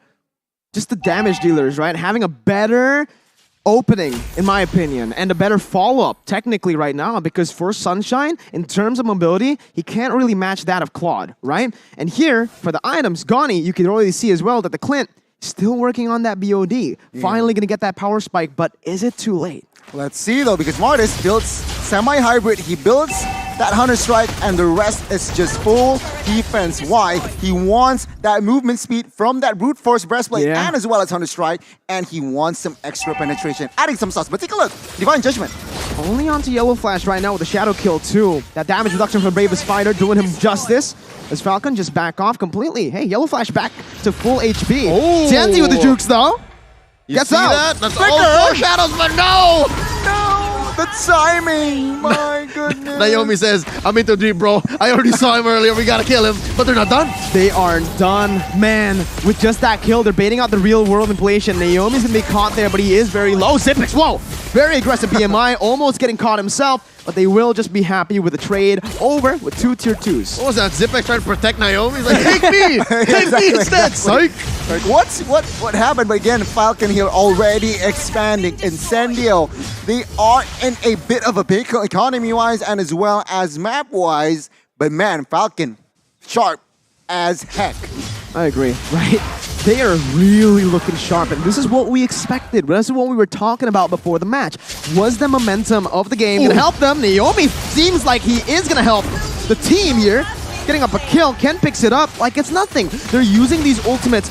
3 ultimates for 1 member. You would think it's not efficient, but they're doing it so well, and they're backing off after every single pickoff that it's always good. They're going for a beeline into small objectives or anything to just really take away everything from Incendio. You saw there that kill on Apex turned into a orange steel buff. And now look, Ken is living inside of Incendio's base. Rather, their side of the jungle. Soon enough, he'll live in his base because that's what the Burmese Python does, right? But now they're just making a play for this Lord. First Lord, it seems. Rather, second Lord. I can't believe it. The first Lord just went by that fast. Yeah. The game has just been going at a pace where it's just a lot of team fights happening. Even when it's slow, it's fun. And you just don't remember that, hey, it's been 13 minutes. You're right. I mean, let's give a shout out towards Naomi. 13 assists to his name, 13 total kill points, 100% KP currently. And again, Justin Parsa, he has no Purify. He only gets picked up once. So amazing positioning, amazing conversion again. Falcon with a comfortable Lord pickup. Let's see, what can they do with this Lord push? I mean, there's no real CC in the side of Incendio, right? Like, they really have just real world manipulation or Divine Judgment. If you get hit with Alien's full kit, then that's on you. And I think Naomi has done an amazing job of checking where people are, right? Of making sure that vision is on Falcon's side. But looking at the damage dealt, I'm still holding out hope. I think there's still something when it comes to those clutch Divine Judgments. If he finds the perfect target, Apex 47 has a lot to think about. They're marching down. Shadow Kill was popped in here by TNZ, clearing out the mid lane wave. It's going to be that enhanced Lord marching down that bottom lane. Going to be able to get the charge down onto the bottom side base turret. Yellow Flash and Naomi looking for the play right now. They got to be careful. Can't really commit here. One mistake can turn the tides with an 8,000 gold lead. Yellow Flash jumps into the Bravest Fighter. Still just trying to zone Incendio away as Ken goes munching on that mid lane base turret. Justin with a feather airstrike to zone them. And it's just clean by Falcon. Clinical gameplay. I mean, at this point, Justin, with that Holy Crystal, that Feather Airstrike can deal a lot of damage towards Sunshine and especially towards Rosa. So again, even on defense, especially on defense, their positioning needs to be on point. Last baser top side, Falcon here, they're in a very, very good spot. Yeah, that top lane is their last bastion. They're gonna do everything they can, but wait, they've come in! Yellow flash again with that Bravest Spider, with Naomi joining in with a perfect match. Not gonna be able to find the stun though. Alien finds a taunt, almost gets Zippix, but Naomi jumps in with the fatal link to turn it around. Apex though turns it back around once again by finding Zippix. It's a 2-for-1. Alien and Sunshine traded for Zippix as that's gonna be TNZ jumping in, looking for that shadow kill, but he does not have it just yet. Falcon forced to back away, but they have taken 2 base turrets. Oh man, I thought TNZ was gonna go for that. Yeah, no, signs of life here from Incendio Supremacy. Not so quick, not like that. And for the first time, TNZ's gonna have a taste of his own buff. I mean, he missed out on the purple, but now he's gonna get the orange. Again, shades of that game between Falcon and Blacklist. I mean, Falcon, they occupied that base a little bit too long, forcing a little bit too much, and they got punished. Incendio, again, still behind on economy, but they have chances now. Can they make it work? That's the big question, right? And I think that was just brilliant by Incendio. They noticed that Falcon was overextending, was overcommitting. They went back and forth, and gotta give props to Rosa, man, because he was the one who actually was poking Falcon down, losing a whole lot of mana, but always going back and forth. Because, hey, they're in their base. They have unlimited resources. Yeah, I think it's just a matter of finding that box. Again, I think that's a sign of what is to come once Sunshine gets his full build and once TNZ can get better positioning. Because earlier they got almost the perfect Divine Judgment, but TNZ came in maybe 2 or 3 seconds too late. But wait, look at this angle. What a read by Naomi. I thought it was going to be an incredible flank, but TNZ's going to be caught here. Jumps in. Uses the shadow kill to get out. Jumps out as well as Alien's gonna be caught here. He's trying to help him member out. Justin almost gets slain, and that would have been worth it for Incendio. But Justin lives with a sliver of HP as Alien's not gonna be caught. Naomi does a great job at opening up the map, zoning Sunshine and Rosa away. And Falcon, they read Incendio like an open book. 3 members left standing here, Leo, and it seems like it is going to be a free lord. The base is too exposed behind an economy. Incendio, can they defend this? Yeah, they're going to have about 15 seconds until the Lord spawns, so at least it'll be a 5-man defense. All right. And they can do it inside their base. But then again, yeah, this is just enhanced Lord. It's not evolved yet. But look, they're already in! Naomi once again with the flicker and the retry. He helps his team. Ken was there instantly to follow it up. And now it's just Sunshine who gets picked off. Zippix jumps out in time. TNZ with a fast hand, but it's still just them defending now. Falcon are waiting patiently for the Enhanced Lord to march in. Alien jumps in with a taunt. Ken's going to be caught there, but is going to be able to get out. Apex 47 jumping in only to die to the hands of Ken with a Decimate. Alien now going to be bursted down. Doesn't have time to go for the Appraiser's Breath as the Shadow Kill comes in. Ken losing on Immortality, but it's going to be GG here. Zippix flickering out, flickering back in. They end the game to claim their victory. Revenge towards Incendio. Ken's feeling it. Falcon Esports have done it. My goodness. Falcon with the momentum that they got from the win against Blacklist. They took it towards the Turkish team now. Falcon securing the extra point. But my goodness, what a game both teams have displayed. Congratulations. And Falcon again showing qualities that they are the real dark horse in M4. That was a close call. And again, we called the 5-man defense. Death timer for Alien was gonna come in, but Naomi read the situation. He knew that if I can take out at least one of them, at least one of the main damage dealers, whether it's Rosa or Sunshine, no, they would win. Yes, it would still be a 5v4 because they would have a Lord crashing in, and that made all the difference. Naomi traded out, and the rest of the team just followed through. It was a difficult match for Incendio Supremacy. They had their licks, but in the end, I guess you're right. You know Falcon well, Mirko. It's that fire that keeps burning and even brighter now. Man, I did not expect that from Justin. Oh, nor Ken. I did not expect. Yeah. Earlier it was Zipex, if I'm not mistaken. But something else. I don't know what happened in game that may have caused that. Because Ken was having a good time. He was doing Burmese Python things, but I think you're just fired up, right? It's just you're caught in the moment. You're playing a competitive game on the world stage, where again it's a tiebreaker. They were doubted. Everyone doubted them after their first game up against Incendio. Everyone was saying Falcon overrated, Falcon this, Falcon that.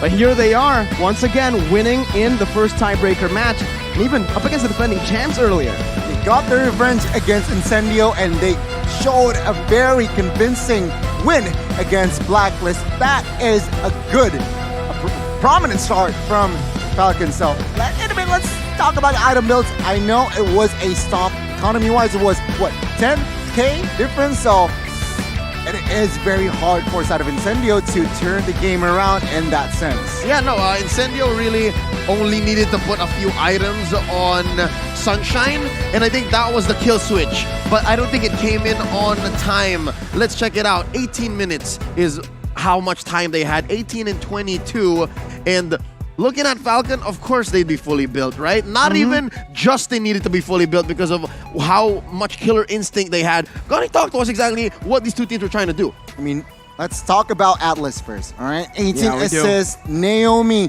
MVP for perfectly me. timed, Flicker on point, reading the situation and as well as map.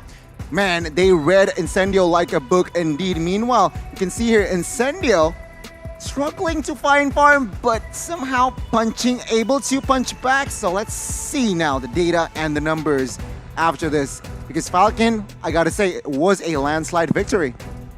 I wouldn't say landslide. The game was close to a certain extent up until Falcon got, I think, the Lord, right? The fight before the Lord. Yeah, I was gonna ask who dealt the most damage and who took it. And look, it's both for Incendio supremacy. So this is what I'm impressed by, is the fact that they were still able to get some peel. Yeah. And Rosa was still able to do good Eve things.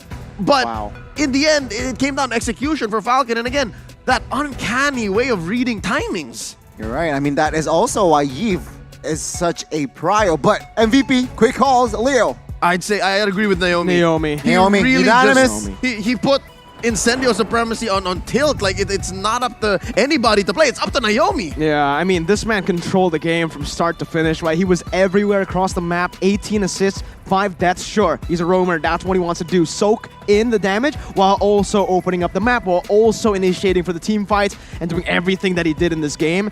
This is what you want to look for in a roamer. This was Atlas' last pick. So again, a great job by the coach reading out the composition of the enemy and striking last and punching a bag, and Naomi extract this Atlas at its most potential. Yep, again, we'll be seeing Naomi's best moments here in the highlights. And it started in the very early game, but now we're a little bit in the mid game. We're catching the mid game here. And there are moments when he just hit one person with the Fatal Links and it's worth it.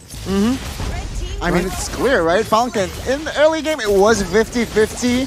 Falcon, economy lead, sure, 2k, but it doesn't mean that Incendio is really out of the game. But after the read here, minute number 9, this is all changed, right? It's just Incendio lost Falcon complete control. 2 base turrets. He always has Flicker. Exactly. Every time, perfect match, Flicker, Fatalings. It's just done. Right here was the final play. Flicker getting Sunshine. And it's GG's after this. Incendio could not find that extra points that they need. That was super worth it. And there were some perfect pulls by Apex 47, but compared to what Naomi was doing, he was crawling while Naomi was running. And you can see it, right? This is the final moment where, man, it was just a micro battle. It was a mechanical battle there in the final fight. Everyone went guns blazing. And unfortunately for Incendio, they were just way too behind to actually win out on that. There were a lot of good plays, especially by Apex. He was able to find Zipix, but the damage wasn't enough. And Zipix somehow, with that flicker, was able to maneuver out of the skill shots. That's how sure and aware of their own game plan Falcon was, that they drafted this way.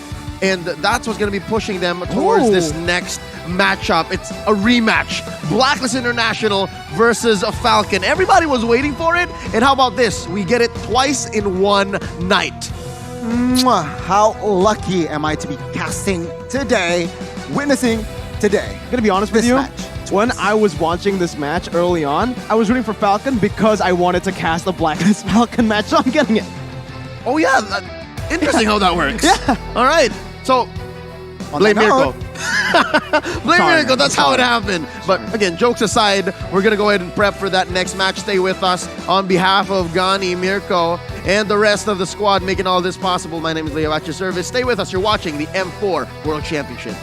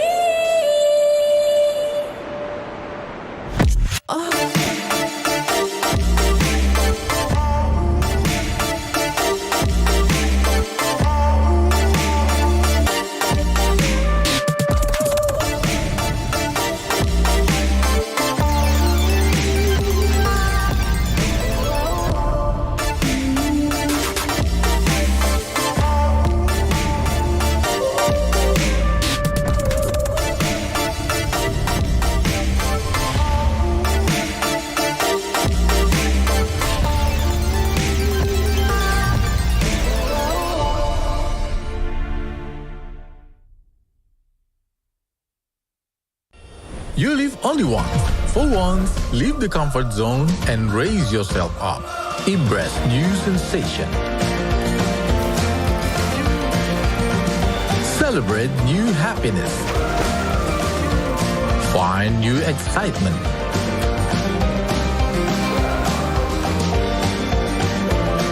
Seek for new tastes. Raise up your life through a wonderful journey.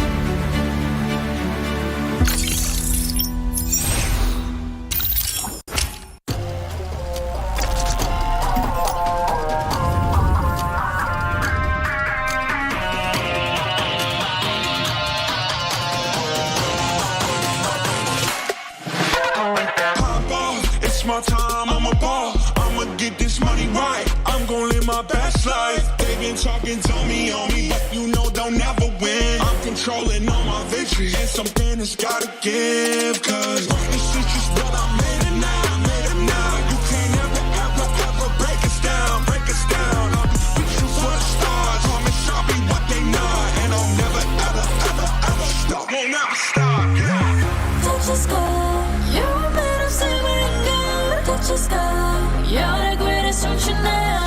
You and I, we can make it out of the cold. Hang tight, we gonna reach for the greatness. We will always rise, we will never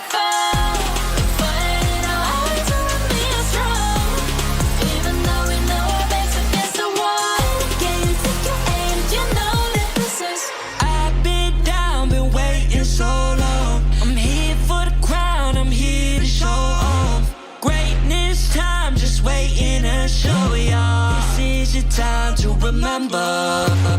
So many times I lie in the basement waiting for greatness. No, I won't listen to anyone hating on me, telling me I wouldn't make it. Cause I did everything that they said I couldn't. Caught my footing and I kept the controls. I stand for something, I ain't running now. I'm the greatest now, I just wanna make it burn. Don't let me down, don't let it up. I've been on the road, accomplished all of my goals, and I ain't gonna let you down. Don't you stop, you're a man of silver and gold. Don't you stop, you're the greatest, don't you know? You and I, we can make it out of the cold. Hang tight, we're gonna reach for the greatness. We will always rise, we will never fall. The fire in our eyes, you and me are strong. Even though we know our backs against the wall. And again, pick your aim, you know that this is coming for the game, cause we ready for the victory.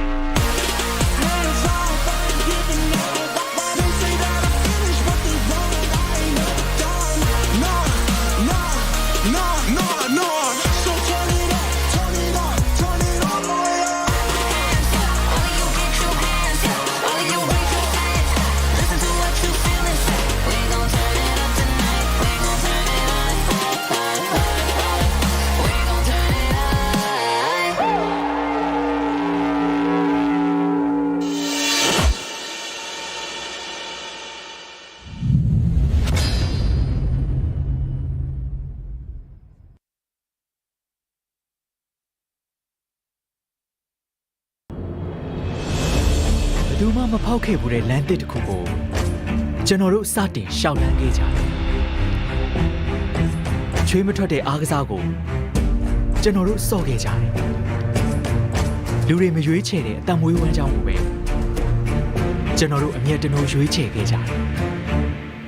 အဲ့ဒီလိုလူတွေမမြင်နိုင်တဲ့အမှောင်ချမ်းမှာပဲကျွန်တော်တို့ရှိနေခဲ့တာမို့လို့ကျွန်တော်တို့ရဲ့ကိုယ်ပိုင်အလင်းရောင်နဲ့ထုံးလင်းဖို့ဆုံးဖြတ်ပြီးဒီလမ်းကိုဆက်လျှောက်ခဲ့ကြတယ်။တကယ်တော့ e-sport ဆိုတာမျိုးကတခြားအားကစားတွေလိုပါပဲ။ကိုယ်နဲ့စိတ်တူကိုယ်လိုရှိမဲ့အသင်းပုံတွေအကူအညီနဲ့ပဲကြုံဆုံလာမဲ့ပြိုင်ဘက်တွေကိုအလေးထိုးအနိုင်ယူကြရတယ်။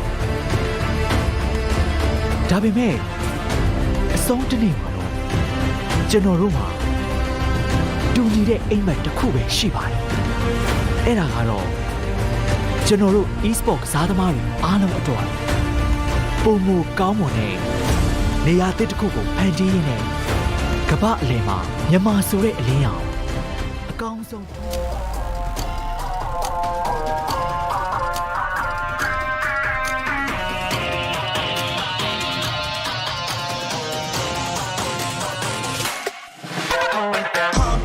It's my time, I'm a ball. I'ma get this money right. I'm gon' live my best life. They been talking, tell me on me, but you know they'll never win. I'm controlling all my victories, and something has gotta give. Cause this is just what I made it now, You can't ever break us down, I'll be reaching for the stars. Promise I'll be what they not, and I'll never ever stop. Won't never stop, yeah. Don't you stop, you're a man of silver and gold. Don't you stop, you're the greatest, don't you know? You and I, we can make it out of the cold. Hang tight, we're gonna reach for the greatness. We will always rise, we will never fall. The fire in our eyes, you and me are strong. Even though we know our backs against the wall. And again, you take your aim, you know that this is. I've been down, been waiting so long. I'm here for the crown, I'm here to show off. Greatness time, just waiting to show y'all. This is your time to remember.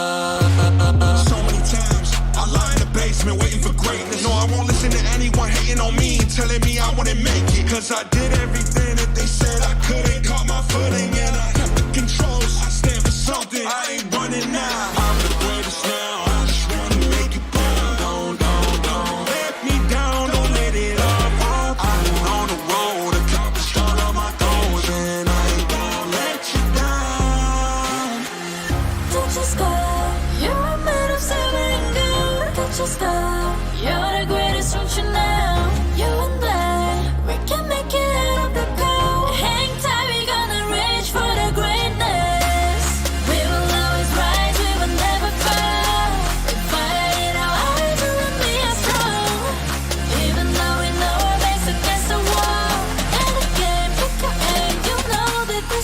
fight for the game, cause we ready for the victory.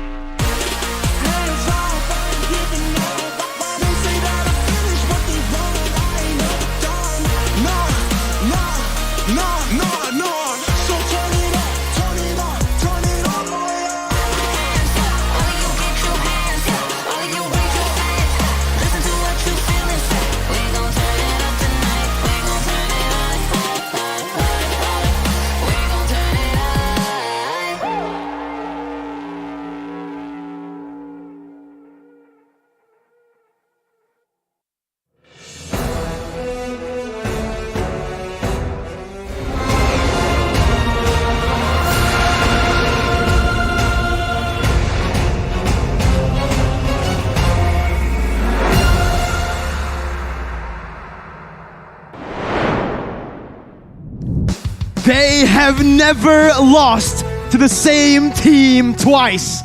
Blacklist International facing off against Falcon Esports once again here in the tiebreakers for Group A. Day number 3 of groups. This is M4. I'm Mirko with LaFell and with Arashi to bring you guys match number 2 of the tiebreakers. Yeah, I'm gonna be Gani. I could not wait for this one. I mean, like, again, after we saw what happened, Falcon against Blacklist, me, Mirko, Arashi were like, oh, we wish we casted that game. We got our wish. We got to cast this one. We did it. Let's go. Somehow it happens, man.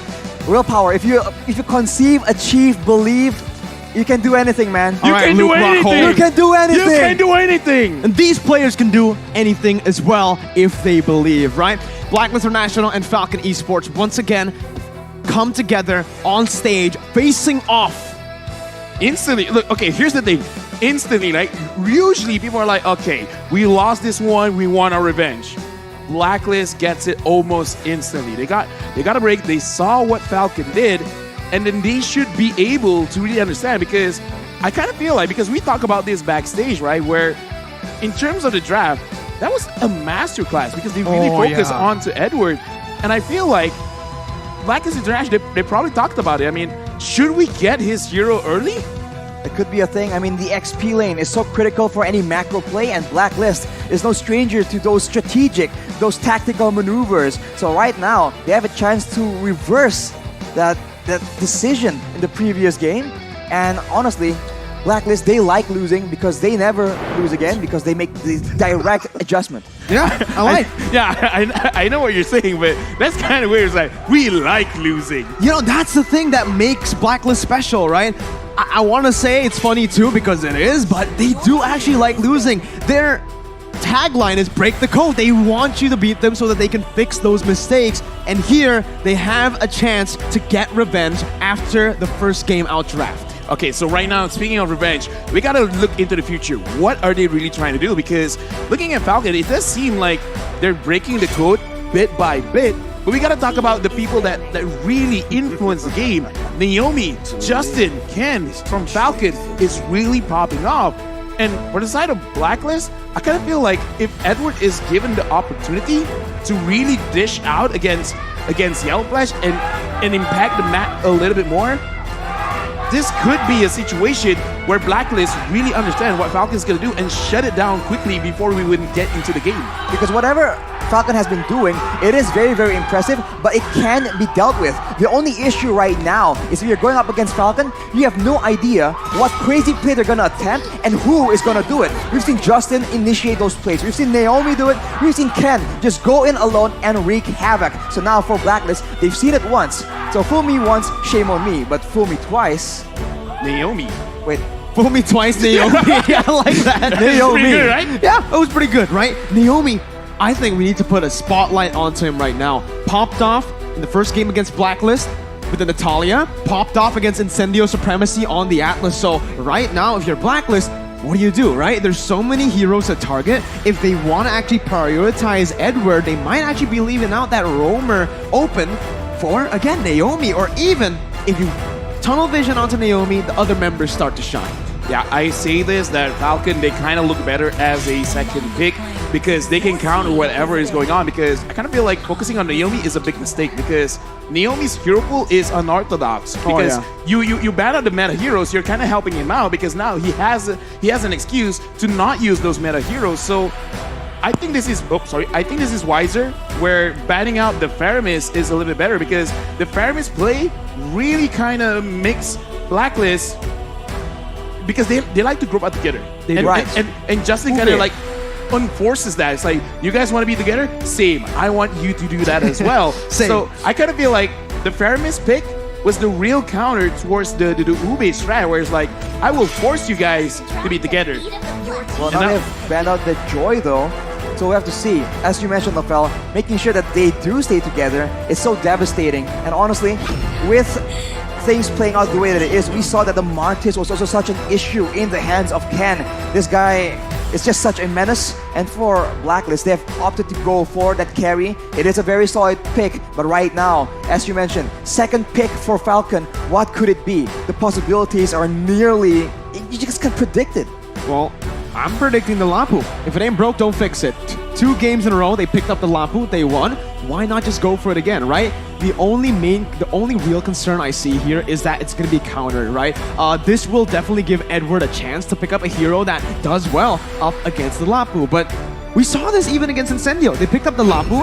Incendio picked up the Fredrin, and it did not matter. He even went for Unbending Will, and there you go. That's going to be the Lapu with the Valentina, not the Faramis. Well, they go for the Valentina, so a lot more adaptability in how they want to approach these fights, and that is the dangerous part because, as you just mentioned, Falcon, they prey on that unpredictability, on how you're not expecting the unexpected. So for Blacklist right here, are they going to go for something more standard? Something like protection, something they're used to. Mathilda is something that we've seen from Blacklist again and again. This can be a solution to protect the more vulnerable members from the side of Blacklist International. Signature pick for Edward. That's Agent Zero's pick. I mean, come on, let's face it. We kind of called it, right? Because right now, Edward, he has to make sure that he gets his hero first. If not, he's going to get punished again. Now, here's the thing, right? Because Mathilda is a very, very strong hero. This is one of those heroes that made Oh My Venus so scary. Mathilda Airlines. So dangerous. Mathilda Airlines. But the thing is, you really need clear-cut direction with this Mathilda. And right now, the Franco has been picked up. So, yeah, like Mathilda goes in, just make him stay there.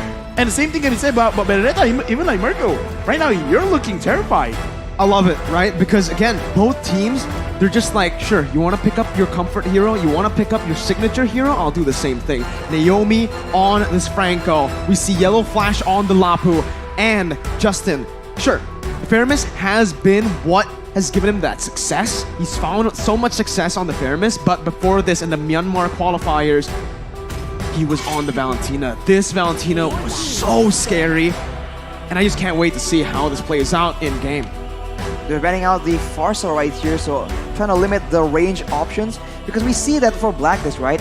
In my opinion, whenever they seem to be outranged, it seems like they struggle quite a bit in trying to manage distance. So here, without the 2 main artilleries, the long-range picks, Yves and Farsa, we'll have to see what they go for. It could be a Sicilian, it could be a Savior. Those 2 has been quite prevalent, but they ban out the Harith as well, just in case Falcon wants to go for that high burst, high mobility pick in the gold lane and just completely shut down OPEP on that carry. Yeah, I feel the same way, because right now, just because you have Mathilda as well as a Benedetta, I'm looking at the draft coming in from Blacklist. It looks like they want to dive. So if you empower that by actually taking out any kind of other dive heroes, Farsa is not a dive hero, but she's kind of like very safe in the back lanes, especially when there's a lot of disruption up in front. So I'm liking the bans coming in from Falcon. But now I want to see whether they're going to double down and actually try to fight aggression with aggression, or they're going to change up the draft just a little bit and actually try to kite a lot from Blacklist International and then re-engage. I love the ban. Yeah. The Martis ban, right? Yep. I think it's well deserved. They've really learned from game number 1, right? Even in Falcon's game against Incendio, Martis left open, Kent pops off. Oh my god. Gets all emotional on stage too. So we're going to see it right now. With the Harith banned out, what does Zippix want to go for, right? He went for the Lunox first time around. We've seen him on the Harith, we've seen them on the Iritha, and now the Claude. But does he want to just change things here? If they're looking for a bully, if they want to get the game rolling from the get-go, I'm looking at Brody. But oh, well, you know what? No. Perhaps this is the answer. Just something with the Burmese. Perhaps, and no, Lunox. perhaps this is the answer towards Blacklist, right? As long as you pick up Lunox, put her in the goal lane, like even if they try to gank you, you're most probably going to survive. And when they do want to focus on to Zipback, it's like, I'm good. Everyone else, you guys do everything else. I don't know if this could happen, but the Valentina's technically a flex pick. And there you go! Ladies and gentlemen, Wise back at M3. The Aldous is all ready for him. I am hyped for this. We're seeing the signature picks for Wise and Edward, especially Wise on the Aldous. This was his signature at M3, and we're back again on a world stage with the Aldous pick once more. And to go with that, they have a Kadita as well. So the early game aggression can be helped somewhat, but you have to remember, with an Aldous and a carry, which lane, which hero are they going to prioritize, especially in the early game? These are some very late game picks. Okay. And Falcon strikes back. Okay. I like Falcon this. strikes back. Okay, guys. Okay, contain your hype. Oh my god, I'm shaking right now, but holy moly. What a composition by both teams. I'm ready. You know what? That's it. I'm ready. That's the statement I'm giving. I mean, I don't want to care. I don't want to be ready. Okay, so in terms of early power, both teams got it, right? Granger is one of the faster scaling marksmen, but the thing is, like in the later stages of the game, Aldous can just jump on Ken, so I don't know, man. It's a race against time, for sure. I mean, Falcon has so much early game aggression, but if they let the clock run, Blacklist International for sure has it in the bag later. Unless, of course, Falcon will yet again do the unpredictable. We have a game on our hands, ladies and gentlemen. The Granger versus the Aldous. Blacklist International versus Falcon Esports. Myanmar versus Philippines. Let's dive into the land of Dawn for the second match in the tiebreakers of day 3 for Group A. Lafel, Arashi, Mirko, we're ready. Right now, I'm very ready, and I'm looking at the mid trio, especially for the side of Falcon, because they got the Franco, they got the Granger, they got the Valentina. There is a lot of setup for you to actually accelerate the game out of control, especially going up against an Aldous. The Aldous, as a jungler, you can kind of farm safely. Naomi tried, it failed. But again, I want to see how fast Falcon can actually accelerate with this Granger pick. Already some dueling happening in the EXP lane. But as you mentioned, Lafel, I'm concerned about the pick-up potential coming in from Blacklist. There's so many squishy heroes on the side of Falcon. Usually the jungle is something about a bit more mobile, a bit more tanky, right? A fighter or an assassin. But with a Granger, that is yet one more target, that Kadita in the hands of Haji. I have a question, right? I might have the answer. We'll see, right? Yeah. I'll ask the question first. Okay, We'll see sorry, if you have the I'm answer. sorry. I'm ahead of myself. Yeah, no worries. Wise, killing spree emblem on the Aldous. Sure. I get why, but right now, wait a minute, Naomi gets a hook onto Wise right now, and it's gonna be Justin who rotates back in. Wise goes in, and it's the first blood over to Justin. As Ken jumps over to that Sonata, looking for one more shot onto Edward. Now finds it as well. Falcon strike first, and they get 2 on the board. Killing spree, worth it or not? I gotta say, man, but before that, Ken, that was a worth it. What? got the hook, and Haji tries to run away. I can't get my point out. Justin goes in front, gets a kill. What is going on? And it does not stop. Wise jumps in once again, and that's gonna be the pressure fire onto Justin. Edward comes back in. Venus flickering forward to take Naomi down. We've got a game in our hands. Back and forth action all the way since the early stage of the game. Blacklist, with 2 late game heroes, want to go toe-to-toe against Falcon right now. Falcon will be going for the turtle, but in this case, it's going to be so dangerous. The side lanes already coming in, converging onto them. Edward's still trying to find some compensation. That's the Bloody Hunt catching Haji, and the Iron Hook to lock him down. Naomi picks up the kill. Ken looking for some more poke. Both teams disengaging, but Falcon have taken the turtle.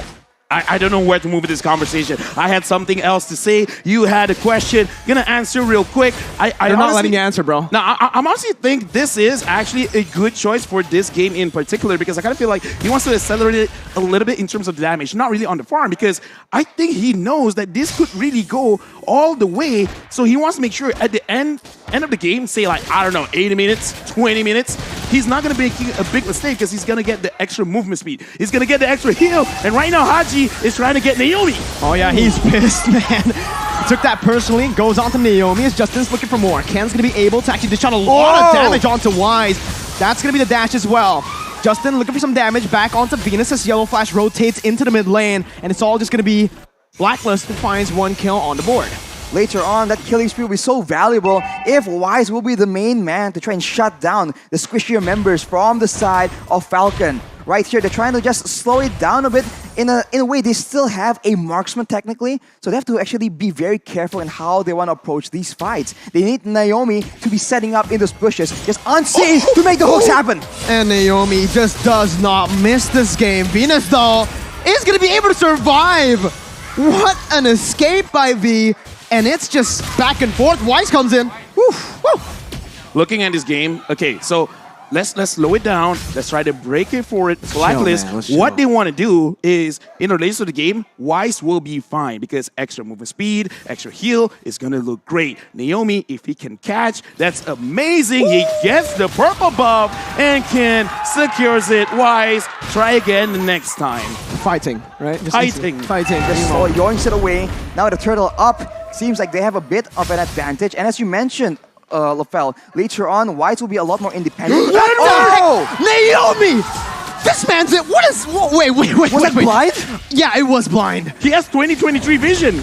2023 vision. He's in the next year already, but look at that. Haji now dealing so much damage. Yellow Flash going to be chunked low, going to be taken down. Edward now looking for the final blow. Justin stealing with the rough waves. Is now it's going to be the bloody hunt stopping Wise down. He still finds the red tree.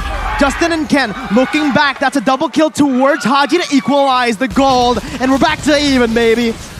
Back to even. Yeah, right now, we got to talk about the items. Arashi, what's going on with the items? Yellow Flash with the Bloodlust Axe will allow him to be a lot more aggressive, but against such burst damage, you have to question if that will be enough for him to survive being the main frontline for his team. Along with that, Justin has that Enchanted Talisman, so he'll be looking to try and enable, make those big plays happen, steal some very valuable ultimates from the side of Blacklist. For now, Haji still is only on the clock of destiny, so the burst damage won't be that big of an issue, but once that lightning truncheon starts rolling around, Falcon cannot be this careless. Anyone, including Naomi, can be the main target, can be deleted instantly. That is the power of that Kadita pick with the Petrified. Yeah, Kadita is very strong, but I gotta say right now, Blacklist is actually winning because, again, the longer the game goes, the more Blacklist is liking it because Falcon right now can... As a Granger jungler, he's gonna get slowed down, and Yellow Flash, he might get dove on. Oh, Yellow Flash gonna be able to use the Bravest Fighter, and actually is gonna be able to survive for a bit. He gets the stun! Yellow Flash in a 1v3 turns it around! What in the world is this game? Yellow Flash, what? Oh my goodness gracious! That should not have happened! That should not have happened, but he cleared the wave, he gets the spell lifesteal and survives all that damage, even turning it back around. Blacklist underestimate that sustain coming in from this Lapu Lapu. That pick is just so obnoxious, especially when he's alone against the odds. Perfect for Yellow Flash, but now you see that the rotations are being made yet again from both these teams. Dude, 1v3, getting 1 kill, getting the turret. I mean, like, now, you know what? Yeah. That's the fourth Hokage for you. First pick, Lapu Lapu, no problem. Oh, Haji gonna be able to find the flank. The bloody hunt stops Haji with the rough waves. Justin uses it to his advantage. Is Wise gonna be caught. Ken dashing back in. Edward using final blow, not able to find anyone, and that's the iron hook again. Naomi's won. How does he keep doing this? That's 2 members down for Blacklist. And if you look at it, ZipX has that lightning truncheon. Now the shoe's on the other foot. That's a lot of burst damage coming in. The Rhapsody from Ken, the Desonata as well, combined with the magical burst coming in from ZipX. Blacklist will be struggling to deal with this amount of burst from 2 sources of damage. I'm just saying it right now, right? Whoever's handling the social media for this M4 World Championship, please highlight Naomi, man. Like, give this guy more spotlight. He's making the plays. As a roamer, he's really setting up the pace for Falcon and ZipX, sorry. I'm too hyped, okay? ZipX, that's his new name now. He already has his lightning truncheon, so now Falcon, they don't really have to rely on Ken anymore because he's got the damage now. Exactly. So now they're roaming around, looking for more plays to happen. And Blacklist, this is the quote-unquote weakness of this composition. They need to allow Wise to farm. He cannot just keep scrapping like this because that is not how the hero was designed. You need stacks to actually scale to be that late game monster that Falcon is trying so hard to mitigate. Right now, the game is slowing down, so Blacklist has a bit more time, but that's only until Falcon gets ready, takes all the buffs, and starts going for those pickoffs yet again. Man. I don't know, like Falcon. They have like, yeah. Is bushes like don't exist to them? No, they don't see bushes. Or they only see the open map, man. They see through the grass. Okay, see through the grass. Okay, I like that. It's either two things. Either they have 20-30 vision where they just literally see the future. Oh my God, there's no way! Naomi finds a hook out of nothing again! It does not make sense! Justin jumps in with a final blow, stealing it away from Agent Zero to take him down! No way. Naomi's looking for one more, almost finds it, but oh my goodness, Arashi, you have to explain to me how that happened. How, and how? There is no logical explanation. Game sense. He cares for the future. Whatever it is you want to believe. He has again! Naomi! An absolute monster!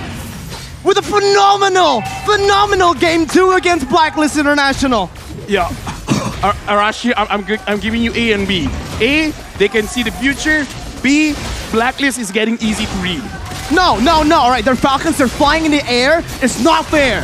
They have the bird's eye view, and they're time travelers, man. It does not make sense right now. Naomi is single-handedly shutting down the setup coming from Blacklist. He's like, I got you, Wait. Are you guys saying that Falcon atas langit? Yes. Oh. Falcon is above the sky. They are right now. They're flying and they're soaring. No! Naomi! What in the world was that? How do you keep on doing this? It does not make sense. This is illegal. This is illegal. This is not fair. How are you supposed to set up whenever you are in position, you get caught instead? Blacklist are unable. No way! Naomi is having a game of his life as Haji jumps into the back line, but Zipper's still able to flicker out. The Death Sonata comes out and Wise jumps in onto Ken, but Ken is still going to be able to kind of wait for now. Wise is not going to be able to take him down. And it's Falcon Esports winning on the team fight. Vina jumping in, Justin getting out. It's not real. How is this happening? Everyone on a sliver of HP. And look at Falcon, they're not even backing away. They're like one hit away from death. It doesn't even matter. This is how confident they are. They are having the game of their lives right now. Ooh, if that hook landed, no way. Dude, this is one of the best games I've ever casted, man. I mean, like, we're literally shouting here. Sorry for anyone using headphones right now, but you guys got to understand the hype, man, because right now, Falcon, they're really controlling the game. 8.4K lead. And Blacklist, they've come back from this situation plenty of times. With Naomi always keeping the hooks. Oh, but it looks like Blacklist is going in. Haji gonna be able to find Zipix there as Wise jumps in. Ken still able to kite away with Death Sonata. Wise is looking for him, but it's gonna be Ken kiting him back as Justin goes to the back line, going up against Oheb will finally fall, and it's a shutdown towards Oheb and a triple kill. The Filipino sniper is mad, and they are here to come and play. Ooh, 3 members down, 3 kills onto the hands of Oheb. This is a disaster for Falcon. That is not the member you want to be feeding those kills into, but Blacklist has done it. They force and engage. They allow the team to actually jump onto Ken. Let's look at the replay. It all begins with Haji getting that great engage, and look at Ken being run down completely.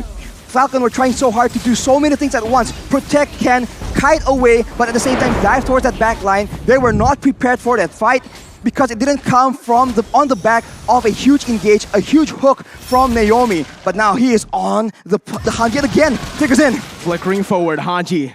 Good maneuverability, getting out of there. Ooh, my goodness gracious. Naomi's looking for it, but Haji's way too slick. Gets out of the rough waves. That's Sonata stopping him down, getting him slowed, and Ken does not need the iron hook to gun Haji down. Haji had no mana. Taken down, 7 seconds for the Lord. That's a different approach right here. Usually they just want to go and slow down or just run with the speed with Marcus to try and run on their enemies. But Ken right now has so much slow, so much dashes. And what the heck is that Lord take?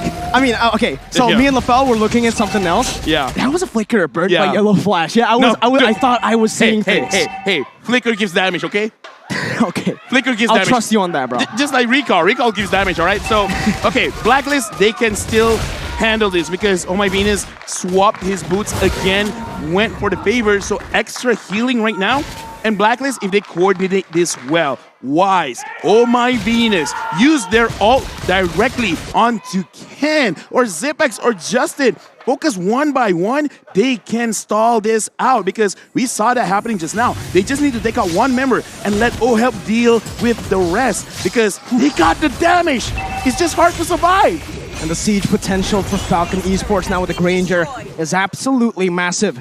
They pick up the first base turret of the game Naomi. with the top side falling towards the Lord. Falcon are looking for Naomi almost just nearly getting the Iron Hook on towards Venus. Blacklist International still on the defense as that's Edward using the final blow. Haji looking for the flash but will fall instead.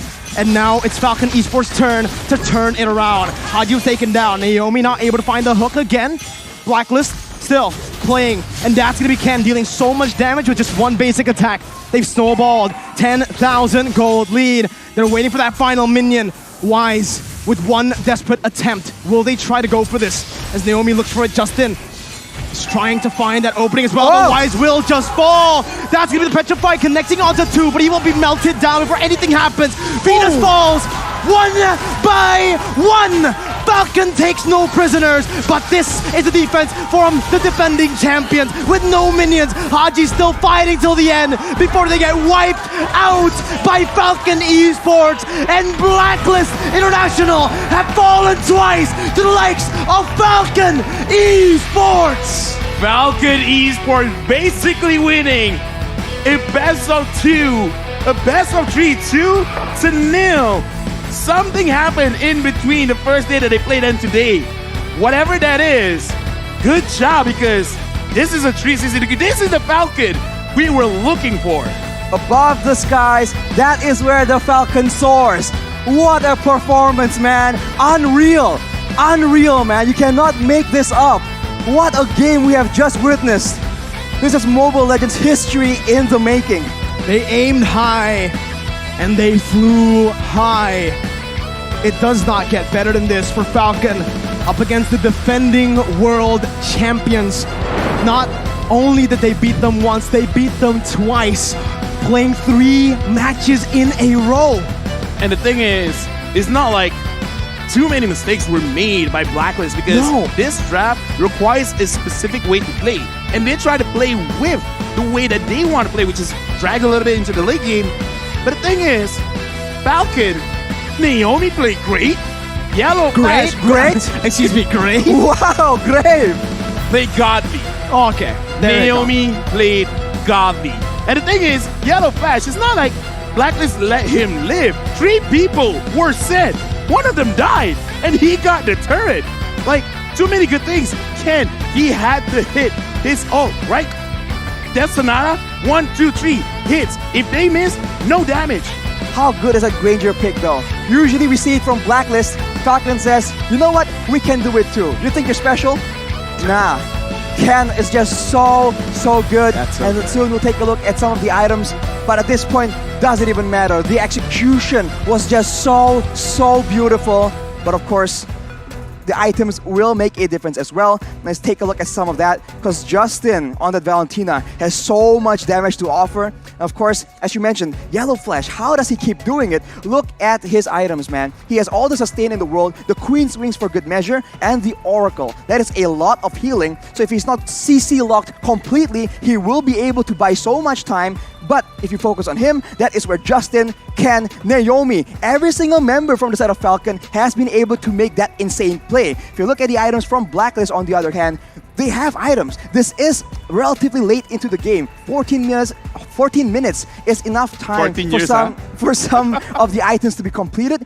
But the way the fights come out, even though Haji tries to flank around and get the huge engage for his team, it just was not good enough. Falcon saw through it, and looking at the post-game stats, it's dominated by Falcon in the cards. Rich guy, the carry, forgotten one, Ken. And the thing is, his KDA 5-0-14. Like, come on, man. Like, that's crazy. That's cracked. Yes, he can. Yes, he can. God. Enough said, man. 86% team fight participation. I wanted to talk more, now I give up. Look at the damage to turret and the Turtle Lord turret, man. Falcon were determined not to let Blacklist get away with that late game. There is no late game when you go up against Falcon with this composition. And as I mentioned, 2 late game heroes. Unfortunately for Blacklist, they were just unable to buy enough time. Yo, right now, like, we're gonna look at the MVP soon. It Naomi, could really, Naomi. dude. Naomi. Dude, Ken did not die. He did not die, but man, Naomi did some unreal things. Like you said, godly, that's the only word that does it justice. He was possessed. He was absolutely possessed by that legend skin. Let's and there go. is no way anyone gets this MVP. Naomi deserves it 100%. If they don't give it to him, well, they do. Yo, So we don't need to talk about that. M4 social media team, get this guy. Force him on an interview. Yeah.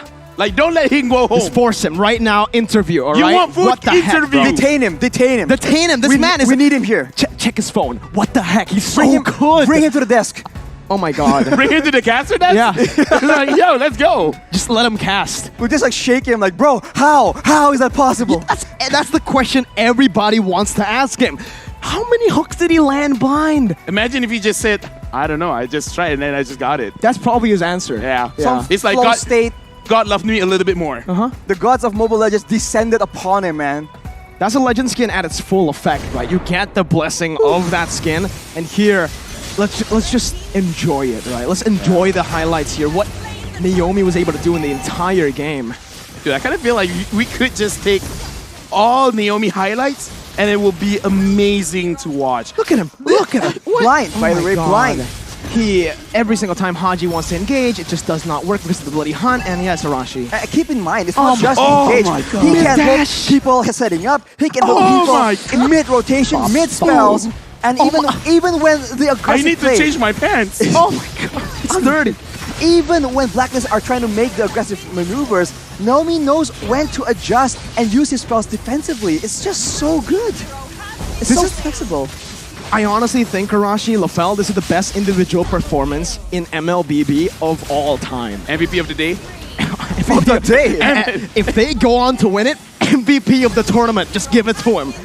Dude, like, I have not much to say because this is one of those games where you just gotta see the game, right? Like, analysis is great and all, but you just gotta enjoy, bro. How can you analyze always hitting those hooks? No, I said it so many times. I had to like take a breather. I literally had to take the headset off just to take a breather because I could not believe what I was seeing.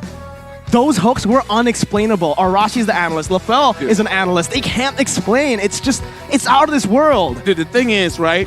They were the ones that won. But I feel like we're the lucky ones get the Kazakh. Dude. Oh my God, That bro. was amazing. I was, you know, that's what we were waiting for. Air shake. Here, I'm gonna connect it. There you go, right? I think I lost a bit of my voice, man. A little bit, yeah. But ladies and gentlemen, don't worry. We'll have the next match as well because we're gonna have 3 total tiebreaker matches. We finished 2. Falcon have won both against Incendio and the second time against Blacklist International. The final match of the day. Yeah, I think it's the final match, right? Incendio versus Blacklist International. I mean, anything could happen. No, because Falcon won twice. I think this is going to be the last one. But the thing is, Falcon as well, they won pretty quick matches. Yeah. 40 minutes, 30 minutes, pretty quick. Pretty quick matches, Arashi. Pretty quick. It's good to be quick. I mean, sometimes Not being everything quick has is to be better. long. Sometimes quicker is better, man. Sometimes. Well, for Naomi, everything's better as long as you get him Franco. That. Oh, dude. I still have no words. A must ban from now on? Must ban? I don't know because there's so many other heroes. Dude, but Natalia. Oh. what we know is we're gonna be taking a break. It's done for today for Mirko, LaFell, and Arashi, unless something crazy happens. Unless something crazy happens. We'll see you. Well, we won't see you today. We'll see you on another day, and you will be joined by Leo, Eterna, and Gani. We'll be right back.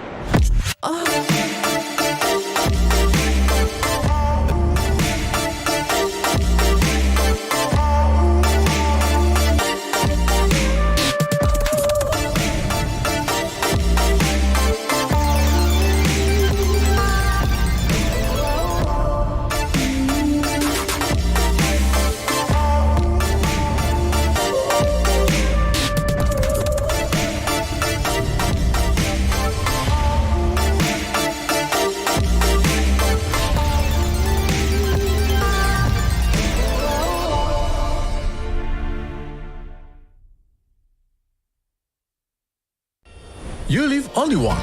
For once, leave the comfort zone and raise yourself up. Embrace new sensation. Celebrate new happiness. Find new excitement.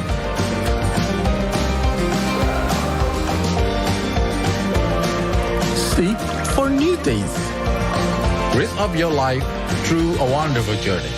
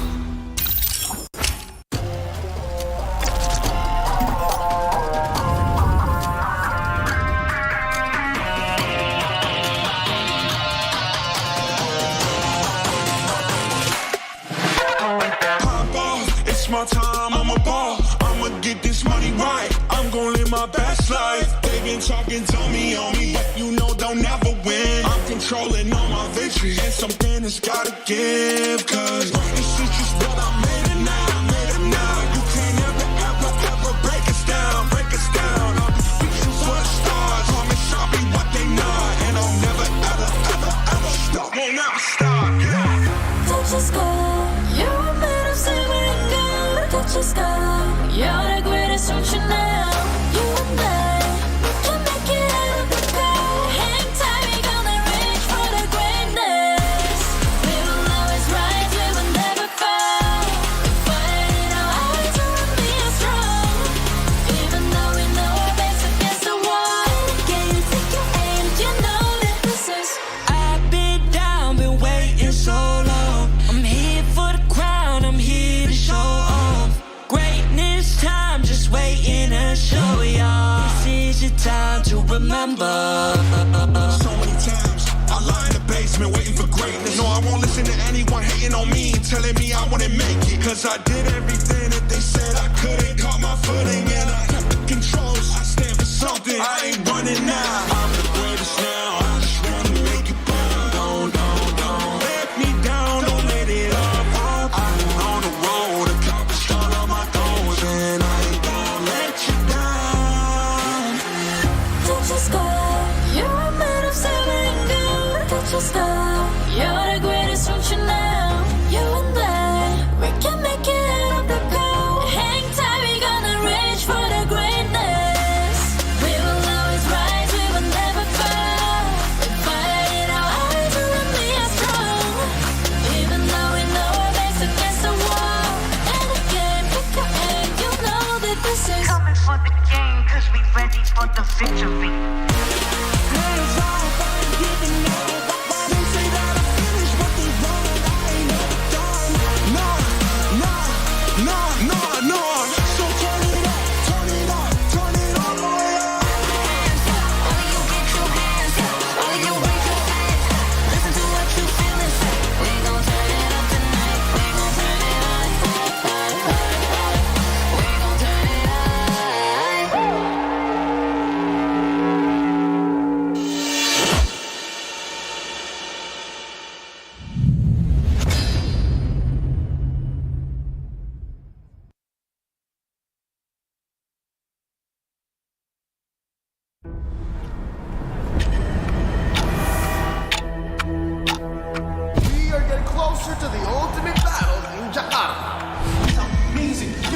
tournament. I can't wait to get to the game. Where all eyes are on one stage only. All for that ultimate prize to be M4 World Champions.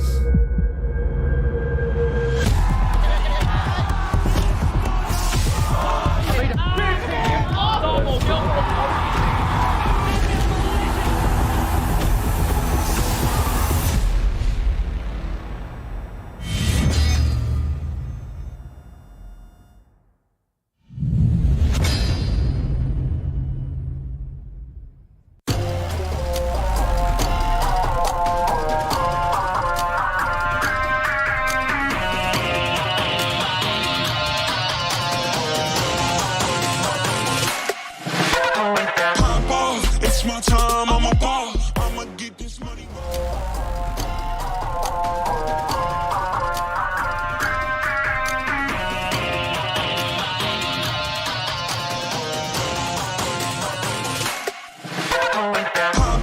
It's my time, I'm a ball. I'ma get this money right. I'm gonna live my best life. They've been talking, tell me on me, but you know don't never win. I'm controlling all my victories, and something has gotta give. Cause this is just what I made it now, made it now. You can't ever break us down, break us down. I'll be reaching for the stars, promise I'll be what they not, and I'll never ever stop. Won't never stop, yeah. Touch the sky, you're made of silver and gold. Touch the sky, you're the greatest, don't you know?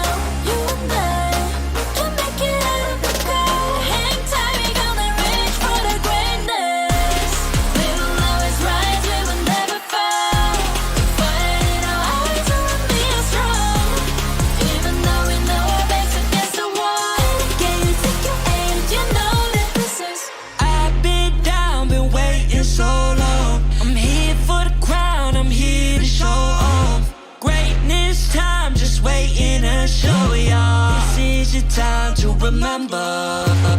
So many times I lie in the basement waiting for greatness. No, I won't listen to anyone hating on me and telling me I wouldn't make it. Cause I did everything that they said I couldn't. Caught my footing and I kept the controls. I stand for something, I ain't running now. I'm the greatest now, I just wanna make it boom. Don't let me down, don't let it off. I've been on the road, accomplished all of my goals, and I ain't gonna let you down.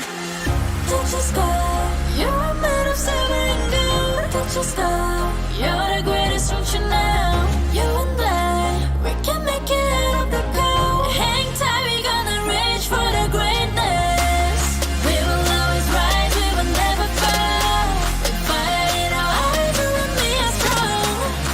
Even though we know our backs against the wall. And again, pick your aim, you know that this is. Coming for the game, cause we ready for the victory.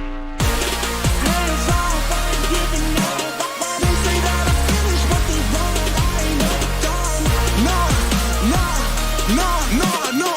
So turn it up, turn it up, turn it all the way up. All of you get your hands up, all of you raise your hands up. Listen to what you feel and say. We gon' turn it up tonight. We gon' turn it up. We gon' turn it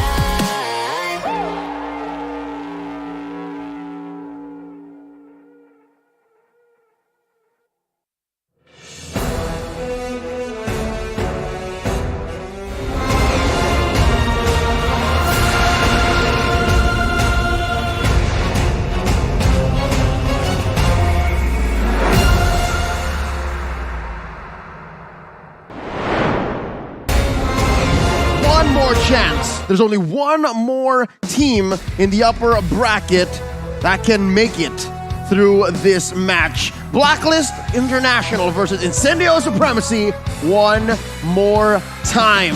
Salamat. Maalam semua to everyone still here with us in the Bali United studio in Jakarta. You're watching the group stage of M4 World Championships. At your service, my name is Leo. This right here is Gani. And that's Eterna. And possibly, this could be the last match of the night.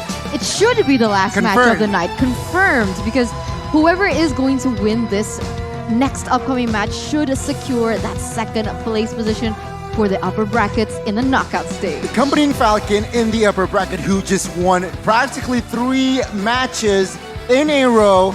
Blacklist, check. It was Incendio, check. And again, Blacklist again. What a performance by Falcon, but let's see who will accompany them. Oh, wow. We're setting up the stage, and the agents are still here on force. And we're still seeing if the Turkish still have something. There's still a flame there.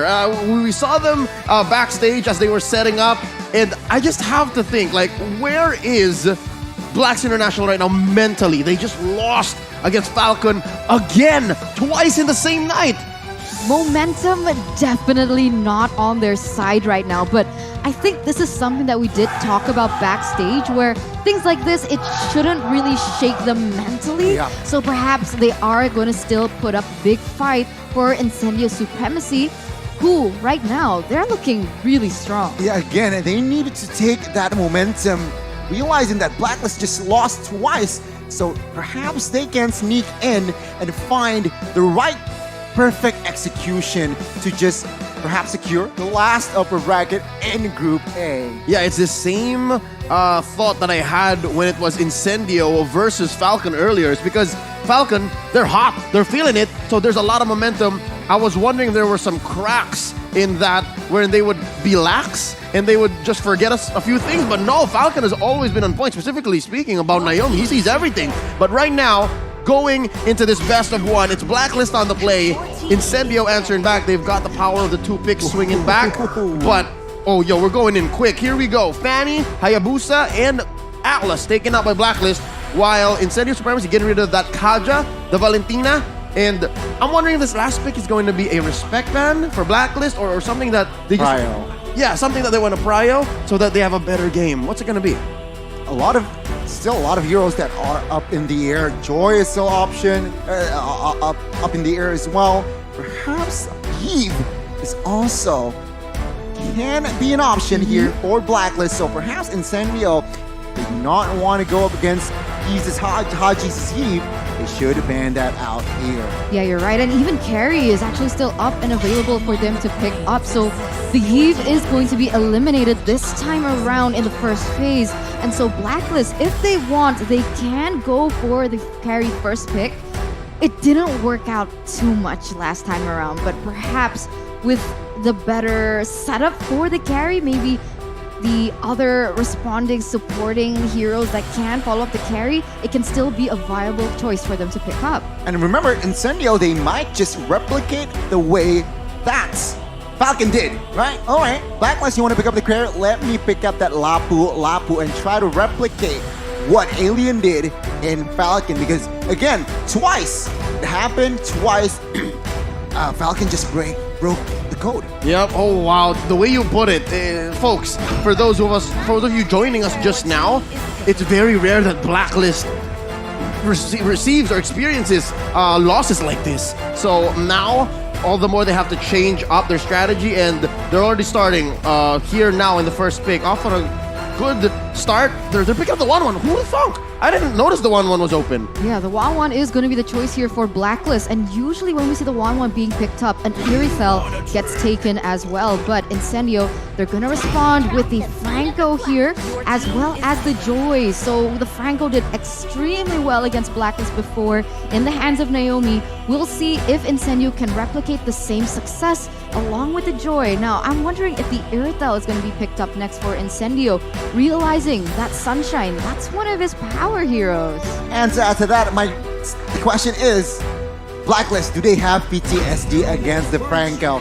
Remember, earlier it was Naomi is just so on point on the Franco. Hopefully, Incendio can replicate that. But Glue and 1-1, very prio heroes, are in their composition. To add to that, they added Lolita, they added cover and possible, potentially an initiator. Right? Yeah, they also took the Lolita to take away the other possible counter towards the 1-1, right? So really intelligent right now from Blacklist, realizing that they can't limit too many of the 1-1's counters, quote unquote. So coming into the first phase, the way to end it, how are Incendio going to close this out? I'm looking at possibly a solid mid laner, given that we are scarce. There's no Valentina, there's no Eve. You have very few choices. I think this is where a a Lilia would be great, but they could just wait for that later on. Here, instead of the Lilia, they go for the range in the Farsa. So I like this. I'm expecting a savior in the near future for Blacklist, unless Incendio reads into that and bans it. And I think this Farsa pick is a very good pick. Why? Remember, the Feather Airstrike outranges 1-1, where 1-1 wants to engage, wants to find the trigger. Farsa can just pop out of nowhere. And after 3 items, 1-1 can just immediately be deleted by that first heavy Farsa. Now, second phase, here we go. Kadita banned out. Why? Blacklist seems like they like to play Kadita once in a while. And I feel like against the Farsa, Kaditas can be just Farsa can be a target by that Kadita. It's definitely not out of the question for Blacklist to pick up that double roam once again, and therefore they eliminated that. And as well as the fact that the Kadita can always go into the back lines and burst the Farsa down while she is stagnant and idle in her ultimate. So interesting enough here, Blacklist as well is going to ban out the Amon, and really huge respect here towards Team TNZ. Yep. What else I'm looking forward to is the hero that this young man on screen will be playing, Alien. There's still no XP laner on board. Grok, save for maybe the Joy. Who's to say? Yeah, true. But also Grok is still out there, so who's to say? Again, still a lot of approaches that can be implemented here by the Turkish team. Teams like Glassman will be Fredrin, so they will not commit to another mage. Again, Haji has a plethora of hero pools, but let's see. Blacklist, will they commit to another potential jungler? I mean, Martis is also up and available. Martis. They could rely on that hero. We're thinking what Blacklist also wants to eliminate here. Yeah, no, in before this glue is a jungle glue.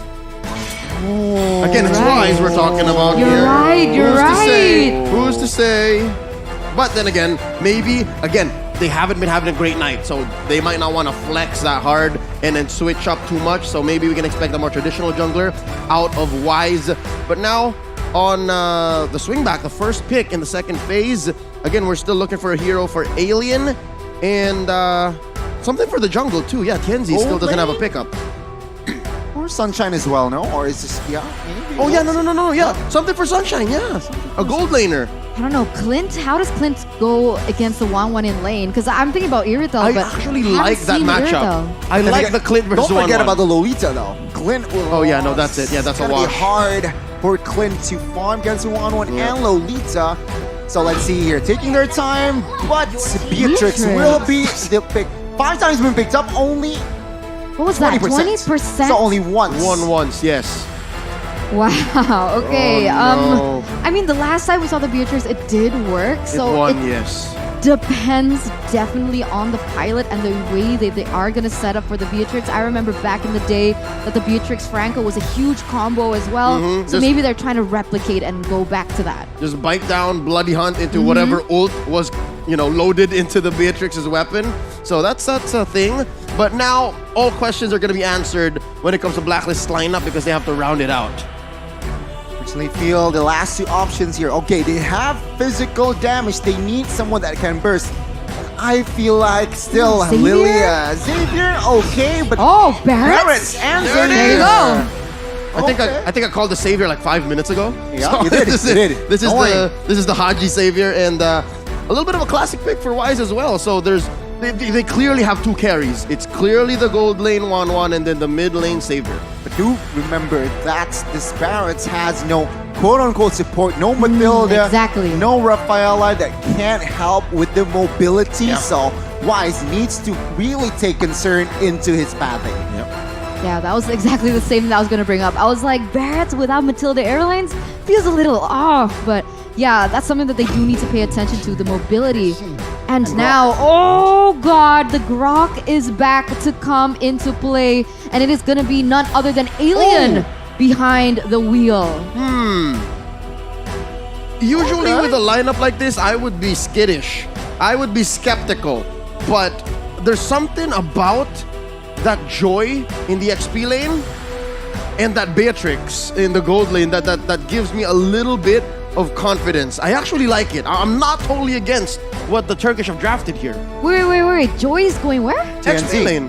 No? Oh, no, TNZ. TNZ. Oh, yeah, Jungle. because the Grok was the last Exactly. pick. Alien. All the more, it becomes spicy. So in a way, we do see that Incendio has an upper hand in terms of the mobility and rotations, Yeah. right? Going against the jungle barracks. Exactly. He can dance around. Can dance around, and from I got this information from my friend here. Combat Cat, shout out to him. Blue against Grok. Blue's not having a good time. It's not gonna have a good time. Well, let's see how Edward is going to be faring up against Alien in this best of one. This is for that last slot in the upper bracket of Group A. Here we go. Blacks International versus Incendio Supremacy. And it's a purple to orange start. I mean, this is how it goes. Wait, what? Alien popped the flicker?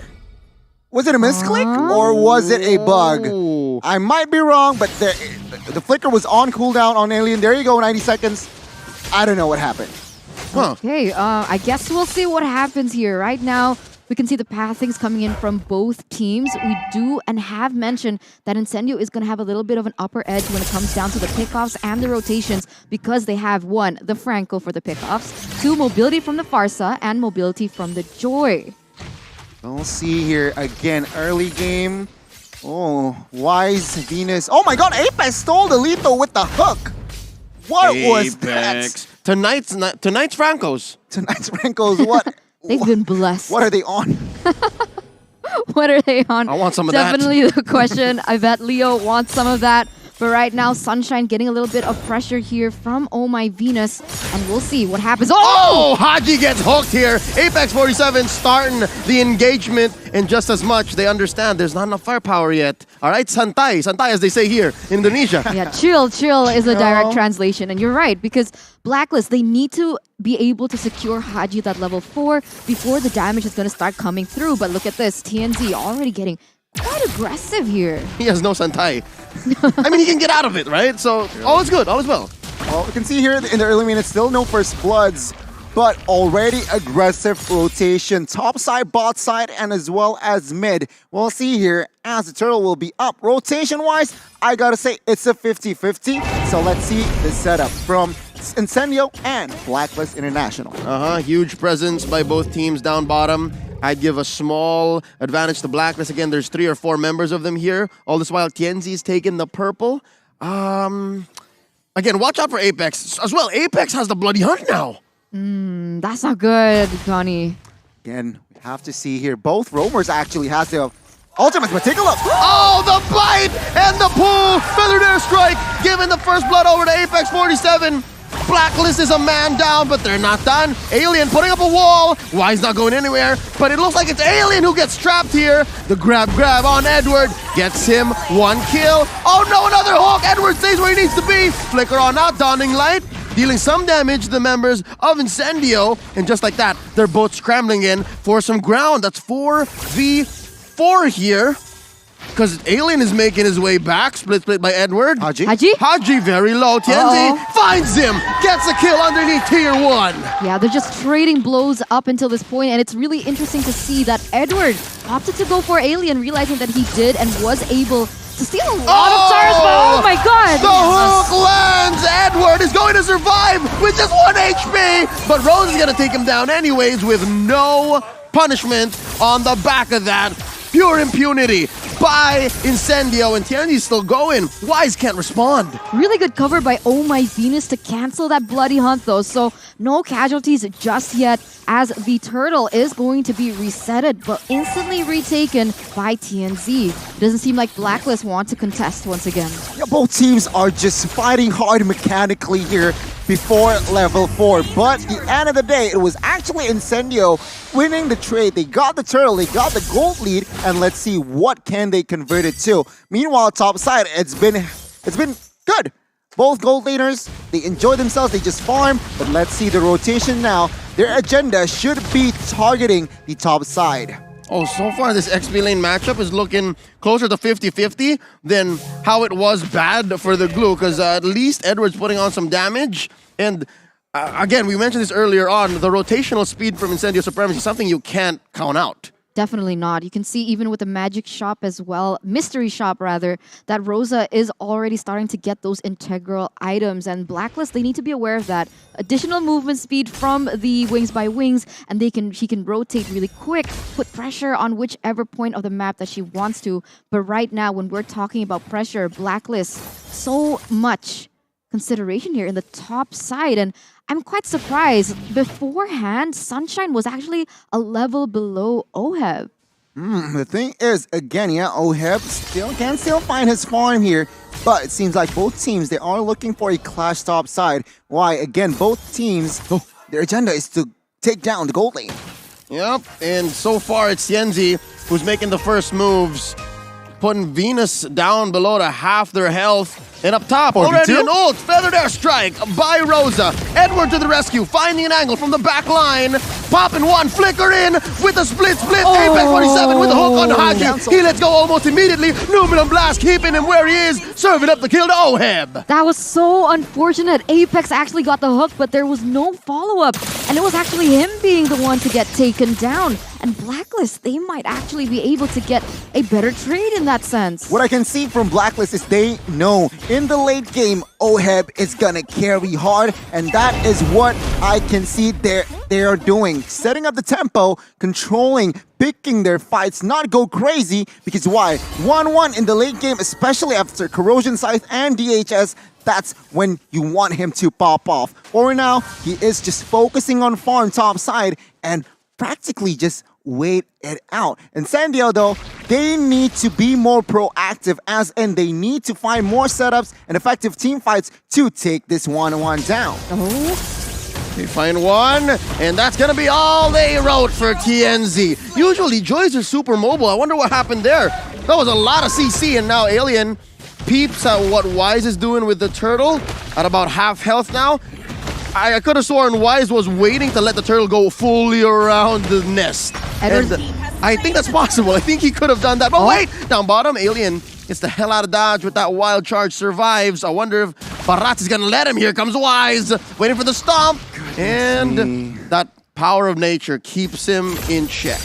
Take a look at the items here. BOD for Beatrix already, so both gold laners technically has their first item, but again, 1-1 is 600 gold ahead, 500 gold ahead, so he is waiting. Oh my god, top side. Numinum Blast, and Sunshine gets a sunset on him, and just like that, Blacklist already had about 1,000 gold. Tienzi thinking about it, maybe not. A hook thrown out by Apex. Up top gets caught in the Mystic Field. Oh my Venus gets that stun, immobilized by Oheb's skill there, and just like that, they retreat. No wave here. I can't even explain how well Blacklist actually played that out, right? The combo came in so clutch, the Mystic Fields into the Numenor Blast, and even if Apex wanted to go for a pickoff, Oh My Venus still had the shield, and therefore not possible. There you see it happen once again. It must be frustrating for Apex up until this point, as once again Blacklist putting enough pressure into the top side. Sunshine's falling quite far behind, 0-1-0 KDA compared to Oheb at 2-0-0, and now you can see that he's a level below. I said earlier, wait, Edward gonna get taken down. I mean, a glue is sustainable, but against 4 members of Incendio Supremacy, maybe not at this point. Johnny, you were saying? Well, I said earlier, Incendio, that they should be more proactive. But it was actually Blacklist. They set up more team fights topside, and they catch Sunshine once, and there you go. The collapse on the gold lane. Got top turret, will fall. And with this in mind, Incendio, they are struggling to fight back. Now, Blacklist, they have the gold lead. It's unfortunate, right? Because initially Incendio was leading with quite a bit of amount of gold. I mean, 1,200 if I'm not mistaken at some point. But the way that Blacklist has been playing, you're right. They have been being able to set the tempo, where Incendio now, they're only able to respond. And you can see them now, both of them trying to set up for this Lord, but look at Blacklist's positioning. Yeah, low-key, I think Wise was baiting Tienzi to use his retribution to steal away his own orange. Wasn't gonna happen, but wait, here's a hook on the Wise, setting up another Newman on blast. A wild charge to cancel it. Here comes Rosa with a feathered airstrike. Wise very low. Dawning Light, not enough damage quite yet, but Alien in trouble. Oh, he gets taken down by Edward. Here comes Tienzi. Edward gets sight of the Joy, dashing on through all 5 members of Blacks International. They disengage. 1-0 trade for the moment, still worth it for Blacklist. And does it seem like Joy is putting enough damage onto the members of Blacklist? Oh, it's hard. It's hard. As a Joy, you want that ult to be on point. They have the rhythm, they have the music, but for now, Incendio can breathe. Why? Blacklist, sure, they won the earlier trade, but can they really commit Lord? No. As you can see here, clearly Incendio still keep an eye on that Lord. But Incendio, they need to find something here. Blacklist, they are slightly ahead. So I guess Incendio, they still can find an effective team fight. Yeah, despite Blacklist being in the lead, I am kind of missing that Matilda. Wise has to walk towards what he wants to do. It's so honest. So I guess that's what's keeping Incendio still in high spirits. The fact that the Barats isn't going to come from odd angles. Like, we see it coming. Exactly, and we can see here 10 minutes in already. The gold lead, it's still even technically, okay, 1,000, but it's nothing. Again, Incendio taking their time. This is what I love to see. From both teams, taking their time. Lord is up, but you can see here actually already a setup. Perhaps Apex knows where Venus is. Oh, look at this! Misses Tienzi despite committing the flicker. Oh, unfortunate. We'll see though. He was able to use that ultimate, and that's great for Incendio being able to bait that out. But you can see here Rosa already committing to the ultimate as well to clear that wave in that mid side. Both teams still trying to find their way onto one another, but I gotta say, there's a lot of pressure for Apex to get those reliable heroes from Blacklist. It's really difficult with the way that everyone is positioning though. Oh, lordy Lou, a lot of damage on Edward. Didn't get a chance to use the split. Now Tienzi chased down by 3 members of Blacklist. Concealed play by Apex in the middle of the battlefield, right down the middle of the river. And there goes the Detonus welcome. Num, getting my tummy. An Alien gonna get popped here by Oheb. And Rosa uses the feathered airstrike. Then they get stopped. Apex gets popped. Sunshine as well. 3 for 2 trades so far. And now Oh My Venus in trouble. Mystic Field trying to stop this Joy. Tienzi gets away. Oh, the burning. That's gotta be, that moment where you're like, am I gonna die?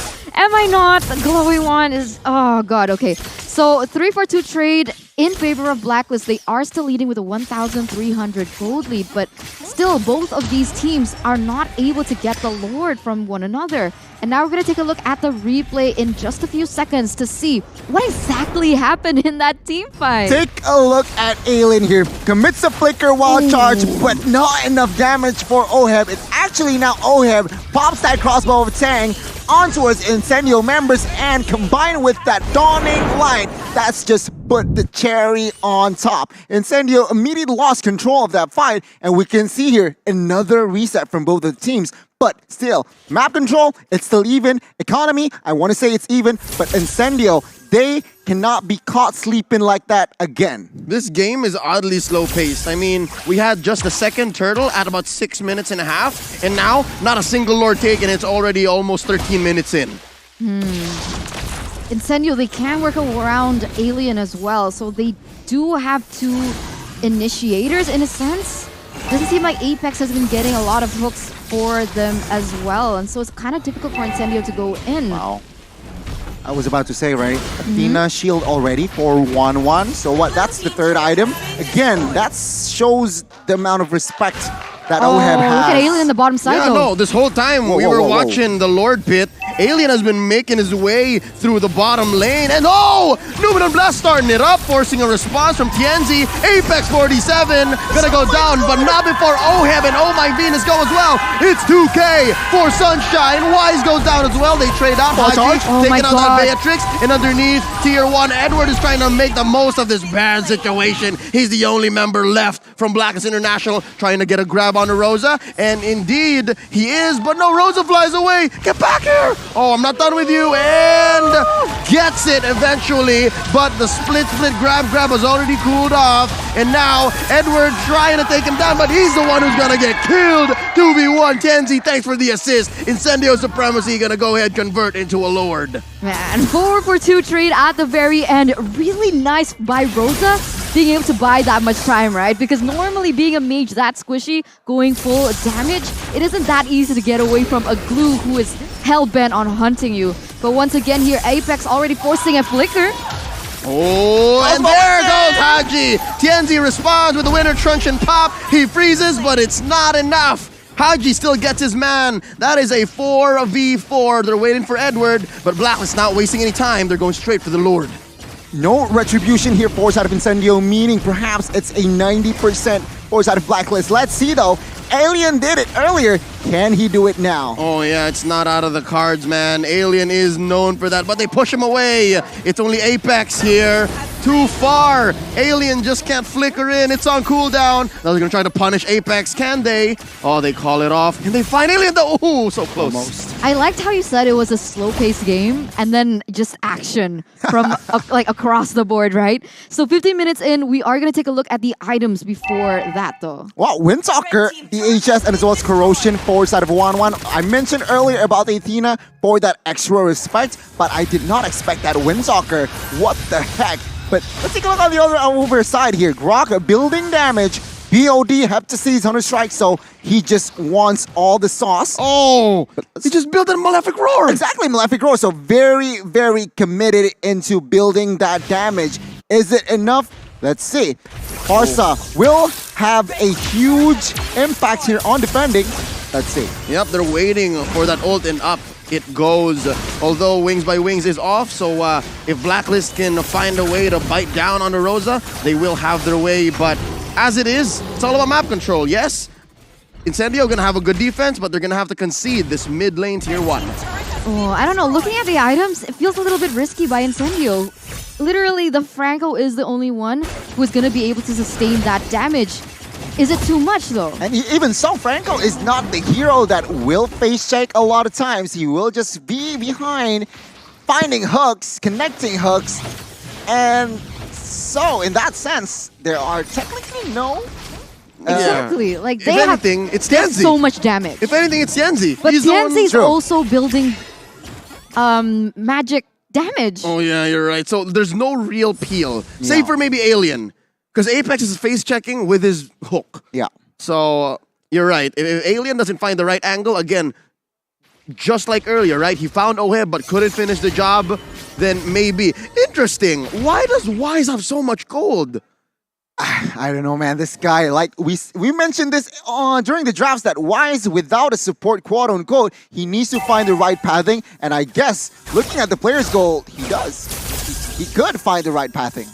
Because he's like, in terms of KDA, it's only 1-6. It's not amazing. Exactly. I guess he was farming minions and jungle. Oh, wait, look at that. I mean, he's taking enemy jungle. Yeah, I That guess could be that's one the of way to the Could be. Yeah. Taking a page out of the Burmese Python there. It's like, oh, this was done to me earlier. Let me just start clearing out their wave. See how you like it, Tienzi. But if you take a look at the damage results, actually both mid laners, they are top 2. Rosa and Haji shows that in this current patch, mid laners just significant impact. And I guess they need to be careful of their positioning, which I personally feel that Rosa had done a great job.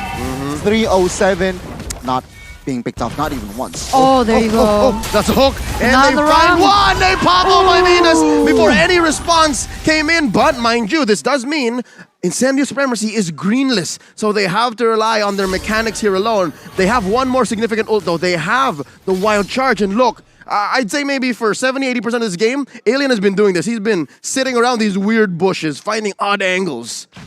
All right, and it seems like now even with 5v4, Incendio could not commit onto this Lord, but let's see. A clash might occur. They force out a split and a grab. It's on Apex Oheb. right now. And Oheb very, very low. Wise finding one, could not get a Detna's welcome on anybody. Alien in trouble. gets that Mystic Barrier up and popping him. Stunning light from Ima. Haji gets a kill, but Tianzi gets him back anyways. Oh, can they kill Tianzi? They pop the Immortality. There's Oak by Apex and a bloody hunt, plus the blast from Sunshine. But Venus with a stun, pow, hitting Sunshine right where they need him to be. But the trade back, the clap back by Rosa, taking out Oheb. What violence, what carnage has been wreaked upon the land of Dawn. And once again, both teams have failed to secure the Lord. Wow. The bodies, Eternalio, they are everywhere. What the heck is this game? 15-15, and it's been a balanced game from what, minute number 4? And take a look at the goal. Still very, very balanced. Yeah, it's bopping back and forth at this point.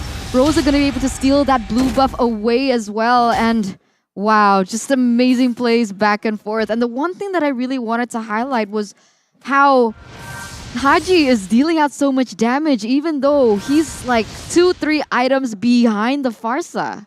Again, it's just Xavier and that Dawning Light, man, it's just spammable. After what, full items? It's only what, 8-7 cooldown seconds? We're yet to get to that point though. Again, yeah. And so far, the main difference maker has been Apex 47. The fact that you can neutralize one of your opponents, and what, you're trading off a Franco, a tank, a roamer? That's huge. So if he can bite down on Oheb, Wise, or Haji, it's a big deal. And now Alien's gonna get it. Yeah. I mean, 2v1, their top side not. What? Why? Trade it out though. Sunshine very low. Kenzie still here. Edward trying to find his man. Sunshine very low. Throwing it out. Edward gets it. Sunshine is down. Ladies and gentlemen, Sunshine is down. Split by Edward. Gonna get a bite down onto Tianzi. There's the grab. And gonna fail to move him out. But eventually they're gonna take him down. That's a 1-for-3 trade across the map. Free Lord for Blacklist at this point. I do realize they don't have Wise, so perhaps Rosa has a chance to be able to steal it away, but no. Blacklist, they're not going to commit onto it. They don't want to take the gamble, so they are going to go straight into the mid lane here to take that tower away. One by one, the towers will fall, but remember... They're going to end. Can they? They're looking for an end. No. Not like this. Not like this, Blacklist. Oh my god. And here comes the... Split. Rosa gets buffed. Oh my god, and they're gonna do it. Blacklist International. What the heck? That's a blitz finish. That single moment of choice that Blacklist took. Normal people would have gone straight for the safe pick. They would have went straight for the Lord, but no, they saw the opportunity. They saw the timers. They did it so perfectly, and the defending champions, Blacklist International, they're going straight to the upper bracket. Incendio caught sleeping again, and Blacklist is there to punish. What a match from both teams, but congratulations, Blacklist, you made it to the upper brackets. Say what you will about the Turkish performance, but it was pretty close. I mean, we were watching a game that was at 15-15 with Alien positioning himself where he needed to be, and Apex 47 forcing out responses from Blacklist, and I'm sure it wasn't an easy game for the defending champions, but you gotta say, the spirit of a champion, you can't break it, you can't put it down. They've had, I'd say, one of their worst nights in the past 6 months of their career, and still they came out strong, and they ended up in the upper bracket. Congratulations, Blacklist International. I can't wait to look at the stats because, again, this is one of those games that you're saying, like, for about 75% of the games, like, this is so slow paced, and then suddenly it just switches tempo, just like boom, boom. Exactly, and like that. Boom, bang, bada bing. Like that, the first boom, bang, bada bing in M4. But yeah, ladies and gentlemen, that was a very spicy game. Blacklist International, again, they showed composure. I feel like the qualities still, the morale, even though they lost twice against the same team, but it seems like it doesn't shake them. I mean, they do what they gotta do, and here they adjusted. And even if there were picks and, again, in-game decisions that seem odd, again, putting a Barats into the hands of Wise with no support or like no ways to help him rotate, I mean, they made it work. So eventually you'll get there. Definitely, given how the night has gone for Blacks International, a lot of lessons for them to take into the knockout stage. And your answer has been, your question has been answered, right? You're asking like, how is it for them mentally, And like you got that answer. That's insane. We saw Imagine losing twice in a row. Like even on our ranked games, we lose like 1-2 ranked games in a row and we're already like Triggered. And this is like on the M4 world stage and they're still able to show that much composure. It's beautiful to see. I'm excited to check out the item. Yep, let's go ahead and talk about the post game. By God, it took 21 minutes, Gani. It was. 21 minutes. It was action-packed though. What? After minute number 8, it was very action-packed. 19-16 was the final scoreline, but Blacklist International saw a very small window to end the game, and that where they just went full throttle. Incendio, even they were caught off guard, and Farsa was out of place, mispositioned himself, and after that it was GG. Blacklist International taking a look at Venus, 13 assists.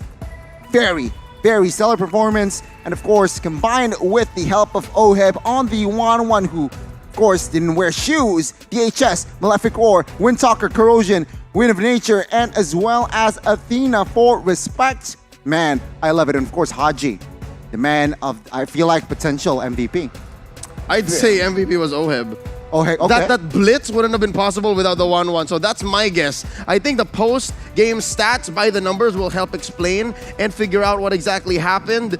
Here we go. Wow, the rich guy is Oheb. Again, this is a solid GPM given the situation, given how much Incendio was putting on the map for Blacklist to deal with. I mean, they took all of the categories here. Rich Guy, the carry, Sandbag for Gone One, 4 different members of Blacklist shows. Yeah, even though it was quite balanced, it was action-packed here and there, but they were the better team and they managed to find the game. Rosa and friends, unfortunately, Alien, even though his show was crazy on the Grok earlier, couldn't pull off this game. 12% KP, negative KDA, not a good fight. And the question is why, right? Because if you noticed how all those team fights panned out, Edward was just constantly on him, constantly just trying to take him off the board. He didn't give any space for Alien to do anything. And Alien had to be careful because of how he was itemizing. Yep, and that whole XP lane matchup really wasn't much of a factor because a lot of what these two, the Grok and the Glue, were doing were in team fights. Let's award our MVP, and as I said, it's the Filipino sniper. It's Oheb. Again, a lot of what Blacklist did in the twilight of this game, and I'd say the last 4 or 5 minutes were off the back of his 1-1. I completely agree. I mean, 8-6 early game, it was very silent for both gold laners, but after Corrosion, DHS, man, he is ready. And of course, communicating with he communicates with his teammates. Yeah, man, I'm ready. Let's find fights. And there you go. I'm going to ask him later if that's how it actually went. I want to actually highlight something that I noticed in the early game, right? During the laning phase. Like you mentioned that Ohab was really pressured by Incendio. But the fact of the matter was he was way more farmed than the Beatrix. He was a level ahead. He got the items way faster than the Beatrix. And that's in a moment where he was more pressured than the Beatrix. I think this is a situation where you have to also consider the roamers, right? In one hand, you have Apex 47, who throws out massive hooks, but they have to translate, like you see here, right? He hooked him, but then he dies. Yeah. Not much on the clapback. But as long as Oh My Venus on the Lolita protects Oheb, it builds up to something. So I think that's the main difference. Yeah, that's very true. And this fight itself, Incendio, they were just unfortunate about multiple fights even. Incendio, even here, Incendio fought back. Venus down, Oheb down, but they couldn't convert it to more objective, unfortunately. Take a look at that clutch dawning lights. And again, yeah, there were fights that Incendio, they could fight back, but this last fight here, after Alien gone down, CNZ gone down as well, it was just so hard for them to really have a control on the map. And props to Blacklist and Shot Caller, they just see the opportunity and just go. Yeah, no. Singing the praises of the Filipino sniper and all, again, our MVP for this best of one. I have to talk about exactly that jungle joy. We don't see it very often, so I wanted to see what the desk feels about that. Jungle joy. I don't know. I'm still shaky on Joy. I don't see why you would choose Joy over the plethora of junglers that we have. And because of this current patch where everything is so flexible, like, why Joy? one spell, I guess. Vengeance. It's just a difference maker. I feel like join on Vengeance and on Retribution, just questionable, Yeah. but okay. So there's got to be a reason why you want to dive into the backline this way, right? Not just because you get that that ult where she dances around, doing Yeah. some AoE. There's got to be more of a reason. I think that's the main difference between her as a jungler and Lancelot as a jungler. Lancelot does the same thing, right? Dashes for about 6 months and 2 days and then just gets out. But that's because he has massive burst. But Joy is more of a DPS, more like Esmeralda. So with that being said, I think this should be a precedent. This should set the tone for the future of M4 in the knockout stage or even in the following day of group stage. It's like, we will see more Joy in the XP. Yeah. Again, you finished my sandwich. That's so cute. I feel a bit of a bromance brewing here. There you go. I feel Just left now? out. Just now? Oh, sorry. Where were you today? It's been a long day. But right now, ladies and gentlemen, we would like to remind you of what the Group A standings look like. Because after this best of one, we have confirmed our upper bracket teams. That's right. Going up into the knockout stage with 2 lives. The first to finish was Falcon with 4 points given our tiebreakers. And then in a close second, boy oh boy, the team that they beat twice, Blacklist International. And in Group B, we've secured Todak as well as Onyx. Yeah, you're right. Onyx and Todak will fight in the upper bracket. Meanwhile, Incendio, Burnex Flash, Malvinas Gaming, and as well as MDH from Vietnam, they will have to fight from the lower brackets. It's not done yet, folks. Group C and D will be finalized tomorrow. Oh yeah, and tomorrow will be another interesting day because there are so many rivalries brewing down there. And of course, a lot of stars to be made. There are stars from the West, stars from teams that we've been loving and watching for so long. I'm talking about Echo, I'm talking about RRQ, and I'm talking about Singaporean champions, RSG. We're opening up with RRQ Akira facing off against S11 Gaming. It's a Latam rivalry that they brought all over to Jakarta. Beautiful. I can't wait. That's his line. No, but the one thing that I wanted to point out was looking at the brackets before, the standings. So this means that RRQ Akira, they're a shoo-in for the upper bracket, no? Exactly. 2-0, everyone else 0-1. Very strong as well, and it does seem like a World Cup match to me. Brazil taking on Argentina. Oh yeah. But man, oh man, what 6 matches we got for you guys at home in store. There's so many matches I want to watch tomorrow. Oh, I want to watch all. And you can't wait. Of course, that's my middle name. TM. Johnny, can't wait. Bang, bang. There you go. Ladies and gentlemen, it's been an honor. You were amazing. Thank you so much for staying with us. Again, it's been a long day. In Jakarta, it's currently 11 p.m. Wherever you're watching from around the world, we would like to thank you once more. Terima kasih, salamat, and gracias, I guess. I've run out of ways to say thank you, but before we go, we would like to thank all of our sponsors. M4 is powered by Moonton, presented by TikTok, the official content partner, supported by Secret Lab, the official gaming share and esports charts, our analytical partner, Gank, our official merchandise partner, MeWatch, our media partner, and last but not least, the Ministry of Tourism and Creative Economy of the Republic of Indonesia.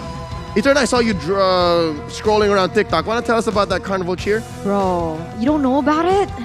The TikTok Live Carnival Cheer up for M4. Watch M4 matches on TikTok and participate in Cheer Up for M4 activities by watching M4 matches on the app and using M4 exclusive customized gifts to cheer for the teams. There will be a chance to be on TV and win abundant gifts. Also, special shout out to Secret Lab, official gaming chair partner of M4. The Secret Lab Titan Evo 2022 gaming chair is the premier choice of some of the biggest esports tournaments in the world, including M4. It's obvious the Secret Lab Titan Evo 2022 gaming chair was designed to keep everyone seated in incredible comfort for a very long time. Never go out of style when you wear and game with Gank as well, a lifestyle fashion brand made for modern gamer, and it is the M4 World Championship official merch partner. Grab the M4 merchandise at www.gank.asia today. Ladies and gentlemen, we have 1 day left in the group stage, and who's to say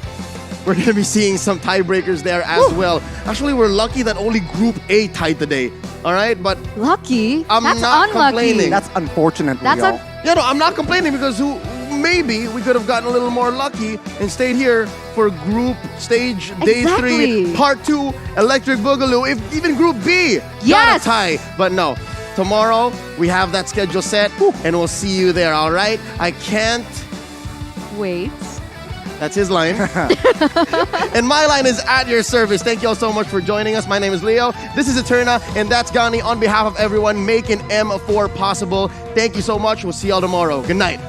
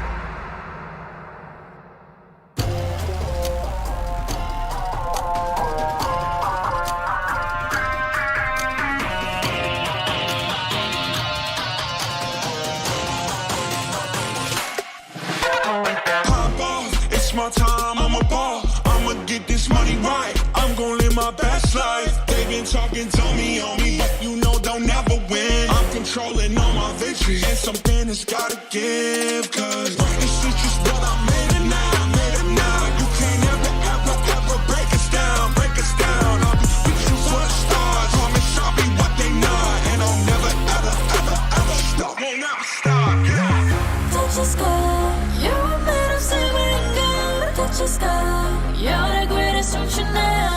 You and I, we can make it out of the cold. Hang tight, we gonna reach for the greatness. We will always rise, we will never fall. Fighting our hearts and be strong. Even though we know our backs against the wall. Can you take your aim? You know that this is. I've been down, been waiting so long. I'm here for the crown, I'm here to show off. Greatness time, just waiting to show y'all. This is your time to remember. So many times I lie in the basement waiting for greatness. No, I won't listen to anyone hating on me, telling me I wouldn't make it. Cause I did everything that they said I couldn't. Caught my footing and I kept the controls. I stand for something, I ain't running now. I'm the greatest now, I just wanna make it burn. Don't let me down, don't let it up. I've been on the road, accomplished all of my goals, and I ain't gonna let you down. Touch the sky, you're made of silver and gold. Touch the sky, you're the greatest ocean now. You and I, we can make it out of the cold. Hang tight, we gonna reach for